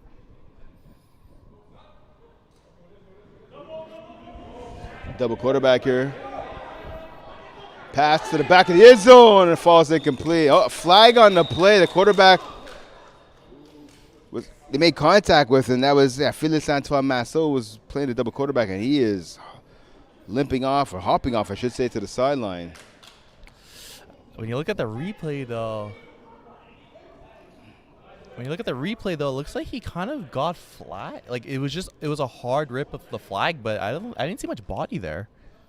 Yes, so see again on the replay at home. See a double quarterback, one rusher. So this defense is smart. They send a second guy over.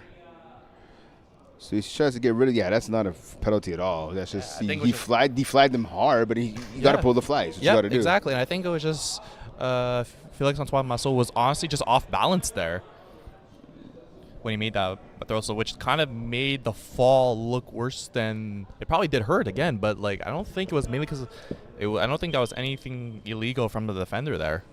Yeah, not sure what else you can do there. And that looks like they're going for 2 from the 5. Massot is out the game, so you have Sam Lachance actually snapping. Yeah, get a bit more speed at the snap position. Yes, I think Ari was the guilty party on that call. Yeah. Lachance back as a double quarterback pass to the back of the end zone. Grab and snatch out of the air by Vincent Richard. 3 touchdowns for double dip and 3 converts by Vincent Richard, the big body there. This time it was for 2, giving double dip the 2-point lead ahead of the break with 43 seconds left. So again, yeah, like you said, 43 seconds left. There's still a lot of time in FPF. What are you calling here offensively if you're the Nighthawks? Are you trying to go for that big shot right away, or do you want to cut the field in half? Definitely cut the field in half, but if I was Fabrice at quarterback, have your second play in mind already so that you can at least kind of keep it moving regardless if you get the incompletion or completion inbounds. But again, I wouldn't take the shot right away unless it's a very broken coverage. Pass the end zone. They're going for that deep shot, and Salomon with the grab. And you're saying he's down at the 1-yard line. Like I said, if the shot was there and Salomon had the step on Xavier Hoang there, and even with the tipped ball in the air, he was able to kind of get extra yards on it, and it looks like he was short at the 1. Yeah, good tackle right there by Hoang. Yeah, no, great stuff. Circus catch right there by Salomon. He reels it in. Almost lost it for a second as he was doing the follow-through on that catch. Looks like he lost his glasses on that play, too. Great concentration there by Yvonne. So ball, at about the 1-yard line here. Tons of time, 38.7 seconds remaining here in the opening half. I like the matchup, Reggie against Vincent Richard there in the slot on the left. Robillard, awkward-looking pass there. He thought there should have been a penalty. He thought that maybe someone hit his throwing hand there, throwing arm, but... Yeah, I think he was looking for Xavier Parent that got clipped him in the hand there, but Xavier doesn't feel like he touched him, or, again, no call was made there. So second and goal now, facing the Nighthawks. 35 seconds remaining on the clock. In the sense, for double dip, I think they might show man, but they're probably going to go into a lanes. And then if you're Nighthawks, I feel like if Fabrice is going to be rolling out, having levels concept or having a delayed drag or a slant by either Reggie or Yvonne to get the defense unsure there.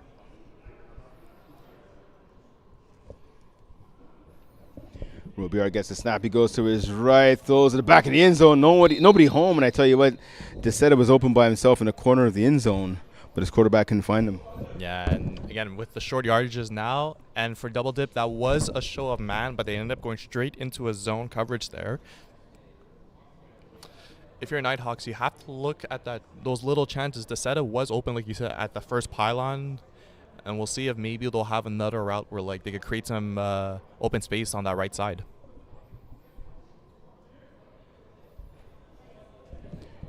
Brossard wastes the snap.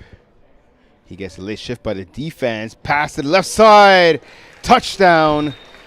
Easy pitch and catch there from the quarterback to the receiver. Now 26-22 lead for the Nighthawks. Yeah, it looked like that was a simple, quick out by Reginald Reggie Profit there to get his second touchdown of the game. Yeah, Profit with that speed and acceleration, making it look so easy.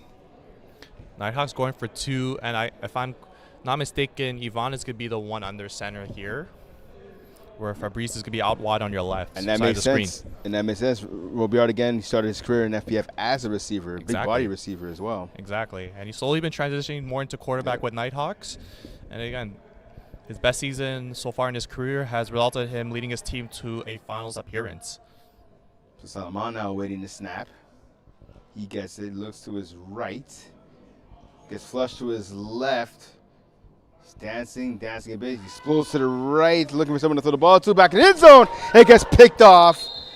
Conversion is no good. 26-22 is the lead for the Nighthawks. 28 seconds remaining in the opening half. Just looking at that matchup between Yvonne and Xavier Parent, I am concerned though for Parent being fatigued as the game goes on, because it looked like even on that convert, he was feeling a little gassed from at least what I was looking at up here in the booth. It's a lot of work to be rushing and playing quarterback. I mean, quarterback, obviously the ball's in your hands on every single offensive play. You're not necessarily running like a receiver does, but still to be playing both ways and have one of those ways being rusher, it's taxing to say the least. So new drive here by Double Dip, looking to score before we hit the half. Can they do it? Let's find out. Perron gets a snap, quick pass, a little bit behind the receiver, but definitely a catchable ball. Yeah, it's just Fontaine. It was behind him, but again, you had 2 hands on it. So if he was able to get that catch, he was definitely able to get out of bounds there and stop the clock. The clock stops now, but again, without the yards. 25 seconds now remaining on the clock here. Still enough time for Double Dip to at least get the ball in midfield and get a fresh set of downs. Same play to the opposite side now to La Chance. He's tackled by Vincent. Again, that's Jerry Vincent right there, the veteran corner. Yeah, that was actually Nathan Tran once again. It's tough to see. Sorry, yeah. It's very tough to see from here, like the numbers and stuff, and everyone with their white headbands and stuff. So it's basically 3 receivers who are all wearing white headbands and black shorts, who are all like similar size as well. Yeah. I feel like from Moisseau he might be a little bit bigger than the other two. Moisseau is bigger, yeah. Moisseau is bigger. And he's playing snapper, but having La Chance and Nathan Tran, it is tough to see sometimes from where we're standing in the booth. White gloves as well, I will say. Yes. High snap, reeled in by the quarterbacks, going deep. Touchdown! Vincent Richard splits the defenders and gets it to the end zone. Now Vincent Richard, he's finally into this game. 3 conversions, 1 huge touchdown there. He was someone where I kind of expected more out of him during the regular season and postseason so far. But again, they have so many weapons with this Double Dip team. And now, again, he's been everywhere. Even in the game when Double Dip defeated us, it only felt like Xavier Parent was looking for him on that deep route, on those deep goes. They weren't able to capitalize, but outside that, he wasn't really used on the offensive end. So it's nice to see him on the converts as well as the deep ball executing there at the end of the half. Brown gets that double quarterback. Pass back. 3rd quarterback pass to the end zone, intended for Perron, knocked away by Salomon. 28-26 lead, 12 seconds, remaining here in the first half. I like that concept with like the triple QBs there. The only thing is if you were able to get Vincent Richard actually in that mix where he was in the middle of the field, because that's where he was making most of his damage, not only with the goal ball there, but also with the converts. He scored 3 converts in the middle of the field, and having him go on the outside there kind of takes that away in that sense. Maybe the Double Dip defense was able to push him away, but again, it's hard when you have 3 quarterbacks in the backfield trying to make a play there. It kind of turns into backyard football. So 12 seconds remaining for Robillard in his offense. You see them going deep first down here? I could see if he feels like a shot, but I think he might go short. Let's see what he does. Yeah, he goes short, and it's picked off. He went short, but a little too short. Pick 6! Double dip! What a play. Xavier Huang read that play like a book. I think if Robillard actually made that throw a bit earlier, but Huang was baiting him there, I think, for that. If we look at the replay, it looks like, yeah. Man, to bring it back, he knew where the camera was. Yeah, he definitely did. He definitely knew where the camera was there. Great job on that sense. This conference very pivotal because it's an 8-point game right now. If Double Dip succeeds, it's a 9-point game, 2 possessions. And I think they get ball back, if not mistaken, right? Yeah. Double Dip starts with the ball in the second half. Yeah, so again, this is very pivotal for Nighthawks to get this stop.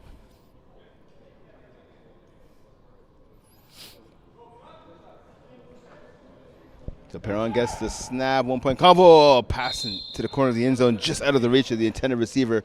4.9 seconds remaining here on the clock. 34-26 is the lead for Double Dip. Yeah, I think at this point now, you have to go for the kill shot into the end zone, or unless you try to go short. But again, they went to try to go short in the last play, and it resulted in a pick 6.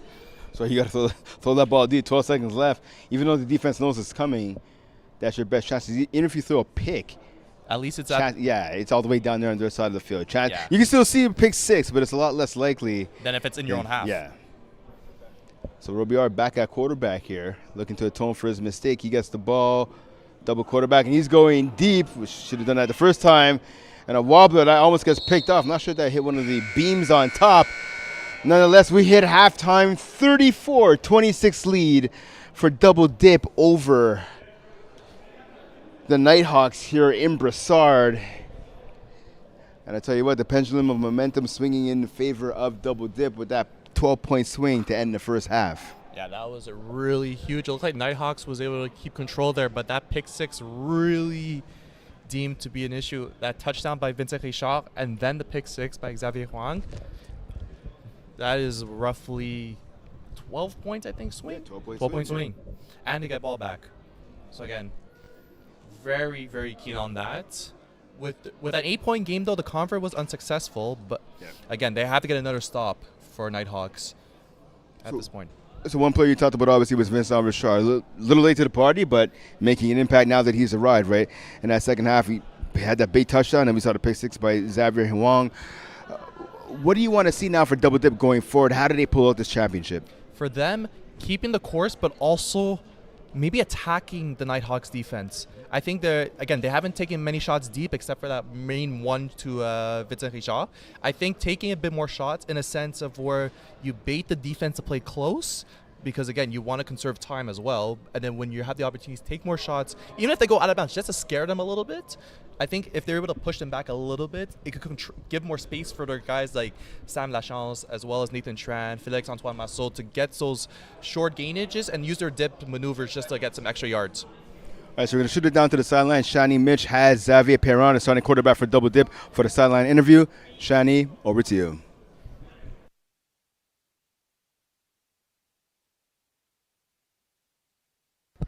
Donc, je suis en ce moment avec Xavier Parent, le quart arrière de l'équipe Double Dip. Je vois qu'en ce moment, vous êtes en train de mener 34-26. Comment on se sent? On se sent très bien. Honnêtement, on joue. Les gars sont tous là. On est vraiment content que les gars soient là. Ça a été ça le problème de toute la saison. Puis là, en finale, les gars show up. So, on aime ça. Oui, vous avez fait un pick 6. Je pense arrêté. Ça fait donner un bon momentum pour la game. Oui, c'est sûr qu'il y a un pick 6, ça change la donne, surtout au flag. Puis surtout qu'on recommence la balle avec la deuxième demi. Fait que on va essayer d'aller scorer puis avoir plus qu'une 2 possessions. Fait que, tu sais, mettons, tu penses finir la game à combien? Gars, on va voir qu'est-ce que la game va me donner, puis on va commencer avec ça. Parfait, c'est bon, merci. Donc, je vous repasse Keon et Brent. Welcome back here, halftime show. So, switching sides down to the Nighthawks, right? You talked about Double Dip and what they need to do. The Nighthawks, we see Fabrice Robillard. Again, solid regular season, right? He's one of the top quarterbacks in his division, but a really bad interception. And even throughout the game, we've seen some inaccurate passes. And this brings me back to the Fabrice Robillard we saw from the last 2 spring seasons, where he combined the last 2 seasons to have almost 30 INTs. We saw a huge INT there to close out the first half that led to a pick 6. What do you want to see out of Robillard going forward now in the second half? I think for him to settle, using his playmakers, again, he's been using that shovel pass, which has been working, but again, maybe getting like Stefano Dissetta, Reggie Prophet, or even Ivan Solomon on the shorter realm of the field. Let them make plays, give them a few yard hooks, and have them miss defenders there instead of going for those like deeper plays. It worked with Ivan there, like in the first half there, but it's like you can't play without mistake. You have to play without mistakes at this point, especially going down. You have to have your offense. I don't think they could afford having a drive where they don't score. Again, you look at both teams, right? Like I said, the Nighthawks, the 6th seed, the 3 seed with a 6-4 record in the regular season, double dip. The 8th seed, they finished 500. They finished 5-5. Like we said, Nighthawks with the last second walk-off touchdown to win the game. Perhaps double dip now, showing they could be the better team despite the seedings. Exactly. This division was very close, and for Double Dip, they never really had their full roster going into the much of the games in the regular season. Like even when we faced them in the regular season, Xavier Parent wasn't there throwing. It was Félix-Antoine Massot. And then in the playoffs was probably the first time they actually been a full group all season. So again, better late than never for them, and it's been working for them, especially with an 8-point lead coming out the half. So Solomon started off the scoring in this game for the Nighthawks, which means Double Dip starts the second half of the ball, and that pass is knocked down by the rusher. I think that's Ari there now. Yes, they switched rushers and putting Yvonne into coverage. And again, Ari was able to have 6 pass defended in his 15 sacks during the regular season. In the postseason, he always has 1 bat down. But again, he didn't really rush much of the second game against Sonadeli Deegans. We'll see if maybe the change of pace of rusher, a bigger frame than Yvonne, and having Yvonne kind of call more of the defense. Perron going to the sideline. I thought Willie might have got a piece of that ball there for a second. Catch made by Nerio, who had a touchdown earlier in the first half. Yeah, that ball looked like either got tipped or he was just a step behind for that. That could have been almost another pick from Woodley. He's had a few opportunities to make a big play. Unfortunately, it hasn't worked his way. So wonder if the third time will be a charm. I'll have to wait and see. Fresh set of downs nonetheless here for this double dip offense. Brent Buck and Keon Cyrus with you live in this Division D1 championship game here in Brossard. Late pass over the sideline, and the receiver couldn't get more open than that. Richard was wide open. Perron was trying to look off the defenders, I should say. But he said he has to have a better throw than that. Wasted opportunity there on first down. Yeah, there was a post wheel on the left side, and Richard was wide open there. And honestly, if Parent was able just to settle instead of waiting for the last minute there, I think instead of waiting for the rusher to get there at the last second, the read was there. Richard wasn't moving. You just had to throw that sooner and much more calmer, and then Richard could have had a much more than a first down perhaps.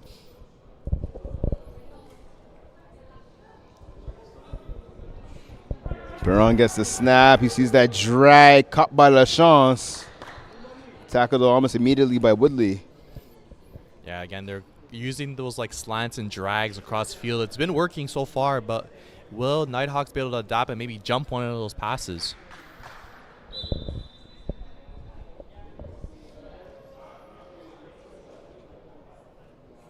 So the ball just past midfield now for the double dip offense, looking to extend their lead again. They're up 34-26.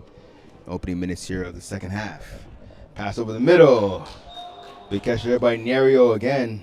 Yeah, great reliable hands by the big guy there. Yeah. Getting a first down there. It looked like everybody was covered. Nathan Tran looked like he was the first read there, but he was covered. And the big man receiver was able to make, I think that's his third reception in the game, third or fourth reception in the game, along with his touchdown earlier. Don't forget, coming up next, we have the Co-Ed 3 championship matchup between Back That Pass Up and Phantom Troop. Explosive players on both sides. I'm looking forward to that game. Chelsea Britton going up against Jason Rossi at quarterback. Pass. Oh, Masso. Oof. That's one he wants to have back. Thought about running before he caught the ball. Yeah, if he caught that ball and made like perhaps a dip, he was probably going to find himself in the end zone there. But again, Nighthawks left him in no man's land wide open. So again, the defense has to tighten up a little bit there. Second and goal now, ball at the 9-yard line. And after the drop by Masso, second down. Perron waiting to the last second. Not sure what he was thinking there. Might have been better off actually taking that sack. It looks like he's going to try and get a jump pass off. I saw a lot of black jerseys in the corner of that end zone where he was aiming the ball. Yeah, I think that was a good time for him to actually like hold on to it. He was staring down that left side or the right side of the field. Actually, Sam Lachance was at the back of it, coming across perhaps like a deep post, but his quarterback wasn't able to see him. But honestly, good job taking the sack there, because yeah, that looked like that could have been a pick if he actually threw that. Third down now. Perron gets the ball back in the end zone. No one's going to catch that one. I think that was about 10 yards deeper. Me and you would have caught that. Yeah. Oh, flag on the play, though. The contact was made on the passer. Yeah, we'll see it on the replay. Yeah, Ari appeared to have made contact. We'll check on the replay here.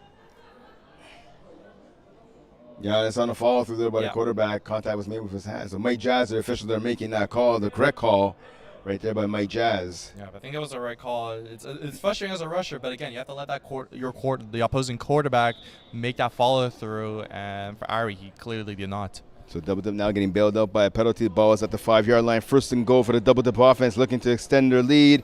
Perron back in the end zone. It's a little too high for the intended target in Richard. Yeah, right now though, I'm not really liking Perron's play calls. I feel like they're getting very close of being picked off. It's either he's taking too long in the pocket, or again, it's either his receivers are just ending up roughly in the same spots, but again, it's not looking as fluid as in the first half. They are marching down the field, but again, there are a lot of risky plays that's been involved. Perron with 7 TDs coming into this contest in the postseason. Pass to the back of his row, and that's almost picked off again. You hit the nail on the head, Keon. Woodley there jumps up, just could have come down with the ball. Yeah, that would have been the third time is the charm, but he wasn't able to catch that. It was a gimme interception. Made a great play on the ball there, jumping the route. But again, for Perron, what is going on? Is he getting very, very much flustered in this championship game with just under 14 minutes left in the game? Perron gets a snap, goes back to the middle, touchdown, Richard wide open, and he makes the Nighthawks pay. Again, it's been the bread and butter for them in the red zone, and it took a while for them to get to that point, but Richard scoring his second touchdown in the game. Here he has 3 converts, making a lot of those points for Double Dip in this game. Now with a 14-point lead, it looks like Double Dip is going for 1 to make it a 15-point game and out of 2 possessions. Gets a snap for the conversion attempt. Fastball to the corner. Going through the hands of Fabrice Richard, who was out of bounds and not a part of the play. Yeah, with under 13 minutes now as the time is clicking for Nighthawks, it's not over. You still have to get that stop on defense, but right now you have to score on offense, because if you don't score, then you could look at potentially the game being close to being done.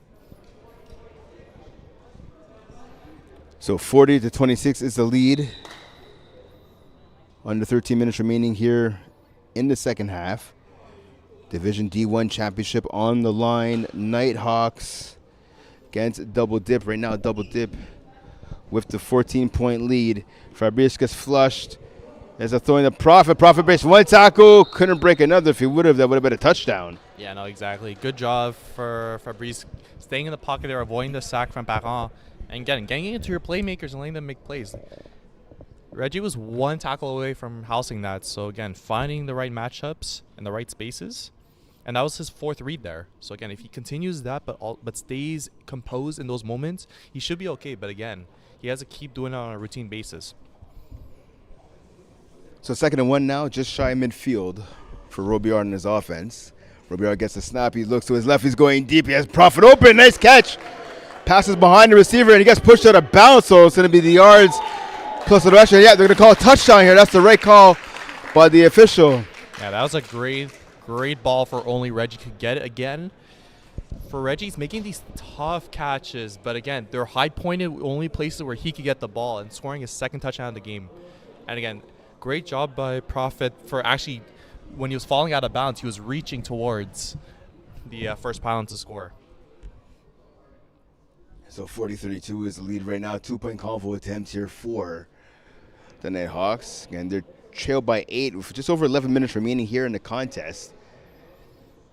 Brett Bach and Keon Science with you live here in Brossard. Yeah, it looks like there's a referee discussion. I'm not sure because of the penalty or was it because of did the ball cross the goal line? At least from my vantage point, it didn't appear that the ball crossed the goal line. I'm not sure why they're still calling a touchdown. I thought they would see he was down about the 2 or the 3 yard line, but Mike Jazz is still TD. And again,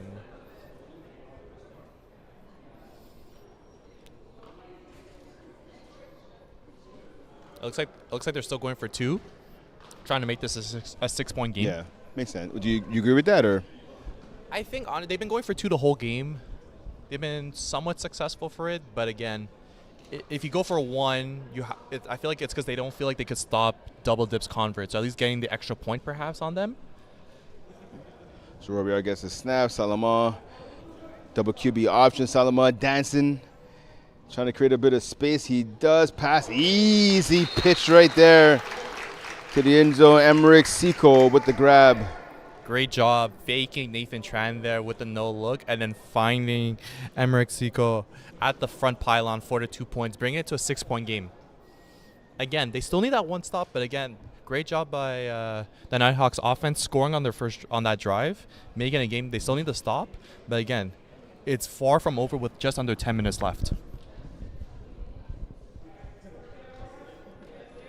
So here comes double dip onto the field with their offense. Looking to kill some time off the clock and extend their lead. Let's see if they can do it. Perron goes over the middle. Oh, almost picked off. What a catch by Perron. Pardon me, rather by Richard. Touchdown saving tackle there made by DeSeta. And you can see the defender on the replay. He had his hands on his head with his back looking at the ceiling. I think that was Solomon. Yeah, Yes. he couldn't believe he didn't get that INT. Yeah, honestly, he made the perfect read there. His glasses falling off once again. But great job for Richard for holding the ball in there in traffic and almost reaching into the end zone.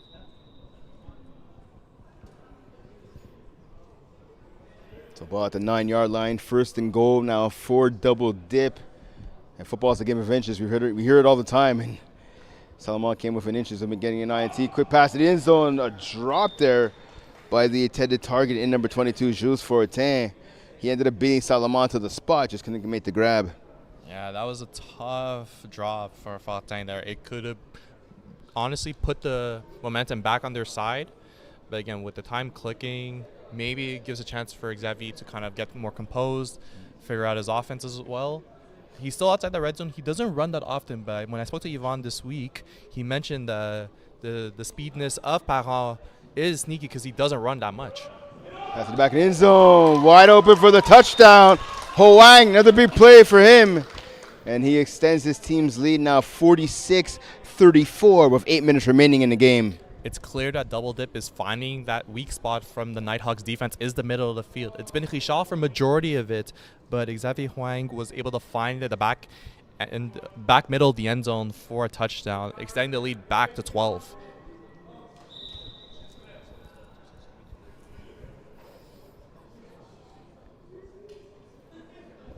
It's a 1 point convo attempt here.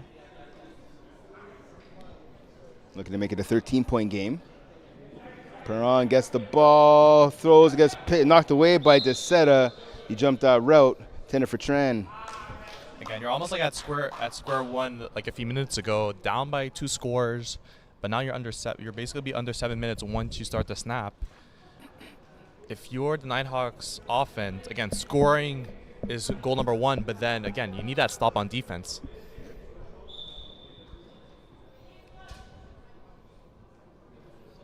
Salomon now in at quarterback, so it looks like a full-time change here. Salomon, the more athletic player of the two between him and Robillard, has a ton of experience at quarterback.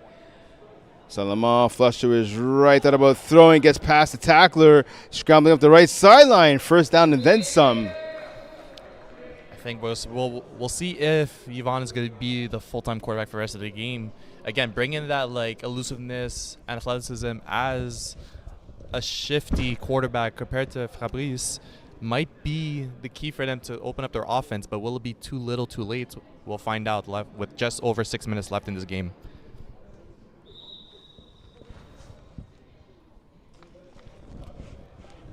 It looks like Yvonne is going out wide and Fabrice is going back on their quarterback, so we'll see what we could come up with.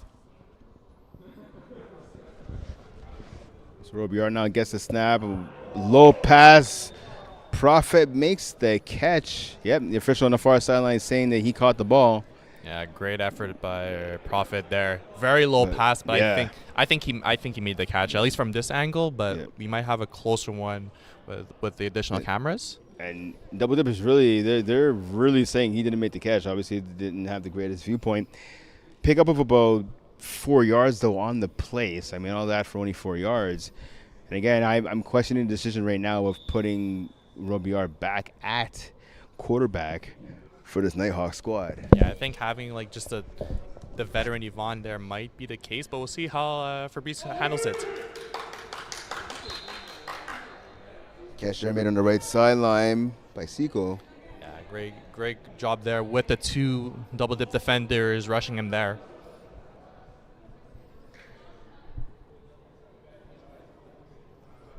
And again, with Nighthawks, they are marching on the field, but time is ticking. We do have to wonder if they do score, do they either go for an onside attempt or do they play it out and hope that their defense gets a stop before time runs out?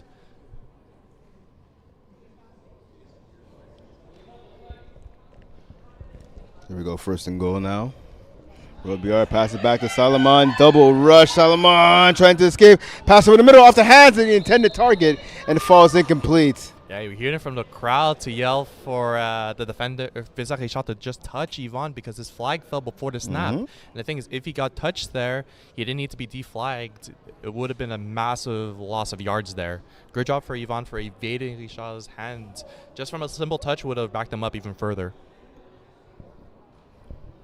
So again, if you're going to double quarterback here, again, I like the idea of just having Salomon be your quarterback. Again, Robillard is no stranger to catching the ball. Like I said, started off his career here in FPF as a receiver. He has over 31 career touchdowns.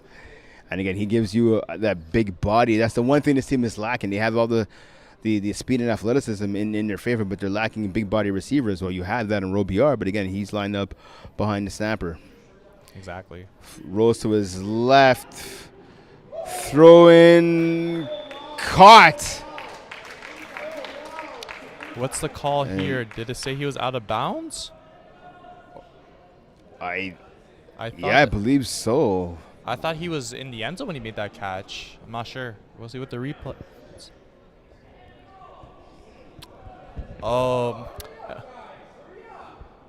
It might have looked like Prophet might have had one of his feet out of bounds at that point, unfortunately. But again, that was a dangerous ball there in the corner. Great job for Prophet for holding on to it and at least avoiding a pick. But again, that's another risky ball. And it looks like Yvonne is back at quarterback. Again, they're outside the red zone, so Yvonne could run, theoretically. So we'll see if that's going to be perhaps the game plan here against Xavier Parent. Salomon gets a snap. He goes to the left-hand side. Caught right away. Tackle by Hwang. Oh, looks like he missed it, actually. It was a touchdown for the center, Edison. Oh, you're right. And it looks like onside coming. Yeah.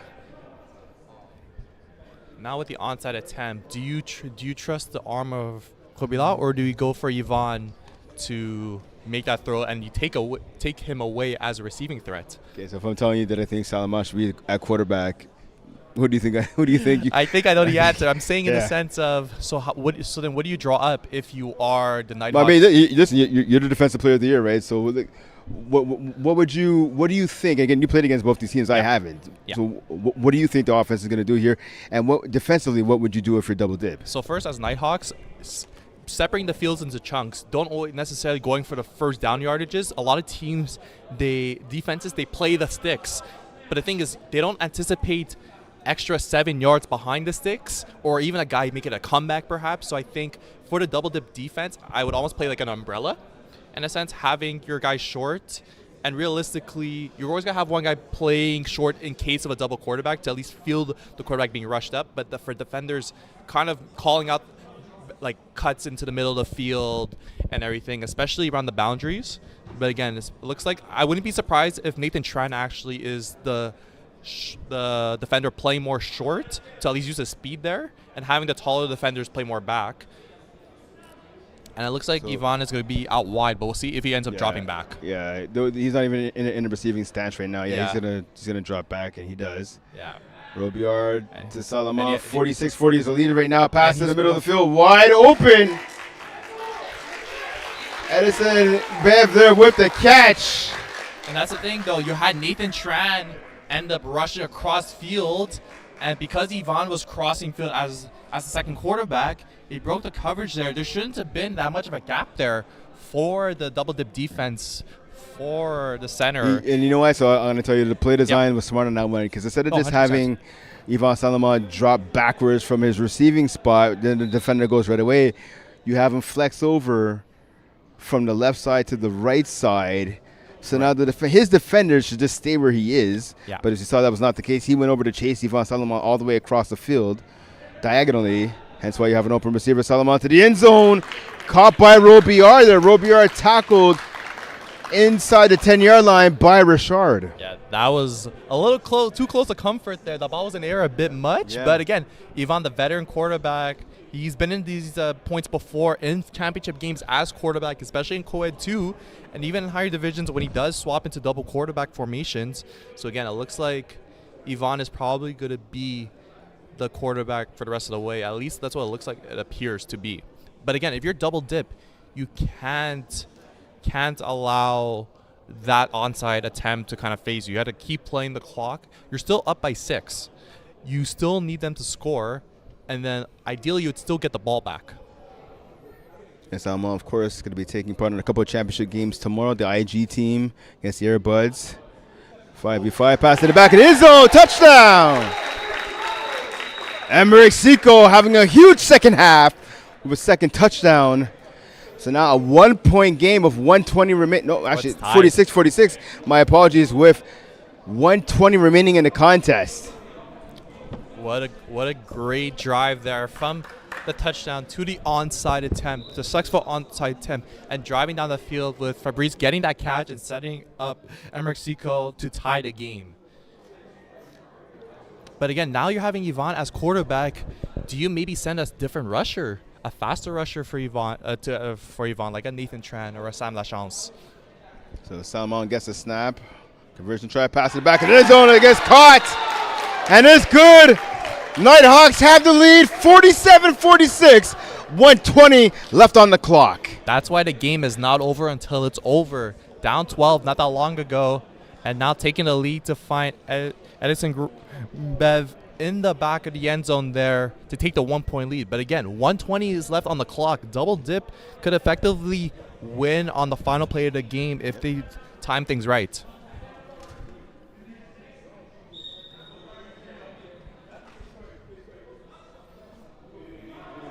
So here we go. Pass to the flash. I believe that's Fortin there with the grab. Yep. Yeah, it looked like that was Fortin. This time the pass was in front of him for him to run the drag. But again, for double dip, time is on your side. You actually want the clock to be going down, and you're like one play away essentially from being at midfield already.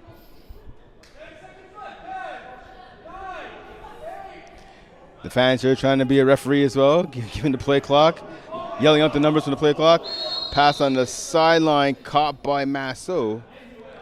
Yeah, if he didn't step foot out of bounds there, Seco actually missed the tackle there. Masso could have gotten much more yards there. So, again, that's fortunate for Nighthawks that he didn't get enough yards there.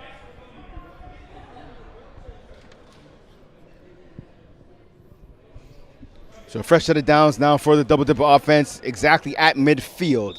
49 seconds left in the game. Can double dip pull out the last second victory, or could the Nighthawks get a defensive stop to end it? Pass to the corner, Fortin. First down. Great concept there. You had Vincent Richard run a deep in there and allow Fortin to come across unnoticed and able to tight rope for a few extra yards there inside the 5. First and goal at the red zone, the ball at the 4-yard line. Big catch right there on the sideline by Fortin. 43.5 seconds though remaining here in the contest, so plenty of time for double dip to score. But we have to wonder if they're going to be smart here, try to kill the clock a bit and not give their opponents time to get the ball back. I think so. I think you could honestly just do like 1 yard hooks to your speed receivers and just have them dip. If they score, I guess great, but if not, at least it'll be stopped short. Perron gets the ball, pass over the middle to Masso, and that's it. They realize time is the only enemy right now, so about a 2, maybe 3 yard gain right there. Yeah, 2 yard gain. So the ball goes from the 2 to the 4 yard line. Yeah, and the clock is going. Yeah, no, that was actually good for Nighthawks that the clock stopped there, a little malfunction. Yeah.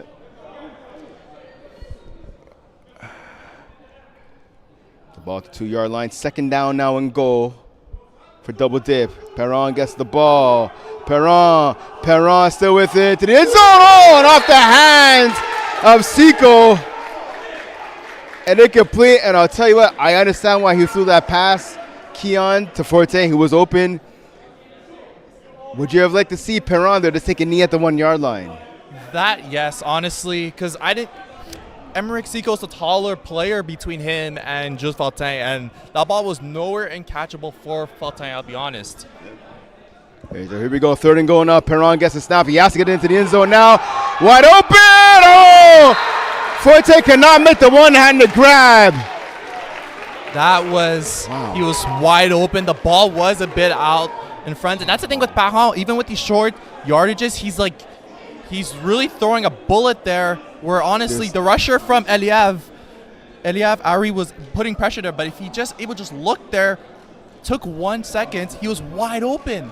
Didn't need to put that much power on it. Just even to put more air on it, it would have been an easy catch for Fortin. So you're double dip here. You have to take a timeout, I think, right now if you're double dip to kind of just compose yourself. Yeah, I don't know if they're going to. But again, what's been working? The middle of the field. Vincent Richard, I'm surprised he hasn't been targeted. He has 2 big touchdowns. Looks like, double dip is taking the timeout. Yep. But again, Vincent Richard has been their red zone target all game. Why haven't you targeted him once? I get that maybe the matchups, Nighthawks are trying to match that up, which is great. But again, sometimes you just have to let it go to your best big guy that's been making the best plays in the game. With 10 seconds left, as kids, you dream of these moments, and now you have the Nighthawks crowd making some noise, trying to disrupt their opposition right behind them. And this is it. You get this whole Nighthawks block party, IG team, fan base coming out. It makes finals weekend special all the time here, and this first night of finals weekend is no different right here. Exactly. And now timeout call now by the Nighthawks. They might have saw something they didn't like out of the formation by the offense. So Yvon Sanama, the captain, calling a timeout there. Good job for them, honestly, because again, these timeouts don't carry over. You might as well use it now. Nighthawks, Brent, do you go man or do you go? You could typically play your lanes at this point. You're at like 1 yard. I mean, that's a question for you. I mean, you're defensive player of the year. I always like to ask for a reason. I think honestly, if you are if you're Yvonne, you're talking to your guys right now. Do you trust all your guys to make that one play, make that one stop? If you feel like that's the case, you go man. I love playing man, especially in these moments, because if you get beat, it just shows you're a better guy. And if you're double dip, what are you calling here to beat man if that ends up being the case? Double moves. You have to speed over these guys. Maybe look at Sam Lachance against John Woodley. All right, here we go. Tran over Stefano De Seta. Here we go, final play of the game. Double dip. Back in the end zone, touchdown!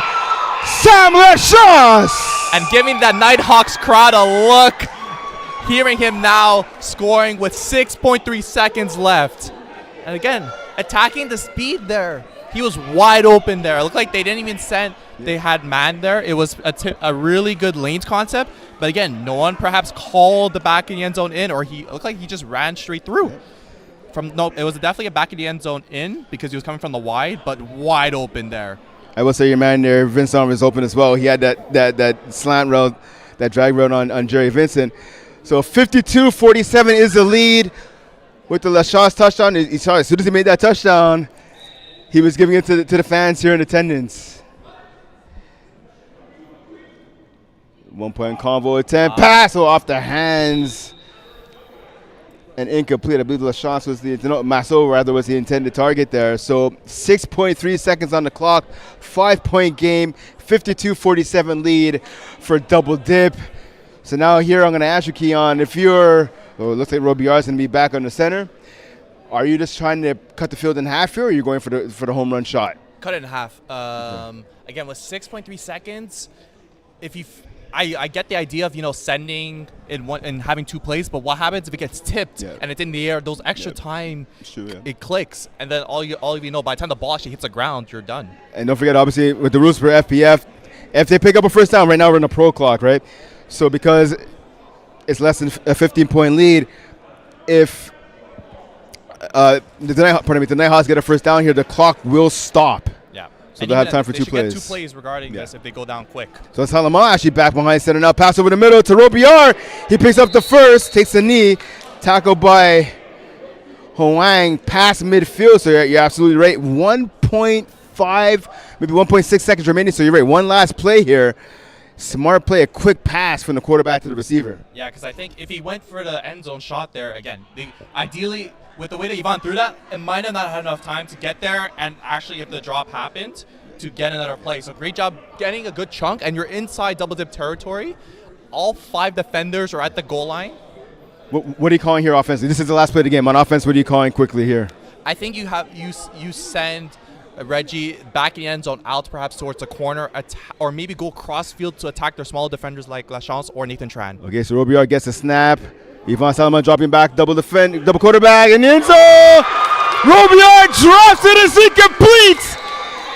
And double dip are your Division D1 champions with a 52-47 victory over the Nighthawks. They went to the most athletic guy, Reggie Prophet, who's been having a great game, making great catches, but with the final play of the game, and Fabrice Robillard looking right at him, Victor Richard made the play. They're 2 big bodies against each other, and Richard was able to get his hand in there enough just to make Reggie, unfortunately, not catch that ball, and giving double dip a championship.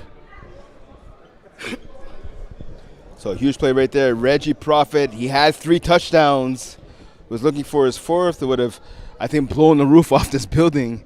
But unfortunately, the ball just falling through his hands. The last play of the game, a fantastic game between the Nighthawks and Double Dip. Keon, what are your thoughts? Great game. I felt like these 2 teams had a great regular season game that came down to the final play. This one was the same thing. It didn't go in the Nighthawks' way this time. Double Dip was able to salvage the 8th seed underdog story, proving that the 8th seed didn't matter to them, beat the number 1, the number 2, and the number 3 seeds. If there isn't a championship that deserves more than this, I don't know what is.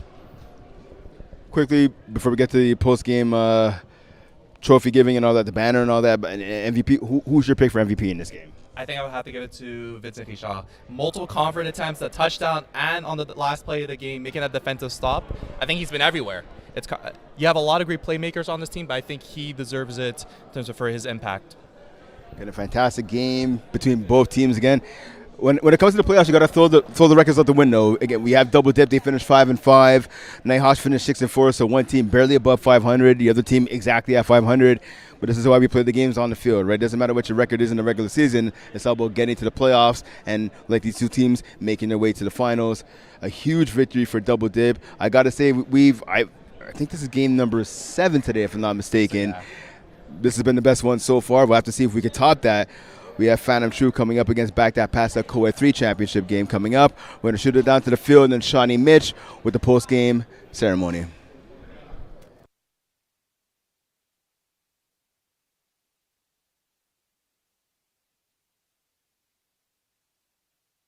Donc, nous sommes en ce moment avec les finalistes de la division F.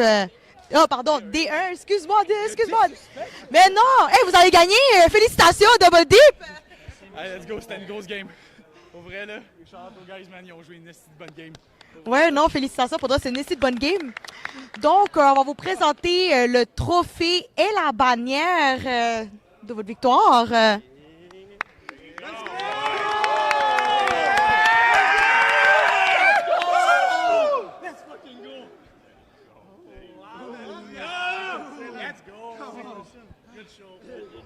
On va aussi vous donner le prix du MVP. Donc, monsieur le quarterback ici, monsieur Farah.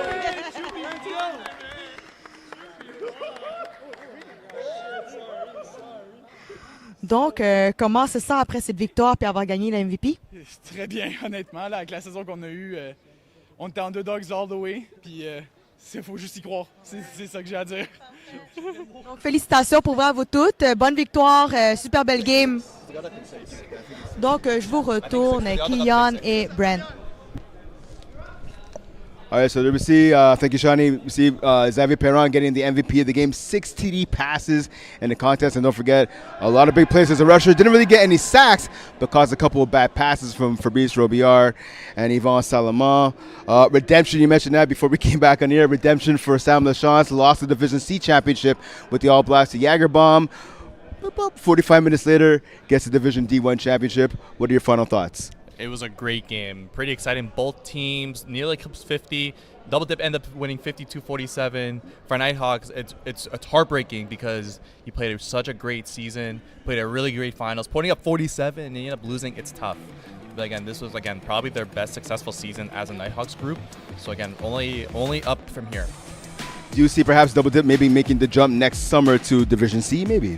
Perhaps if their guys could show up fully for a full season, I could see it. But that's been an issue that they've had. And I know I spoke to Xavier Perron and Nathan Tran throughout the season. So if they could get a full roster, I could definitely see it. All right, so once again, 52-47 is your final score. Double Dip knocking off the Nighthawks for your Division D1 championships. He's Keon Cyrus. I'm Brent Bakken. Like I said, don't forget, coming up next, we have the Co-Ed 3 championship game between Back That Pass Up and Phantom Troop. Don't go anywhere.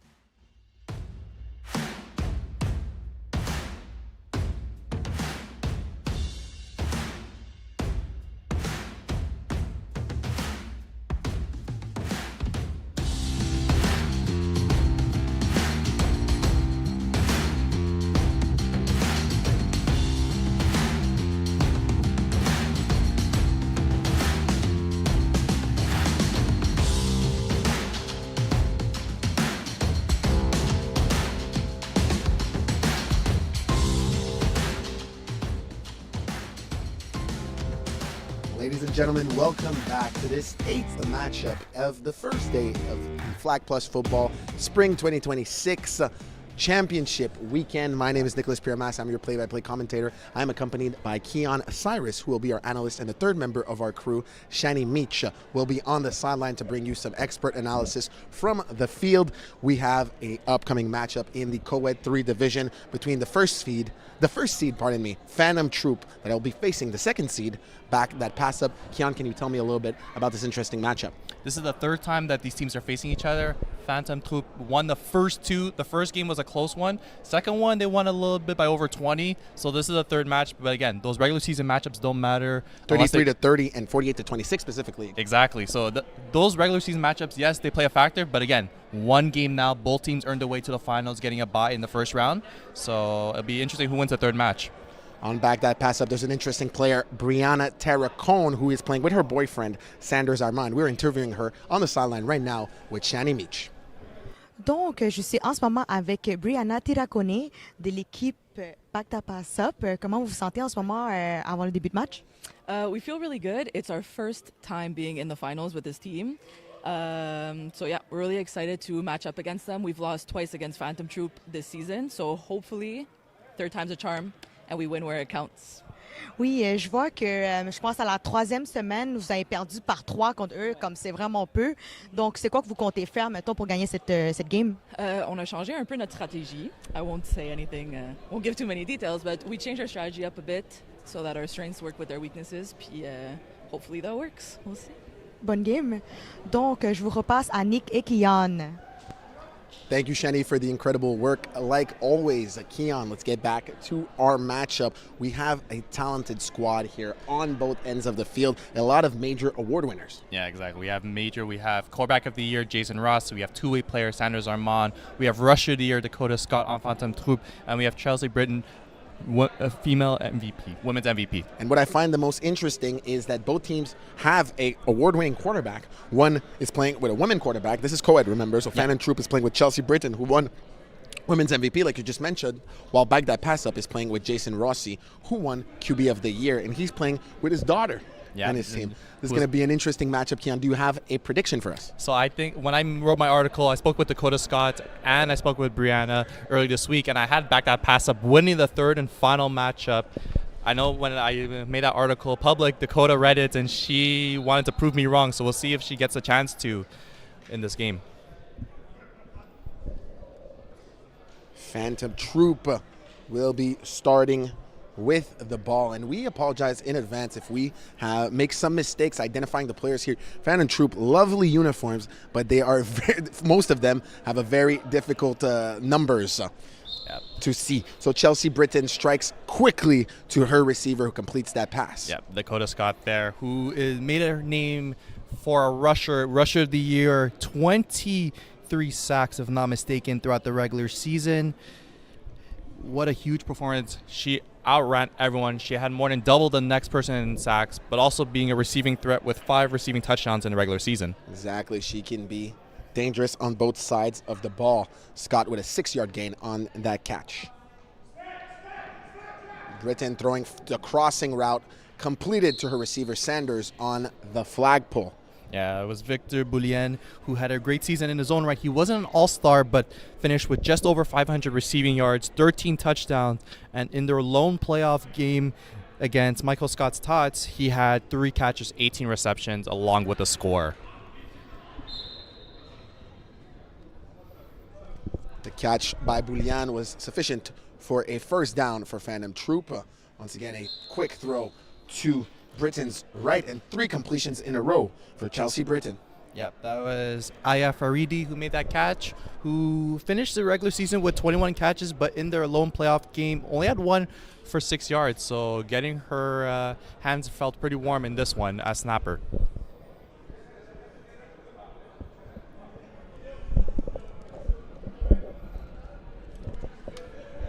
Once again, crossing route from Chelsea Britton. This time she was targeting Roni Ismaeus, her first incomplete pass. And I gotta say, it's not her fault on this one. Ismaeus dropped that football. A rare sight for that player who has had a good season so far. Yes, having him in co-ed 3 is almost a matchup nightmare for any opposing team. We're going to have to see, again, in the co-ed 3 semifinals, he finished with 99 yards, 8 receptions, and 2 scores. Something I feel like he could just do in his sleep in this division. A dominant performance for Ismaeus. Expect to hear his name a lot more today. And as I say that, Ismaeus catches this ball in traffic and shows off the moves after the catch. Ismaeus is absolutely elusive. Avoids 3 defenders, and it's sufficient for a Phantom Troop touchdown. Ismaeus making his presence known on the first drive.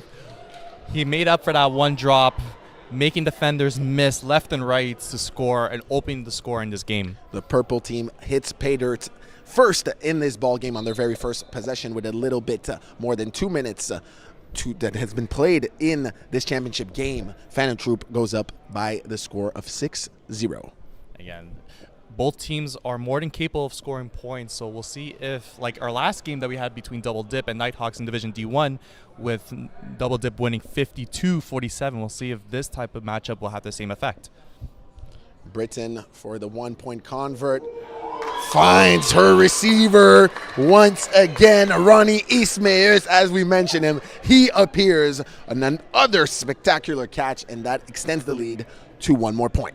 Yeah, he came out of nowhere on that deep end there, making that great high point catch. For back that pass up, How do you respond with this? Again, they have a lot of veterans that have been in this situation before. Two-way player of the year, Sanders Armand. You have Brianna Tarracone. You have Jasmine Rossi, Sabrina Renault at center, as well as Angel Nimaja out wide, who has a lot of speed there. So we'll see how Rossi goes in his first drive. Rossi's first attempt completed for an out route, and his receiver has moves of his own, although his flag was pulled quickly. Angelo Ninaja with the catch and extra yardage. Yeah, I ended up playing against Angelo last game as I was an injury replacement for the Woos in the semifinals game against Back That Pass Up.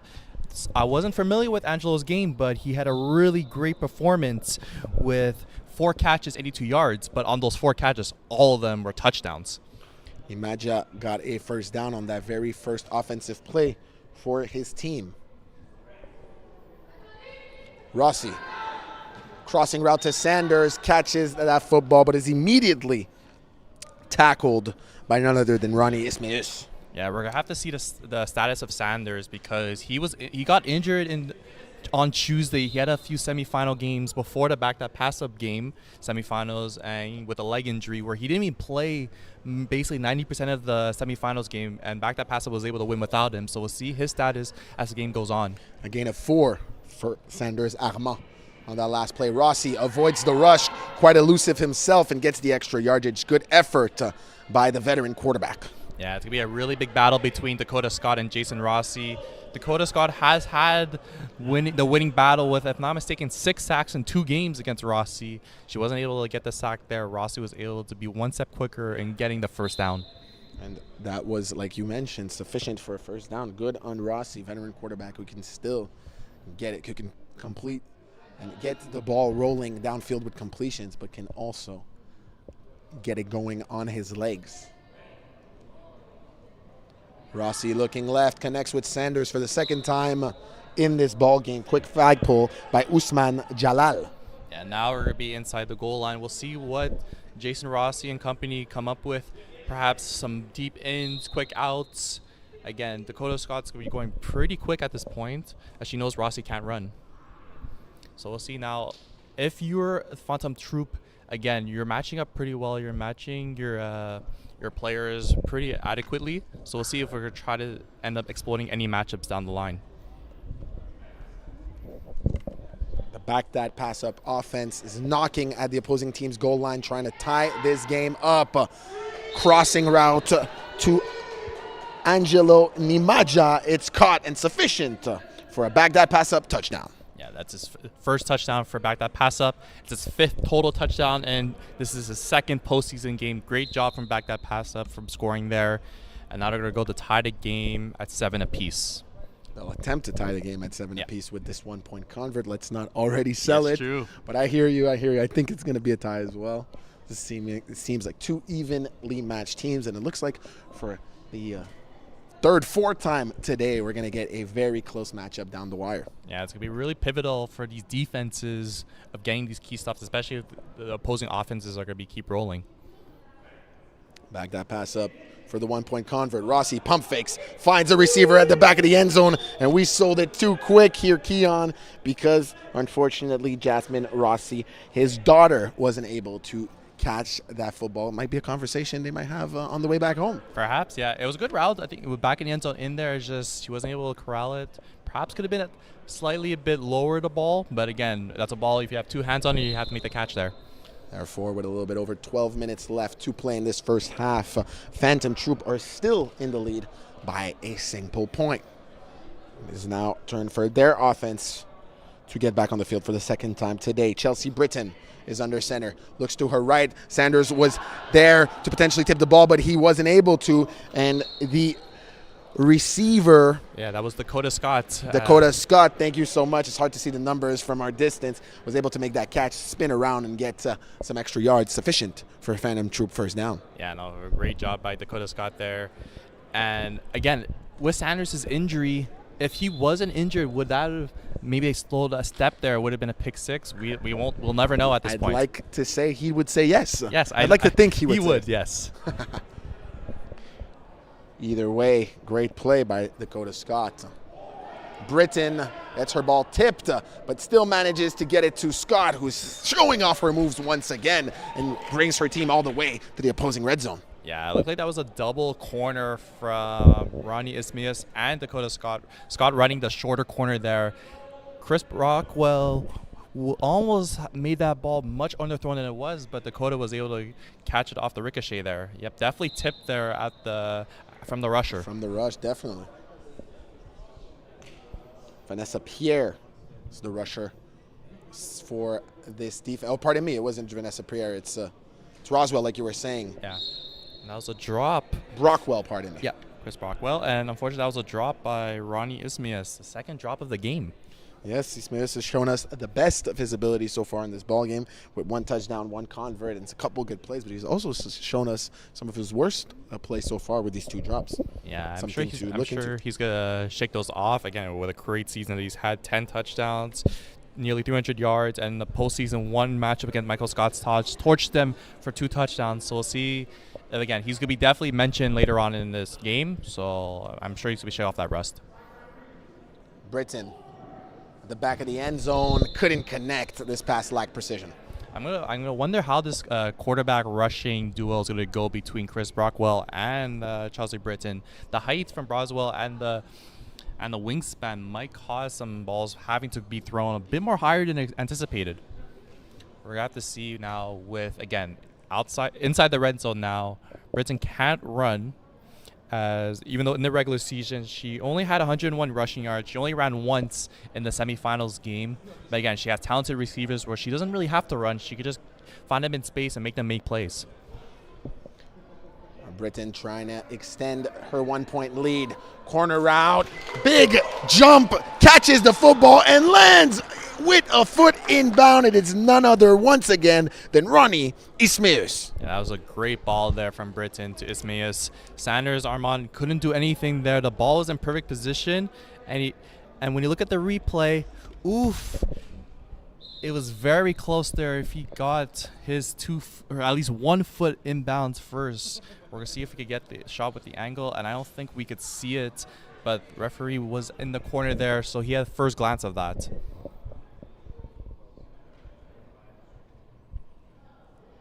Britton for the 1-point convert attempt, and the ball is tipped by Chris Brockwell. Yeah, that's a second bat down of the game. The first one, unfortunately for his squad, went into a completion, but that one stopped the convert for good, keeping it at a 7-point game for Phantom Troop.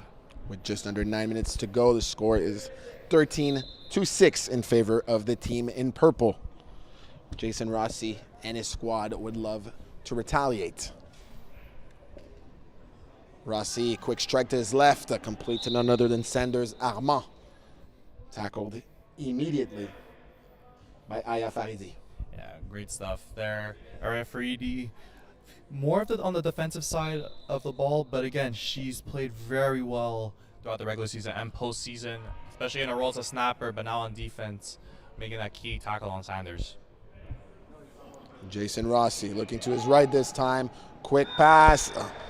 Tough catch by Chris Brockwell, who had to leap a little bit to make sure to get this completion, but he manages to do so, and that'll be sufficient for back that pass up first down. Yeah, usually when in the men's divisions, Brockwell is usually at center at times, but again, in co-ed he plays more wide out. But again, can let the older veteran phase you with his quick hands there, and low-key good speed. 1st and 10 at around midfield for that pass-up offense. A lot of elusiveness by the veteran Jason Rossi, only tackled by the 3rd defender. Got some good chunk of yards for his team. Yeah, 2 times where Dakota Scott had a chance to make that sack, and 2 times she's missed.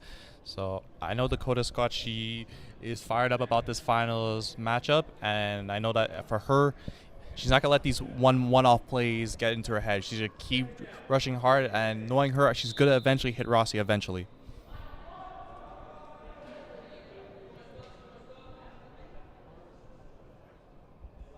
Thought Rossi got more yards, and it seems like he did. Seems like it was a gain of maybe 1. Yeah. It's therefore 2nd and 9, trips to his right on the left of your screen. That's where he's looking. Sideline throw for Brockwell. Couldn't connect. That ball was a little bit too far out. Yeah, I think just because also the snap went a bit right. In his point of view, it was a bit too much to the right, and it kind of rushed that play. He had Sanders in the middle from the slot, but again, elected to go to Chris Brockwell out wide. But again, that ball was just uncatchable there. This therefore leaves back that pass up in a 3rd and 9 situation. And if you're Phantom Troop, you'd love to get a turnover on downs here and try to go tie the score before the halftime break. Exactly. Actually, they're up, Phantom Troop. Pardon me, you're 100% right. I had a little brain freeze here. We've done so many games today.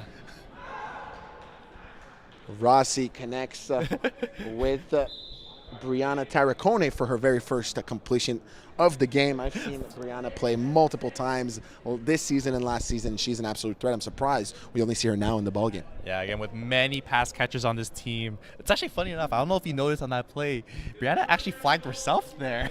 That's why you were giggling. Yeah, I thought you were giggling because of my mistake. No. She actually deflagged the defender where her flags never actually got pulled. The defender, number 21, it was Florian Buhendwa. He even looked puzzled there because he knew he didn't make the tackle there. Crossing route to Sanders, connects. That puts them very close to that red zone inside the 5. Good flag pull by Laurence Bastien.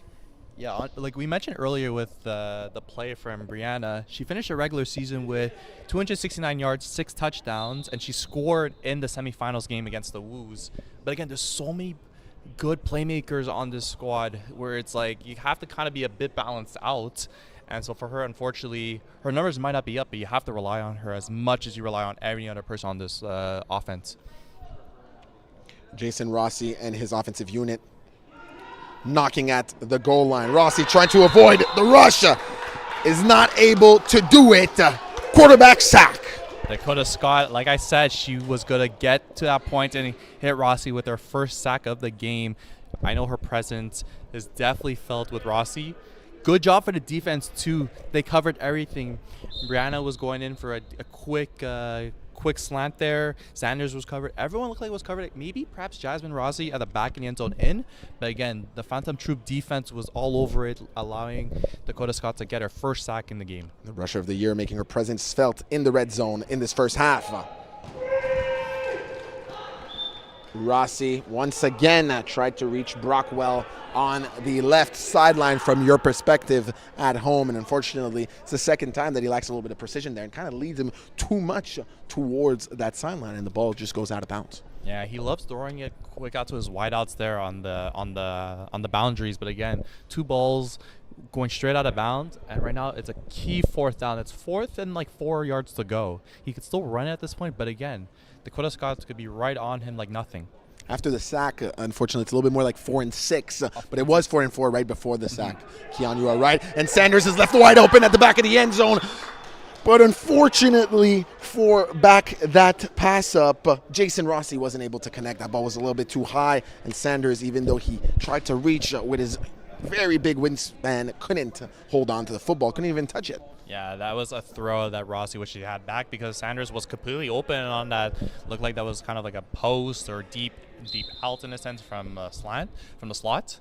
But again, now they have to get that stop on defense. It will therefore be turnover on downs, and Britain now has a chance to extend the Phantom Troop lead because they are indeed the ones in the lead. I won't make that mistake.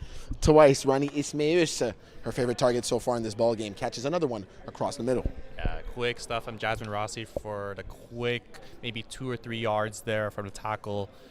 Again, Rani Ismaeus very elusive when he has the ball. So again, key tackles are very important because if you miss one, he could be in space and potentially score like he did early in the half. Britain trips to her left, decides to roll to her right, extend some time, turns around, and now throws across her body. There was 2 receivers down there that could have potentially caught the ball, but they seem to have stopped to not run into each other. Dakota Scott was one of the targeted receivers, as well as Usman Jalal, if I'm not mistaken. Yeah, it was kind of a crowded area there. Luckily for Phantom Troop, they weren't able to result that into an interception. And it looked like that was Florian. I believe it's Florian Buhendwa, number 21, yeah, I think. Out wide on the right. We're having a hard time seeing these numbers. Yeah. Phantom Troop, beautiful purple color, but we need these numbers to be bigger and a color that contrasts a little bit better. Britton avoids the rusher and finds a receiver deep who's left alone, but Sanders makes an incredible play to catch up to him and get the PBU. Yeah, I think, again, that ball was in the air just a tad too long, and Sanders, with that, like you mentioned earlier, that long wingspan, was able just to bat that down. If he looked just a bit earlier, that honestly could that off. Yeah, definitely could have picked that off. Absolutely. I think, honestly, in the moment, because it was kind of a broken play, he just wanted to make sure that ball wasn't going to hit receiver Victor Boulien. Actually, I believe the receiver out wide might be Rokendi Joseph, number 10. But at this point, I'm really guessing. I think so. I think it might be Rokendi Joseph. But again, it's tough. But I would put my odds into that it was. Brighton lateral to her favorite target, Ronnie Ismaeus. And Ronnie just shows his athletic skill and goes to get a number of yards after the catch. There's a flag on the play. Let's see what's being called, Keon.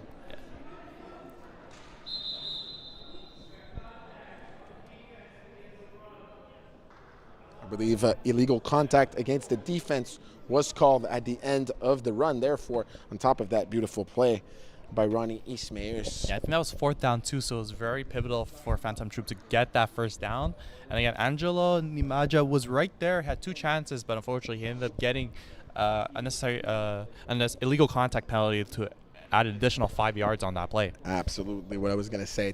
5 yards to be added to that beautiful play from Ismaeus. And a first down, even though he got it anyways. Trips to Britain's left. Joseph is the isolated receiver to her right. Britton makes a great effort to avoid the rush, tries to throw it to Joseph, couldn't hold on to it, and it was almost intercepted by Angelo Nimaja. Yeah, it's been a few plays in this half where the back that pass-up defense have been very close to getting an interception. So again, will the trend continue to the point that they could get an interception in a big moment, or will it just, unfortunately, these drops come back to bite them? We've seen that in the last game with Nighthawks. They had multiple chances with interceptions, and some of them did come back to bite them as they lost a heartbreaker to double dip. 2nd and 10 for Britton in her offense. Rolls to her right immediately. Throws across her body to Ismaeus. Gets a couple yards after the catch. There's a flag on the play once again. Let's see. Yeah, I think it's going to be a holding on Vanessa Pierre there. Yeah, she held Ronnie Ismaeus right before Sanders Armand made the tackle. Looks like Sanders is definitely not happy with the call. There was a pull there, but I think her argument was that she let him go enough before Sanders made the tackle. But again, it looks like there is a referee discussion. We'll see if they revert the penalty or not.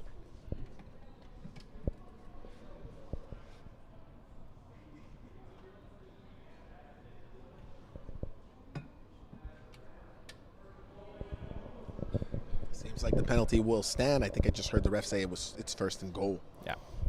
And again, if you're to back that pass-up defense, both touchdowns have been going to the same guy, number 8, Ronnie Ismaeus. So when in terms of the game planning, I think, again, having your best athletic guy, which looks like it's going to be Angelo Nimaja on him, or unless they try to decide to go with a lanes concept. Which is one of the most popular red zone defenses in Flag Plus football. Exactly.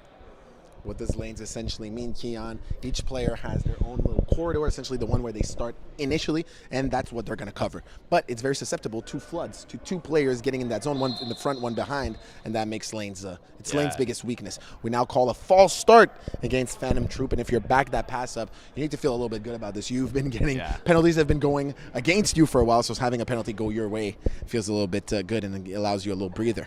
Yeah, I wasn't sure if that was a false start or just Chelsea Britton actually just took the snap under center, because that looked awfully close to not even 5 yards. I don't know if we're going to get a replay there. But again, it was a penalty nevertheless, and it's backing them up a bit further. You might be right. All I saw is the false start sign from the referee that I recognized. No, for sure. I didn't actually see a player go forward. And regardless, it was a penalty. And they backed up 5.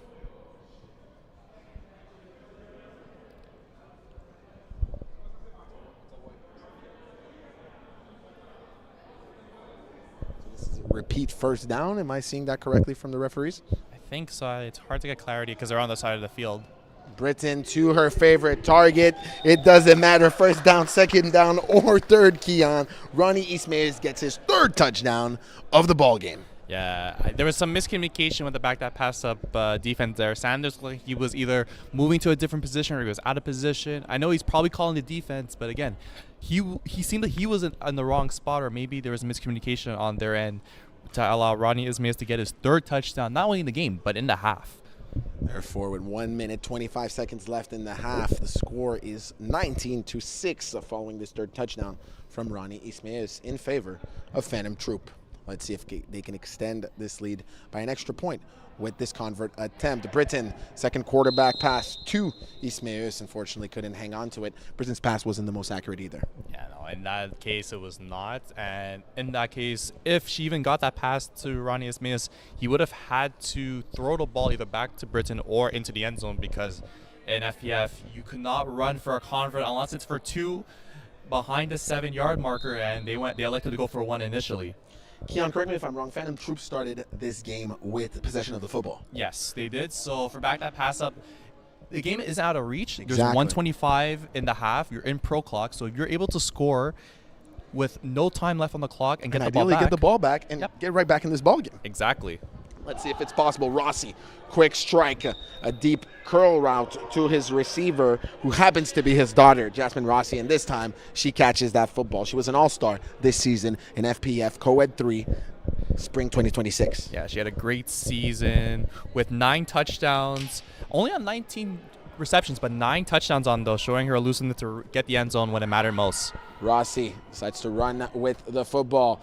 Gets very elusive, breaks 3 tackles, almost a 4th one, and it's finally stopped inside the 10, but there's a flag 10 yards behind him on the field. Let's see what the referees decide to call. Yeah, that was a bit questionable, as we heard from the little peanut gallery, that could have been a last man penalty, where if you are being held and as a runner and you're getting held by the last person of the line of defense, it will be resulting into a touchdown. So exactly, to discourage players from trying to do this and get touchdown saving penalties. It's not what we want to see in flag football. It's not what we want to see here at Flag Plus. No, not at all.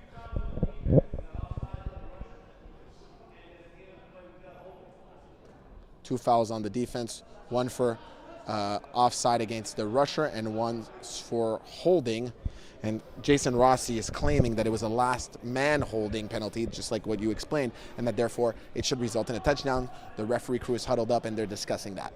Yeah, I don't think they agree. Yeah, I don't think they agree for the last man. We might see on the replay here again. Here's the thing, it wasn't that clear. Oh, he was the last man, technically. Now, mind you, Dakota Scott is quite close. Yeah, so I think it would I can see why Rossi made that argument, but I think, again, especially since they didn't call it the last man initially, it's going to be hard to overturn. Exactly. And you'd have to call the challenge. For all these reasons, it will not be called.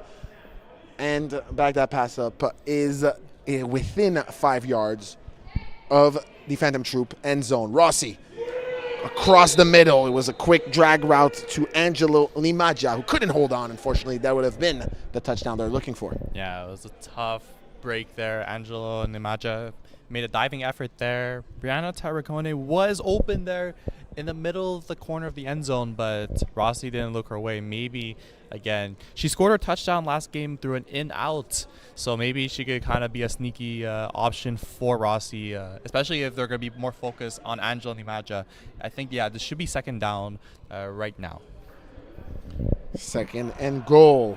Rossi trying to reduce his deficit right before the half. Corner route, deep end zone on the left of your screen, completed to Angelo Limaja. Will not drop 2 footballs in a row. Touchdown, back that pass up. Yeah, that's Angelo's second touchdown in the game, 6th overall in the playoffs.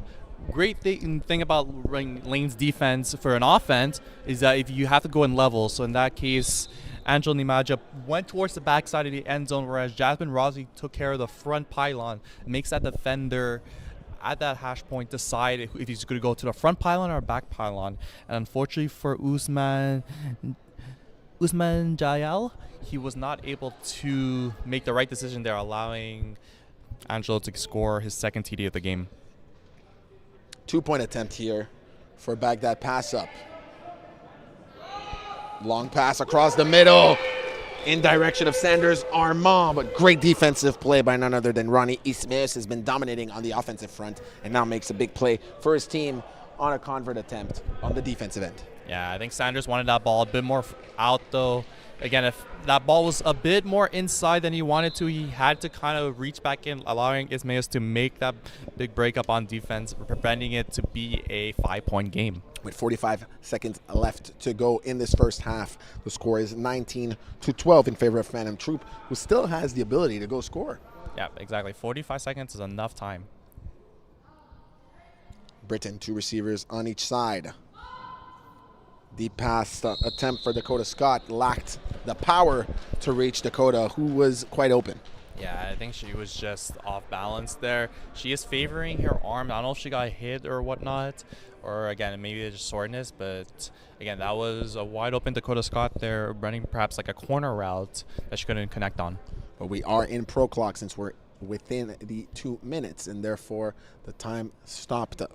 Only 2 seconds were taken off the clock on that play. Exactly. So still a lot of time for Phantom Troop if they want to score before the half. For sure.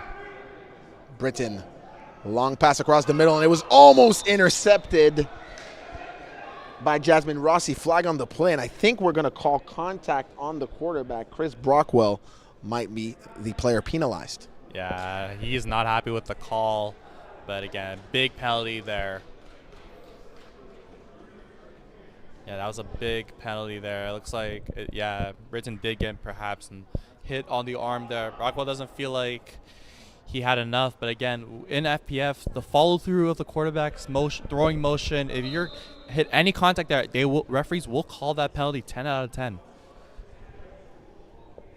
As a rusher, you hate that call, but again, it's part of the rules and you have to play by it.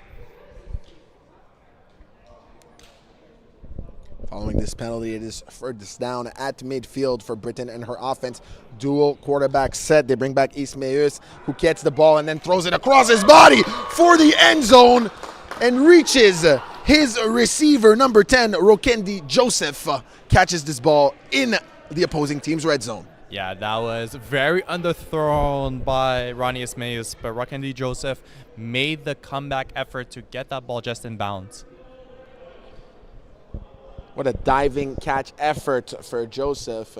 Puts the Phantom Troop offense in a great position to go score once again before the half. Yeah, again, with 31 seconds left, the clock should be running soon. Yeah, so it is now, and again, perfect chance for Phantom Troop to get up by 2 scores before the half. They had 48 seconds left when they started this drive, and they got in front of that end zone with 30 seconds left. That's an 18-second of time taken off the clock to cross the entire field. It's extremely impressive. Yeah, no, for sure. The penalty did help as well. Absolutely, that's true. But again, you got to play with the game's in front of you, and they got the contacting the passer penalty, and then Joseph was able to make that incredible play for the ball there, putting them inside. Looks like they're at the 1 yard line, basically.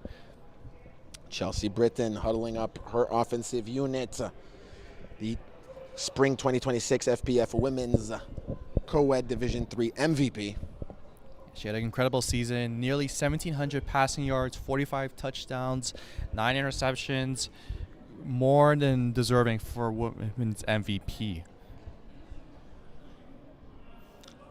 People could have argued she could have won QB of the year, which ended up going to her opposing quarterback, Jason Rossi, but nevertheless, Women's MVP is still an honor that she's more than willing to take. Condensed formation for the Phantom Troop offense. This is the first time we see this from them in this ball game. Seems to create some confusion on the defensive side here for back that pass up. Yeah, this is not often a formation you see in 6v6. Deep pass on the back of the end zone, and it's complete for Victor Boulian. Yeah, touchdown, Phantom Troop. Yeah, now extending to lead to 2 possessions there. Boulian was able to get into the back of the end zone. We're on see the replay here. Did he step out of bounds when he landed? Nope. He 100% got both feet in there to extend the lead for Phantom Troop 24-12 with just around 12 seconds left in the half. And only 1 foot inbounds are necessary in FPF, so this would have been a catch in FPF, in the CFL, the NCAA, and the NFL. Do you have another question for another league, Keon? No, I think everything, you think, Nick, you chalked up every league needed for that. Actually, there's the European Football Alliance, the Liga of Fútbol Americano in Mexico. There's tons of leagues in the world. The X League in Japan. I think But all don't of get me them. started on these subjects. I think all of them would be good. Absolutely, Keon. Britain crossing route complete to her favorite target by far today, Ronnie Ismaeus for the 1-point convert. The lead is therefore extended. The score is currently 24-12 in favor of Phantom Troop against Back That Pass Up with just 12 seconds left to play in this ball game. And as I say 24-12, I see it was actually extended, pardon me, to 26-12. Yeah, at this point, with 12 seconds left, Back That Pass Up was in a good position not that long ago, but now down by 14. And you do get ball back, which is great, but ideally now you would try to see if you could score and get that 12-point swing perhaps. But if you don't, it's not the end of the world. But again, the pressure's more on if you don't score in these 12 seconds and going into the half. I mean, Phantom Troop crossed the field in 18 seconds, can Back That Pass Up one-up them by crossing the field in 12. Let's see. Jason Rossi, quick strike down the sideline on the left of your screen, complete to Jasmine Rossi. That being said, she is tackled inbound, so the time will keep rolling. And finally, a timeout is called by Jason Rossi and his offensive unit. Feels like they took a little bit too much time to do so. A lot of time came off the clock. Yeah, it looks like there's one of the referees felt like they called a timeout. But again, the players on the field didn't look like they called a timeout, so there's a bit of miscommunication there and confusion. It seems like somebody on the Back That Pass Up bench called the timeout, and Jason Rossi seems to be mad at him. I wouldn't understand why Jason wouldn't want to call a timeout, though, Keon. A little bit confused him. Is there something I'm missing here? So the thing is, if they call a timeout there, ideally you could run 2 plays. But does Rossi feel like calling that timeout is necessary at this point to get an extra 2-3 yards before you have to chuck into the end zone? Perhaps for him, he felt like he wanted to take the final play at that point. Got it. So again, it could be a good strategic thing, but I don't think Rossi wanted to take those extra like 4 yards, because the thing is, if the ball goes down before the clock runs out in FPF, you still get the extra play. It only doesn't if the play doesn't. But it looks like the timeout didn't count, and they'll get the final play. Rossi avoiding pressure. Long pass at the back of the end zone for Sanders, and it's caught at the back of the end zone. Sanders Armand, with no time left on the clock in this first half, catches this ball at the highest point. Touchdown, Back That Pass Up. Great job there. I was a bit worried that Rossi was going to either try to run or get sacked by Dakota Scott, but he was able to evade the rusher of the year and find Sanders on that one-on-one battle there.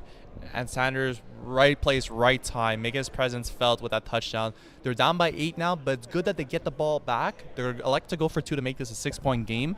But even if they don't get it, you can see the excitement from Sanders there and his teammates, because that was a big, big play needed in this game right before half. Absolutely, Keon, and they took me up on that challenge. I said Phantom Troop had crossed the entire field in 18 seconds and scored.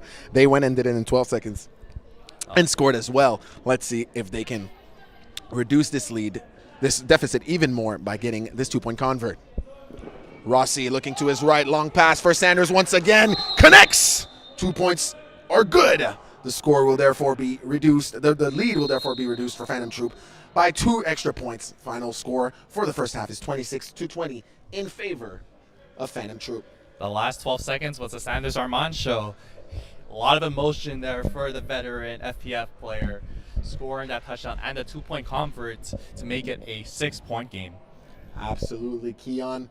Talk to me about the change of momentum. You alluded to it a little bit. Phantom Troop definitely started this game with the momentum under their wings, if you will, with the wind under their wings.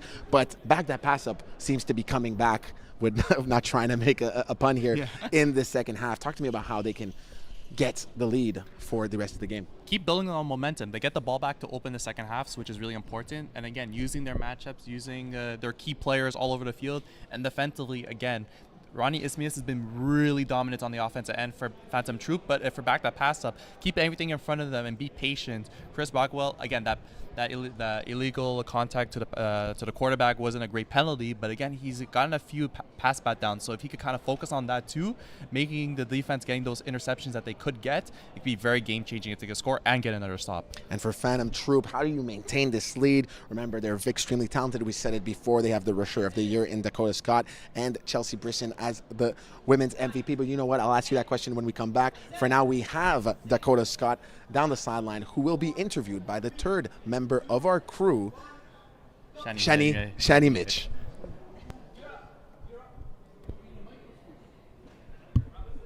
Donc, je suis en ce moment avec Dakota Scott de l'équipe Phantom Troop. Donc, comment tu te sens au halftime en ce moment? Il y a un peu de pression, pas de mentir, mais on s'y attendait. Alors là, c'est juste une question de qui va ball le plus dans la deuxième demi. Everybody has game, alors on va voir qu'est-ce qui est arrivé. Oui, je vois qu'en ce moment, tu joues both ways, rusher et receiver. T'es-tu fatigué? Comment tu te sens? C'est l'adrénaline? Tu vas sûr. I'm tired, mais c'est part of the game, honnêtement. J'ai pensé à ça, mais c'est la dernière game dans la saison. Ouais. Alors, I gotta do what I gotta do, honestly. Parfait. Donc, c'est quoi que vous comptez faire pour gagner la game? Je vais pas révéler tous nos secrets, mais honnêtement, c'est juste une question de stratégie. Nous sommes en train de plot qu'est-ce qu'on va faire. Alors, quand je finis ici, je vais y aller avec eux, mais on va voir quelque chose qui va sortir pour la deuxième demi. Parfait, bonne game. Donc, je vous retourne à Nick et Kian.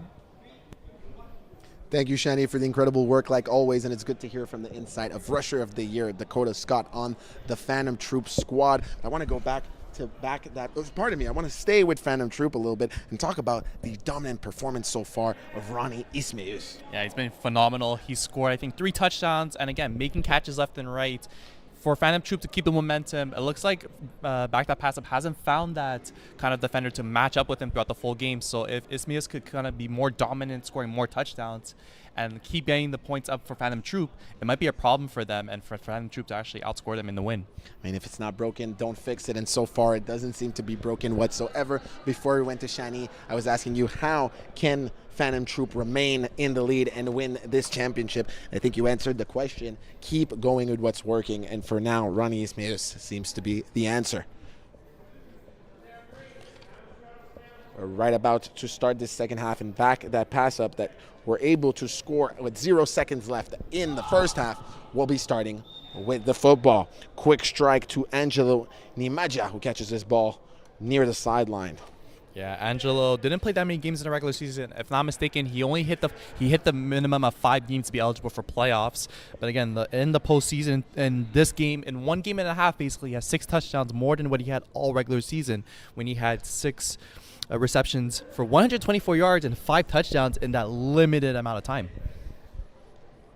Rossi, 3 yards away from a first down, and unfortunately tries to hit his receiver, who drops the ball, who hit her head, and it is intercepted by Laurence Bastien. What a play by Phantom Troop.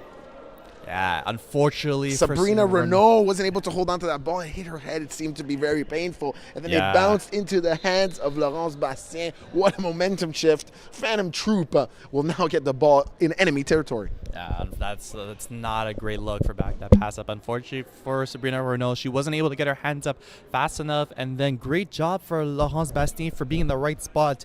Her first interception in the postseason. She had one in the regular season, but none bigger for her first postseason one in the championship game. Brighton trying to capitalize from that interception from her defense. Fortunately can't do it on the first play of this drive. Incomplete pass seemed to have a lot of confusion with her and her receivers, because that ball went to nobody.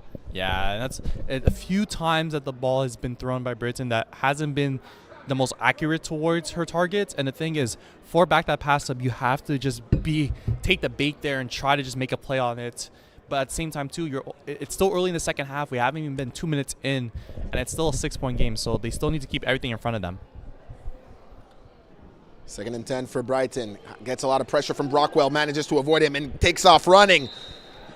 I thought she was gone for the end zone, Keon, but she ended up being tackled by Jasmine Rossi, all-star for this back that pass-up team on defense. Yeah, for Chelsea Britton, she was able to elude the quickness of Chris Brockwell with his long wingspan and got some extra yards there, making it 3rd and 5 roughly at this point, marching down the back that pass up territory of the field.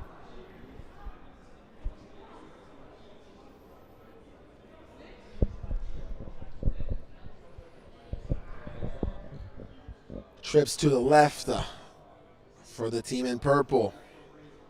Britain shoots to her receiver's sole receiver to her right and connects with Rokendi Joseph, who's immediately tackled by Vanessa Pierre. Yeah, they had a little friendly moment there. I'm guessing friends off the field or whatnot. But again, championship game, you have to sometimes put those feelings aside for those 40 minutes, especially if it's to win that really elusive trophy, banner, and perhaps MVP ring.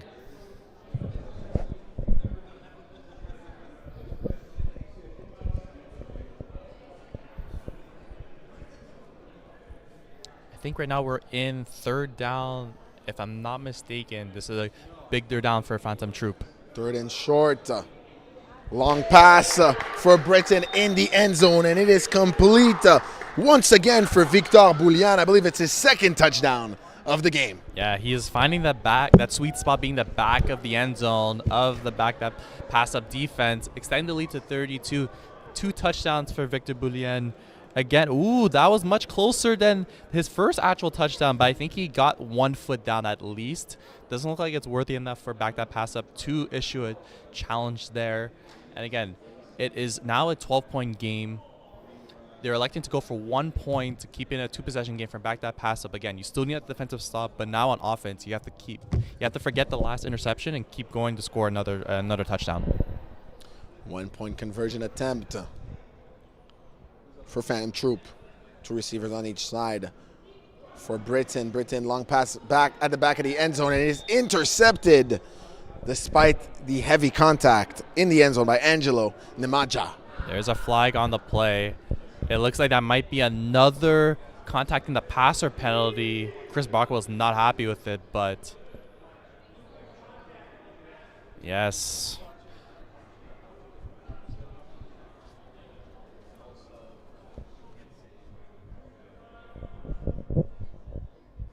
Brockwell, who's a veteran rusher in this league, now penalized twice in this championship game for contact with the quarterback. That's something he's going to have to watch out for because it can make the difference in this tight game.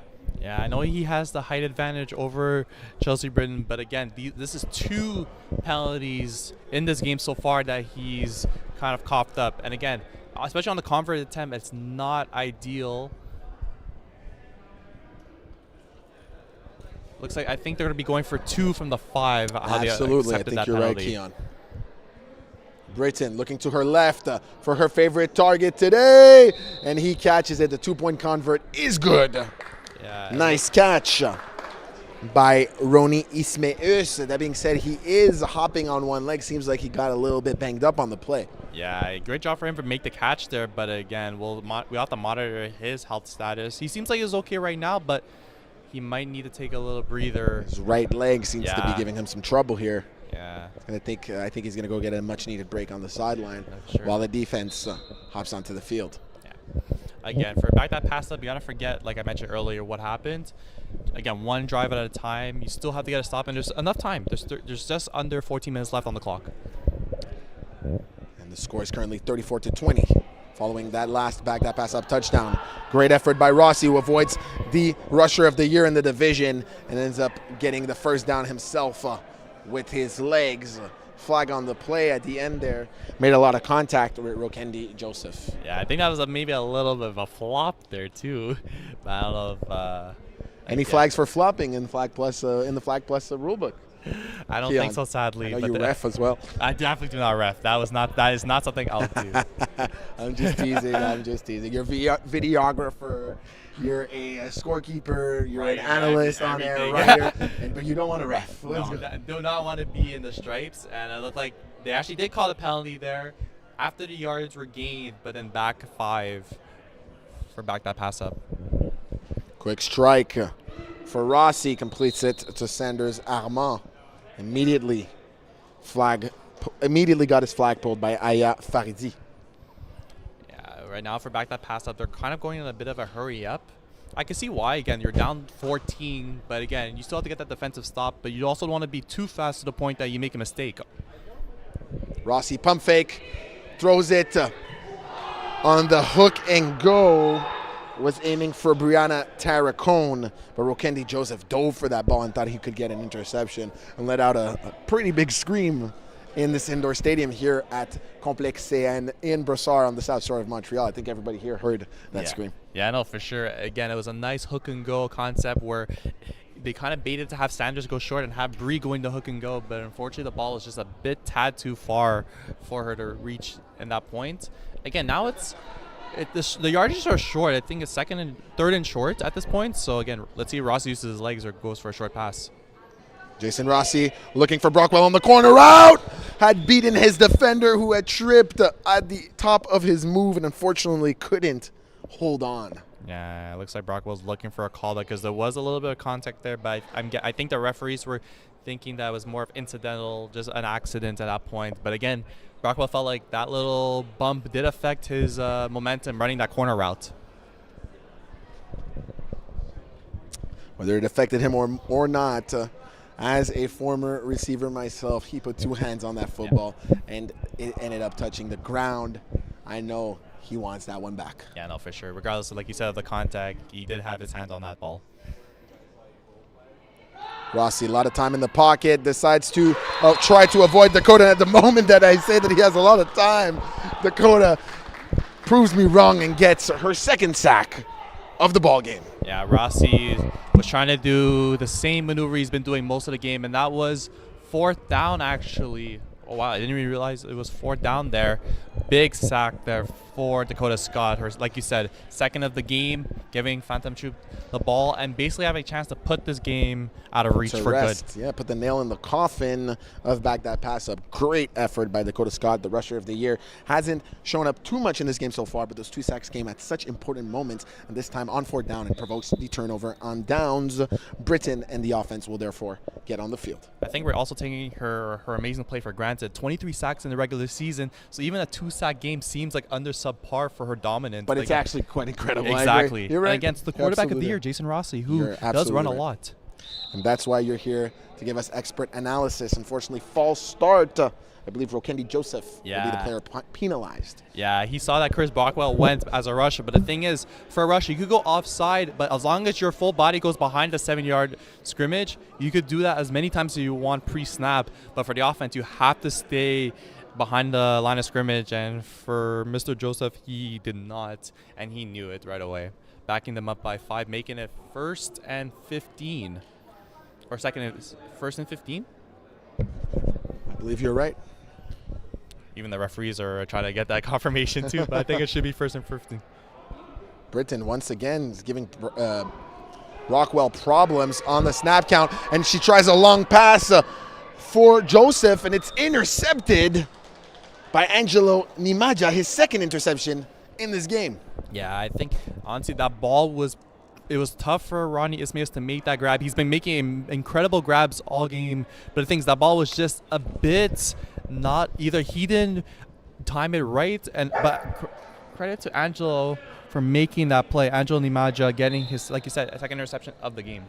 I don't think she was targeting Ismails, but rather Rokendi Joseph. Am I mistaken? You might be right, actually. Either or. The important thing is that Nimaja got the interception. Exactly, and giving them a bit more life there. Long pass from Rossi. It was in direction of Nimaja, who was absolutely wide open. The defense had completely forgotten about him. Unfortunately, couldn't track that ball. That was quite a difficult ball in terms of the angle where he was. It was directly over him, so it's some of the hardest balls to track. But I know he believes he can make that play, especially in a big moment like this. Yeah, no, for sure. Again, like you mentioned, it was either, again, the ball was just thrown in an angle he didn't anticipate, or the route he ran was either a bit more too in. But again, Rossi and Nimaja wish that they were able to get that back because, again, that was a wide open touchdown. They had a chance to make that deficit even smaller. 8 minutes left to go in this game. Back that pass up. Quick strike for Nimaja once again, who's getting quite involved offensively in the second half of the second half. Yeah, now time is clicking under 8 minutes, so you're going to see the back that pass up. This is where I feel like now you could kind of be a bit more on the time focus crunch, making your plays very quick, and the veteran Jason Rossi knows that, so he's trying to get his team up by the line very quick.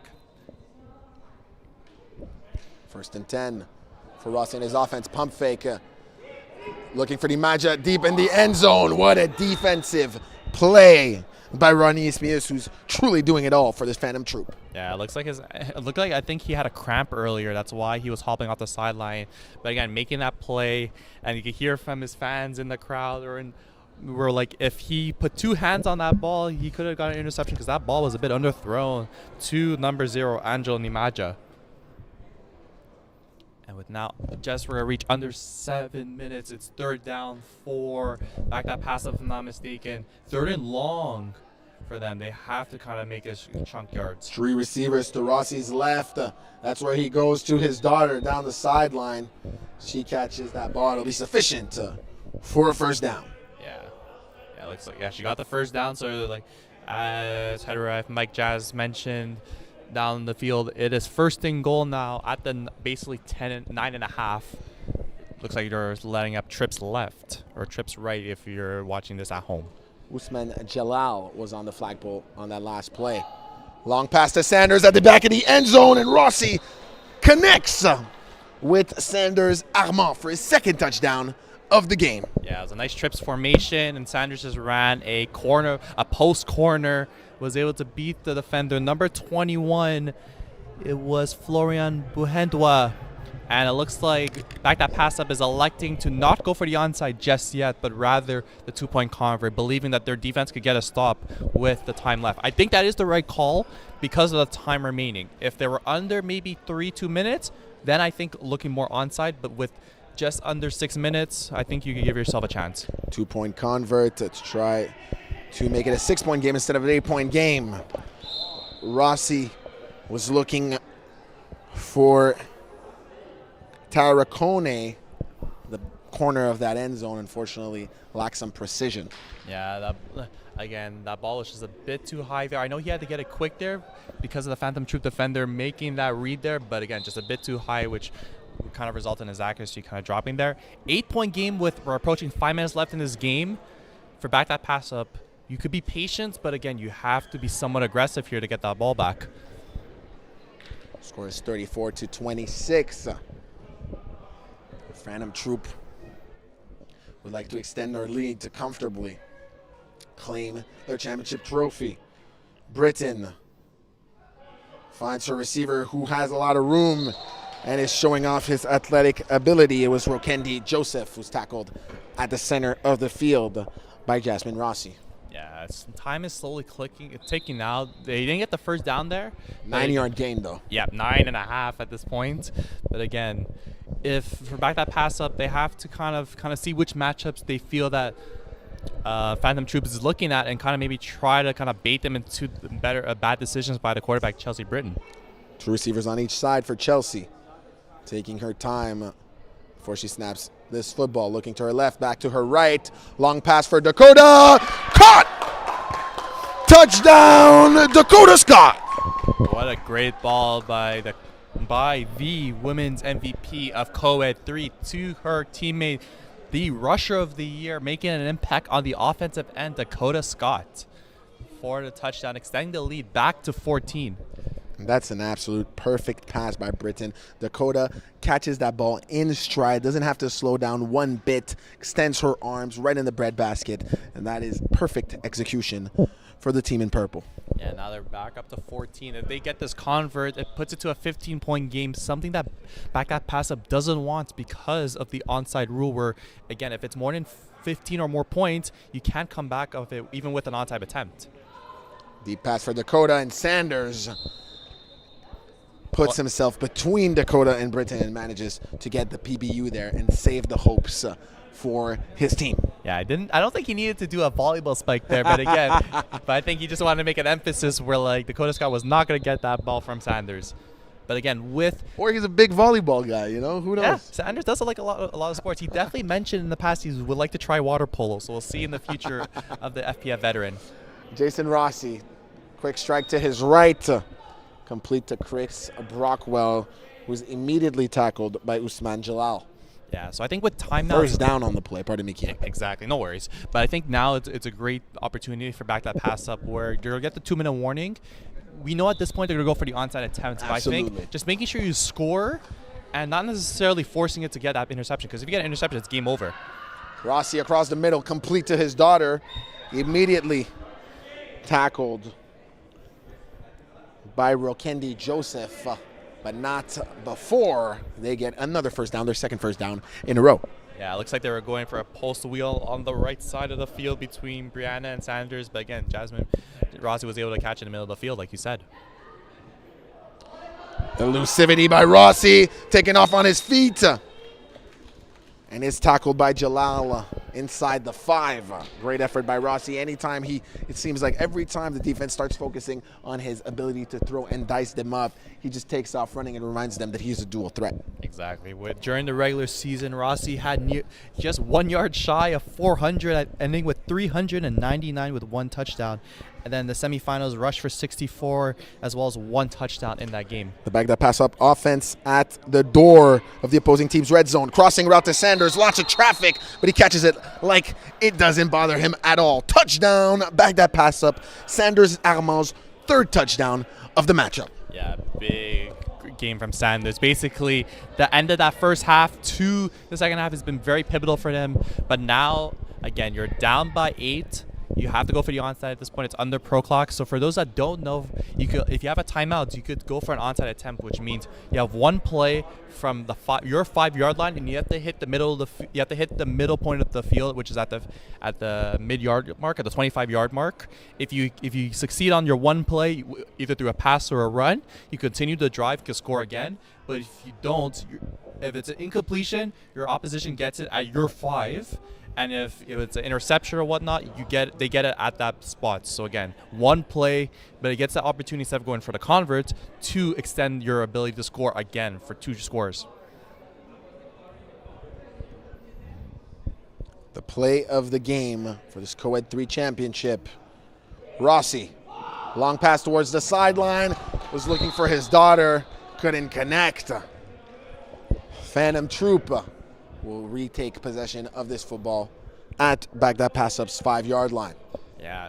The one thing good for back that pass up is there's still time left if they get a stop. Obviously, you would want to get that onside attempt by Jasmine Rossman. Unfortunately, wasn't able to corral it there. But again, now it's the big thing. You have to get the stops. You have, if I'm not mistaken, 1 timeout left because that first half timeout wasn't actually a timeout.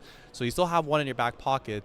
At the 5, and how strong Phantom Troop has been in the red zone, the odds are not looking good for back that pass up. But if there was a time for their defense to get a stop at this point, this would be it. Exactly, it would definitely be at this point. So we're gonna see what Chelsea Britton and her offense comes up with out of the huddle here, with just under 1:30 on the clock. Britton taking advantage of the entire time she has on the clock to communicate in her huddle.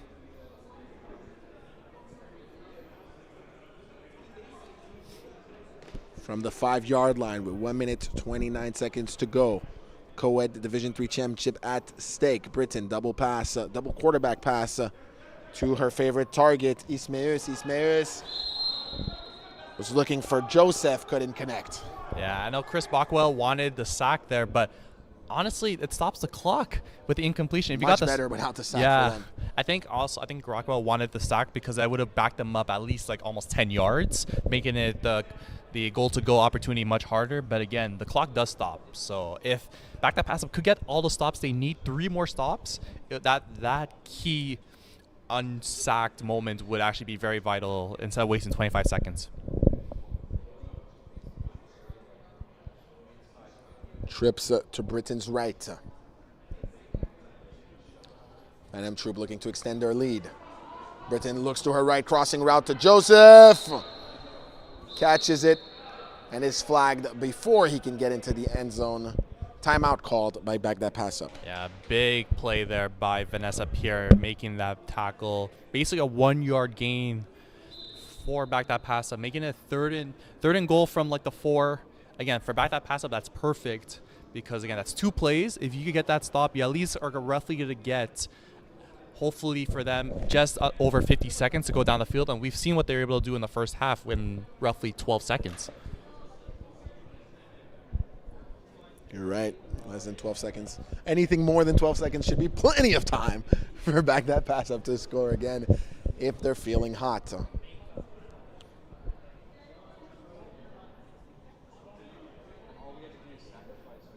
Third down and goal for Britain in her offense. Balance set, 2 receivers to each side. Britain looking to her left, throws the quick out route, and it is complete despite Angelo Nimaja's effort. Ronnie Ismaeus gets his 4th touchdown of the evening. Yeah, 4th touchdown for Ronnie Ismaeus. Honestly, that was just mano a mano, number 1 defender for them against their number 1 offensive threat in the absence, because Sanders is pretty much not 100% in this game, as we know. But again, Ronnie Ismaeus' 4th touchdown in the game, and they're calling it unsportsman or illegal contact on the defense. Okay, they called the illegal contact on the defense. So they'll be able to go for 2 from the 5. Yeah. But again, at this point, the game is basically out of reach unless Phantom Troop tries to do some unnecessary things. But we've seen anything in the world of sports, especially in FPF, in the years. So again, if the cards plan out right, Phantom Troop will be your co-ed 3 champions when it's said and done in 1 minute and 8 seconds.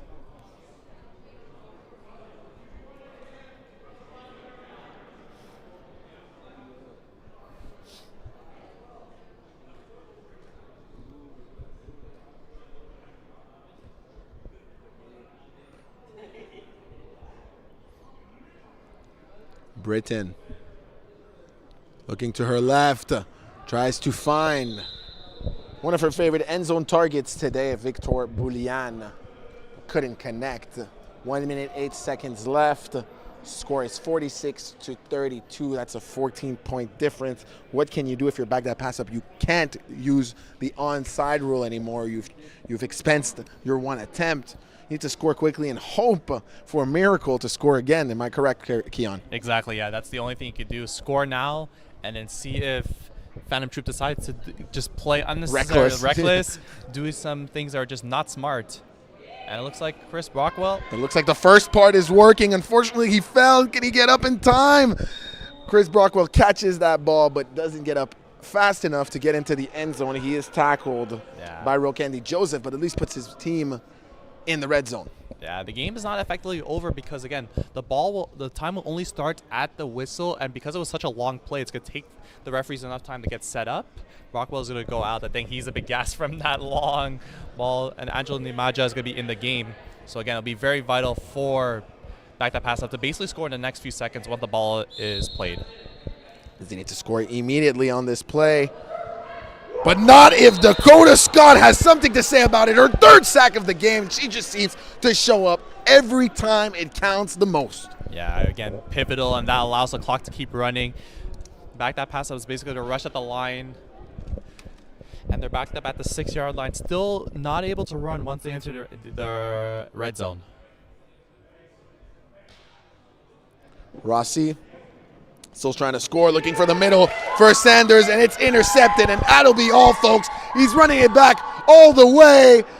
Pick 6 for Rokendi Joseph. Yeah. And that will be the ball game. Yeah, that was the last thing they needed.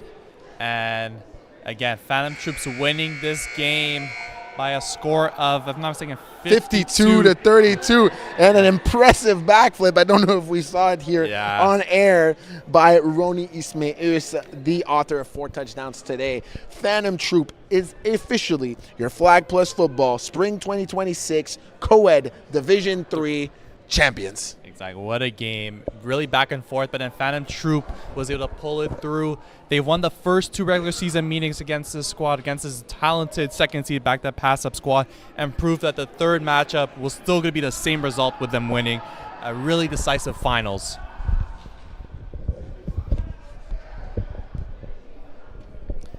Keon, we're close to calling the MVP of this game, this incredible game where I believe a lot of people could get this MVP. Could it be Chelsea Britton with multiple touchdown passes? Could it be Ronnie Ismaeus, who snagged 4 of those receiving touchdowns? Could it be Dakota Scott, with 3 rushes? Who do you think will get this MVP nod. All those nominees much deserving, but I think you have to go with the guy that scored 4 touchdowns, Ronnie Ismaeus. Great performance. He even looked like he got a bit injured there, but again, still pulled through, made the touchdowns when it mattered, especially the last one to put the game out of reach.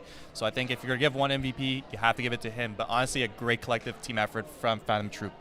And what's next for this Phantom Troop, if you allow me to say it that way? They just won Co-Ed 3, and they did it in dominant fashion. Could we see this team move up to Co-Ed 2? 100%. I think this team is more than capable with the athletes on both sides of the ball. They could definitely be a Co-Ed 2 team in the near future. Talk to me a little bit about Back That Pass Up. They became finalists in this season, right? Finishing second. Of course, today there's going to be emotions. There's going to be a little bit of frustration. But overall, they could be very, very proud of their season. What's next for the squad? It really depends because, again, they were in the semifinals of the Co-Ed 2 last season, and then they went down to Co-Ed 3. So, again, either or, they're in a weird balance where they go from either Co-Ed 3 or Co-Ed 2. Depends on how they reach with the roster. You wrote articles for this specific division all season. Was this what you expected for the end of it, the ending of this beautiful season? I mean, I did predict Back That Pass Up to win the third match, but again, am I surprised that Phantom Troop won in this fashion? No, they've been dominant all season, and again, they left it on the table when it mattered most. I know Dakota Scott will be watching this when she gets home afterwards or tomorrow morning, and she'll know that she'll call you out. I hope she tags you, really. Oh, she deserves it. 3 sacks, again, for Rush of the Year. More than deserving for that award for this performance tonight. We're about ready to get down for the celebration ceremony with none other than league owner Jeff Rosenblatt, who's down on the field with the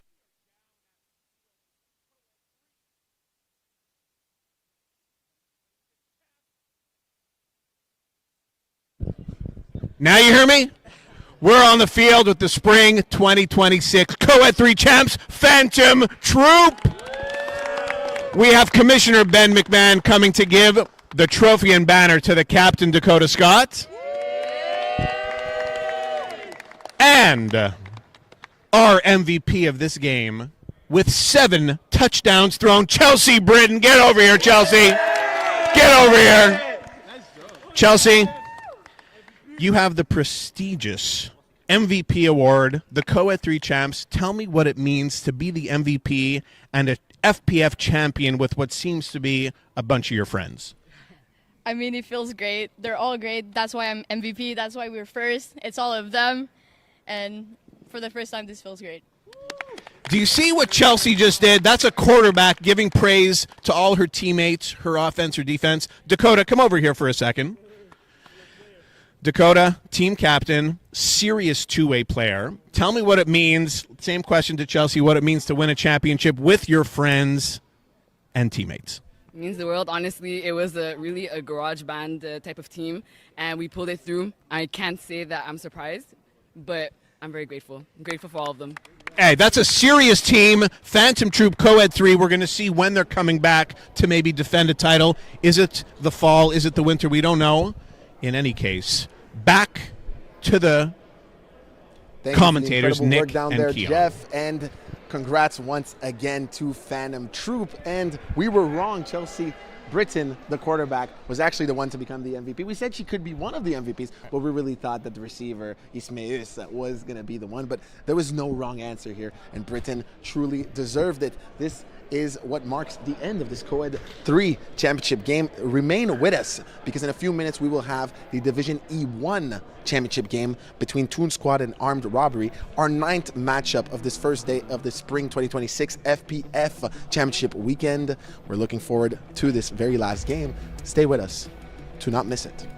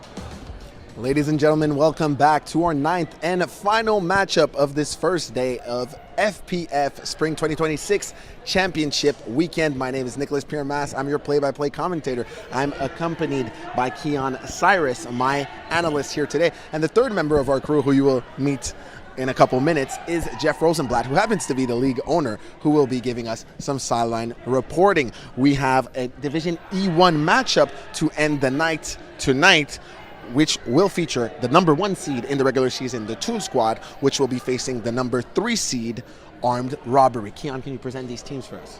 Toon Squad, the #1 seed, a veteran team. They're young, coming back from their FPF junior days, but again, never been to a finals, never won a finals in that matter. But again, as I talked to one of their key players, Chaz Presser, the power of friendship is what led him to this point, and they're going to be hoping that they can win a championship and hopefully maybe retire in one set. When you look at Armed Robbery, they are, again, not as recognizable, but they have a lot of veteran players on their group. And again, finishing third in the standings with an 8-2 record, they're looking to not only beat Toon Squad again, but also in the biggest game of the season. You mentioned it, Toon Squad that went 9-1 was actually beat by Armed Robbery in their only matchup this week. We'll talk about that a little bit more before the game starts, but for now, Jeff Rosenblatt is on the sideline with a player that's about to play this game. We are on the field pregame with Ben Arnovitz from Toon Squad. This is their first finals as this group, even though Ben's been there before, former FPF champion. Ben, what does it mean to get to the finals with this group of guys? I think it's just really a testament to how hard we've worked. You know, we've been a group for such a long time, and we just haven't been able to really make deep playoff runs. But, you know, through the power of friendship, we've really kind of we're a really cohesive unit, and we're finally here, and we're ready to put it away. Okay, you heard it here first. These guys got it together this year finally. Group of friends have been playing for a long time. Cohesive unit. Ben, good luck. And let's get ready for a good game. Back to you guys. Thank you, Jeff, in for the the booth. great work down on the sideline. He was with Ben Arnovitz, receiver for the Toon Squad. And what we were mentioning right before we went to Jeff, Keon, is how the Toon Squad, despite being the first seed and going 9-1 in the season, so being the favorites here, actually lost to Armed Robbery in their only matchup this season in Week 7 by the score of 21-12. But you were telling me off air that there was a lot of key players for two, or at least one very important key player for Toon Squad that wasn't there, which could explain this loss. All-star Chaz Presser was not in the lineup in that game, and again, not necessarily to mean that one player could change the outcome, but for someone of Chaz Presser's ability on both sides of the ball on offense, was an all-star, 38 catches, 354 yards, and 12 touchdowns, as well as on the defensive end, with leading the team with 5 interceptions. And in the case when quarterback of the year Garner Ross couldn't make the lineup, he also played quarterback, and he's a very good quarterback in that too. So again, Chaz could play very different roles on this team, and not having him in the lineup does play a factor. And this Toon Squad is dominated all season. Also on the statistic front, they finished #1 in yards per game and #1 in points score. Armed Robbery, I don't mean to be a negative here, but it's almost the opposite. They finished 12th out of a 13-team division in yards against per game, so the types of yards they concede. This is a one-sided matchup on paper, but we've seen crazier things happen in championship games. And like we mentioned, Armed Robbery actually beat Toon Squad in their only matchup this week. The game just started. Toon Squad is starting offensively, and Garner Ross, the quarterback of the year in Division E1, unfortunately starts this game with an incomplete pass. Yeah, Garner Ross having arguably one of his best seasons as a quarterback. 34 touchdowns and 4 interceptions in only 8 games. He didn't miss 2 games, but again, very, very reliable as a quarterback.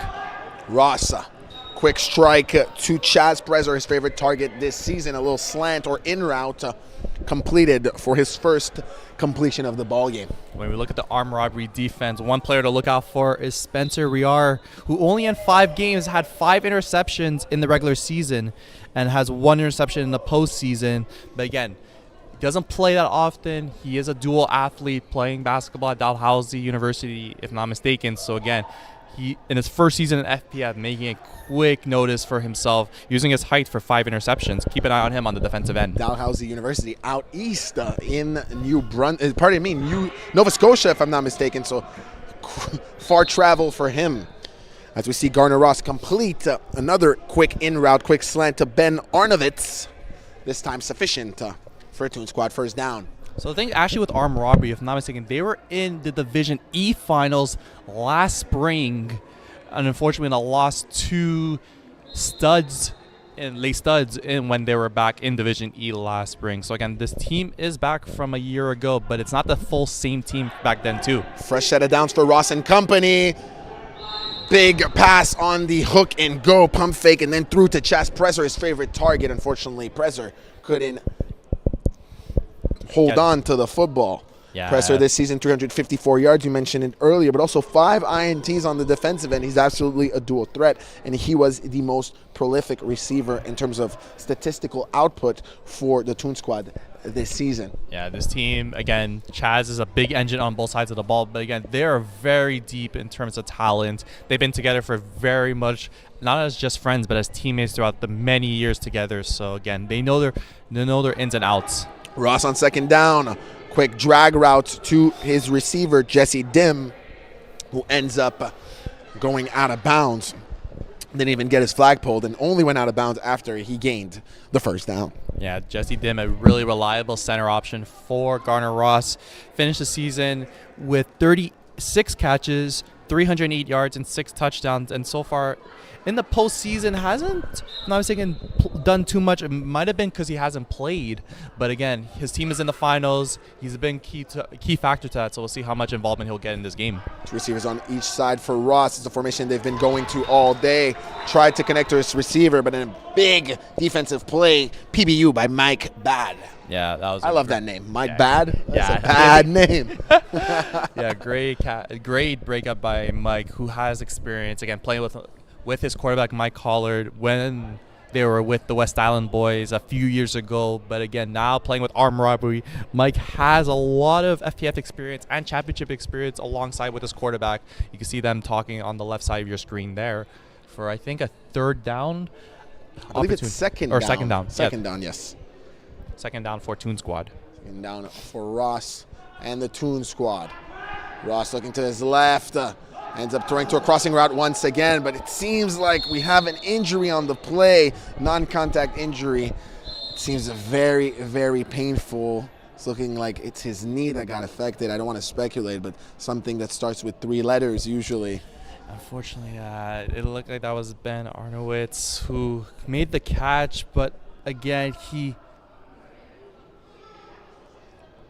it seems quite painful for Ben.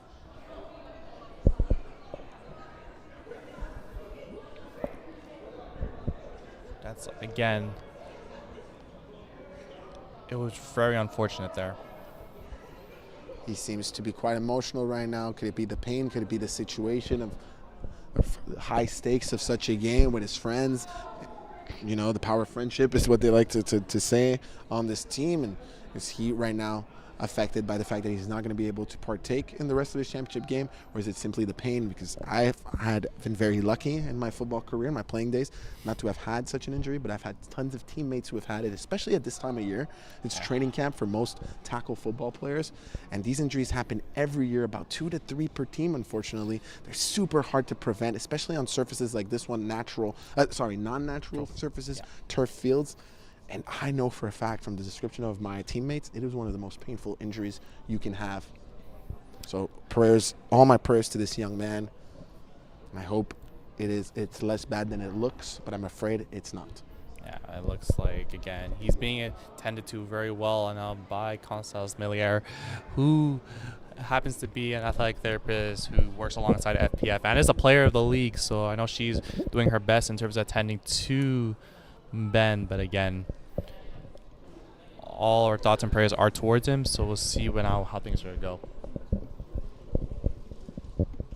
On our end, we will take a quick break, let the medical staff take care of Ben Arnowitz, and we'll come back to you for the rest of this championship game after we are sure that Arnowitz is well taken care of and in a stable, healthy condition. Exactly. We'll be right back.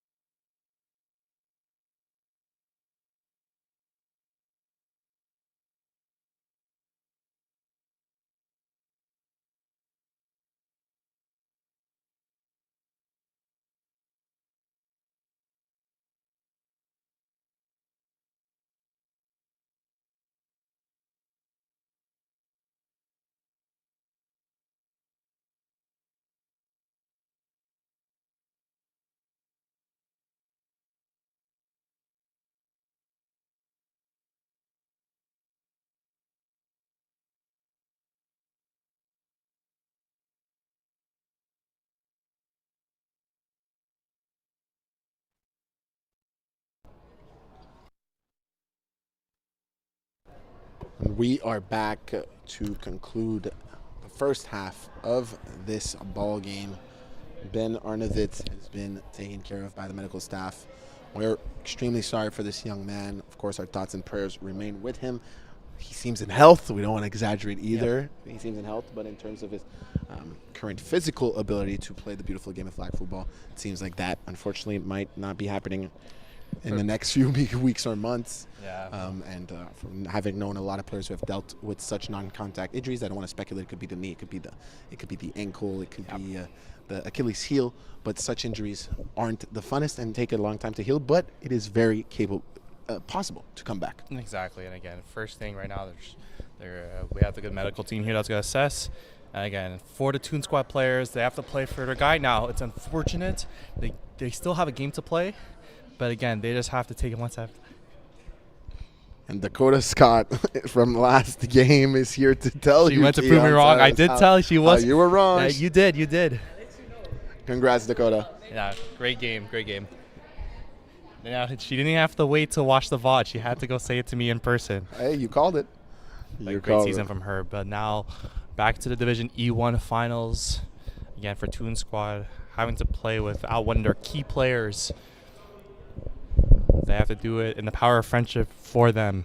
Let's see if they could pull it out through in the early part of this game.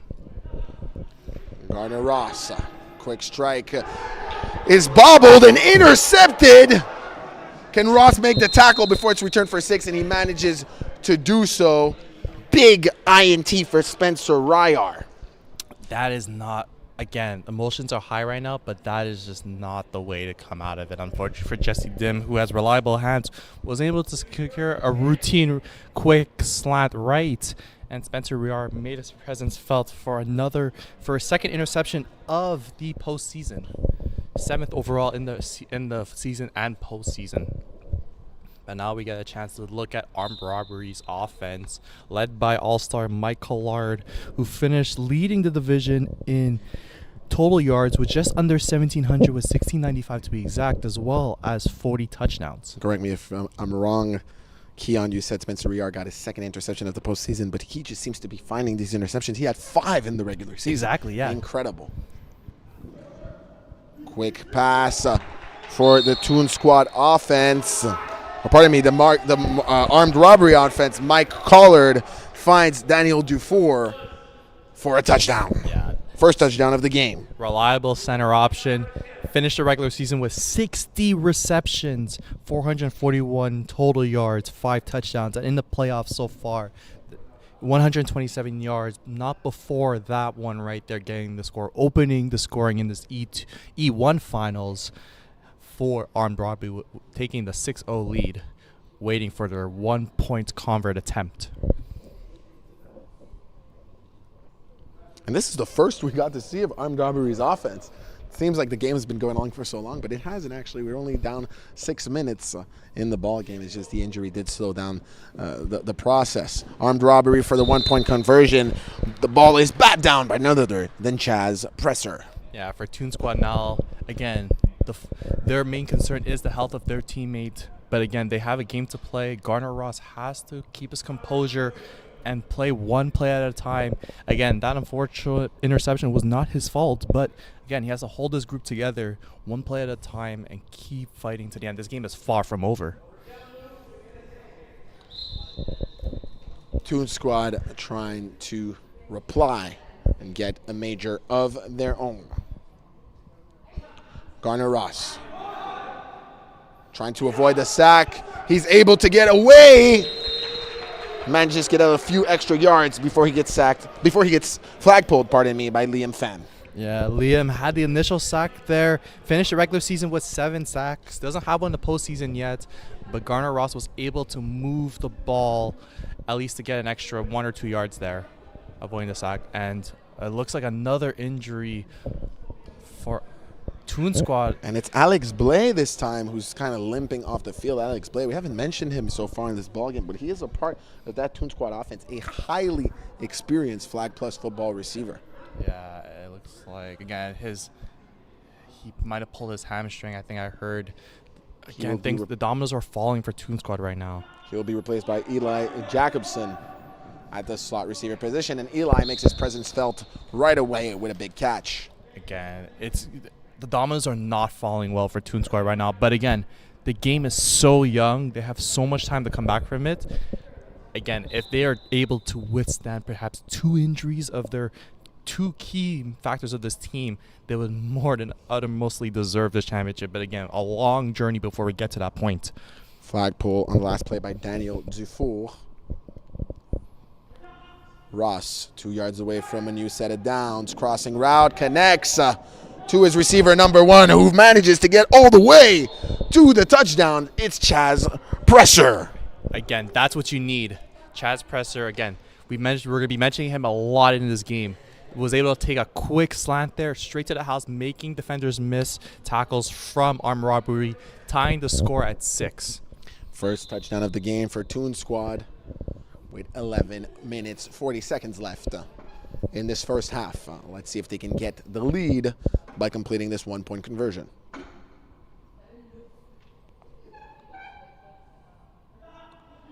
Ross throws at the back of the end zone, completes it once again to Presser, got the touchdown, and now gets the 1-point conversion. Good Score stuff. will therefore be 7-6 in favor of Toon Squad. Good stuff for Toon Squad. Damn, good stuff for Toon Squad. Tongue twister there for getting on the board. And again, now 1 play at a time. Armed Robbery they scored with great field position, so now it'll be the first true possession where we'll see if they can march down 40 yards down the field.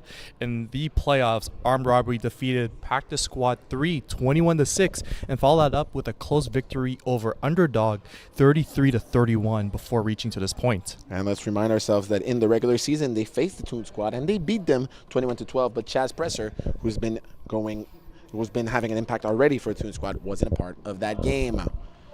Collard, quick slant to Mike Bad, who catches the football, immediately tackled by Eli Jacobson. Yeah, when we look at Toon Squad, their route to the finals after a 9-1 regular season, they would face off Bastion, winning 46-30, showing the ability to score so many points there. And then on the final play of the game in their semifinals against Chinito and Benitos, Chaz Presser would score the game-winning touchdown on the final play, sending Toon Squad to the finals and avoiding the 17th upset. Quick strike once again at the center of the field. That looked like that was number 11. Absolutely. Mike Collard found Julian Posteraro. Thank you so much. I was verifying that, Keon, for a big catch and a first down for Armed Robbery. When we look at the Armed Robbery offense, one thing to notice in the regular season, Mike Collard did, like I mentioned, he led the division in yards, in touchdowns, but he also led the division in interceptions with 15, if I'm not mistaken. But in the playoffs, in the 2 playoff games, 8 touchdowns, 0 interceptions, a complete flip of his regular season production. If he could continue that performance as he's been doing in the playoffs, Armed Robbery looks like he'll be destined to win a championship. Quick pass once again. Great effort after the catch. That was a nice for Mike Bad. Yeah, veteran FPF player again. He plays in higher divisions at times, and he also plays in co-ed, but great stuff for him, making defenders miss there. Making it now inside the 10-yard line. It looks like Alexandre Blais is back in the game.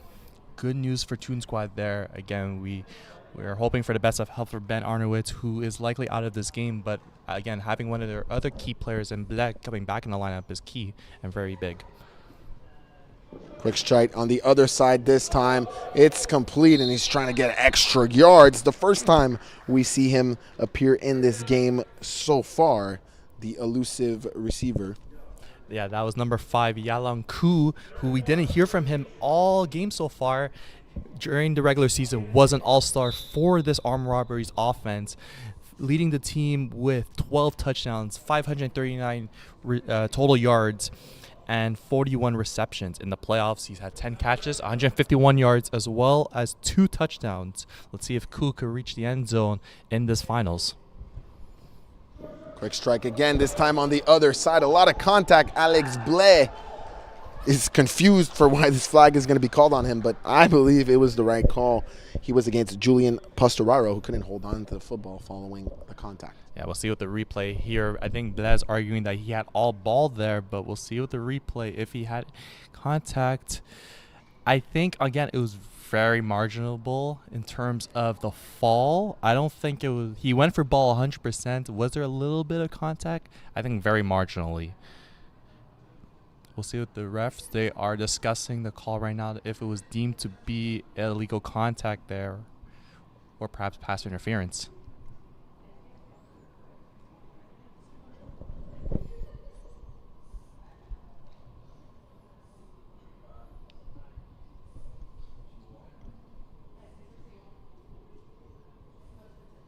Again, with Toon Squad and Armed Robbery, we are just under 7 minutes left in this game. Score is 7-6 for Toon Squad, and it looks like after the referee discussion, they picked up the flag there. No illegal contact from Blaise, and I think when you look at the replay, it was very close. Now we're bringing it out to 4th and basically half a yard. Collard can run. Yeah, I take back what I said because I know Blaise is going to come tell me about it. Great play by the young man. And he was right to react. 4th and extremely short. This is an important play here in this tight ball game so far. Armed Robbery would definitely like to get this first down, and why not even get the score? They're close to the end zone. Collard looking to his left. Quick strike for Bad. Once again on a quick 1 yard in route. It is caught. Alex Blaise managed to pull the flag, and he thought he had done so quickly enough for them not to get the first down. But the rest decided he was wrong. Yeah, that one's tough though because it was basically half a yard that they were needed to gain. And again, that would just basically mean the receiver Mike would have to have basically not ran a positive yardage going forward, which I think he ended up running maybe a step forward. So I think it was enough for the first down. Now it's 1st and goal from the 4-yard line for Armed Robbery. Collard avoiding pressure, rolling to his right, finds his receiver. Spencer Ryer was wide open on the left side of your screen in the end zone. Yeah, great catch there and great composure from Collard from avoiding the rusher. When we look at Spencer Ryer, last game he had 4 receptions. All 4 were touchdowns, including the game-winning one against underdogs late in that game. And this one was a touchdown as well. Yep, exactly. That's his total of 5 touchdowns. He already has an interception in this game, showing that he is more than just the tall defender that can make plays on the defensive side of the ball. With 5 minutes 40 seconds left in this ball game, Armed Robbery takes the lead. Score is now 12-7. Let's see if they can make it 13-7 with this 1-point convert. Collard looking in the middle of the field, throws it, and it is bat down once again by Chaz Presser. It's the second time we see him get a PBU in the end zone in this game. Yeah, I think the matchup they're trying to get to for Collard is just get Rear open. But again, Chaz, it looks like he's taking that assignment of guarding the taller opposition there, making 2 key pat downs on the conversion plays, keeping it at a 5-point game. We are just under 5 minutes left in this half for Toon Squad again.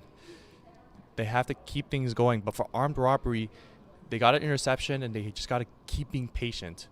Rusher Liam Pham, he almost had a sack in the last drive, but again, maybe have to break down for Garner Ross, who isn't going to run too much in the regular season, as he only had 124 total rushing yards with 2 touchdowns. So maybe just pure speed, just be calm there. Ross avoids pressure, throws to his left, was left alone in the flats is Jesse Dim.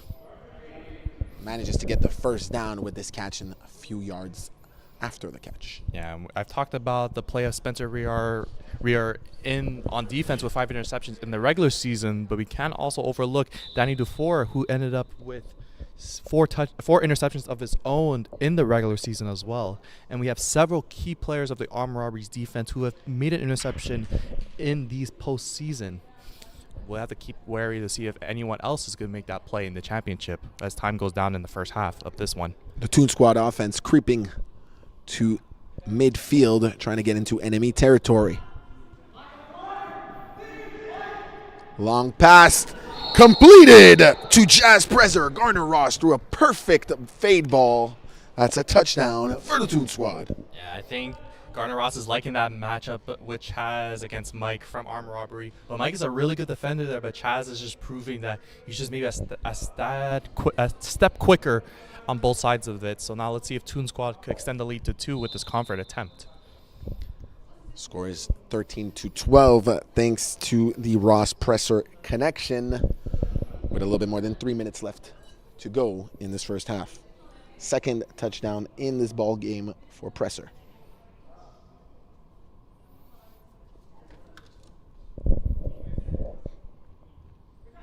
Ross looking to extend his lead by 2 points. Looking for Jonathan Washberg in the back corner of the end zone. Can't connect. That pass lacked precision. It will therefore remain 13-12. Armed Robbery has a chance at flipping the score once again before the end of this half. Yeah, for Armed Robbery, things have been working well for them constantly in this game. So again, they are going to have a chance to score roughly under the pro clock that's about to hit in the next 30 seconds. Mike Hollard, again, he led the division in passing yards, in touchdowns, and in the playoffs, he's been more efficient per usual. No interceptions with 8 touchdowns. Let's see if he could continue with the receiving core he has as we hit down the first half. Long pass by Collard. His receiver's left wide open. And finally gets his flag pulled by presser right before he can walk into the end zone. Julian Posteraro.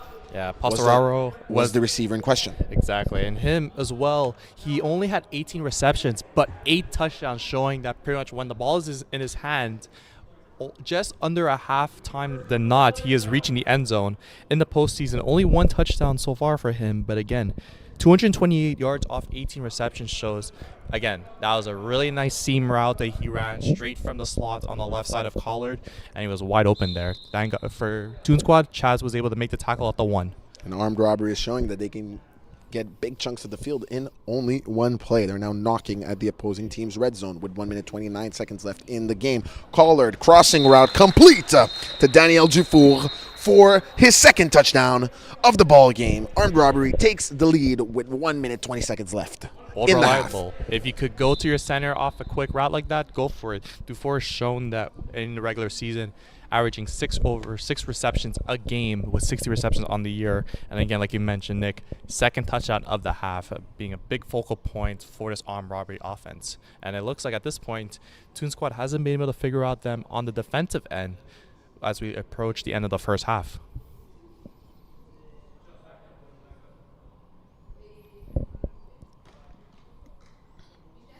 Armed Robbery would like to extend the 6-point lead to a 7-point lead with this 1-point convert. Let's see what Collard and his offensive unit have cooked up for us. Collard looking to his right, throws across the field, and it's complete to Yalanku, but I think the call on the field will be that he stepped out of the end zone and then walked back into it himself, which makes him ineligible to catch that football. Therefore, the score will remain 18-13. Exactly, in favor Nick. of Armed Robbery. Nick, you were completely 100% correct on that. Yalong, who was open there, wasn't being attentive of the back of the end zone and stepped out first before making that catch, keeping it at a 5-point game.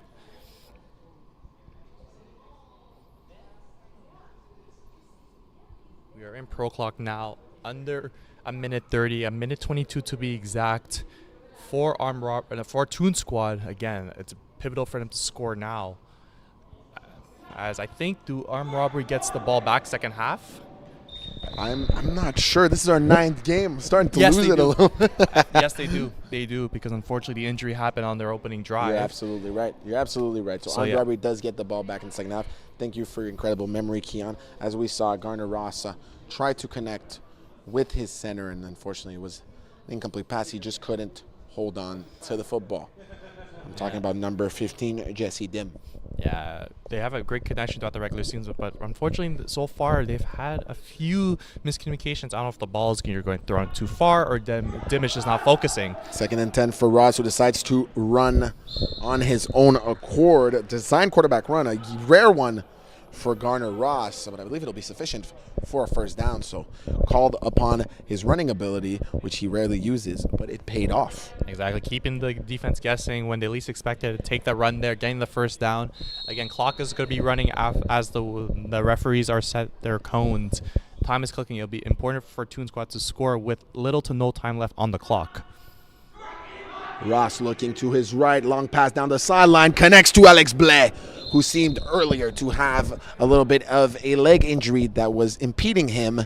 Seems to be fine now. Good to see him back on the field. Another first down for Ross and the Toon Squad. Yeah, exactly. Great route there. They sent up 3 receivers towards that same area, and it looked like, had Blais that was on the, basically, the intermediate guy who was going to make a nice catch there and getting out of bounds there, stopping the clock. The time will start at the snap of the football. We are inside the 2 minutes of the half. Therefore, 2 minutes rules apply. Pro clock applies. Ross in the red zone, creeping onto the opposite team's end zone. Rules to his left, immediately finds Jesse Dim for a nice 5-yard gain. Yeah, great stuff. And I think for Toon Squad, you don't have to rush at this point. The clock is under 50 seconds. You don't want there to be enough time for Armory to score because they get the ball back. Great point as the time is rolling down. Ross, quick strike. It was looking for Chaz Presser, but great defensive effort by Yalon Koo, if I'm not mistaken, Keon. Yes, that was Yalon Koo, but I With think the PBU. 2 different officials threw flags, and I think it's going to be illegal contact or illegal contact there. Yalon Koo tried to sell it as if he didn't have his hand wrapped around Chaz Presser, making him turn and making that catch much tougher. But both referees saw that. For Yalon Koo will be penalized for illegal contact or defensive pass interference. Which one was it, Keon? I think they called pass interference. Called defensive pass interference. So we'll go half the distance to goal line. First and down for Toon Squad. This is a tough blow for armed robbery. Quick strike to Alex Blais on the out route inside the end zone, and it's sufficient for a Toon Squad touchdown. Yeah, great route. That is his 4th touchdown for Blais in the postseason. He only had 2 in the regular season as he only got his 5 games, so he wasn't there for half the season, but got his eligibility for playoffs, but is making it count with his 4th touchdown of these postseason in his 3rd game. An extremely savvy, experienced Flag Plus football receiver, and Toon Squad is lucky to have him on his squad in such a low division compared to where Alex Blais has played before. Yes. But it just shows how much talent exists even in the lowest divisions of Flag Plus football. 1-point convert attempt to Chaz Presser is good. Chaz Presser was left completely alone on a slant route in the end zone. The score therefore extends to 20-18 in favor of Toon Squad against armed robbery with 33 seconds left in the ballgame. And now with in the first half. Yes, I know. We wish it was the end of the ballgame for us to go home because we're back tomorrow morning. But again, we have 20 more minutes of flag football to be played here in Brossard. Exactly. Despite us, Keon, pardon me to cut you off, despite us being at our 9th game that we're covering, these players are at their first game that they're playing and they want the full experience. And therefore, we'll give it to them. Long pass. Intercepted. There's a flag on the play, but so far the interception from Jonah Watchberg seems to stand. Long pass by Mike Collard in direction of Yalon Koo, but Jonah ran the route for him. Yeah, that was a ball that was underthrown. I was about to mention that Collard didn't necessarily have to throw deep there on the first play. And again, an extra penalty from Yalon Koo. Yalon Koo was actually penalized for offensive pass interference, Keon. Now, 100%. It's a rare one. Yeah. But again, he tried to play defense there to avoid Washburn to get the interception there. But because of that, it was very evident that, again. Oh, okay. Oh, so there might be a penalty on both sides because we're seeing Toon Squad back up as well. All I'll say is Mike Collard's ball didn't come out of his hand like he wanted it to. As soon as it came out of his hand, we knew that was not the ball he was trying to throw.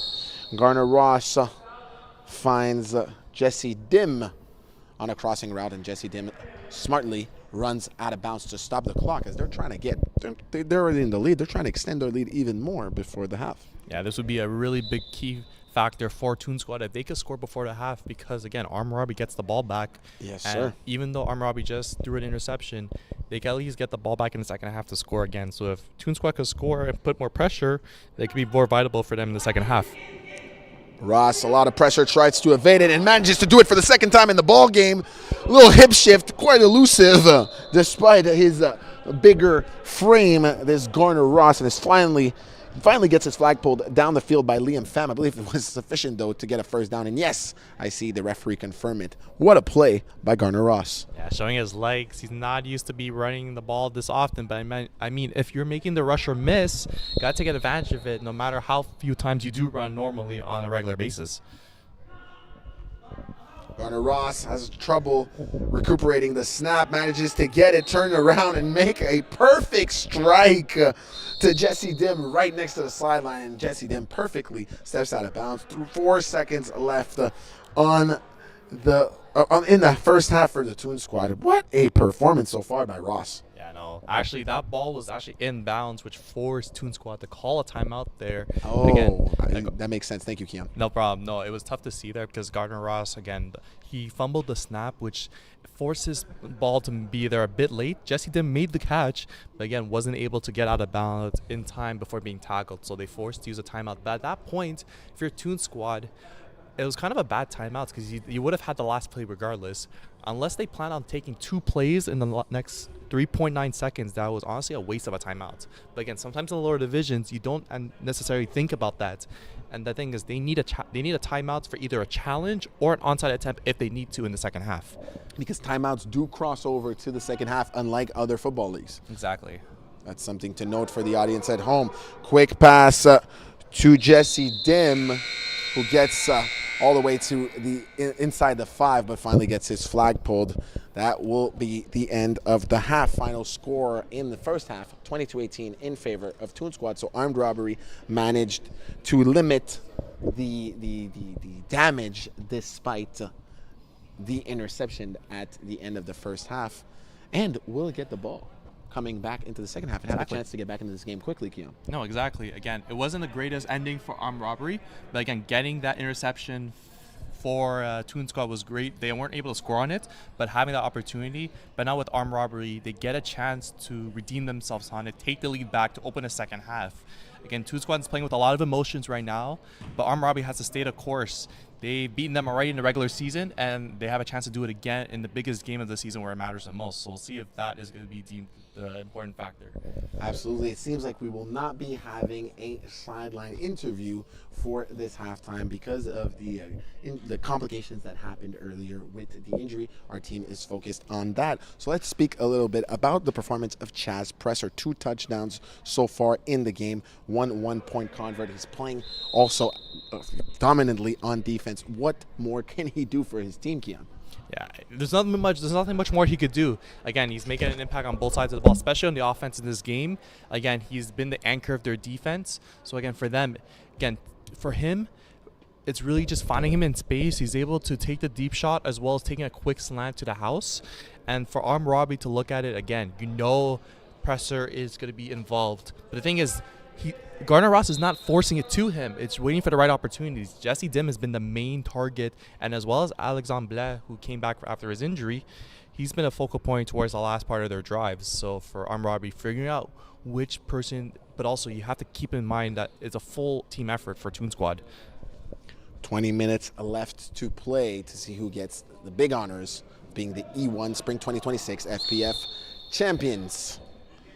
Mike Collard tried to reach Daniel Dufour, couldn't hang on to this one. Yeah, it was a uncharacteristic drop by Dufour. The ball might have been a bit behind, but again, like you've always mentioned, Nick, when you have 2 hands on the football, you have to catch it. Indeed, touch it, catch it is what they say. In the tackle and flag football world, all the coaches who may be listening tonight have said this to their young receivers plenty of times. Collard, 2nd and 10 now. 2 receivers to each side. Tries the long pass to Yolong Koo. A lot of contact there. Jonah Washberg is going to be called, I believe, for defensive pass interference. Yeah, unfortunately, the feet did trip. He kind of bumped into him. He did have a hand on the ball, but again, it looked like they are going to call it defensive pass interference. The refs are huddling up a few times. I think they've been doing a few times just to make sure they get the right call on the field. It's good to have 3 officials in the finals, and you deem to be pass interference on the defense. Absolutely, Keon. This is championship football. All the gadgets are out, all the camera angles, the production crew, the replay, the championship ring, the championship banner, the championship trophy. So it's important for the refs to also make sure, why not, to verify each decision, to discuss it when they can, and to get the best calls on the field. Exactly. And what's good also for the players, again, like I've mentioned before, if you have a timeout, you could challenge a play. If you feel like a play call didn't go the right way, and if you feel like you have a strong argument for it, you could call a challenge and potentially get it overturned for you. And again, for these teams, using it at the right moment, because again, these challenges don't carry over as well at the timeouts.